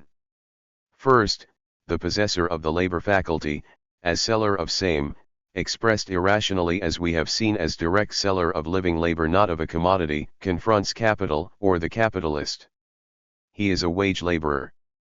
This is the first presupposition. Second, however, in a way which is introduced by this advance process which belongs to circulation, his labor capacity and his labor are embodied as living factor immediately in the production process of capital, become themselves one of its ingredients, and to be sure precisely THT varying one, which not only both maintains and reproduces the capital values which have been advanced, but also at the same time increases, and consequently only metamorphoses into self-valorizing value through the creation of surplus value. This labor objectifies itself immediately during the process of production as of flowing value magnitude. On the one hand, the first precondition can obtain without the second obtaining. A worker can be wage laborer, day laborer, etc. This obtains whenever the second moment is lacking. Every productive worker is a wage laborer, but that is not a reason why every wage laborer is a productive worker. As often as labor is bought in order to be consumed as use value, as service, so long is the labor not productive labor and the wage laborer not a productive worker. his labor is then consumed for the sake of its use value, not as positing exchange value, it is consumed unproductively, not productively. The capitalist confronts it consequently not as capitalist, as representative of capital. He exchanges his money for it as revenue. 136. Not as capital. Its consumption constitutes not the cycle MCM, but CMC. Money functions here only as means of circulation, not as capital. As little as the commodities, which the capitalist buys for his private consumption, are consumed productively and become factors of capital, so little do the services which he buys voluntarily or involuntarily for the sake of their use value for his consumption. They do not become a factor of capital. They are consequently not productive labors, and their bearers are not productive workers. The more production as such develops as production of commodities, the more everyone must and wishes to become commodity dealer, to make money, whether from his product or from his services, if his product exists in its natural character only in the form of service, and this money-making appears as the final cause of each kind of activity. In capitalistic production, on the one hand the production of products as commodities becomes absolute, and on the other hand the form of labor as wage labor becomes absolute. A mass of functions and activities which had an aura of holiness, counted as ends in themselves, were done gratis or were paid in indirect ways, metamorphose on the one hand directly into wage laborers, however different their content and payment may be. On the other hand, they, that is, their estimated value, the price of this different activity from the whore to the king, fall under the laws which regulate the price of wage labor. The development of this latter point belongs in a special treatise on wage labor and the wages of labor, not here. Now this appearance of things, that with the development of capitalistic production all services metamorphose into wage labor and their performers all metamorphose into wage laborers and thus have this character in common with the productive worker, this appearance is all the more cause for confusion of both, because it is an appearance which characterizes capitalistic production and is created by it. On the other hand, it gives a reason to the apologists to metamorphose the productive worker into a worker who merely exchanges his services for money. Thereby, then, one blithely glides over the differentia specifica of this productive worker and self-valorization. 137. Process of capital, whose mere self-embodied agency is what living labor is. A soldier is a wage laborer, a salaried man, but that is no reason why he is a productive worker. An additional error comes from two sources. First, within capitalistic production there are always parts of commodity-producing labors which are performed in a manner which belongs to earlier modes of production, where thus the relationship of capital and wage labor does not in fact yet exist, and consequently the category which corresponds to the capitalistic standpoint of productive and unproductive labor is totally inapplicable. But in accordance with the dominant mode of production, even the relationships which are not yet actually subsumed by it are subsumed under it idealiter. E.g., the self-employing laborer is his own wage laborer, his own means of production confront him as capital in imagination. As his own capitalist, he applies himself as wage laborer. Such anomalies open the field for baseless nonsense about productive and unproductive labor. Second, certain unproductive labors may incidentally be connected with the process of production, and even their price may go into the price of the commodity, thus the money expended upon them so far form a part of the advanced capital, and their work consequently appear as work which is not exchanged with revenue but directly with capital. Let us consider the last case right away, the taxes, the price for governmental services, etc.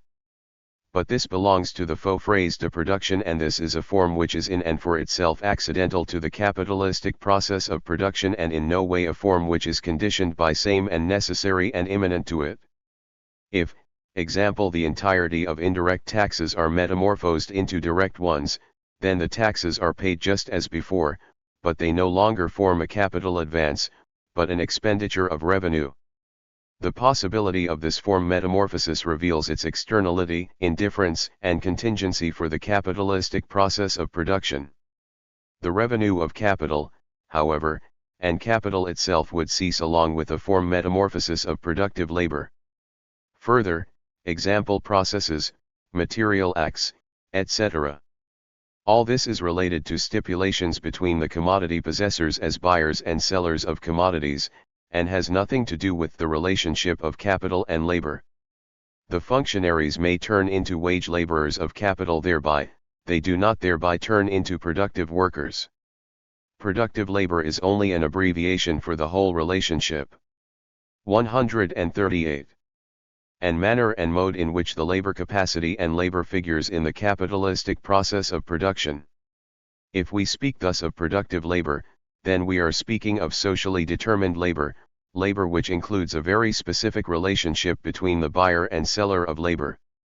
Productive labor exchanges itself directly with money as capital, i.e., with money which is in itself capital, has the attribute of functioning as capital and confronting the labor capacity, but as value-creating activity it valorizes capital, puts the values which have been created by it into confrontation with the worker itself as capital. The specific relationship between the objectified and the living labor which makes the first into capital and the latter into productive labor. The specific product of the capitalistic process of production, surplus value, is only created by exchange with productive labor. That which forms its specific use value for capital is not its specific useful character, just as little as it is the particular useful properties of the product in which it objectifies itself, but its character as creative element of exchange value. The capitalistic process of production is not only the production of commodities.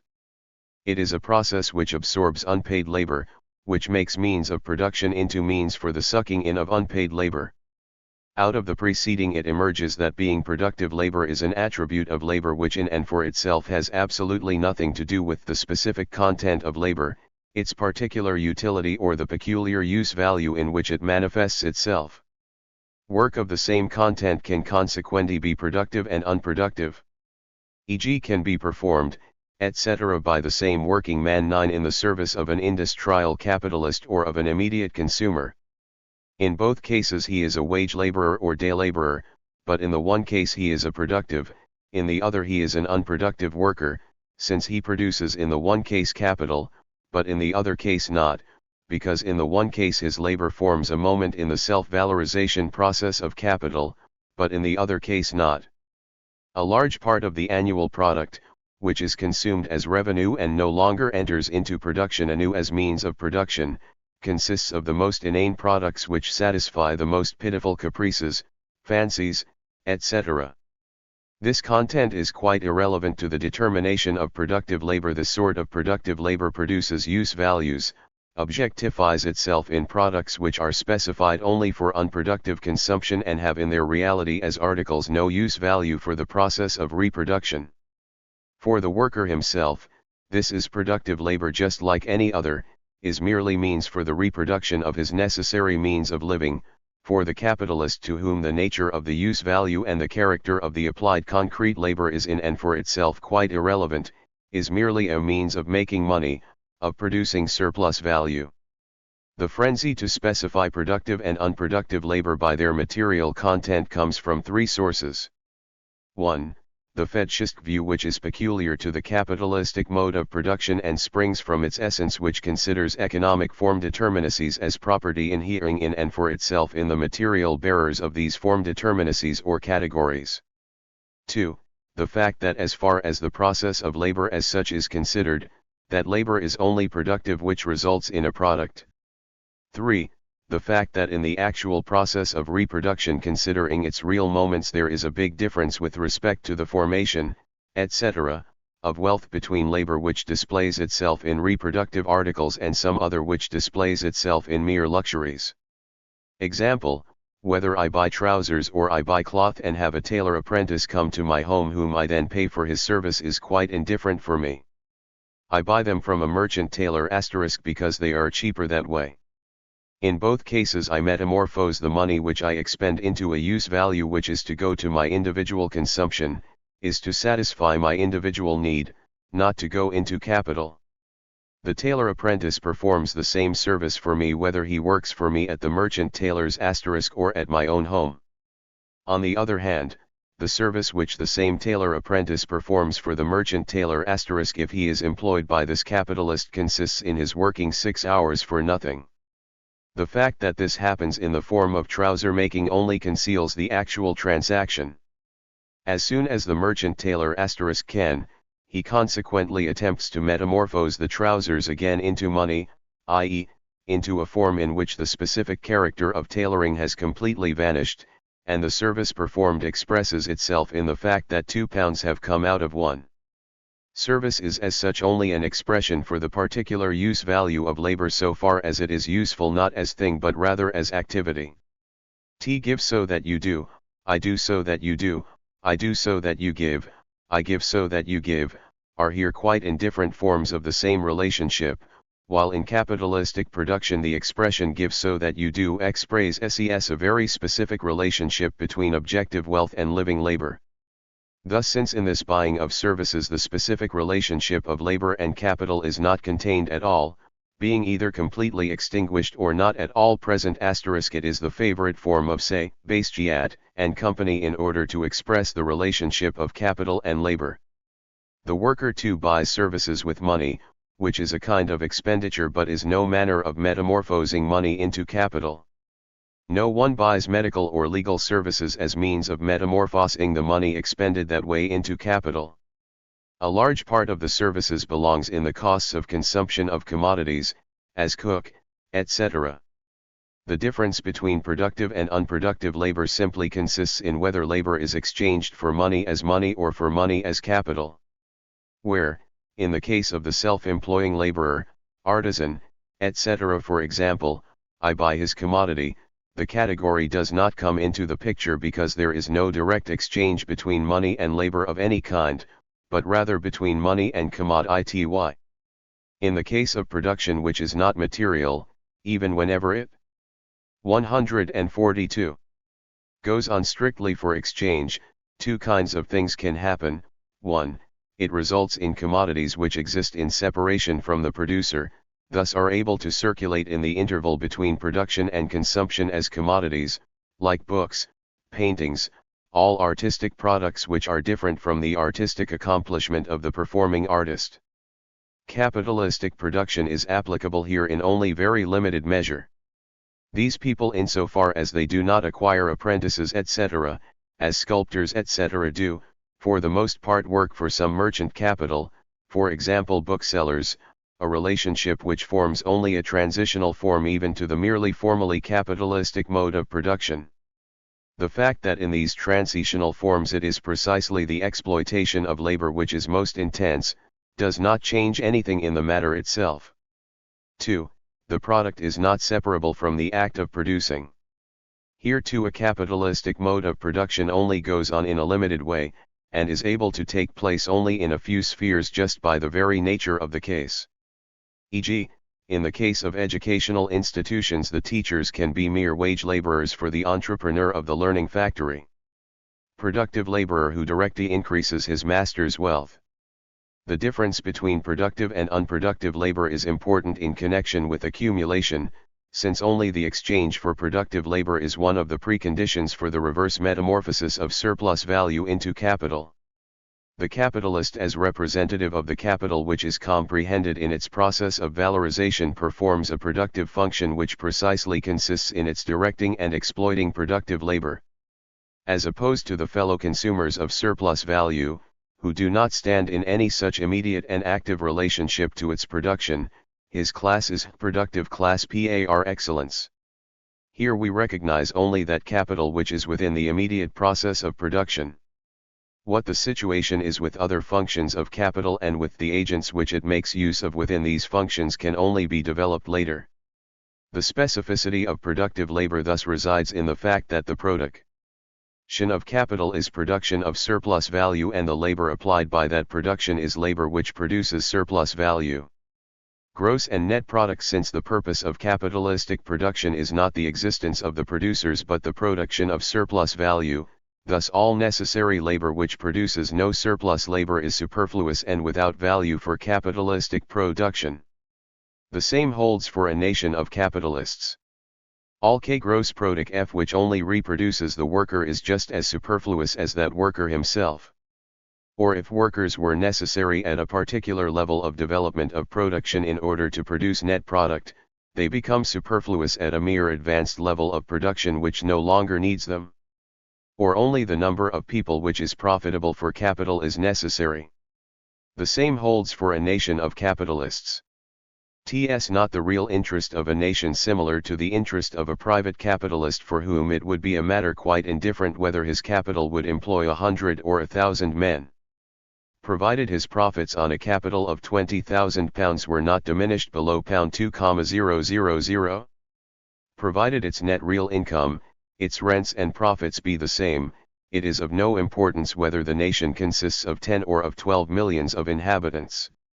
If 5 millions of men could produce as much food and clothing as was necessary for 10 millions, food and clothing for 5 millions would be the net revenue. Would it be of any advantage to the country, that to produce the same net revenue, 7 millions of men should be employed to produce food and clothing sufficient for 12 millions? The food and clothing of 5 millions would still be the net revenue. Even philanthropy can find no objection to this theorem of Ricardo. For it is always better for only 50% of a population of 10 million to vegetate as pure machines of production for 5 million, than for 7 million of a population to do so. Of what use in a modern kingdom would be a whole province thus divided, however well cultivated, except for the mere purpose of breeding men, which, singly taken, is a most useless purpose. That the purpose of capitalistic production is net produce actually only in the form of surplus produce, in which surplus value manifests. 144. Itself, obtains under the assumption that capitalistic production is essentially production of surplus value. In opposition to this is the view which corresponds to the antique, earlier modes of production, in accordance with which civil magistrates, etc., have forbidden inventions in order to prevent workers from being deprived of bread, since the worker counted as such as an end in himself, and the livelihood which accorded with his caste counted as his privilege in whose maintenance the entire old order was interested. The conception stands in opposition to that understanding which is still imposed upon by national sentiment, namely of the protection system, in accordance with which industries, etc., are to be protected by the nation as means of existence for a large mass of people against foreign competition, etc. The view of Adam Smith also stands in opposition, in accordance with which the investment of capital in agriculture is more productive since the same capital occupies more hands.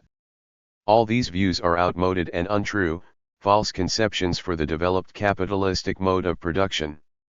A large gross product in proportion to a small net product is equal to a lower productive power of labor and consequently of capital.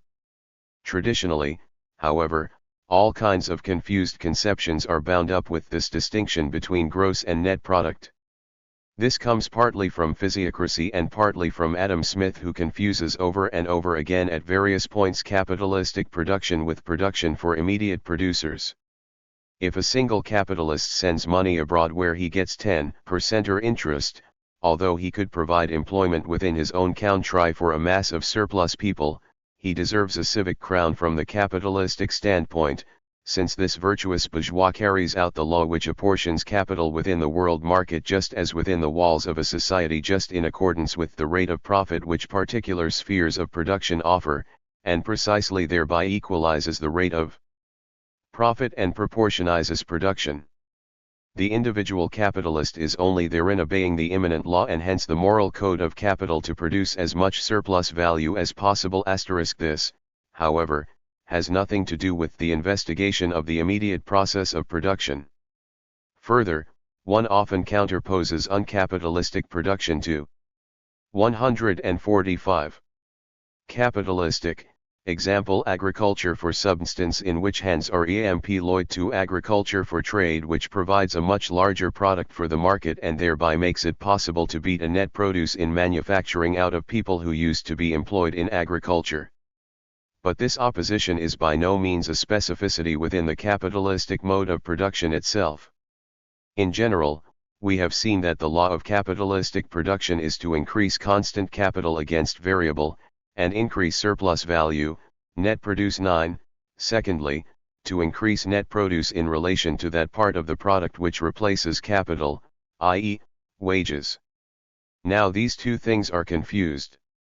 If one calls the total product gross product, then it grows in capitalistic production against net product. If one calls that part of the product which can be divided into wages and net produce net product, then net product grows against gross product. Only in agriculture does net product often grow at the cost of gross product as a consequence of certain specificities which are peculiar to rent, and which it is not appropriate to discuss at this point. In other respects, the theory of the net product as the last and highest purpose of production is only the brutal but accurate expression for the fact that the valorization of capital and consequently the creation of surplus value without regard to the worker is the driving soul of capitalistic production. As the highest ideal corresponding to the relative increase of net product of capitalistic production, greatest diminution of salary possible, greatest increase of those living from net product. Mystification of capital, etc.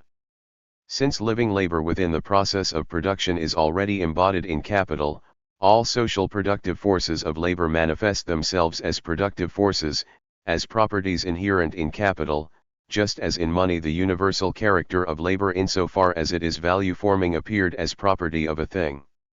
And it is all the more the case when one, although labor as expression of the labor capacity, as exertion, belongs to the individual worker, though it is labor such as is objectified in the product, as belonging to the capitalist, nevertheless, the social combination, in which the single labor capacities func. 146. Only as particular organs of the total labor capacity which makes up the total industrial plant, does not belong to them but rather confronts them as capitalistic arrangement, is done to them. 2. These social productive forces of labor or productive forces of social labor develop historically only along with the specifically capitalistic mode of production, thus appear as something which is immanent to and inseparable from the capital relationship. 3. The objective preconditions for labor assume, as the capitalistic mode of production develops, an altered appearance due to the dimension in which and the economizing whereby they are applied. They become more developed as concentrated means of production, representing social wealth, and, what really exhausts the whole matter, they become more developed in the scope and effect of the preconditions for production of socially combined labor. Disregarding the combination of labor itself, this social character of the preconditions of labor to which among other things their form as machinery and a fixed capital in every form belongs appears as something completely self-sufficient, existing independently of the worker, as a mode of existence of capital and consequently also as something arranged by the capitalists independently of the workers. Just as the social character of their own labor does, so even more does the social character which the preconditions of production acquire appear as a capitalistic character which inheres as such in these preconditions of production independently of the workers. To let us add right away the following, although it partly anticipates later considerations: profit as distinct from surplus value can increase as a result of an economizing employment of common preconditions of labor, whether because construction is spared, heating, lighting, etc., the value of the prime mover does not increase in the same degree as its power, there is economizing in the price of raw material, reusage of waste, diminution of costs of administration or of warehouses in the case of more mass production, etc. All these relative cheapenings of constant capital along with absolute increasing of its value reside in the fact that these means of production, means of labor and material of labor are employed in common, and this common employment has as its absolute presupposition the common working together of conglomerated workers, and is thus itself only an objective expression of the social character of labor and of the social productive force which 147 results from it. Just as the particular structure of these preconditions are not, to be sure, for the most part applicable except for combined labor. They appear, however, to the worker who enters into them, as given preconditions, independent of him, as structure of capital. Therefore even the economizing of same appears as something quite different from the surplus labor of the worker, as direct deed and operation of the capitalist, who at this point functions exclusively as personification of the social character of labor, of the total plant as such. Science as the general intellectual product of social development similarly appears at this point as directly embodied in capital, and the general development of society, since it is exploited by capital as opposed to labor and acts as a productive force of capital as opposed to labor, appears as development of capital, and all the more so since for the large majority the hollowing out of the labor capacity keeps step with such development. The capitalist himself is only a wielder of power as he is personification of capital. The productivity of capital consists right away merely in the compulsion towards surplus labor, a compulsion which the capitalistic mode of production shares with earlier modes of production but exercises in a form which is more favorable to production. Even from the point of view of the merely formal relationship and the universal form of capitalistic production which shares its less developed mode with its more developed mode, the means of production, the object-like preconditions of labor appear not as subsumed under the worker but rather he appears subsumed under them. Capital employs labor. This relationship is in its simplicity already a personification of things and objectification of persons. The relationship becomes more complex, however, and apparently more mysterious, through the fact that with the development of the specifically capitalistic mode of production not only these things, these products of labor, as use values just as exchange values stand on their own feet confronting the worker and oppose him in their role of capital, but also manifest themselves to the social form of 148. Labor as forms of development of capital and consequently manifest the productive forces of social labor which have developed in that way as productive forces of capital as such social forces, they are capitalized 9 as opposed to labor. In fact, communal unity in cooperation, combination in division of labor, application of natural forces and sciences and of products of labor as machinery, all of this confronts the single workers as alien, object-like, as something just /oimed there without and often against their own contribution of effort, as mere presence forms of the means of labor which are independent of them and control them insofar as they are object-like, and confronts the insight and will of the total plant. Incarnated in the capitalist or his understrappers 9 insofar as this is formed by their own combination as functions of capital which lives in the capitalist. The social forms of their own labor subjective objective or the form of their own social labor are relationships which are formed in entire independence of single workers. The workers as subsumed under capital become elements of these social formations but these social formations do not belong to them.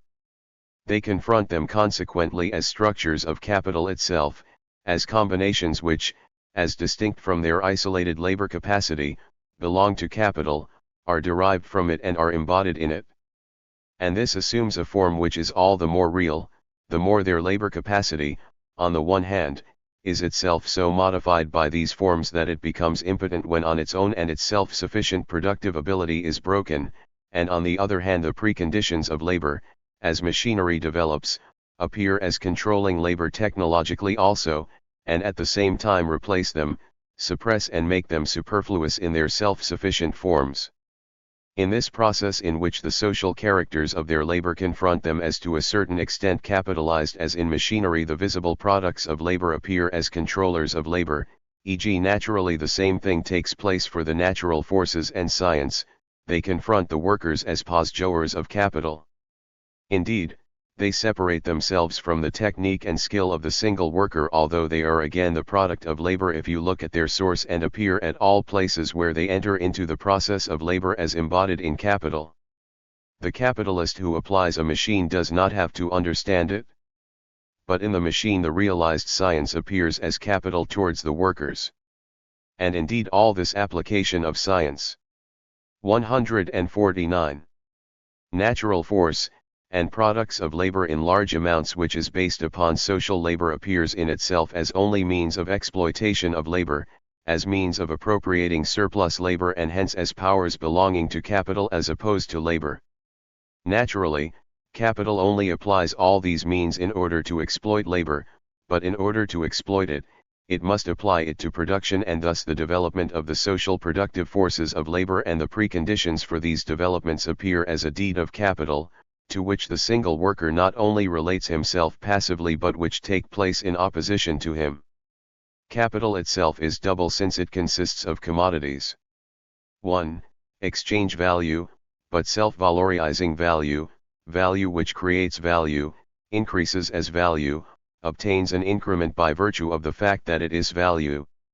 This reduces itself to exchange of a given quantum of objectified labor for a larger quantum of living labor. 2. Use value, and here it appears in accordance with its particular relationships in die process of labor. But precisely here it remains not merely means of labor, material of labor to which labor belongs, which have incorporated labor, but along with labor also its social combinations and the development of the means of labor which corresponds to these social combinations. Capitalistic production first develops the preconditions for the process of labor at large, tears them free from the single, self-sufficient worker as much its objective as its subjective preconditions, but it develops them as powers which control the single worker and are alien to him. Thus capital becomes a very mysterious essence. The preconditions of labor rise up as social powers against the worker, and in this form they are capitalized. Thus capital is productive, 1. As compulsion towards surplus labor. Labor is productive precisely as performer of this surplus labor, through the difference between the value of the labor capacity and its valorization. 2. As personification and representative, reified structure of the social productive forces of labor or of the productive forces of social labor. Just how the law of capitalistic production brings this about has been discussed earlier. Lt appears as a compulsion which the capitalists do to themselves and to the workers, thus in fact as law of capital against both. The social natural force of labor does not develop itself within the process of valorization as such, but rather within the actual process of labor. 150. Consequently it manifests itself as properties which inhere in capital as a thing, as its use value.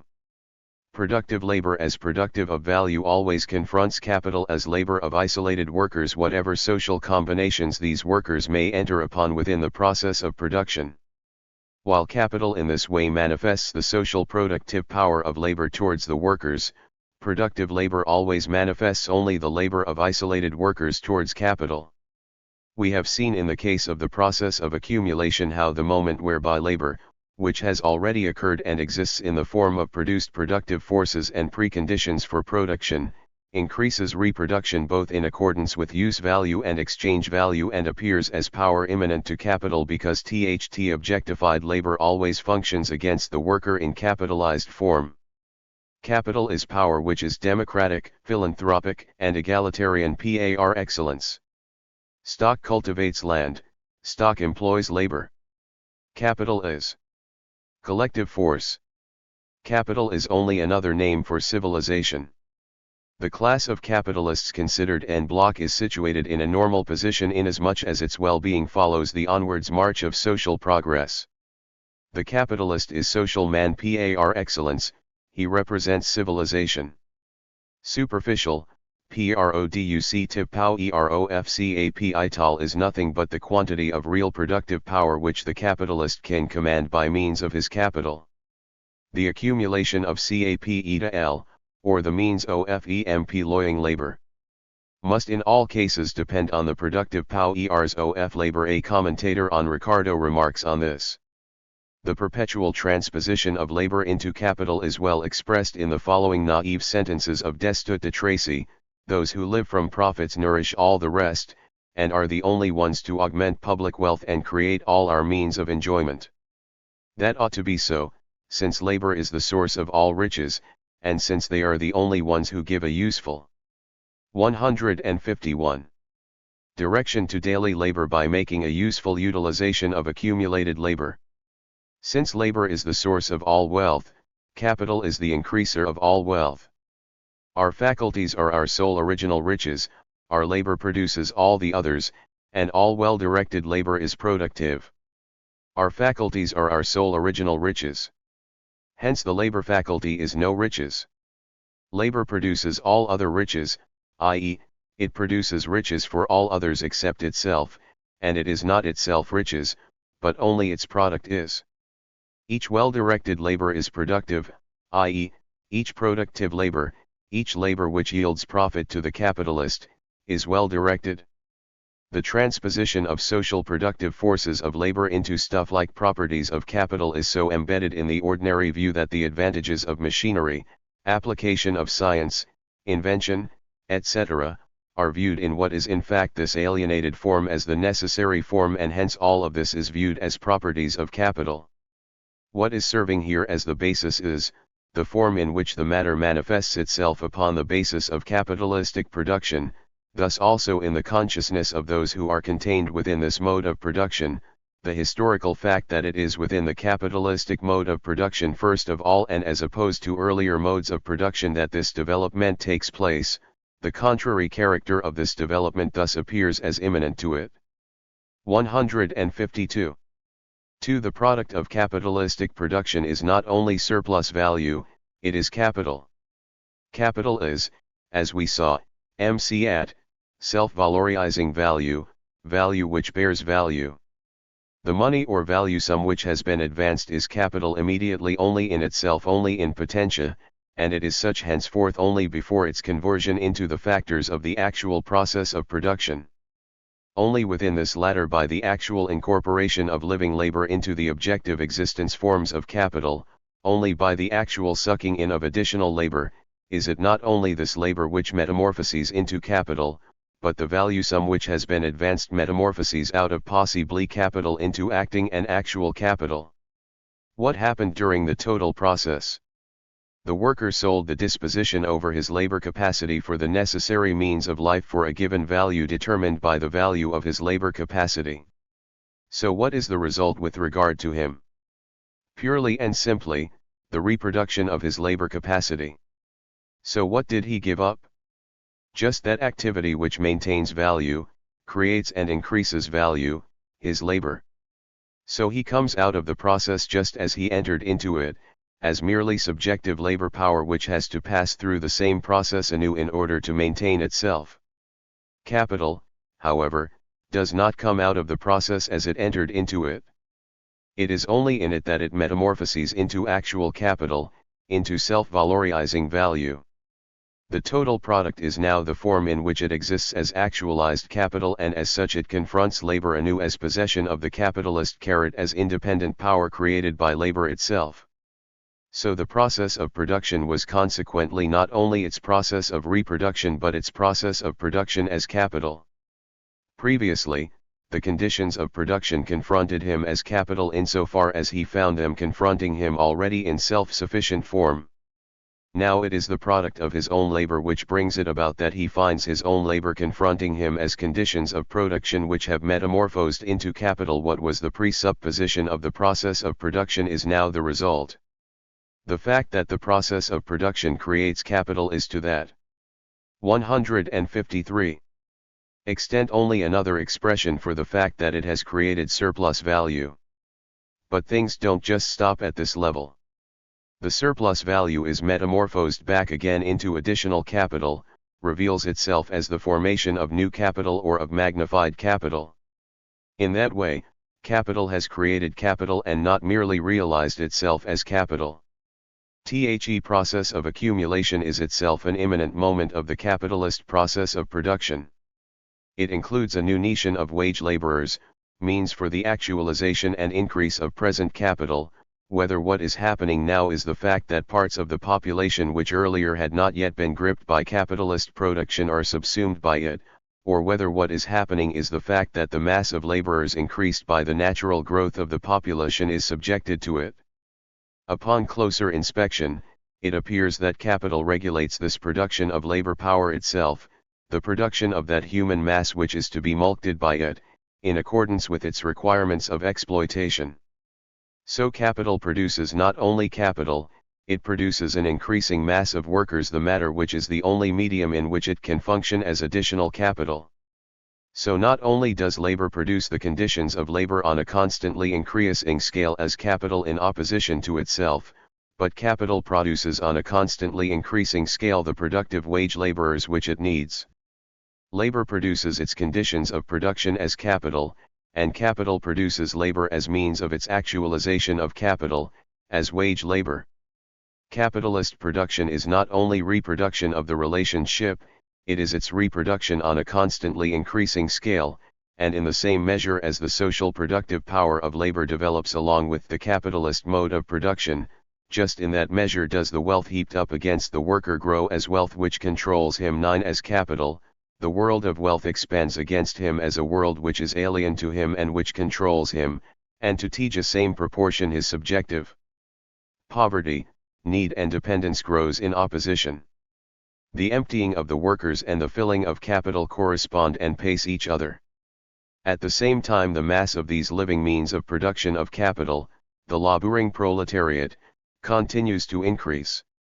Growth of capital and aeneas of the proletariat consequently appear as products of the same process which belong together even if they are apportioned in polar opposition. The relationship is not only reproduced, not only produced on 154. Constantly extended scale which not only creates more workers for itself and also continually branches of production which had not earlier been subjected to it, but, as the description of the specifically capitalist mode of production has revealed, it is reproduced under continually more favorable conditions for one side and continually less favorable conditions for the other. Considering the continuity of the process of production, the labor wage is only that part of the product which is being continually produced by the worker which converts itself upon him into necessities of life and consequently into means for the maintenance and augmentation of those labor capacities which capital requires for its self-valorization, for its life process. This maintenance and augmentation of labor capacities thus appear themselves only as reproduction and expansion of the conditions of reproduction and conditions of accumulation which belong to them. Thereby, the appearance which the relationship possessed on the surface disappears. What was going on was that possessors of commodities who have equal rights confront one another within circulation on the commodity market, who differ from one another like all other possessors of commodities only in the material content of their commodities, the particular use value of the commodities which they have to sell to one another. Or this original form of the relationship remains henceforward only as appearance of capitalist relationship which lies at its basis. Two moments must be distinguished at this point by which the reproduction of the relationship itself on constantly increasing scale differs as result of the capitalist process of production from the first form, on the one hand in the way it makes its historical appearance and on the other hand in the way that it constantly displays itself anew on the surface of the developed capitalist society. 1. First with reference to the initiating process, which proceeds within circulation, the buying and selling of labor capacities. The capitalist process of production is not only the metamorphosis of the value or of the commodity, which the capitalist brings in part to market and in part retains for himself within the labor process, into capital, but these products which have metamorphosed into capital are not its products, but rather those of the worker. The process keeps selling the worker part of its product for labor. 4. 155. The maintenance and augmentation of the labor capacity and keeps lending him another part of its product, the objective conditions of labor, as means for the self-valorization of capital, as capital. While the worker reproduces his products in this way as capital, the capitalist reproduces the worker as wage laborer and consequently as seller of his labor. The relationship of mere commodity sellers includes the fact that they exchange their own labors embodied in differing use values. The buying and selling of the labor capacity as continuous result of the capitalist mode of production includes the fact that the worker must continually buy back a part of his own product with his own living labor. Thereby the appearance that what holds is mere relationship of commodity possessors dissipates. This continual buying and selling of labor capacities and the continual confronting of the commodity produced by the worker himself as seller of his labor capacity and as constant capital only appears as mediating form of its subjugation to capital of living labor as mere means for the maintenance and increase of the objectified labor which stands over against it in self-sufficient form. What this is a form of mediation immanent to this mode of production, this eternalizing of the relationship of capital as buyer and of the worker as seller of labor, but it is a form which only differs in form from other more direct forms of the enslavement of labor and of possession of it on the side of the possessors of the conditions of production. As mere monetary relationship, it covers over the actual transaction and the perpetual dependence which is continually renewed by this mediation of buying and selling. It isn't only the conditions of this commerce which are continually reproduced, but that by which the one buys and that which the other must sell is result of the process. The continual renewal of this relationship of buying and selling only mediates the continuousness of the specific relationship of dependence and provides it with the deceptive appearance of a transaction, of contract between possessors of commodities which have equal rights and confront each other in equal freedom. This imitating relationship now itself appears as imminent moment of the domination of objectified labor over living labor which is produced within capitalist production. Thus equally in error are those who look at wage labor, the sale of labor to capital, and thereby the form which consists in salary as external to capitalist production. It is an essential form of the mediation of the capitalist. 156. Production relationship and one which is created by that relationship itself.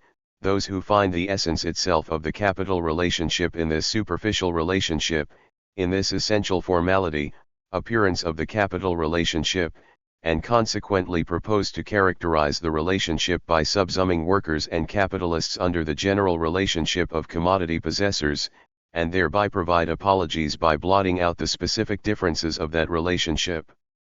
2. In order for the capital relationship to make its appearance at all, a determinate historic level and form of social production is presupposed. Means of traffic and production and needs must have developed within an earlier mode of production which force through the old relationships of production and impel them towards metamorphosis into the capital relationship. But they only have to be developed to the point that the formal subsumption of labor under capital proceeds. On the basis of this changed relationship, however, a specifically altered mode of production develops which on the one hand creates new material productive forces and on the other develops on their basis few the first time and thereby actually creates itself new real conditions. There enters, thereby, a complete economic revolution which on the one hand first creates the real conditions for the domination of capital over labor, completes them, and provides them with the adequate form, and on the other hand creates, within the productive forces of labor developed by it in opposition to the worker, conditions of production and commercial relationships, the real conditions of a new mode of production sublating the antagonistic form of the capitalist mode of production, and creates in that way the material basis of a newly formed social life process and thereby of a new social formation. This is an interpretation which differs essentially from that of the bourgeois economists who are ensnared in capitalist assumptions, who admittedly see how production goes on within the capital relationship, but not how this relationship is itself produced and at the same time produces in it the material conditions of its breakup, and thereby its historical justification as a necessary form of economic development, of the production of social wealth, is eliminated. We have seen, however, not only how capital produces but how it is itself produced, and how it comes out of the process of production as something essentially altered from what it was when it entered it. On the one hand, it overthrows the mode of production, changing it to a new shape. On the other hand, this changed shape of the mode of production, along with the presence of a particular level of the development of the material forces of production, is the basis and condition, the presupposition for its own sharpening. Result of the immediate process of production. Not only the objective conditions of the process of production appear as its result, but, just as much, its specifically social character, the social relationships, the relationships of production are themselves produced, are a continually renewed result of the process. Transition from I, and II, of this chapter to III, which we are dealing with here for the first time as 1. We have seen that capitalist production is production of surplus value, and as such production of surplus value is at the same time production of capital and production and reproduction of the whole capital relationship on continuously more expanded scale. But surplus value is only produced as a part of the commodity value as it thereupon displays itself in a particular quantum of commodity or surplus produce. Capital produces only surplus value and reproduces itself only as producer of commodities. So what we must first return to deal with is the commodity as its immediate product. But commodities, as we have seen, are as far as we consider their form incomplete results. They first have to go through certain metamorphoses of form. They have to enter again into the process of exchange in which they pass through these metamorphoses of form before they can function again as wealth, whether in the form of money or as use values. So what we now must do is consider more closely the commodity as direct result of the capitalist process of production, and then the additional processes which it has to pass through. We base ourselves on the commodity as point of departure, from this specifically social form of the product as basis and presupposing. *WH at M. Marx means is that he is adding a bridge passage with ani to the reconstitute order of the three sections of this work were it to be published as a signpost pointing to what we know as Volume 2. 158. Shin of capitalist production. We take the single product in hand and analyze the form determinacies which it contains as a commodity, which stamp it as a commodity. Before capitalist production, a large part of the product is not produced as commodity, not produced to be a commodity. On the other hand, a large part of the products which enter into production are not commodities. It is not as commodities that they enter into the process of production. The metamorphosis of products into commodities only takes place at single points, only extends to what is surplus in the production, or only to individual spheres within production, etc. Neither do products in their entire scope enter into the process as commercial articles, nor do they leave the process in such form. In France about 1752, wheat was considered exclusively as a commercial article. Nevertheless, a circulation of commodities and a circulation of money within certain limits is presupposition, .of departure for capital formation and for the capitalist mode of production. We treat of the commodity as such a presupposition, by basing ourselves on it as the simplest element in capitalist production. On the other hand, however, the commodity is product, result of capitalist production. What appears first as its element appears later as its own product. Only upon its basis, does being a commodity become universal form of the product, and the more it develops, the more it holds that it is as commodities that all ingredients of production enter into their process. 159. 3 commodities as product of capital. The commodity, as elementary form of bourgeois wealth, was our point of departure, the presupposition for the rise of capital. On the other hand, commodities now appear as the product of capital. This circularity of our presentation corresponds as well to the historical development of capital, for which a commodity exchange, commodity commerce forms one of the preconditions for the rise, which forms itself, however, on the basis of various levels of production which all have in common the fact that in them capitalist production does not yet exist at all or only sporadically.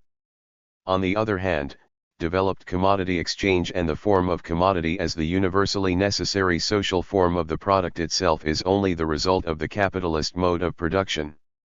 On the other hand, if we consider the societies of developed capitalist production, then the commodity appears in them to be as much the continual elementary condition of existence and presupposition of capital as on the other hand the immediate result of the capitalist process of production.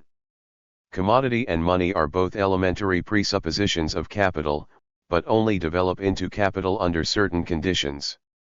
Formation of capital cannot take place except upon the basis of commodity circulation, that is to say upon an already given level of commerce which has flourished to a certain extent, while commodity production and commodity circulation by no means, however, presuppose the capitalist mode of production for their existence, but rather, as I have already explained, belong even to pre-bourgeois forms of society.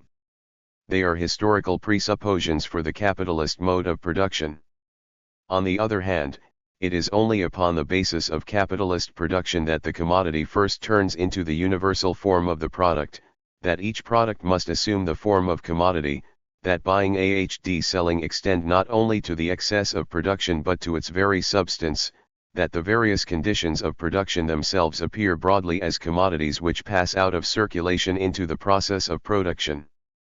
So if the commodity appears on the one hand as presupposition for the formation of capital, on the other hand commodity, insofar as it is the universal elementary form of the product, appears essentially as the product and result of the capitalist process of production. On earlier levels of production, products assume the form of commodity to a partial degree. Capital, however, produces its product necessarily as commodity. In proportion to the development of capitalist production, there consequently realize themselves those universal laws which have developed around the commodity, e.g. the ones which refer to value in the differing form of money circulation. What is revealed at this point is how even economic categories which belong to earlier epochs of production acquire a specifically different, historical character on the basis of the capitalist mode of production. The metamorphosis of money into capital only takes place as soon as the labor capacity is metamorphosed into a commodity in the eyes of the worker himself, and therefore that the category of commodity commerce has already come to dominate a sphere which was earlier excluded from it or only sporadically included in it. Only once the working population has ceased either itself any longer to belong to the objective conditions of labor, or itself any longer to appear on the market as commodity producer, and instead of selling the product of its labor rather sell its labor itself, or more precisely labor capacity, only then does it come about that production turns into commodity production in its entire scope, its entire depth and breadth, that each product metamorphoses into a commodity and the objective conditions of each single sphere of production itself enter as commodities into that sphere. Only upon the basis of capitalist production does the commodity actually turn into the universal elementary form of wealth.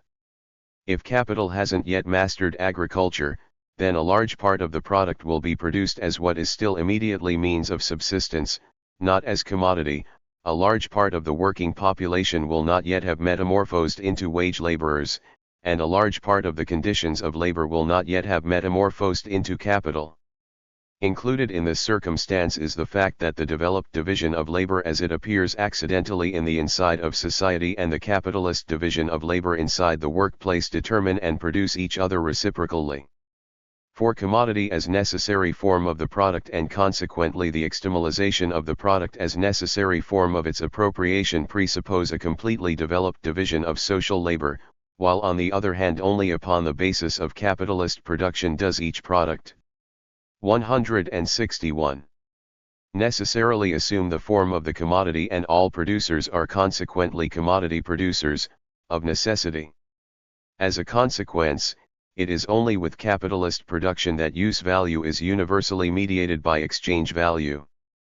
3.1 Capitalist production is what first turns commodity into the universal form of all products. 2. Commodity production necessarily leads to capitalist production as soon as the worker has ceased to be part of the conditions of production, or the basis doesn't just remain primordial communality. From that moment where labor power itself universally turns into commodity. 3. The capitalist production destroys the basis of commodity production, the isolated, independent production and the exchange of the owners of commodities as the exchange of equivalents. The exchange of capital and labor power becomes formal. Upon this standpoint, it also becomes quite indifferent in just what form the conditions of production themselves enter into the labor process, whether they only gradually yield their value to the product or like raw material go into it in a material way, or whether a part of the product is again directly used by producers themselves as means of labor, or whether must first be bought and then be metamorphosed into a means of labor all over again. All produced means of labor now function at the same time as elements of the valorization process. Insofar as they are not metamorphosed into real money, they are metamorphosed into money of account, are treated as exchange value, and the value element which they add to the product in one or another manner is reckoned up with exactitude. To the same extent that, for example, agriculture becomes a branch of industry which is conducted in a capitalist manner, to the same extent that agriculture produces for the market, produces commodities, articles for sale and not for its own immediate consumption, to just that extent does it reckon its investments, handle each item involved, as commodity and consequently as money, to the extent that the commodity is treated as self-sufficient exchange value. 162. So since wheat, hay, cattle, seeds of all kinds, etc., are sold as commodities, they also enter into production as commodities. To the same extent as the products turn into commodities, so naturally do the conditions of production too, and to the extent that the valorization process plays a role, they are booked as monetary quantities in the self-sufficient form of exchange value. The immediate process of production is at this point labor process and valorization process inseparably, just as the product is unity of use value and exchange value, i.e., commodity. Apart from this formal aspect, to the same extent, it evolves that the farmer buys his outlays, and thus a commerce in seeds, fertilizer, cat etc. While he sells what he takes in, thus, that for the single farmer, these conditions of production on even a daily basis pass out of the circulation system into his process of production. Circulation in fact turns into the presupposition of his production by virtue of the being more and more actually bought commodities. They are already in any case commodities for him, as articles, means of labor which at the same time form parts of the value of his capital. And this develops to be sure to the same proportion as capitalist production develops within agriculture, and it is conducted thus in a more and more factory-like manner. The commodify as universally necessary form of the product, as specific peculiarity of the capitalist mode of production, reveals itself palpably in the production on expanded scale which is brought in along with the development of capitalist production and one-sidedness and massive scope of the product, which forces upon the products a character which is social and strictly bound to social connections, but on the other hand allows its immediate relationship as use value aiming at the satisfaction of the need of the producer to appear as something indifferent and inessential.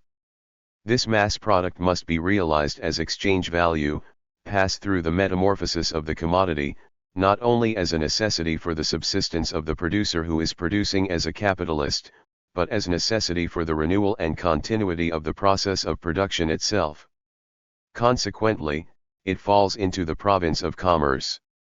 It is not the immediate consumer who is its buyer, but the businessman who plies the metamorphosis of the commodity as his own business. Finally, the product develops its 163.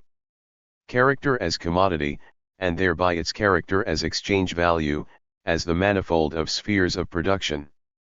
The commodity as it comes out of capitalist production has determinations which are different from the commodity in its status as element, presupposition of capitalist production from which departure is made.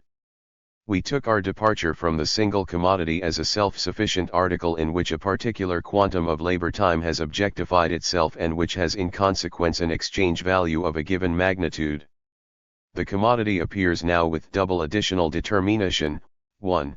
That which is objectified in it is a particular quantum of socially necessary labor, but while it is totally undecided in the case of the commodity as such just who is the source of this objectified labor, etc., the commodity as product of capital contains labor which is partly paid for and partly not paid for. It has been remarked earlier that this expression is to that extent incorrect that labor is not itself directly bought and sold, but a total sum of labor is objectified in the commodity.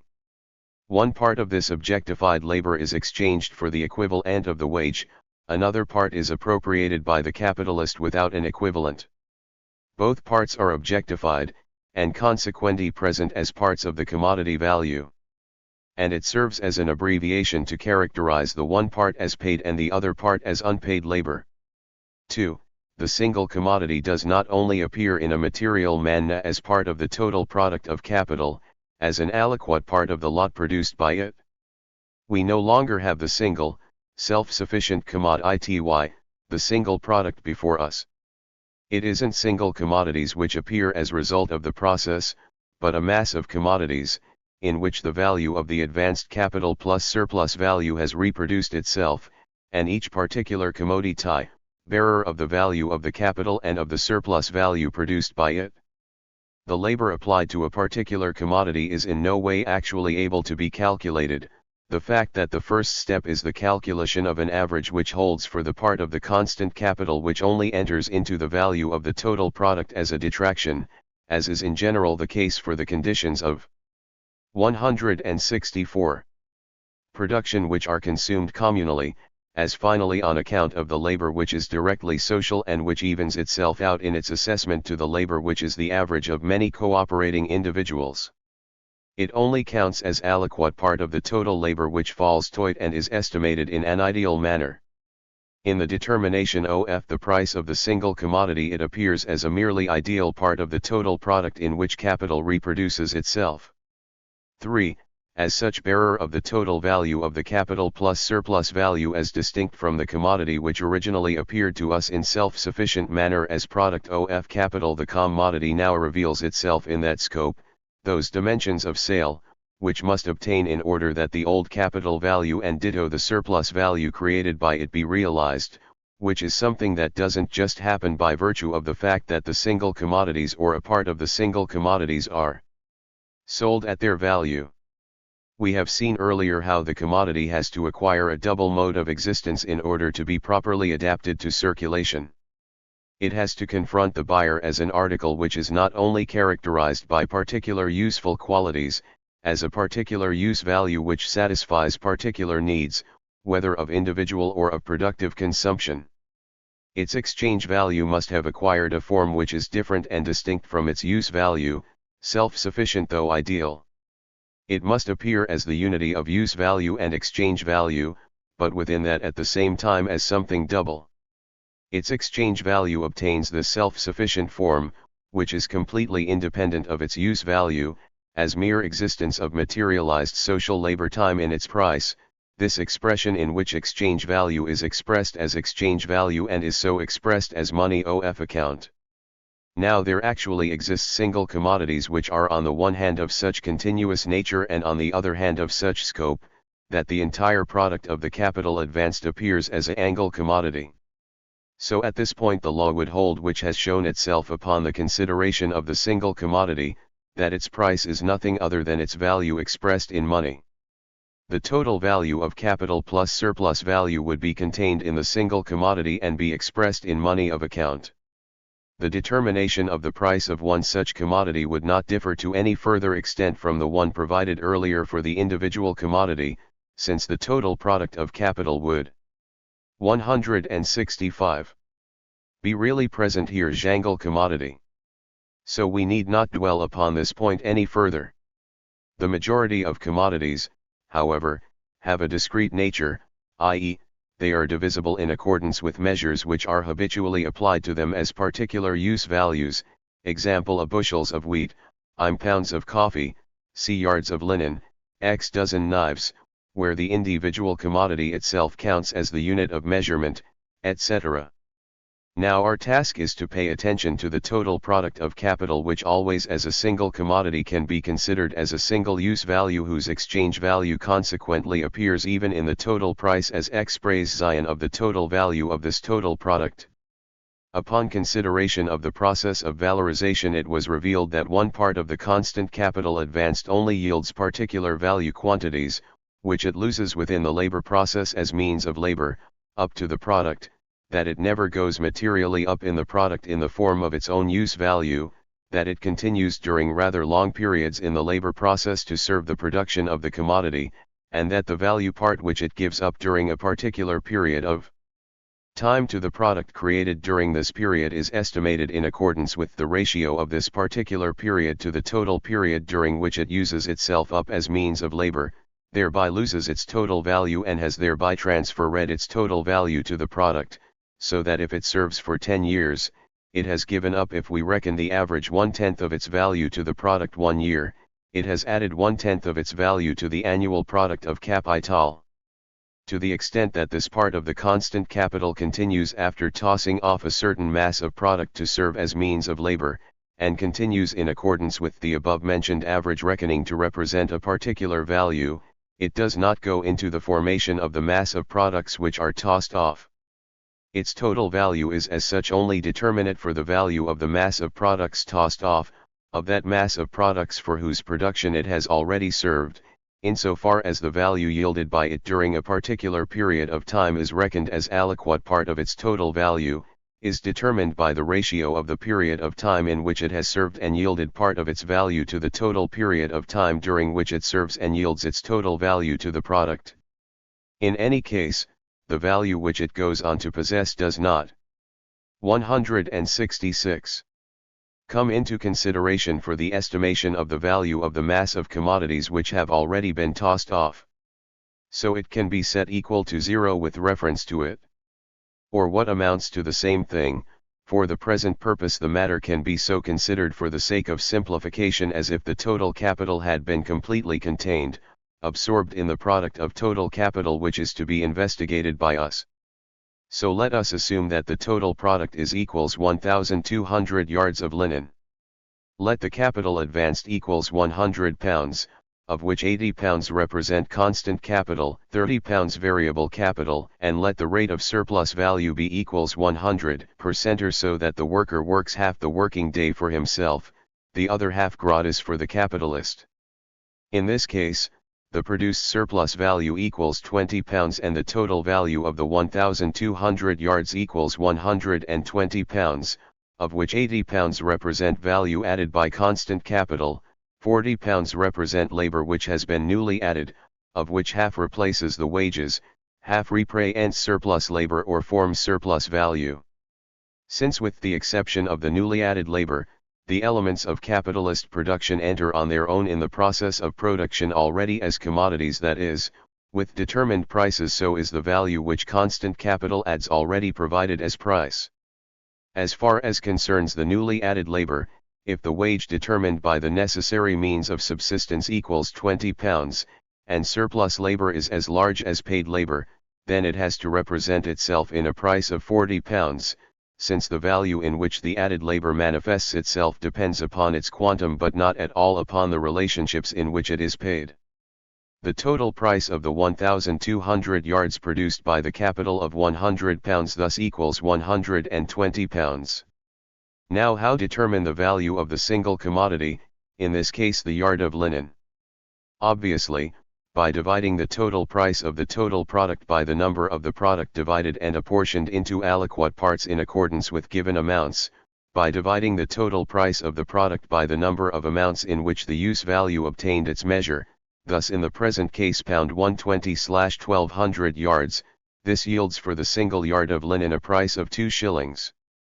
If the yard which serves as measure for the linen is now developed further as measuring rod by its further division into aliquot parts, then we can go on to determine the price of half a yard, etc., in the same way.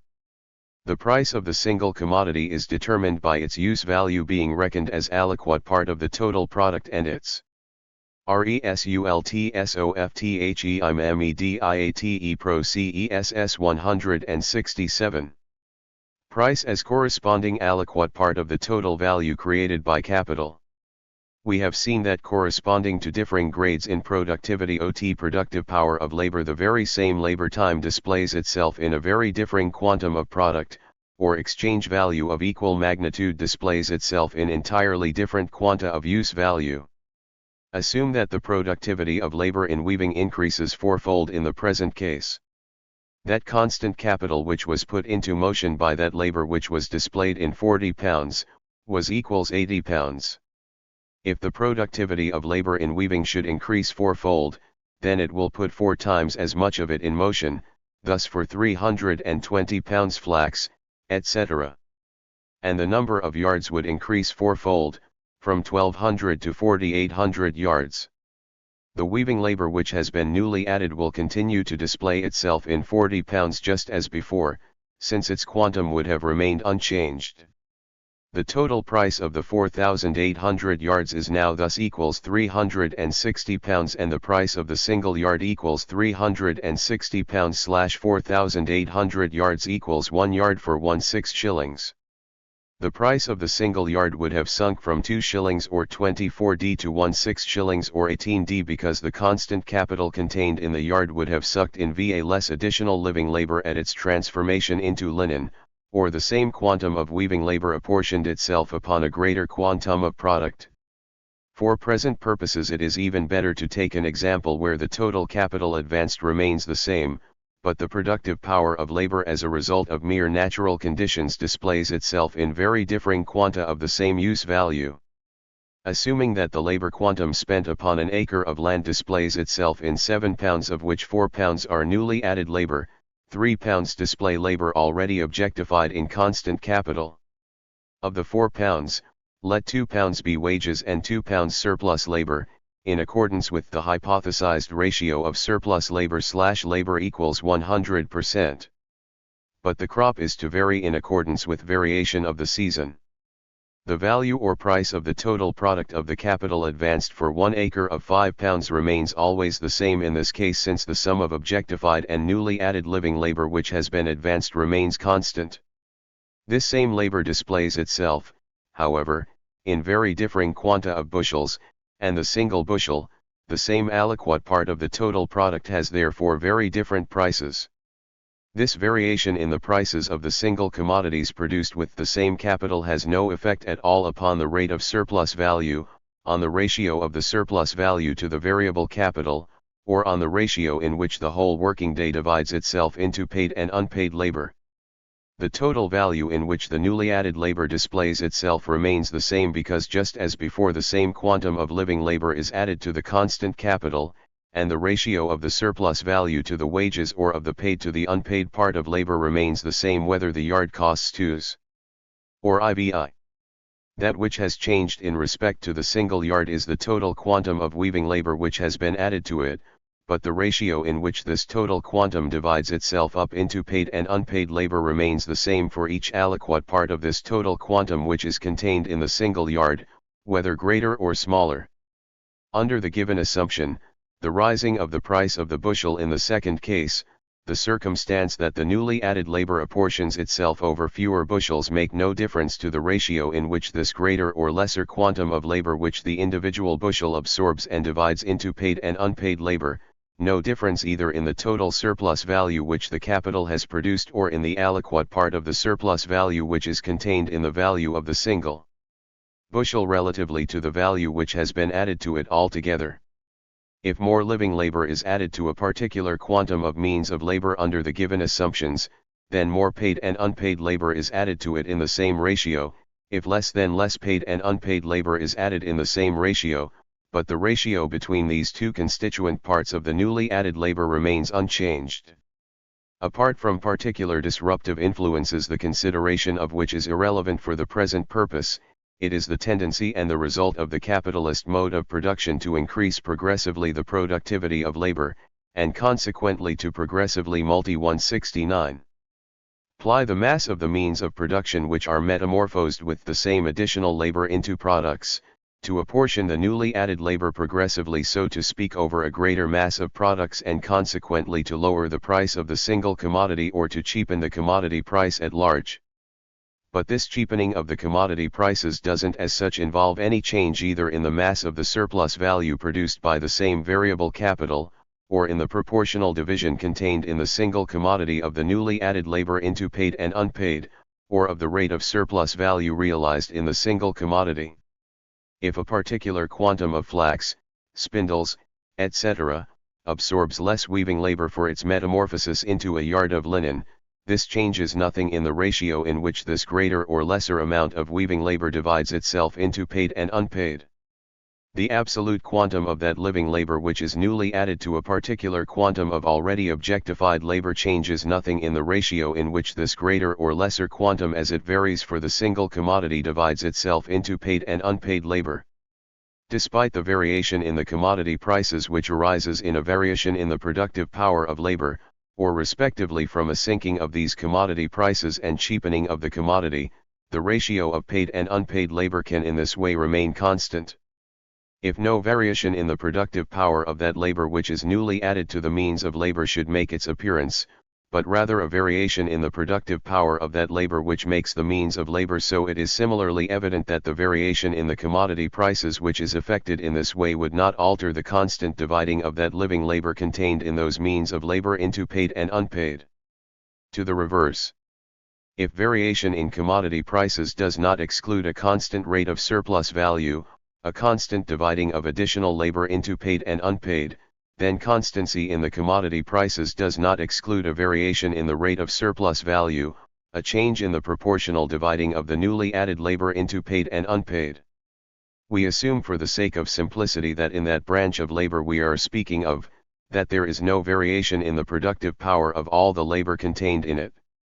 Under the above assumption, £80 are invested in constant capital, 20 pounds in variable. These 20 pounds, 170, are to display 20 days of 20 weavers. Under the assumption, they produced 40 pounds, and thus worked half a day for themselves, half a day for the capitalist. But, further, assume that the working day has been equals 10 hours and is now lengthened to 12 hours, so that the surplus labor would now be increased by 2 hours per man. The total working day would have grown by January 5, from 10 hours to 12.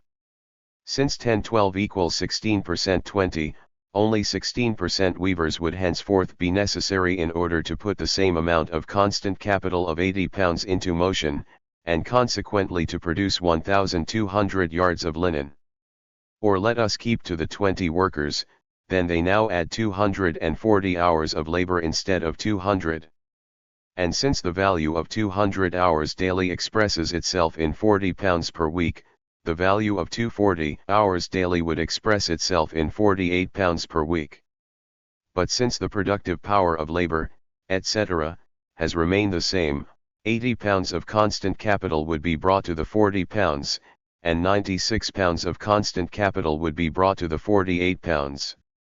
The employed capital thus would amount to 116 pounds and the commodity value produced by it equals 148 pounds. But since 120 pounds equals 1,200 yards, thus 128 pounds equals 1,280 yards. The yard would thus cost, pound 128/$12 0 equals 1/10 pound equals 2 shillings. The price of the single yard would be unchanged because it would have costed just as before the same total quantum of weaving labor objectified in the means of labor and newly added. But the surplus value contained in each yard would have increased.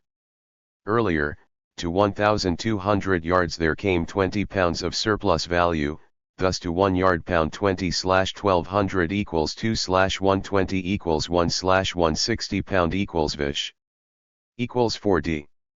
Now, to 1,280 yards there come 28 pounds, to 1 yard 5 vid, since 5% dx 1,280 equals 28 pounds, which is the actual sum of the surplus value contained in the 1,280 yards. Similarly, the additional 8 pounds of surplus value equals 80 yards and the number of yards has actually grown from 1,200 to 1,280 yards. The commodity price remains here the same, the productive power of labor remains the same. The capital invested in wages remains the same. Nonetheless, the sum of surplus value rises from 20 to 28, or by 8, which is by 40%. This is the percentage by which the total surplus value has increased. As far as concerns the rate of surplus value, however, it was originally 100% and is now 140%. These rounded off numbers can be corrected later. It is sufficient for the time being that surplus value grows with constant commodity prices, because the same variable capital sets more labor in motion, and consequently not only produces more commodities of the same 171 price but more commodities in which more unpaid labor is contained. The correct calculation is revealed in the following table, to which we add some preliminary remarks. If 20V originally equals 20 10-hour days, and the working day equals 10 hours, so this total labor equals 200 hours. If the day is lengthened from 10 to 12 hours, then the total labor of the 20 equals 240 hours. If the 200 hours of labor displays itself in 40 pounds, then 240 hours in 48 pounds. If 200 hours set a constant capital of 80 pounds into motion, then 240 set one of 96 pounds. If 200 hours produce 1,200 yards, then 240 hours 1,440 yards. And now the following table. Amount of value rate amount weaving rate of price labor of total surplus per surplus product value yards yard labor value £80 £20 £20 £120 100% £20 1200 2s 8 D4 4-4-100% CII £96 £20 £28 £144 140% £28 1440 2s 8 D4% 3% equals 140%. 7s, the no of hours rises from 5 to 7. As a consequence of the raising of the absolute surplus value, the ratio within the total quantum of applied labor has risen from 5s to 7:5, and this ratio reveals itself ditto in the single yard. The total mass of surplus value, however, is determined by the number of workers who are applied at this increased rate. If they were decreased as a consequence of the lengthened working day, but only the same quantum of labor as before, then the increase in the rate of surplus value would have remained the same, but not that of its absolute sum. If we now make the opposite assumption that the working day remains the same equals 10 hours, but that as a consequence of an increase in the productivity of labor, necessary labor is reduced from 5 to 4 hours, so that the workers now work 6 hours for the capitalist instead of 5 and work 4 hours for themselves instead of 5. The ratio of surplus labor to necessary labor was 5:5 equals 100/100, 100%. Now it is 6:4 equals 150:100 equals 150%. Just as before, 20 men are applied at 10 hours equals 200 hours, they put the same constant capital of £80 into motion as before. The value of the total product is £120 just as before, the number of yards equals 1200, the price of the yard equals 2 shillings. There has been no change whatsoever in the prices of production. The total product of 1 was equals £2 and of 20 equals 40. But if 5 hours per day the week equals 20, then 4 equals 16, with which he now buys the same mass of means of subsistence as before. The 20 workers who only each perform 4 hours of necessary labor will get £16 instead of the previous £20. The variable capital has fallen from 20 to 16 but continues to set the same quantum of absolute labor into motion as before. But this quantum apportions itself differently. Earlier, VA was paid, percent was unpaid. Now, out of 10 hours, 4 are paid and 6 not paid, that is, 2/5 paid and 3/5 unpaid, or in place of the ratio 5:5 we have that of 6:4, thus, in place of a rate of surplus value of 100% we have one of 150%. The rate of surplus value has risen by 50%. What would be applied to a single yard would be 3L/5D of paid and 4/5D of unpaid weaving labor. This is 24/5:16/5 or 24:16 as above. Consequently, we would have. One notes here that the sum of surplus value is only 24 instead of 28, as in 2. If, however, in pi iota the same variable capital of 20 is invested, then the total quantum of the applied labor would have risen, since it remains the same, if a variable capital of 16 is invested. Thus, it would have risen by V4, since 20 is larger than 16 by VA. The total quantum of the applied labor would have risen, not only the ratio of the surplus labor to the paid labor. Since 16 at this new rate yields £40. 173. Then 20 yields 50, of which 3D are surplus value. If £40 equals 200 hours, then 50 would equals 250 hours. And if 200 would set 80C into motion, then 250 hours would set 100C into motion. Finally, if 200 hours produce 1,200 yards, then 250 hours produce 1,500 yards. The calculation would thus be. One must in general remark that as a consequence of the sinking of the wages here, as a result of increased productive power, less variable capital is necessary in order to apply the same quantum of labor, since the paid part diminishes in comparison to the unpaid part.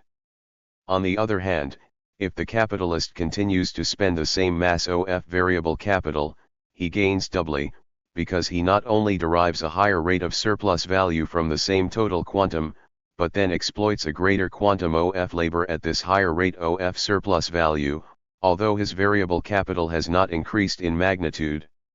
What has thus emerged is, 1. At changing commodity prices the rate and mass of surplus value can remain constant, and 2. At constant commodity prices, the rate and mass of surplus value can vary. The commodity prices in general, as we have developed in our consideration of the production of surplus value, only influence surplus value to the extent that they enter into the costs of reproduction of the labor capacity and consequently affect its own value. This is the kind of influence which can be paralysed in shorter periods by countervailing powers. From 1. It follows that the sinking of the commodity prices and cheapening of commodities which springs from the development of the productive power of labor to be sure includes the fact that less labor is materialized in the single commodities, or the same labor displays itself in a greater mass of 174 commodities, for which reason a smaller aliquot part of the labor falls to the single commodity, but does not in and of itself include the fact that the proportional division of the labor contained in each commodity between paid and unpaid changes. The two laws we have developed hold in general for all commodities, thus also for those which do not enter directly or indirectly into the reproduction of the labor capacity, whose cheapening or rising in price is thus irrelevant to the determination of the value of the labor capacity itself. From 2. Follows that although the commodity prices remain the same and the productive power of living labor remains the same which is employed immediately in the branch of production which produces these commodities, nevertheless, rate and mass of surplus value can rise. This is the case because a variable capital of given magnitude can employ very unequal quanta of labor of given productive power, or variable capital of varying magnitude employs equal quanta of labor of given productive power. In brief, a variable capital of determined value magnitude by no means sets always the same quanta of living labor into motion, and insofar therefore as it is regarded as a mere symbol for the quanta of labor which it sets into motion, it is a symbol of variable magnitude. This last remark shows how the commodity as product of capital, as aliquot constituent part of capital, as bearer of capital which has valorized itself and consequently contains an aliquot part of that surplus value which had been created by capital within itself, must be considered in a way which is different from the way we did at the beginning of our development of the single self-sufficient commodity. 175. The ungle commodity as product of capital, actually as elementary part of reproduced and valorized capital, reveals its difference from the single commodity, which was our point of departure as presupposition for the formation of capital, and its difference from the commodity regarded as self-sufficient also in fact that if the commodity is sold at its price, then the value of the capital which has been advanced for its production is not therewith realized, still less the value in the surplus value created by this capital. As mere bearers of capital, commodities can be sold at the price corresponding to their value and nevertheless be sold under their value as product of capital and as constituent parts of the total product in which now that capital which has valorized itself exists. In our above example, a capital of £100 was reproducing itself in 1200 yards of linen at a price of £120. In accordance with our earlier discussion, we can represent matters in such a way that the £80 of constant capital are displayed in 800 yards or percent of the total product, £20 of variable capital or wages in 200 yards or 1/6 of the total product, and £20 of surplus value ditto in 200 yards or a second 1/6 of the total product. Now if it isn't just 1 yard but 800 which are sold at their price, and if the two other parts should be unsellable, then only 4/5 of the original capital value itself would be reproduced. As bearer of the total capital, the 800 yards would be sold beneath their value and, indeed, vs beneath their value, since the value of the total product equals 120 and 80 only equals percent of the total product, but the lacking value quantum 40 is equal, however, to the other third of their product. These 800 yards could also be sold above their value and would, as bearers of the total capital, however, be sold at their value. But we intend to entirely abstract from the sale of single portions of the mass of commodities over or under their value, since in accordance with our assumptions the commodities are only as such sold at their value. What is at issue here is not only the fact that they, as in the case of the self-sufficient commodity, are sold at their value, but rather that it is as bearers of the capital advanced for their own production and therefore as aliquot part of the total product of capital that they are sold at their value.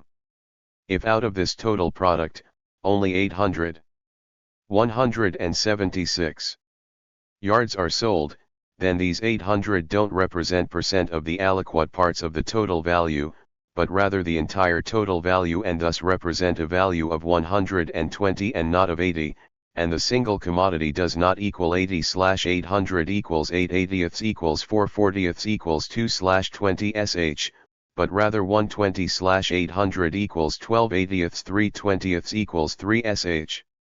In accordance with that, the single commodity would be sold at 50% too much if it were sold at 3 shillings instead of 2.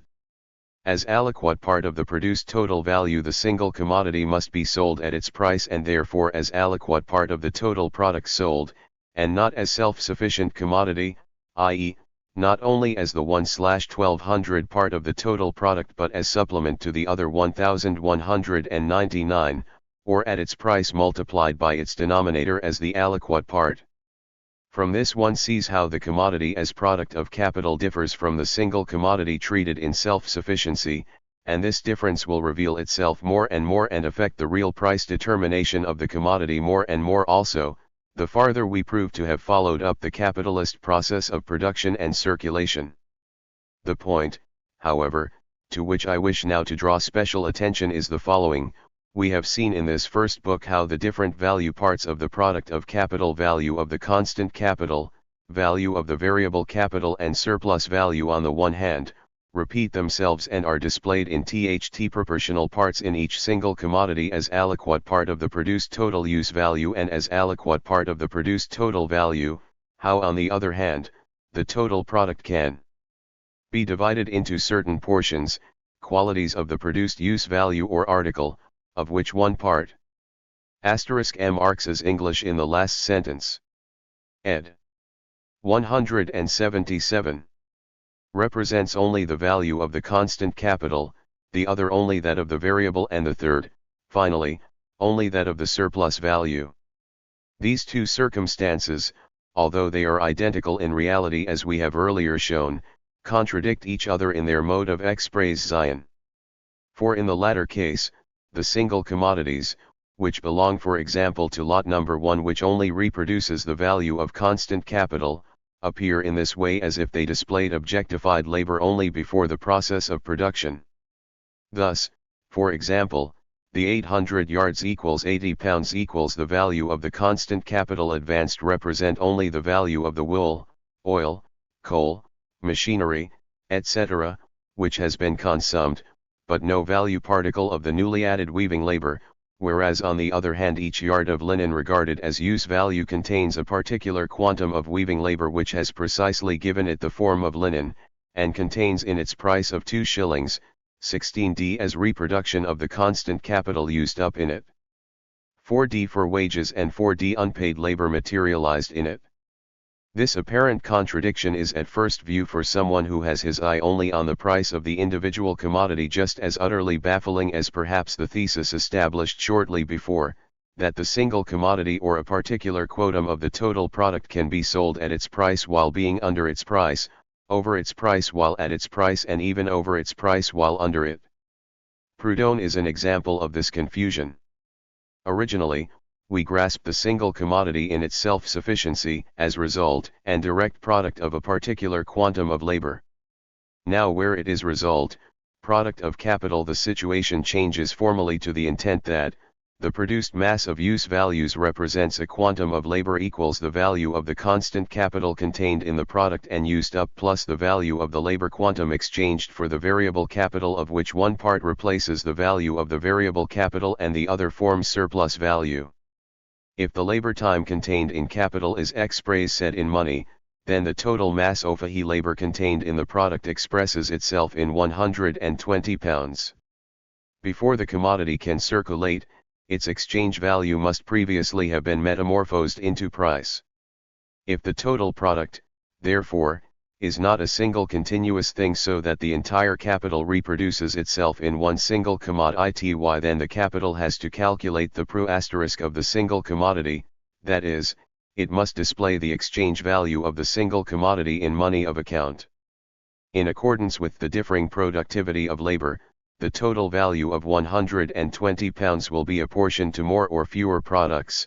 Thus the price of the single commodity will display in inverse ratio to the total number of commodities a greater or lesser aliquot part of the £120 per piece. If the total product is, for example, equals 60 tons of coal, then 60 tons equals 120 pounds equals 2 pounds per ton equals pound 120/60, if the product equals 75 tons, then the ton equals 120/75 equals 1 pound and 12 pence shillings, if equals 240 tons, then equals 120/240 equals 12/24 equals pound ye etc. The price of the single commodity thus equals the total price of the product/total number of products, the total price divided by the total number of the products, which is measured in accordance with the use value of the product. If the price of the single commodity is in this way equal to the total price of the commodity mass produced by a capital of £100 divided by the total number of the commodities, then the total price of the total product is on the other hand equal to the price of the single commodity multiplied by the total number of produced commodities. If the mass of commodities has grown along with the productivity, then the number has grown too, while the price of the single commodity has fallen. Whenever the productivity has shrunk where one factor increases and the other factor decreases, the opposite takes place. As long as the quantum of labor invested is the same, it displays itself in that very same total price of £120, however much of it falls to the single commodity with its mass, which varies in proportion to the productivity of labor. If the part of the price which falls to the single product, the aliquot part of the total value, is smaller on account of the greater number of products than the surplus value part, too, which falls to it is smaller, the aliquot part of the total price in which the surplus value of £20 expresses itself, and which depends upon it. Ratio of the price part of the single commodity, which expresses surplus value, to the 179. Price part of the commodity which displays wages or paid labor is not, however, thereby altered. Admittedly, it has now emerged upon the consideration of the capitalist process of production that along with the cheapening of the commodities which determine the value of the labor capacity and enter into the necessary consumption of the workers, the tendency exists to cheapen the labor capacity itself and consequently to shorten the paid part of labor at the same time and lengthen the unpaid part while the magnitude of the working day remains the same. Thus, while under the previous assumption, the price of the single commodity participates in the surplus value in the same ratio in which it forms an aliquot part of the total value, in the same ratio in which it participates in the total price, now the part of this price which displays surplus value will rise despite the sinking price of the product. But this is only the case because in the total price of the product, as a consequence of the increased productivity of labor, the surplus value occupies a greater proportional place. The same reason decreases the value of the labor capacity, namely, the augmented productivity of labor which has the same quantum of labor, the same value of £120, displays itself in a greater mass of products, consequently sinks the price of the single commodity. So although the price of the single commodity sinks, although the total quantum of the labor contained in it decreases, the proportional constituent part of this price which consists in surplus value increases, or there lurks in the lesser total quantum of labor which lurks in the single commodity a greater quantum of unpaid labor than earlier, where labor was more unproductive, the mass of the product smaller, the price of the single commodity higher. In the total price £120 there now lurks more unpaid labor and also consequently in each aliquot part of these £120. The puzzles are similar which confuse Proudhon in his exclusive attention to the price of the single, self-sufficient commodity and ignoring of the commodity as product of the total capital and hence ignoring of the ratio in which the total product with its respective prices is conceptually divided. It is impossible, since the interest on capital added to the salary of the worker as commerce proceeds constitutes the price of the commodity. 180. That the worker would be able to buy back what he has himself produced. Living by working is a principle which implies contractations, under the regime of interest. That is quite correct. To make matters clearer, let us assume that the worker under discussion is the entire working class, the weekly wage which it receives and with which it is now to buy means of subsistence, etc., is spent on a mass of commodities whose price contains in addition to a part equal to wages a part equal to surplus value of which the interest mentioned by Tadon forms only one perhaps only relatively small proportional part. Now how is it possible that the working class, with its weekly wage which only equals salary, buy a mass of commodities which equals salary plus surplus value? Since the weekly wages of the whole class taken into account only equal the weekly sum of the means of subsistence, it follows clear as day that the worker cannot buy the necessary means of subsistence with the sum of money he has obtained. For the sum of money which he has obtained equals the weekly wage while the price of the weekly necessary means of subsistence equals the weekly price of the labor contained in them plus the price in which the unpaid surplus labor displays itself. Therefore, it is impossible that the worker would be able to buy back what he has himself produced. To live by working, therefore under these assumptions, implies contradictions. Proudhon is completely correct as far as appearance is concerned. But if he regards the commodity as product of capital instead of in self-sufficiency, then he will find that the week's product breaks down into a part whose price contains no surplus value, etc., and there is another part whose price is only equal to the surplus value, etc., although the price of the commodity contains all those elements, etc., it is precisely only that first part, however, which the worker buys back. That is on average the way things stand with those apparently profound and inscrutable economic paradoxes of Proudhon. They consist in the fact that he expresses the confusion which economic phenomena have created in his head as the law of phenomena. But still worse is his critique at the hands of vulgar economics. For example, M. Fourcade not only draws his attention to the fact that his thesis on the one hand proves too much insofar as the working class couldn't exist at all on its basis, but that on the other hand he doesn't go far enough in his expression of the paradox insofar as after all the price of the commodities which the worker buys includes in addition to salary plus interest, etc., also raw materials, etc. Quite correct, Fourcade. But what next? He shows that the problem is actually even more difficult than Proudhon makes it out to be, and that is a reason for him not to solve the problem, but to creep away with a meaningless phrase about it. In actuality, what is good about Proudhon's manner is the fact that by his openly expressing with sophistical complacency the confusion of economic phenomena as opposed to the vulgar economists who try to conceal it, his own theoretical poverty is dragged into the light of day. So W. Thucydides Rascher characterized Proudhon's what is property as confused and confusing. In the term confusing, the feeling of impotence of vulgar economics confronting this confusion is what is being expressed. It is unable to solve the contradictions of capitalist production even in the confused, superficial and sophistical form in which Proudhon picks them up and throws them at the vulgar economists' heads. Nothing is left it except to appeal to common sense against this sophistry which it lacks the theory to overcome, and take its stand on the fact that things are actually continuing their course. What a charming consolation for supposed theoreticians! The difficulty displayed in Chapter 1 has now been solved, too. If the commodities which form the product of capital are sold at those prices which are determined by their value, then each one realizes a surplus value, i.e., he sells a value part of the commodity, which has cost him nothing, which he has not paid. The advantage which they reciprocally derive is in this way not achieved by overreaching on both sides, not by their selling their commodities above their value, but rather by their selling them at their value. This assumption, that the commodities are sold at prices corresponding to their values, forms the basis for the investigations contained in the following book. 2. The next result of the immediate process of capitalist production is commodities in whose price it isn't only the value of the capital advanced and consumed during their production, but it is also at the same time the surplus labor consumed during their production which is materialized, objectified as surplus value.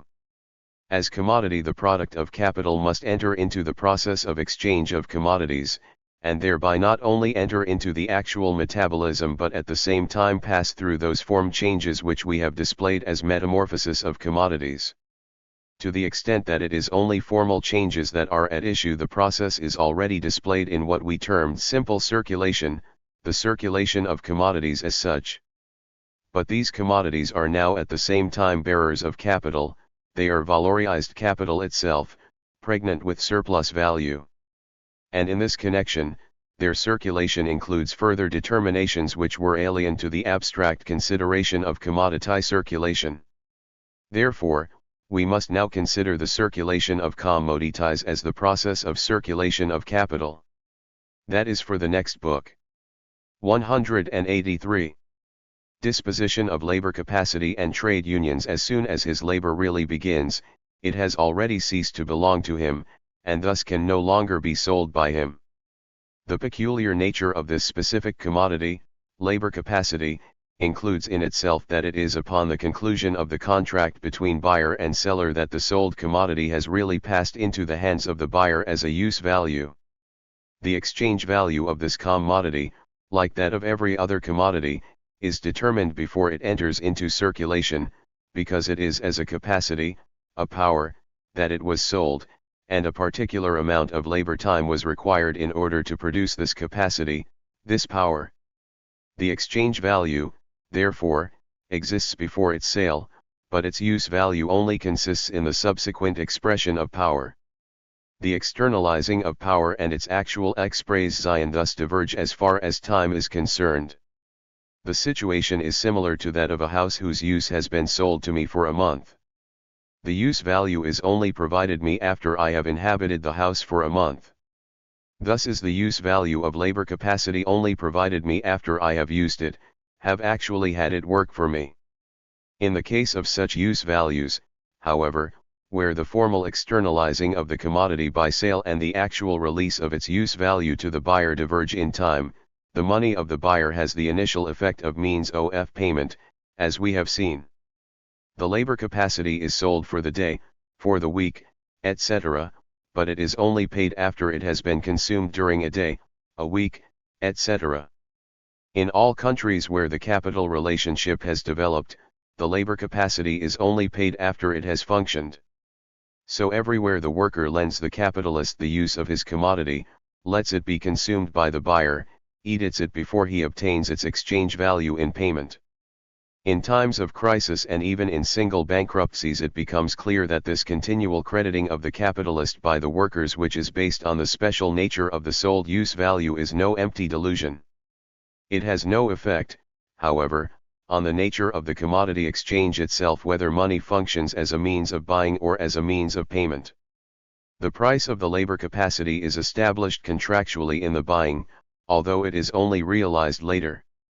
This form of payment has just as little an effect on the fact that this price determination relates to the value of the labor capacity, and not either to the value of the product or to the value of the labor, which labor is not as such a commodity at all. The exchange value of the labor capacity, as has emerged, is paid. 184. Whenever the price of the means of subsistence is paid which are in a given condition of society necessary in order that the worker exercise his labor capacity at all with the necessary level of power, health, vitality, and that he eternalize himself through the begetting of men to replace him. If man differs from all other animals through the boundlessness and expandability of his needs, then there exists no animal on the other hand which is able to contract its needs in the same unbelievable degree, and limit itself to the same minimum of living conditions, in a word, no animal which possesses the same talent for Irelandization. It isn't of such a physical minimum of existence that we are talking when it is a question of the value of the labor capacity. As in the case of every commodity, so in the case of the labor capacity is its price able to rise over its value or fall under it, and thus deviate from the price in the one or the other direction, which is only the monetary expression of the value itself.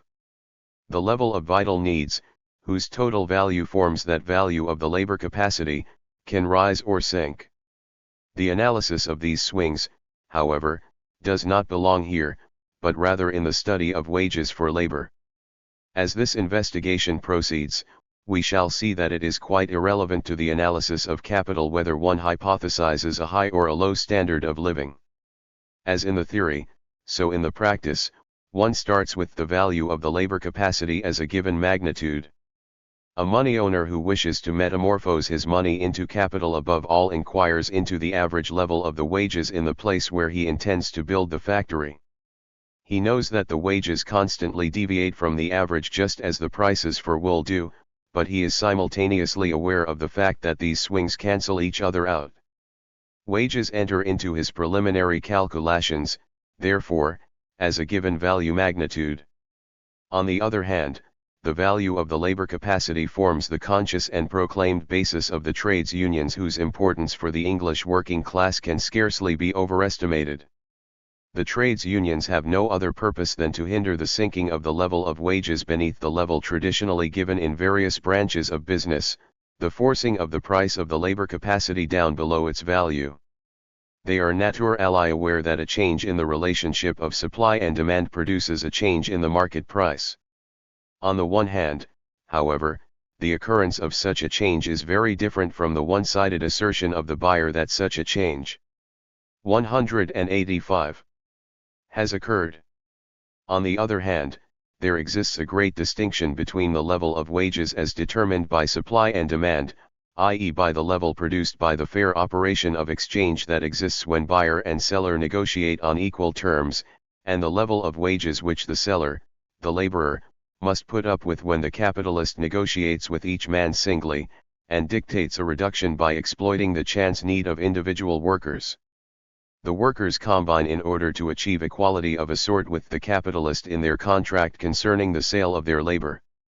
This is the rationale of the trades unions. What they seek to bring about is that the accidental immediate neediness of a laborer should not compel him to make do with a smaller wage than supply and demand has already established in a particular branch of labor, and thereby depress the value of the labor capacity in a particular sphere generally beneath its habitual level. This value of the labor capacity is regarded by the workers themselves as the minimum wage and by the capitalist as the uniform rate of wages for all workers in the same trade. So the unions never allow their members to work beneath this wage minimum. They are insurance societies created for this purpose by the workers themselves. An example may clarify the purpose of these combinations formed among the workers for the protection of the value of the labor capacity. In all businesses in London there are so-called sweaters. A sweater is someone who undertakes to deliver a certain quantity of work at normal prices to an entrepreneur, but who then has it carried out for a lower price by others. The difference, which goes to make up his profit, is sweated out of the workers who actually perform the labor, and represents nothing other than the difference between the value of the labor capacity which is paid by the first businessman and the price which stands beneath the value of the labor capacity, which the sweater pays to the real workers. The form piecework salary is employed in English potteries in order to engage young apprentices at a low piecework salary so that they overwork themselves right in their training period to the great advantage of their master. This is officially specified as one of the reasons for the degeneration of the population in the pottery factories. The increase of the total wages in those branches of labor into which task work has recently been introduced becomes for the masters as soon as it has reached a certain height itself a reason to reduce wages, since they consider it too high to be good for the worker. Task work is directly denounced as a means for the lowering of wages. It has to be clear in and for itself that the way in which the wages are paid out has no effect in and of itself upon their nature, although the kind of payment may have a more favorable effect on the development of the capitalist process of production. It is clear that the individual differences in the wages, which have greater play under piecework than under time wages, are only deviations from the level of the wages. But piecework wages, where not paralysed by other circumstances, has a tendency to depress this very level itself. Labor wages as the total price of daily average labor contradicts the concept of value. Each price must be reducible to z-value since the price in and for itself is only the monetary expression of value, and the circumstance that present prices stand above or below the price corresponding to their value does not affect the fact that they are a quantitatively incongruent expression of the value of the commodity, even if in the assumed case they are quantitatively too great or too small. But here in the case of the price of labor there would be a qualitative incongruence. Since the value of a commodity is equal to the necessary labor contained in it, then the value of a working day is equal to the day of labor contained in it, which is nonsense and yields no determination at all. The value of labor is thus an irrational expression and actually only a metamorphosed and inverted form for the value of the labor capacity. Zero price which is not reducible to value whether immediately or through a row of intermediaries expresses a merely accidental exchange of something for money. And so things which are not in the actual fact commodities at all, and therefore in this sense outside the commerce of men, are metamorphosed into 187 commodities through their exchange for money. Hence, the connection between venality and corruption and money relationship. Since money is the metamorphosed shape of the commodity, one cannot simply read off its appearance where it comes from, what has been metamorphosed in it, whether conscience, virginity or potatoes. But piecework wages, if they are to serve immediately as expression of a value relationship, are just as irrational as time wages as most immediate form of labor wages. For example, in a piece of commodity a working hour is objectified. The worker obtains 3d, or the value of this piece with respect to the worker is not determined by the value contained in it as measured by the labor time. Actually, these piecework wages do not immediately express a value relationship. The point is not to measure the value of the piece by the labor time contained in it, but rather the opposite, to measure the necessary labor time which the worker has performed by the piece. The wages which he obtains is thereby time wages, insofar as the piece only has the vocation to measure the time for which he receives the wage and to serve as guarantee that he has employed only necessary labor time. The piecework wage is thus nothing but a particular form of the time wage, which is on its own only the metamorphosed form for the value of the labor capacity with respect to the prices for the labor capacity which correspond quantitatively to this value or diverge from it. If the piecework wage has the tendency to leave great play for the individuality of the worker, then it also has a strong proclivity to sink the wages of other workers beneath the level and to reduce this level itself by the spurred competition of the workers which is strained to the uttermost. Insofar as the intensity of labor is measured, other things being equal, by the mass of product which the worker provides within a definite time, one must compare, if one is comparing the time wages in different countries, at the same time how these wages behave if they are expressed as piecework wages. Only thereby does one obtain the true ratio between necessary labor and surplus labor or between labor wages and surplus value. It will then often be found that although the apparent time wage is higher in rich countries, piecework wages are higher in poor countries, so the worker here actually claims a greater 188 part of the working day for the reproduction of his salary than there, thus the rate of surplus value is smaller in the latter countries than in the former and the relative labor wage consequently greater. Thus the real price of labor is actually higher in the latter than in the former. Considering various nations, abstracting from the productive ity due to each of the workers, the intensity makes just as great a difference as the length of the working day. The more intensive national working day counts as equal to the less intensive plus x.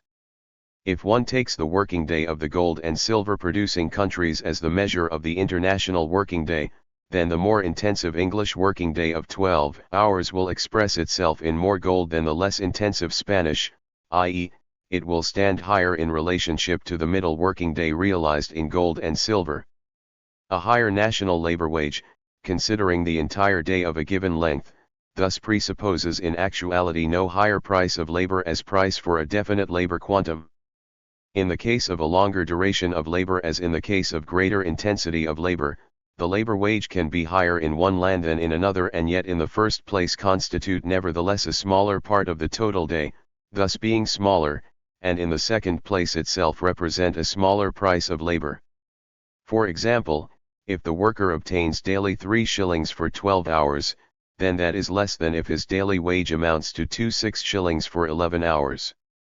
For the 1 hour of surplus labor includes a much greater attrition, hence quicker reproduction of the labor capacity. The difference would be even greater if the 26 shillings were for 10 hours.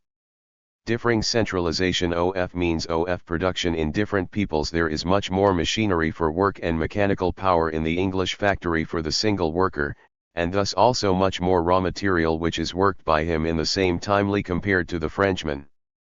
The productive power of his labor is, therefore, 189. Much greater, as is the capital that employs him. The number of establishments much smaller in England than in France. The number of workingmen employed on the average, in one single establishment, much greater in England than in France, although the total number employed in France greater than in England, although in a small proportion only, compared to the number of establishments. What is revealed here is that in consequence of historic, etc., conditions which have had a differing effect upon the relative magnitude of the concentration of the means of production, there is a correspondent relatively greater or smaller expropriation of the mass of the immediate producers, a very different level of development of the forces of production and of the capitalist mode of production at large. This is, however, in precisely inverse ratio to the saving and hoarding asterisk of the immediate producer himself, which is very large in France compared with England. The scale upon which the one surplus labor of the producers can be saved and hoarded asterisk and accumulated and brought together in great masses, i.e., concentrated, can be used as capital, corresponds exactly to the degree in which their surplus labor is hoarded etc. by their employers instead of by themselves, corresponds, therefore, to the degree in which the great mass of the real producers is precluded from the capacity and the conditions of saving, hoarding, accumulating, is in one word precluded from all power of appropriating its own surplus labor to any important degree, because of their more or less complete expropriation from their means of production. Capitalistic accumulation and concentration are based upon, and correspond to, the facility of appropriating other people's surplus labor in great masses, and the corresponding inability of these people themselves to lay any claim to their own surplus labor. It is, therefore, the most ludicrous delusion, fallacy, or imposture, to explain, and account for, this capitalistic accumulation, by confounding it with, and, as far as phraseology goes, converting it into, a process quite its opposite, exclusive of it, and corresponding to a mode of production upon whose ruins capitalistic production can alone be reared. It is thus one of the delusions carefully entertained by the political economy. The truth is this, that in this bourgeois society, every workman, if he is an exceedingly clever and shrewd fellow, and gifted with bourgeois instincts, and favored by an exceptional fortune, can possibly be converted himself into an exploiter of the labor of others. But where there was no labor to be 190. Exploited 5, there would be no capitalist nor capitalistic production. Ricardo actually consoles the workers with the fact that as a consequence of the rising productivity of labor, there is an increase of total capital compared to its variable part, the part of the surplus value which is consumed as revenue increases, and hence there is an increased demand for menial servants. Ireland. Emigration. Only England could be a model for the way in which the actual increase or decrease in laboring population in the 10-year cycle of industry can exert any perceptible influence upon the labor market, because here is where the capitalistic mode of production is developed, and this capitalistic mode does not, as mostly upon the European continent, move still on the basis of an agricultural economy which doesn't correspond to it. In brief, it is in England that one can best grasp the effects produced by the needs of valorization of capital upon the expansion and contraction of emigration. One must observe at the start that the emigration of capital is much higher in comparison with the annual accumulation fund than the number of migrants in comparison with the annual increase in population. Further, English migrants are for the most part not workers but sons of sharecroppers, etc. They have, hitherto, been more than replaced by the immigration out of Ireland. In periods of stagnation and crisis, emigration tends to rise. It is then also that the part of excess capital sent abroad is largest. In periods when human emigration decreases, the emigration of additional capital decreases also. The absolute relationship between capital used in the country and labor power is thus little affected by the swings in emigration. If emigration began to assume serious proportions in England in comparison to the yearly increase in the population, then its position of eminence within the world market would be over. The Irish emigration since 1848 has cheated all the expectations and prophecies of the Malthusians. First, they had declared that an exodus which surpassed the measure of the excess population was impossible. The Irish have solved the problem despite their poverty. The part which has emigrated sends each year a large part of the means for 191. Emigration to those who have been left behind. Second, these gentlemen had also prophesied that the famine which killed 1 million and the exodus which followed would have precisely the same effect in Ireland that the Black Death had in England in the middle of the 14th century. Precisely the opposite took place. Production decreased faster than the population, and just similarly the means of livelihood of the agricultural workers, although their wages is not higher today than in 1847, if one takes the different price of the means of subsistence into account. The population, however, has decreased in 15 years from 8 to about 4-6 millions. Admittedly, cattle production has grown somewhat, and Lord Dufferin, who wants to metamorphose Ireland into a sheep pasture, is quite correct in saying that it is still much too numerous. Meanwhile, the Irish don't only carry their own bones to America, but also themselves, and the phrase, "there will arise an avenger," will verify itself in terrifying fashion beyond the transatlantic. Although the formation of capital and the capitalist mode of production rest essentially upon the sublation not only of the feudal mode of production, but upon expropriation of peasants, artisans, in general upon sublation of the mode of production which rests upon that private ownership by the immediate producer of his conditions of production, although once the capitalist mode of production is introduced, it develops to the same measure as that in which private property and the mode of production based upon it is sublated, that is, those immediate producers are expropriated in the name of concentration of capital, although that process of expropriation, as it later repeats itself in the clearing of estates in a systematic way, introduces the capitalist mode of production partly as an act of violence.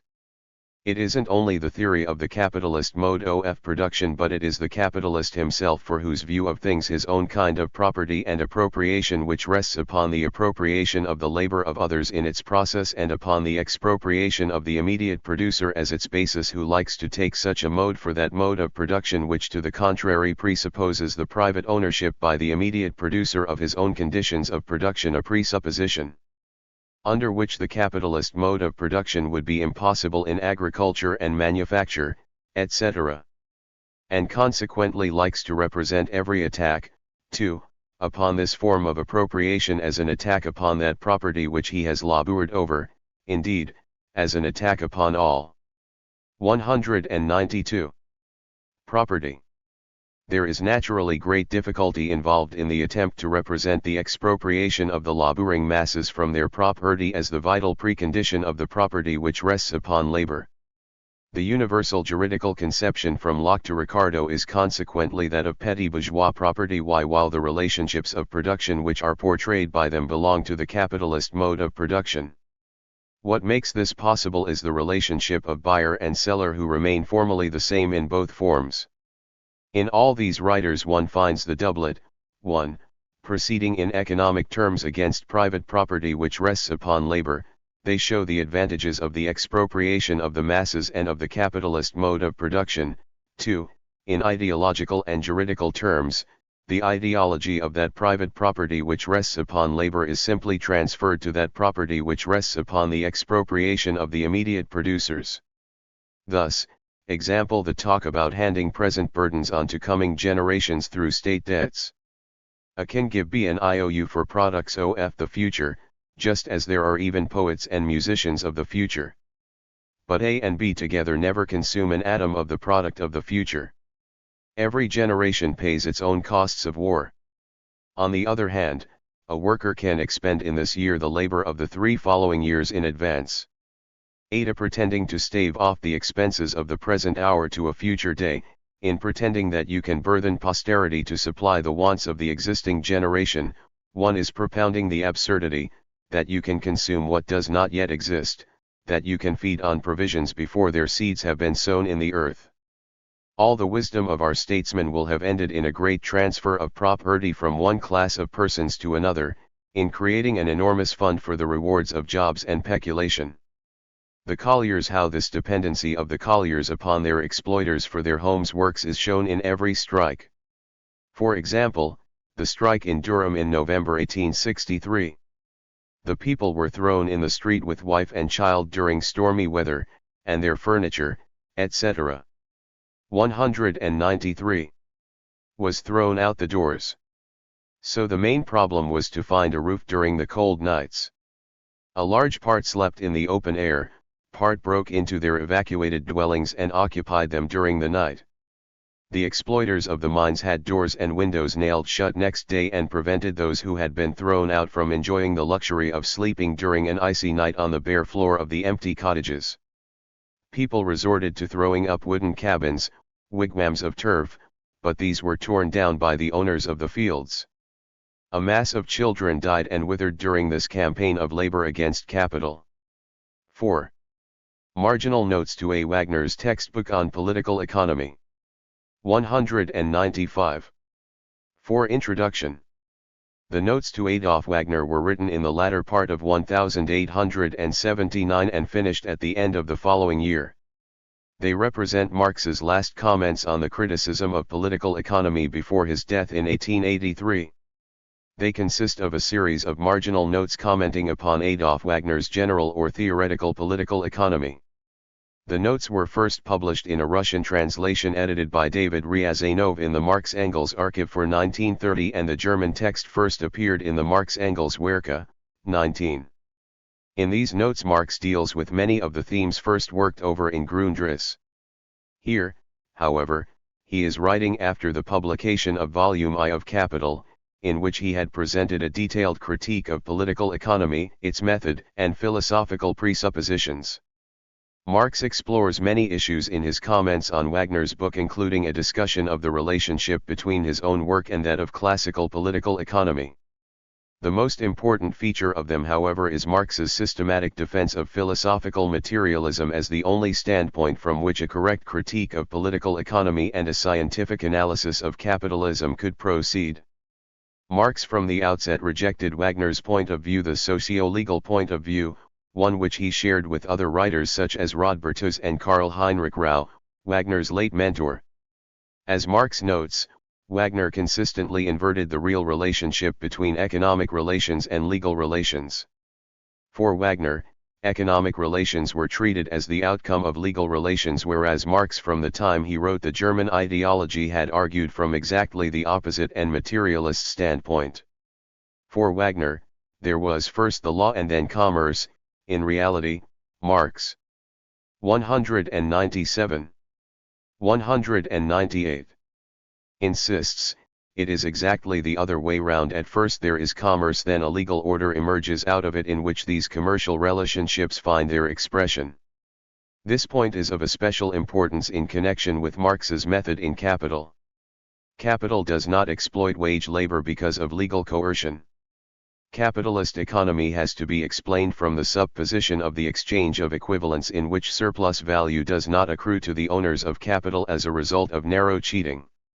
This line of attack was in turn a part of Marx's critique of Wagner's idealist conception of man. For Wagner, man was an abstract being, divorced from any particular society. Marx, however, insisted that man was a social animal, necessarily engaged in active, productive relations with nature, to which he remained inseparably bound. This view is clearly demonstrated not only in these notes, but in his early writings of almost 40 years before. From this general attack on Wagner's idealist starting point, Marx goes on to subject the professor's work to detailed criticism. He shows, for example, how Wagner completely misses the crucial distinction between labor in its concrete form and abstract labor, a distinction which Marx shows in Capital is the pivot on which a correct and scientific understanding of capitalist economy rests. The center, however, of Marx's criticisms of Wagner was the latter's misunderstanding and distortion of Marx's theory of value. Wagner wanted to start from concepts from which in turn further concepts were to be derived.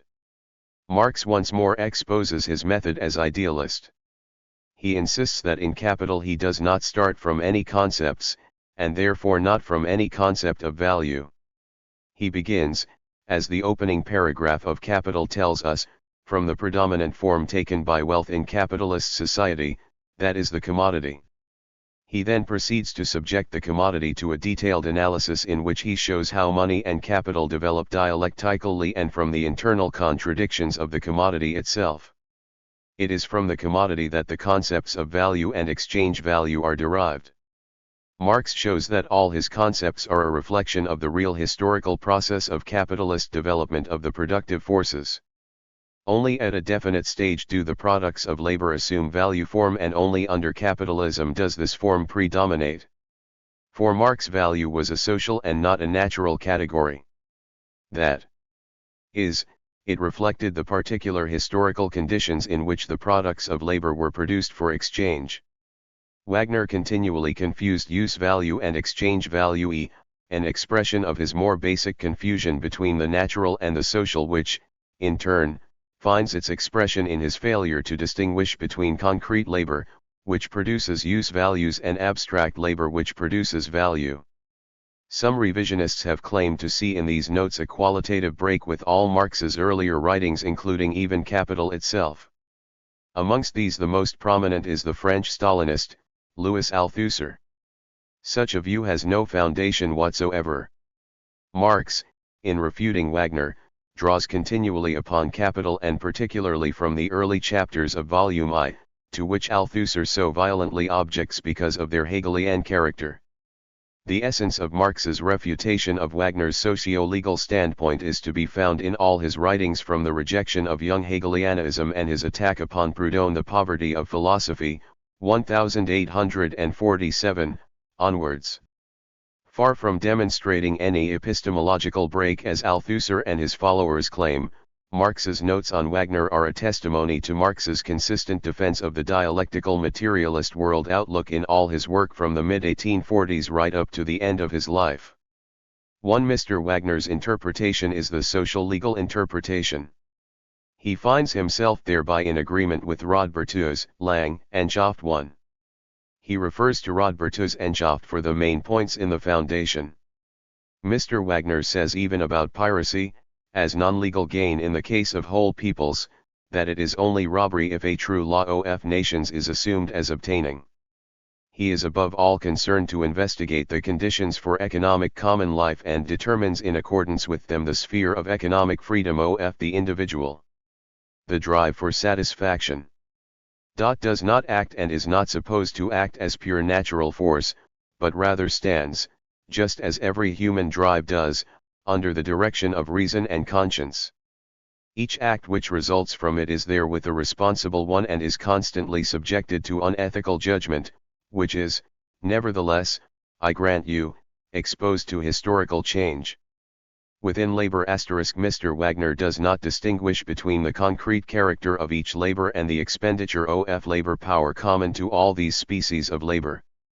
Even the mere administration of the estate for the purpose of drawing in rent constandi necessitates activities which belong under the concept of labor, and similarly the use of the income aimed at, for the sake of satisfying needs. For Wagner, the historical legal categories are the social ones. Namely, natural monopolies of location, thus especially in municipal relationships, and then under the influence of climate for the agricole 201. To rural production of whole countries, and, further, natural monopolies of specific soil yield, and even between different peoples the area of the regular exchange of goods is their market. Under economic goods, relationships to persons and things whose object-like completeness rests upon an abstraction, out of totally free traffic, the cases of customers * company, etc., where advantageous relationships to other people, which are developed by human activity, can be yielded and gained apart from monetary compensation, b. on tlbasis of certain legal limitations of commerce, exclusive trade rights, landed privileges, monopolies, patents, etc. Mr. Wagner subs services under economic goods. His real motivating impulse is his craving to represent Privy Councillor Wagner as a productive worker, for, he says, the query is prejudicial for the judging of all those classes which exercise personal services in a professorial way, consequently of domestics of those who belong to liberal professions and hence also of the state. Only if services are also reckoned amongst economic goods, are the mentioned classes productive in the economic sense. The following is very characteristic for the intellectual tic of Wagner and his friends. Rao had remarked, it would depend upon the definition of estate and similarly of economic goods whether services belong there or not. Wagner rejoins, one must propose just such a definition of estate which includes services among economic goods. But the decisive reason for it is that the means of satisfaction precisely cannot consist only in material objects, because needs do not only relate to such, but also to personal services. Estate, 1. Purely economically. The PROV present at a point of time of economic goods as real funds for the satisfaction of needs is an estate in itself, parts of the total, or people's or national estate. 2. As historical legal concept. The provision of economic goods which lies in the possession or property of a person, is state possession. The latter is a historical legal relative concept of property. Property only provides certain rights of disposition and certain rights of exclusion with respect to other. The measure of these rights changes 9. Each estate in the second sense is an individual estate of a physical or juridical person. Public estate. Especially the estate of compulsorily common economic entities, thus state y regional y community estate. This estate is specified for universal use and property in it is assigned to the state, etc., as the legal representative of totality or it is genuine state and community property, namely an administrative estate which assists the performance of state tasks, and a financial estate y which is used by the state for the acquisition of income sources as means for the accomplishment of its tasks. Capital, capitals y translation of kefalioni with which the demand for a sum of money as opposed to interest was labeled. In the Middle Ages, it became capitate, caput pecuniae as chief thing, essential, original thing. In German, one used the word, Hauptgeld. Capital, profit stem, provision of goods for gain, a provision of movable means of gain / as opposed to, provision for use, a heap of movable means of enjoyment collected in some connection or other. Circulating and standing capital value. According to Mr. Wagner, the theory of value is the cornerstone of his socialist system. Since I have never presented a socialist system, this is a fantasy of the Wagners, Schaeffels, and all such. Further, Marx finds the common social substance of the 10 exchange value which is the only one he has in mind here, in Labouri the measure of quantity of exchange value in socially necessary labor time, etc. Nowhere do I refer to the common social substance of exchange value, but say rather that exchange values represent something common to them which is completely independent of their use values, namely, the value, as I have written, the common element which represents itself in the exchange relationship or exchange value of commodities is thus their value. The progress of the inquiry will lead us back to the exchange value as to the necessary mode of expression or appearance form of value, which nevertheless is first of all to be considered in independence of this form.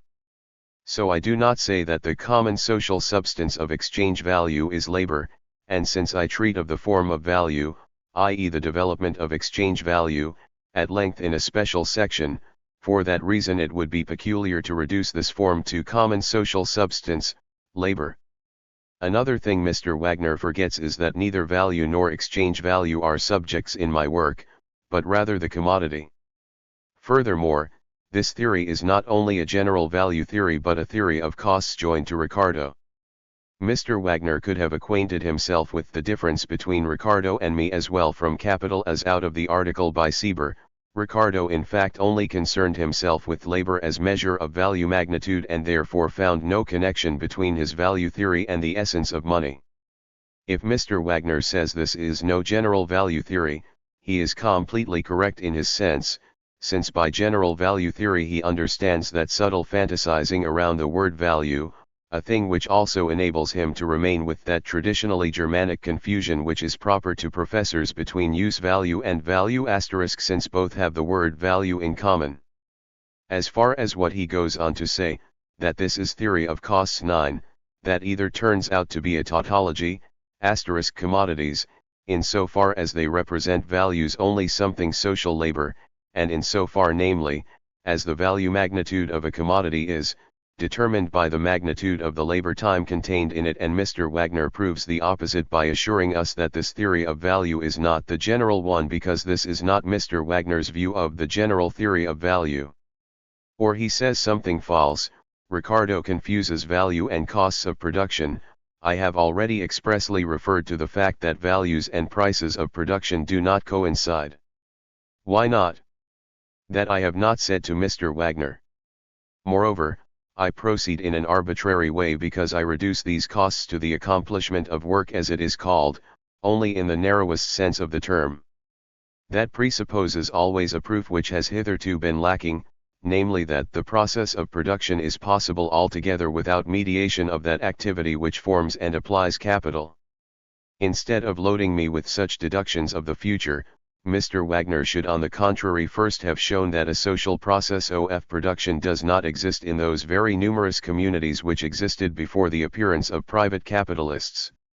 Moreover, Wagner could only say, the exploitation of the working class by the capitalist class is correct, but he errs in considering this economy as a transitory one, while Aristotle on the other hand erred in considering slave economy as not transitory.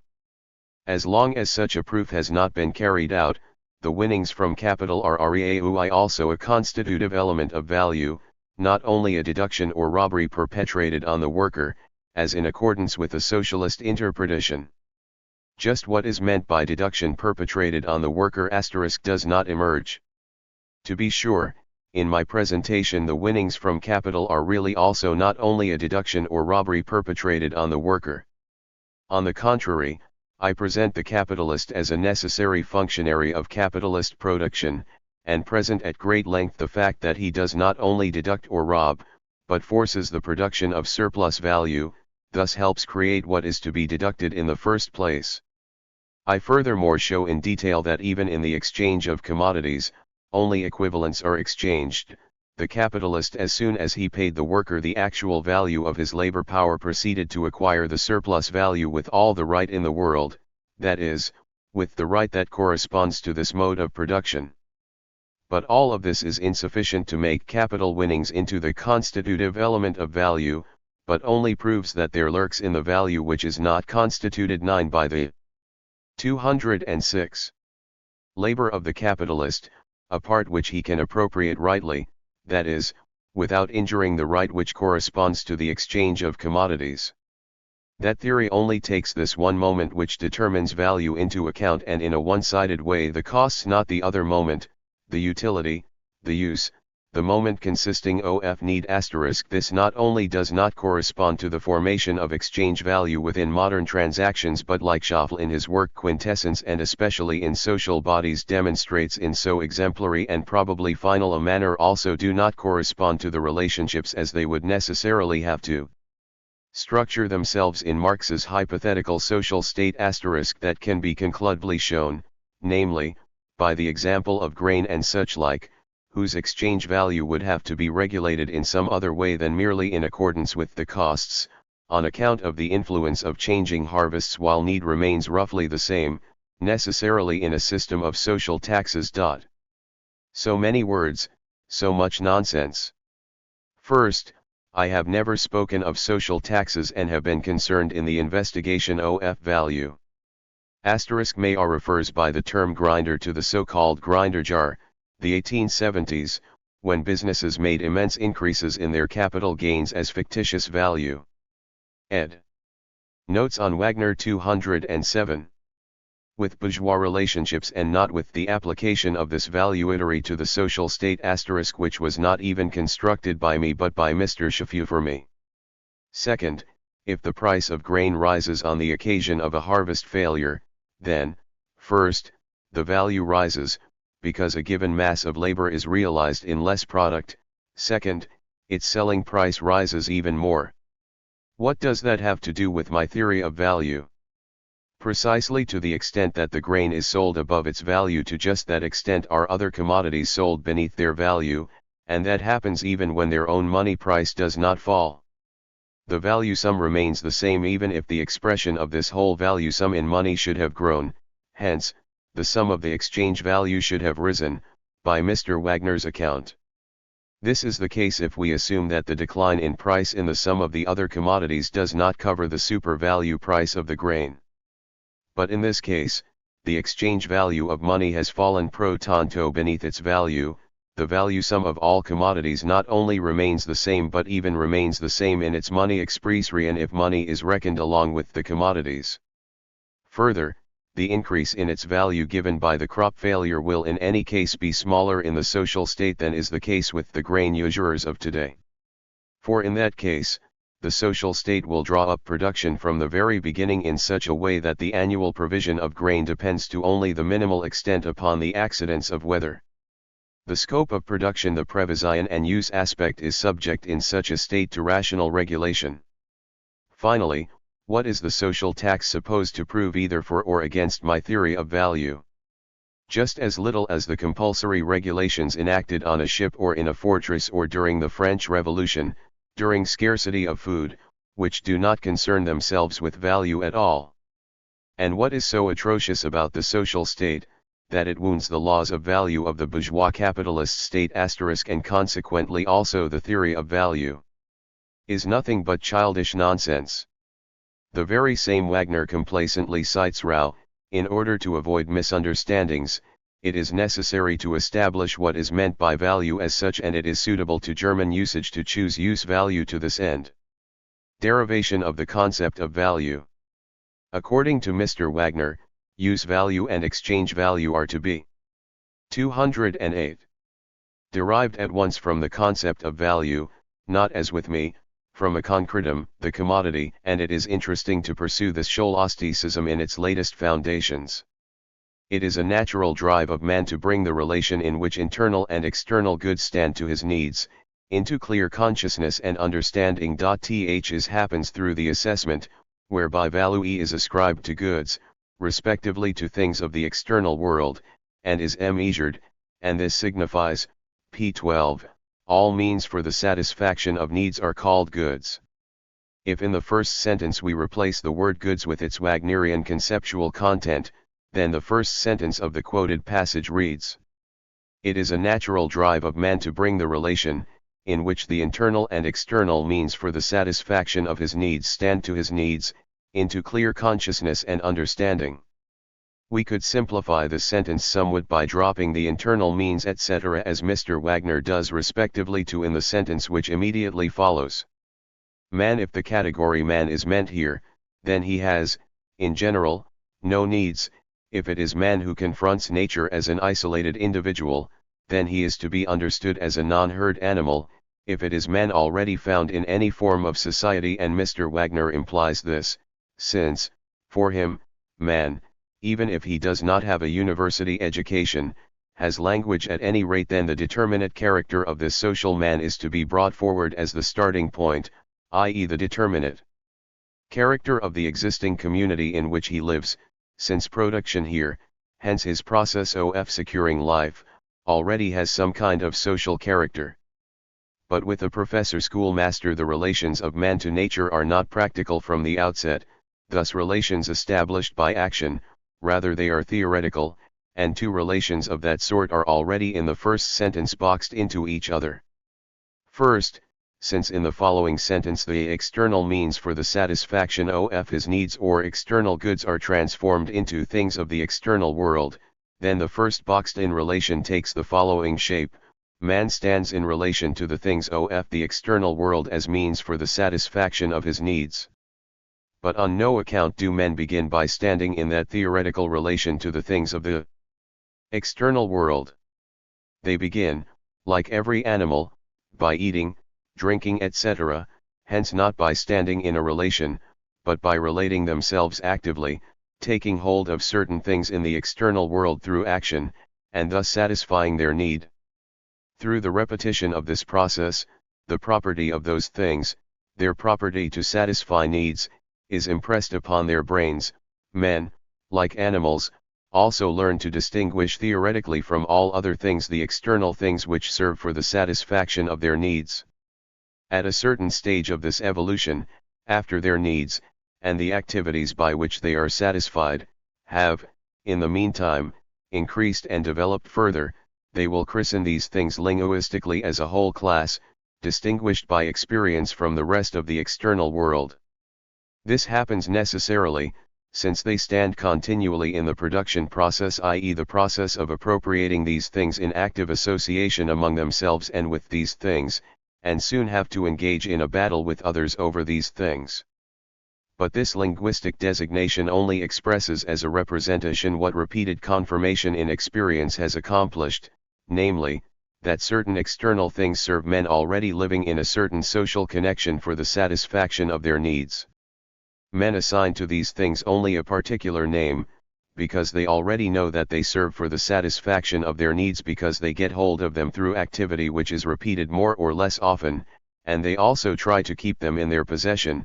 Perhaps they call them goods, or something else which expresses the fact that they need these things practically, that these things are useful them, and they ascribe this useful character as if it is possessed by the thing.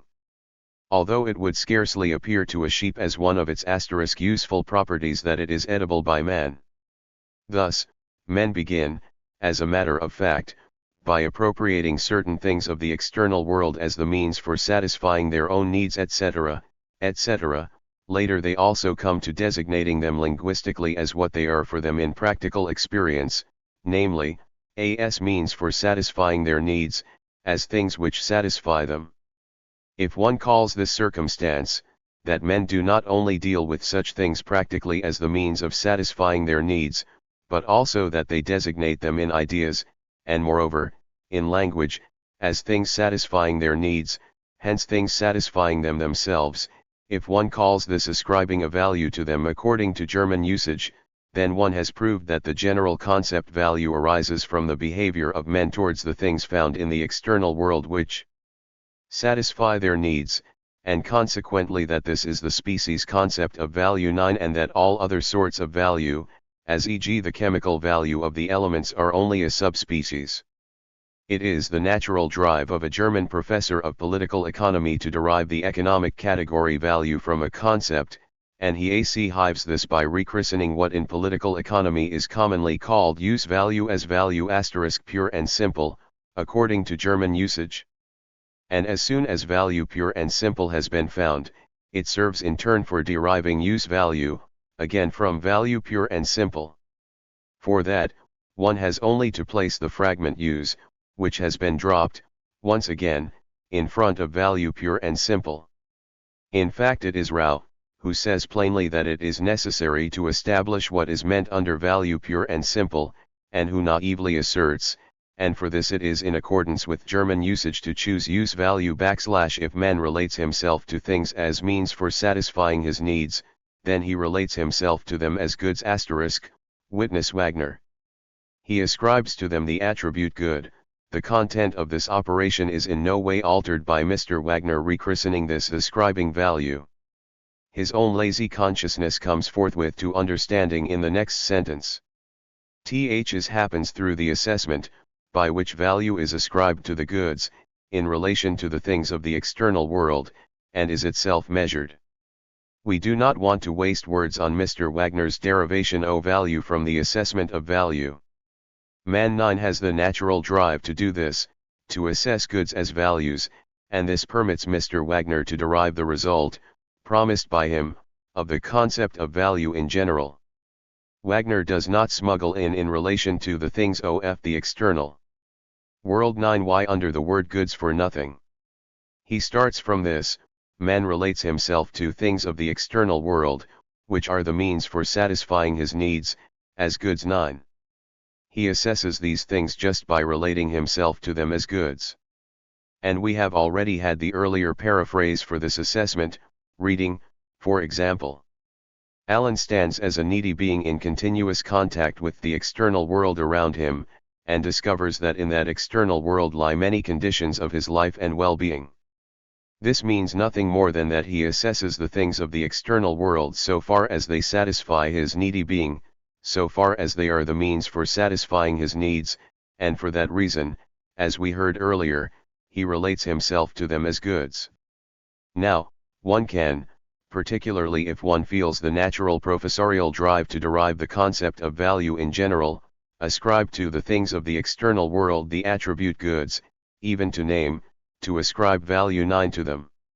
One could also have said, since man relates himself to the things of the external world, which satisfy his needs, as goods, he prizes them, hence he ascribes price asterisk to them, and then the derivation of the concept price pure and simple would be offered ready cut 9 to the German professor through the mode of procedure of man 9. Everything that the professor cannot do for himself, he lets man 9 do, but he is in fact nothing but professorial man Y who thinks to have conceived the world, when he arranges it under abstract rubrics. But so far as to ascribe value 9 to the things of the external world is here only another way of stating the expression to ascribe to them the attribute goods, then as Wagner wants to insinuate, value is certainly not ascribed to the asterisk goods 9 themselves as a determination different from their goodness. It is only the word value substituted for the word good. Hence we see how the three economic categories value, price, treasure can be conjured up at a stroke by Mr. Wagner from the natural drive of man to offer the professor his blockhead conceptual world.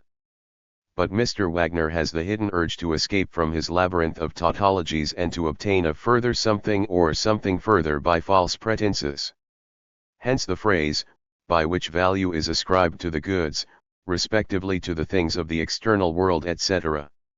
Since the 212 stamping of things of the external world as goods, i.e. ditto the labeling and fixing of them as the means for satisfying human needs, has been named by Mr. Wagner, to ascribe value to things, then he has just as lit excuse to call this ascribing alpha/I'm to the goods themselves, as he would have to speak of ascribing value to the value of the things of the external world. But the somersault is made in the expression to ascribe value to the goods, respectively to the things of the external world. Wagner would have been obliged to say, the stamping of certain things of the external world as goods can also be called, to ascribe value to these things, and this is the Wagnerian derivation of the concept of value pure and simple, or in general. The content is not altered through this alteration of linguistic expression. It is always only the labeling or fixing in ideas of the things of the external world which are the means for satisfying human needs. In fact, it is only the perception and recognition of certain things of the external world as means for satisfying the needs of Mari. But Mr. Wagner wants to make us or himself believe that he, instead of giving two names to the same content, has rather advanced from the determination good to a determination value, developed and distinguished from it, and this happens simply by substituting the word goods for things of the external world, respectively to, a process which is obscured again by substituting for the goods, respectively to, the things of the external world. His own confusion achieves the certain effect of making his reader confused. He could have reversed this pretty derivation as follows: since man differentiates the things of the external world which are the means for satisfying his needs, the means of satisfaction as such, from the rest of the things of the external world, and distinguishes them, appreciates them, he ascribes value to them or gives them the attribute value. This can also be expressed by saying that he ascribes to them the attribute good as a mark of character or considers or assesses them as good. In that way the concept good is ascribed to values, respectively to the things of the external world. And thus the concept good in general is derived from the concept value.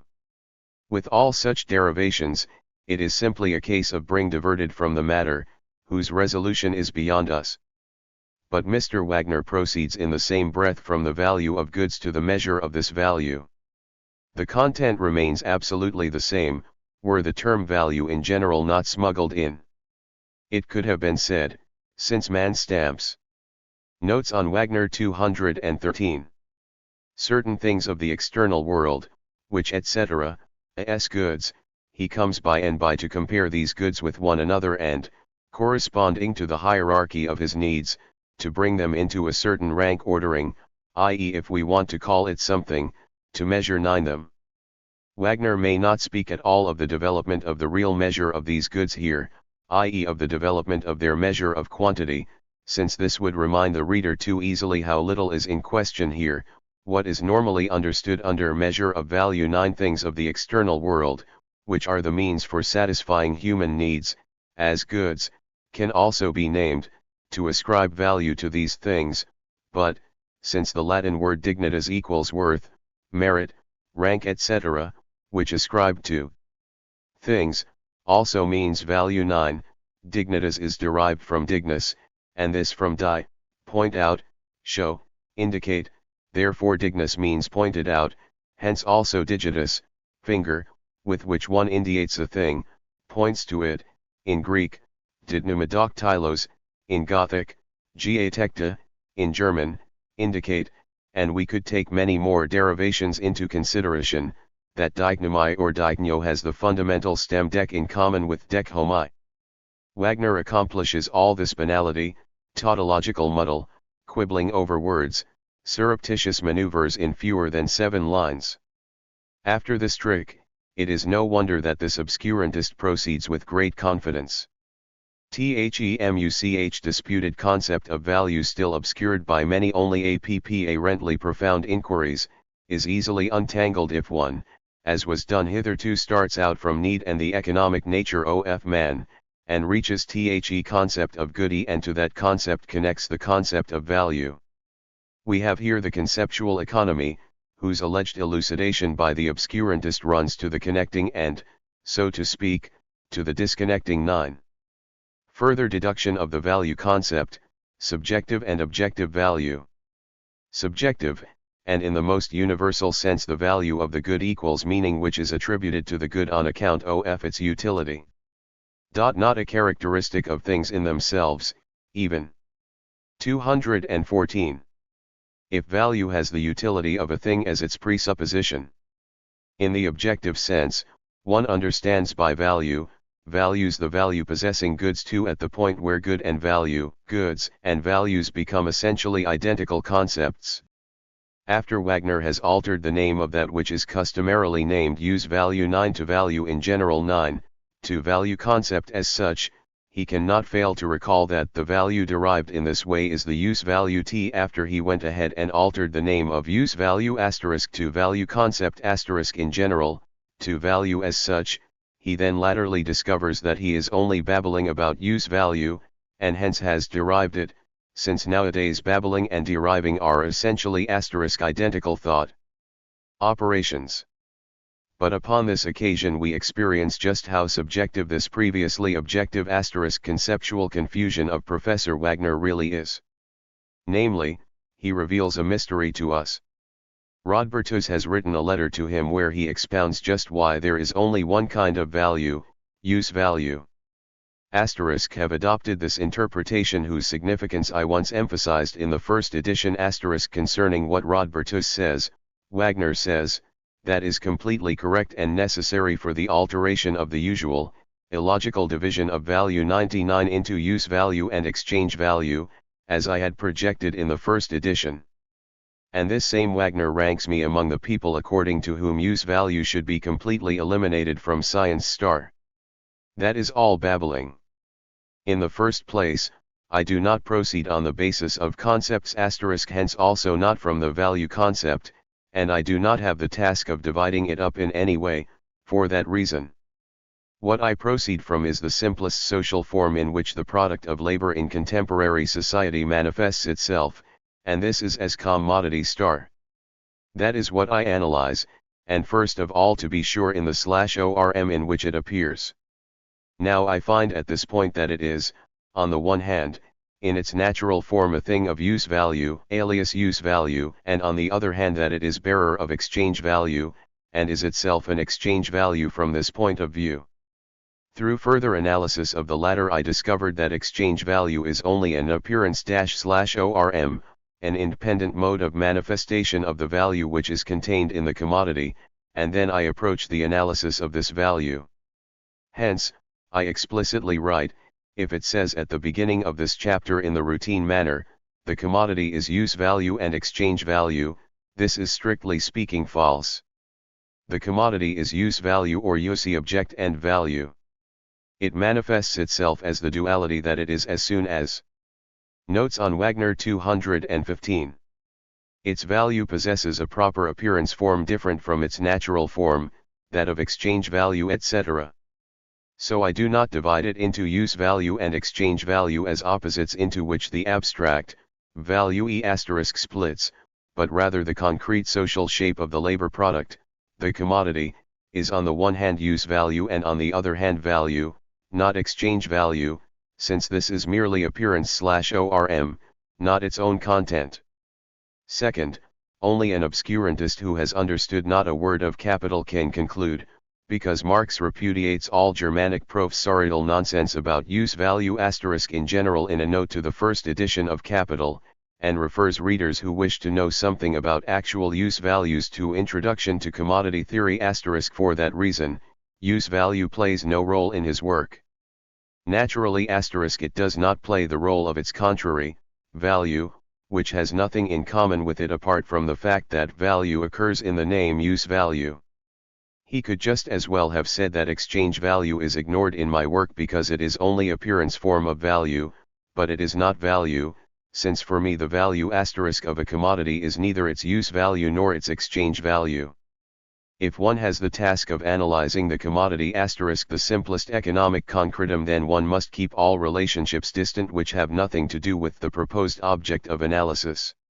What is to be said of the commodity insofar as it is a use value, I have said in a few lines, therefore, but on the other hand have emphasized the characteristic form in which the use value appears at this point, namely, a thing can be useful and a product of human labor without being a commodity. Whoever satisfies his own need by his product creates a use value, admittedly, but not a commodity.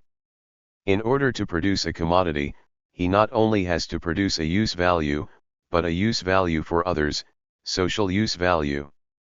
Thereby use value itself possesses a history-specific character.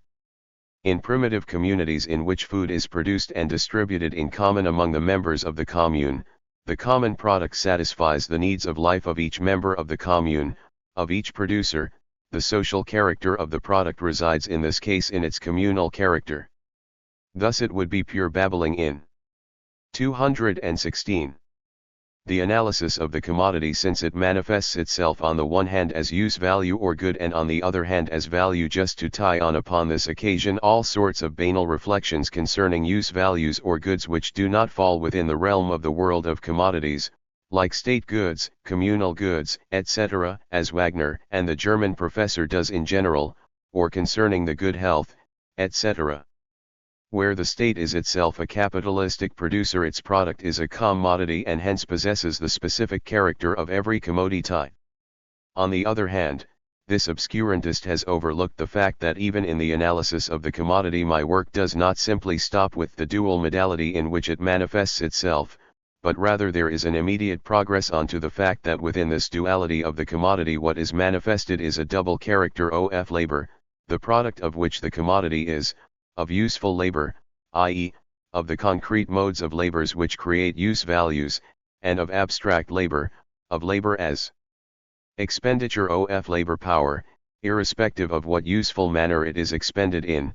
The fact that in the development of the value form of the commodity the value of a commodity presents itself in the use value of the other commodity, the fact that surplus value itself is derived from a use value of labor power which is specific and applies exclusively to it, etc., etc., thus the fact that in my work use value plays a very important role different from in previous economics.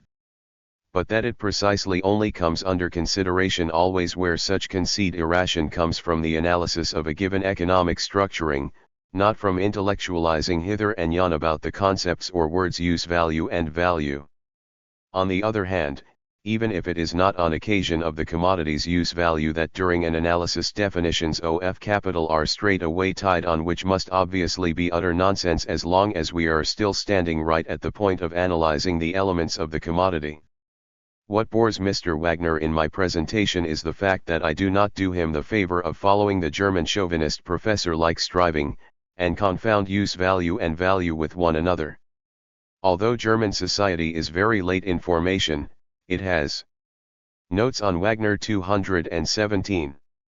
Nevertheless arrived at capitalist economy after struggling gradually upwards from the feudal natural economy, or at least out of a situation in which that was the economy which dominated, but the professors still stand with one foot in the old muck, which is natural. They have metamorphosed themselves out of serfs of landowners into serfs of the state, commonly known as the government. Consequently, our obscurantist too, who has not even noted that my analytical method, which does not proceed from man but rather from the period of society given by economics, has nothing in common with the concept-trying method of German professors with words you can make a system, and that is why he says, I give priority to the use-value character of all value, in agreement with Rodberto's interpretation and also that of Schaffe, and emphasize the use-value estimation all the more because the exchange-value estimation simply is utterly inapplicable to many of the most important economic goods, or for instance, not to the state and its performance, nor to other common economic relationships. This drivel amounts to the following: because certain goods, namely the state and its performances, i.e. not commodities, for that reason the contrary characters which are contained in the commodities themselves have to be confounded with one another.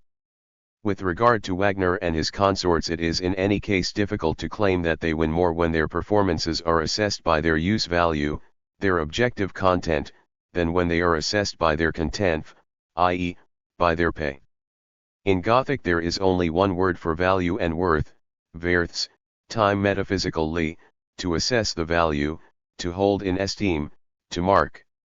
Time assessment, hence, the determination of value or price, an estimate, make an assessment. Then, estimation of value, also value, price itself, tintai expenses in demos thence. Then, assessment of value, honor, regard, honorary post, honorary office etc., Greek-German lexicon by Rost. Value price Schultz, glossary, Gothic, werths, adjective, axios, akanos / Old Norse, verdre, worthy wordig, verd, value, price, Anglo-Saxon, verd, English, worth, adjective and substitute value and worth. Middle High German, word, general verdes, adjective dignus, and in the same way, Feinwert. Word, general verdes, value worth ust, which out of such use values are the ones to confront him, depends completely upon the level of the social process of production, and thus in addition never corresponds to a social organization. If Rodberto's, however, only means the triviality that the use value, which really confronts an individual as an object of use, confronts him as individual use value, then that is a trivial tautology, or even false, since the need to have the title of professor or privy councillor, or of some order is only possible for an individual in utterly specific social organization. The second is the use value which a social organism consisting of many individual organisms has. What beautiful German! Is he talking here about use value of the social organism, or about a use value which is situated in the possession of a social organism, or about the particular social form of the use value in a social organism, as in a 220 place, example where commodity production is what prevails, so the use value which a producer provides has to be use value for others *, and in this sense social use value. There is nothing even to begin to do with such flaccid droolings. Thus we pass to another sentence of our Wagner's Faust *, the exchange value is only the historical drapery and supplement of the social use value from a particular historical period. By confronting use value with one exchange value as logical contrary, one puts an historical concept into logical contrariety to a logical concept, a thing which won't do in logic. That is, rejoices Wagnerus on the occasion, that is completely correct *. Who is it that does this confronting? It is certain that Rodbertus means me with that remark, since he has written a big, thick manuscript against capital according to his slavey, R. Meyer. Who puts into logical contrariety? Mr. Rodbertus, for whom use value and exchange value * are both mere concepts in their very nature. In actuality, every single kind of commodity in every monetary price passes through this illogical process of distinguishing itself as good, use value, as cotton, yarn, iron, grain, etc., from the others, but at the same time its price, as qualitatively the same, but quantitatively different though of the same essence. It presents itself in its natural form for the one who needs it, and in the value form which is completely different from it but which is common to it along with all other commodities, just as it presents itself as exchange value. What is at issue here is a logical contrariety only in the work of Rodbertus and those German professorial schoolmasters who are related to him, who proceed on the basis of the concept * value, note on the basis of the social thing, the commodity, and have this concept doubled into itself, split itself, and then argue about which of the two phantoms is the real Jacob. What lies in the dreary background of the pompous phrases is simply the immortal discovery that man in all circumstances has to eat, drink, etc., in brief, that he has to find external things for the satisfaction of his needs ready in nature in all circumstances, and must get control of them or prepare them out of things that are found in nature. In this actual procedure of his he relates himself, thus, factually to certain external things continuously as use values, i.e., he continuously treats them as objects for his use. Consequently, use value is for Rodbertus a logical concept, thus, since man must also breathe, for that reason breathing is a logical concept, but above all not a physiological one. The entire shallowness of Rodbertus stands revealed, however, in his setting of logical and historical concepts into contrariety. He only grasps value in its appearance form, exchange value, and since this only appears where at least some part or other of labor products functions as commodities, but this doesn't happen from the beginning, but only within a particular level of historical development, for that reason the exchange value is an historical concept. Now if Rodbertus had gone on to analyze the exchange value of commodities, for this only exists where commodities occur in the plural, different sorts of commodities, then he would find value behind this appearance form. If he had gone on to investigate value, he would have gone on to find that in it the thing, the use value, counts as mere objectification of human labor, as expenditure of equal human labor power, and consequently this content is manifested as objective character of the entity, as character which inheres in it itself in an entitative way, although this objectivity does not appear in the commodity's natural form. Thus he would have found that the value of the commodity only expresses in a historically developed form a thing that exists just as much in all other historical social forms, even if it is monotherfam, namely social character of labor insofar as it exists as expenditure of social labor power. If the value of the commodity is thus only a particular historical form, something which exists in all social forms, then also the social use value as it characterizes the use value of the commodity. Mr. Rodbertus has the measure of value magnitude from Ricardo, but he just as little as Ricardo has investigated or grasped the substance of value itself, Example: the common character of the labor process in the primitive commune as total organism of the labor powers which belong together, and consequently the common character of their labor, i.e. of the expenditures of these powers. Any more nonsense of Wagner would be superfluous at this time. Measure Evolumentud. Mr. Wagner incorporates me here, but finds to his regret, that I have eliminated the labor of forming capital. 222. 8. A commerce regulated by organs of society, the determination of tax values under appropriate consideration of this cost component must occur just as it also took place in the earlier governmental and commercial taxes in principle, and in any kind of new tax system 9 would have to happen again. The costs are not, however, in free trade the exclusive cause of the determination of the exchange values and prices, and cannot be such in any thinkable social condition. For independently of costs, there must constantly be alterations occurring in use values and needs, whose influence on exchange value and prices proceeds to modify the influence of costs and must modify them etc. The acute correction of the socialist theory of value is to attribute to Scheffel, who says, in no kind of social influencing of needs and productions can it be avoided that all needs remain qualitatively and quantitatively in each case in equilibrium with productions. 9. But if that is the case, then for social cost value quotients cannot count at the same time proportionally as social use value quotients / to the fact that this reduces to the triviality of the rising and falling of the market prices above or below value, and to the presupposition that in Marx's social state his own value theory developed for bourgeois society is determinant, the following phrase of Wagner bears witness. They will depart at times more or less, rise in the case of goods whose use value has become smaller. Only in the long run will the costs always be able to assert themselves again as decisive regulator, etc. Law. For the fantasy of our obscurantist concerning the creative economic influence of law, one phrase suffices, although he keeps getting in a fix over and over on account of the absurd viewpoint contained in it.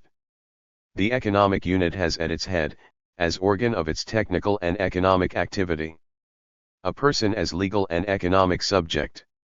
This is again no mere economic phenomenon, but at the same time dependent upon the structuring of the law. For this disposes over the question of who counts as person, and thereby who can stand at the head of an economic unit, etc. Means of communication and transportation. From p. 82, where the change in the constituent parts of the mass of commodities is borrowed from me, where this metabolism first turns up in an analysis of CMC and is called interruptions of the form exchange, and later also as interruptions of the metabolism.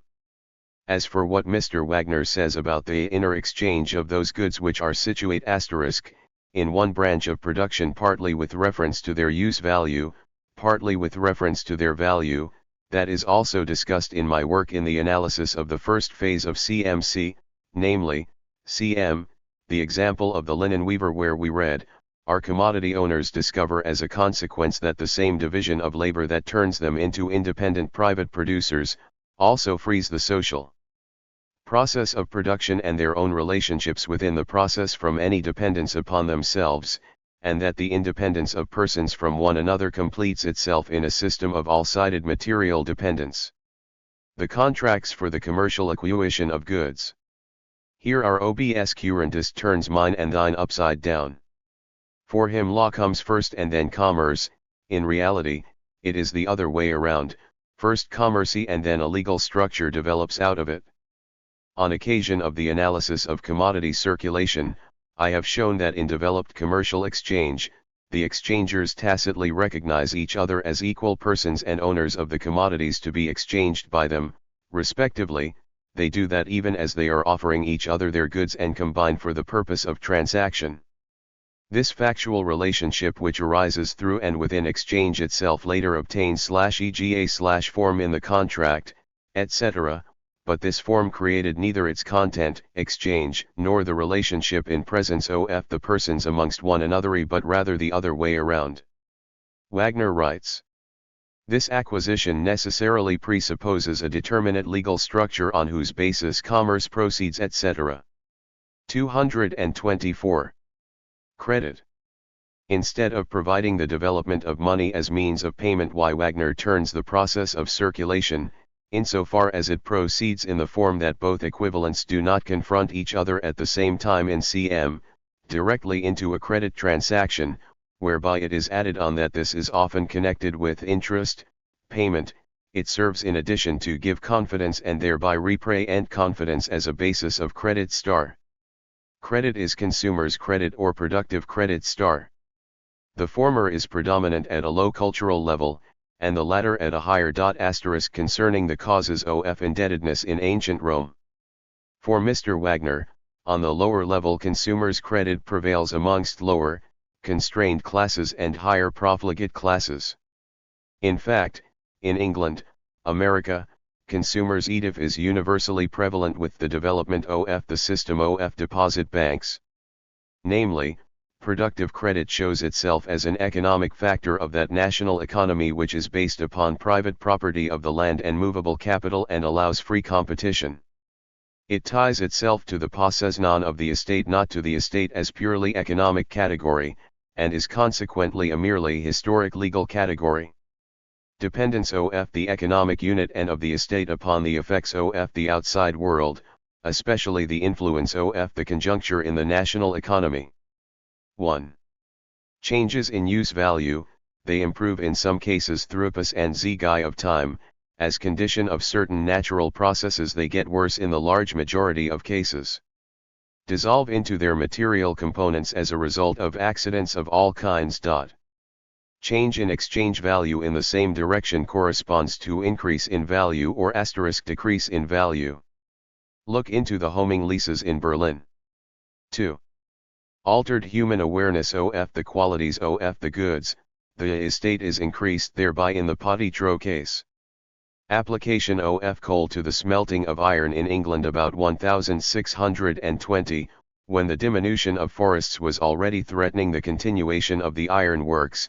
Chemical discoveries like that of iodine, phosphorite as fertilizer, anthracite as heating material, materials for gas illumination, picture projection, discovery of color and pharmacological materials, gutta percha, rubber, vegetable ivory, creosote, paraffin candles, usage of asphalt, of fir needles, of gases in the blast furnace, coal tar for preparation of aniline, wool rags, saw blades, etc., etc. In the negative case, decrease in the utility and therefore of the value. Discoveries of mining products in the soil, new useful properties of his products, discovery of new applicability of same increases the estate of the landowner. 3. Conjuncture influence of all the external conditions, which contribute entirely to the provision of goods for commerce, the desire for them and their safe. Consequently to the determination of their exchange value, even that of the single already prepared good. Wholly or predominantly independently of the economic subject or possessor. Conjuncture is the decisive factor 9 in the system of free competition 9. The one gains thereby what he has teamed, and so the other suffers losses, decreases not economically deserved. Concerning speculation. Prices of dwellings. Coal and iron industry. Countless changes in technique decrease the values of the products of industry as well as of the instruments of production. In the case of a national economy which is progressing in population and well-being, favorable chances predominate, even if there are occasional temporal and local reverses and fluctuations, in the case of landed property and especially in the case of city. Thus the conjuncture hands the landowner, especially, earnings. These, just as most other earnings in value from the conjuncture, are only pure gambling earnings to which gambling losses correspond. Ditto concerning commerce in grain. So it must be openly acknowledged. The economic situation of the individual or family is essentially a product of the conjuncture, and this necessarily decreases the significance of personal economic responsibility. 9 So if the contemporary organization of the national economy and the legal basis for it is why there is an unalterable disposition of things for the most 226 part, then, After much mealy-mouthedness, there proves to be no means for the struggle against the causes 9 and consequently against this evil itself, while Mr. Wagner believes he is struggling with the SYMP toms, the consequences of the evil, by getting at the conjunctural earnings by taxation, and at the losses which were not economically deserved *, the product of the conjuncture, by a rational system of insurance 9. This, says obscurantist, is the result if one considers the contemporary mode of production with its legal basis as unchangeable. His investigations which go deeper than socialism will attack the matter itself directly. We shall see how. Single chief components which form the conjuncture. 1. Fluctuations in the yields of the chief means of nourishment through the influence of weather and political relationships, such as disruptions in agriculture through war. Producers and consumers are influenced thereby. Improvements in the means of communication, altered methods of tilling soil, consequently, smaller fluctuations in grain prices within brief periods compared with Middle Ages and antiquity. But even modern fluctuations are still very large. 2. Changes in technique. New methods of production. Bessemer steel instead of iron, etc. Introduction of machines in place of manual labor. 3. Changes in the means of communication and transportation, which influence the spatial movement of men and goods. The value of land and soil and the article of low specific value is thereby affected. Entire branches of production are forced to a difficult transition to other business methods. Costs in the economic unit. Undervalue producing labor in which all costs resolve. The labor in the correct broad sense must be taken up, in which it embraces everything that is necessary in human, purposeful activities for the gaining of benefits, thus also in fact, the intellectual labor of the director and the activity whereby capital is formed and used, and consequently the capital winning which pays for this activity also belongs to the constitutive elements of the 228. Costs. This interpretation contradicts the socialist value and cost theory and its critique of capital. Obscurantist attributes to me the view that the surplus value produced only by workers remains in unconscionable fashion in the hands of the capitalist entrepreneurs. Now I say the direct opposite, namely, that commodity production necessarily turns into capitalist commodity production at a certain point, and that in accordance with the law of value which rules it, the surplus value belongs to the capitalist and not to the worker.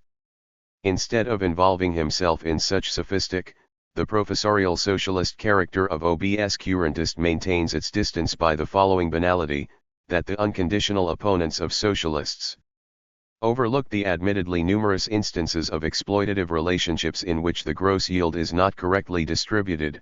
The production costs of the economic units are lowered too much to the disfavor of workers and to the favor of the businessman. National income in England and France. The yearly gross product of a nation. 1. Totality of the goods newly produced in the year. Add the internal raw materials completely in accordance with their value, the objects made out of such and out of imported materials for the amount of the increase in value achieved by the industrial labor, the raw materials and partially manufactured items which are turned over and transported in commerce for the amount of the increase in value accomplished thereby. 2. Import of money and commodities from foreign countries under the title of rents for rights of demand of the native business from either transactions or from capital investments of native citizens in foreign countries. 3. Freight profit as result of import of foreign goods of native haulage in foreign commerce and traffic between countries. 4. Ready money or commodities brought in from abroad as remittances for foreigners resident inland. 5. Import composed of unrecompensed gifts, as in the case of lasting tributes of foreign countries to the native country, of continuous immigration and consequently irregular immigration estate. 6. Value excess of the commodity and money import resulting from international commerce. For the net proceeds, among other things subtract the export of commodities in payment for the freight earnings of foreign haulage companies. Along with perpetual tributes there are regular payments to foreign subjects in foreign countries which must be reckoned in. Compare the naive kinds of income divisions of private citizens which consist in state and church obligations. Why not the subsidies which German princes regularly drew from France and England? Single and national economic value assessment. The destruction of a part of a proverion of commodities, in order to sell the rest at a higher price, is called by Cornot a veritable creation of wealth in the commercial sense of the word. Comparison concerning the decrease in the provisions of private persons for consumption, or as Wagner calls, of their use. In our period of culture, namely in Berlin, there is too little money or personal business capital in the business of production itself. Relatively greater significance of foreign trade at present, p. 131.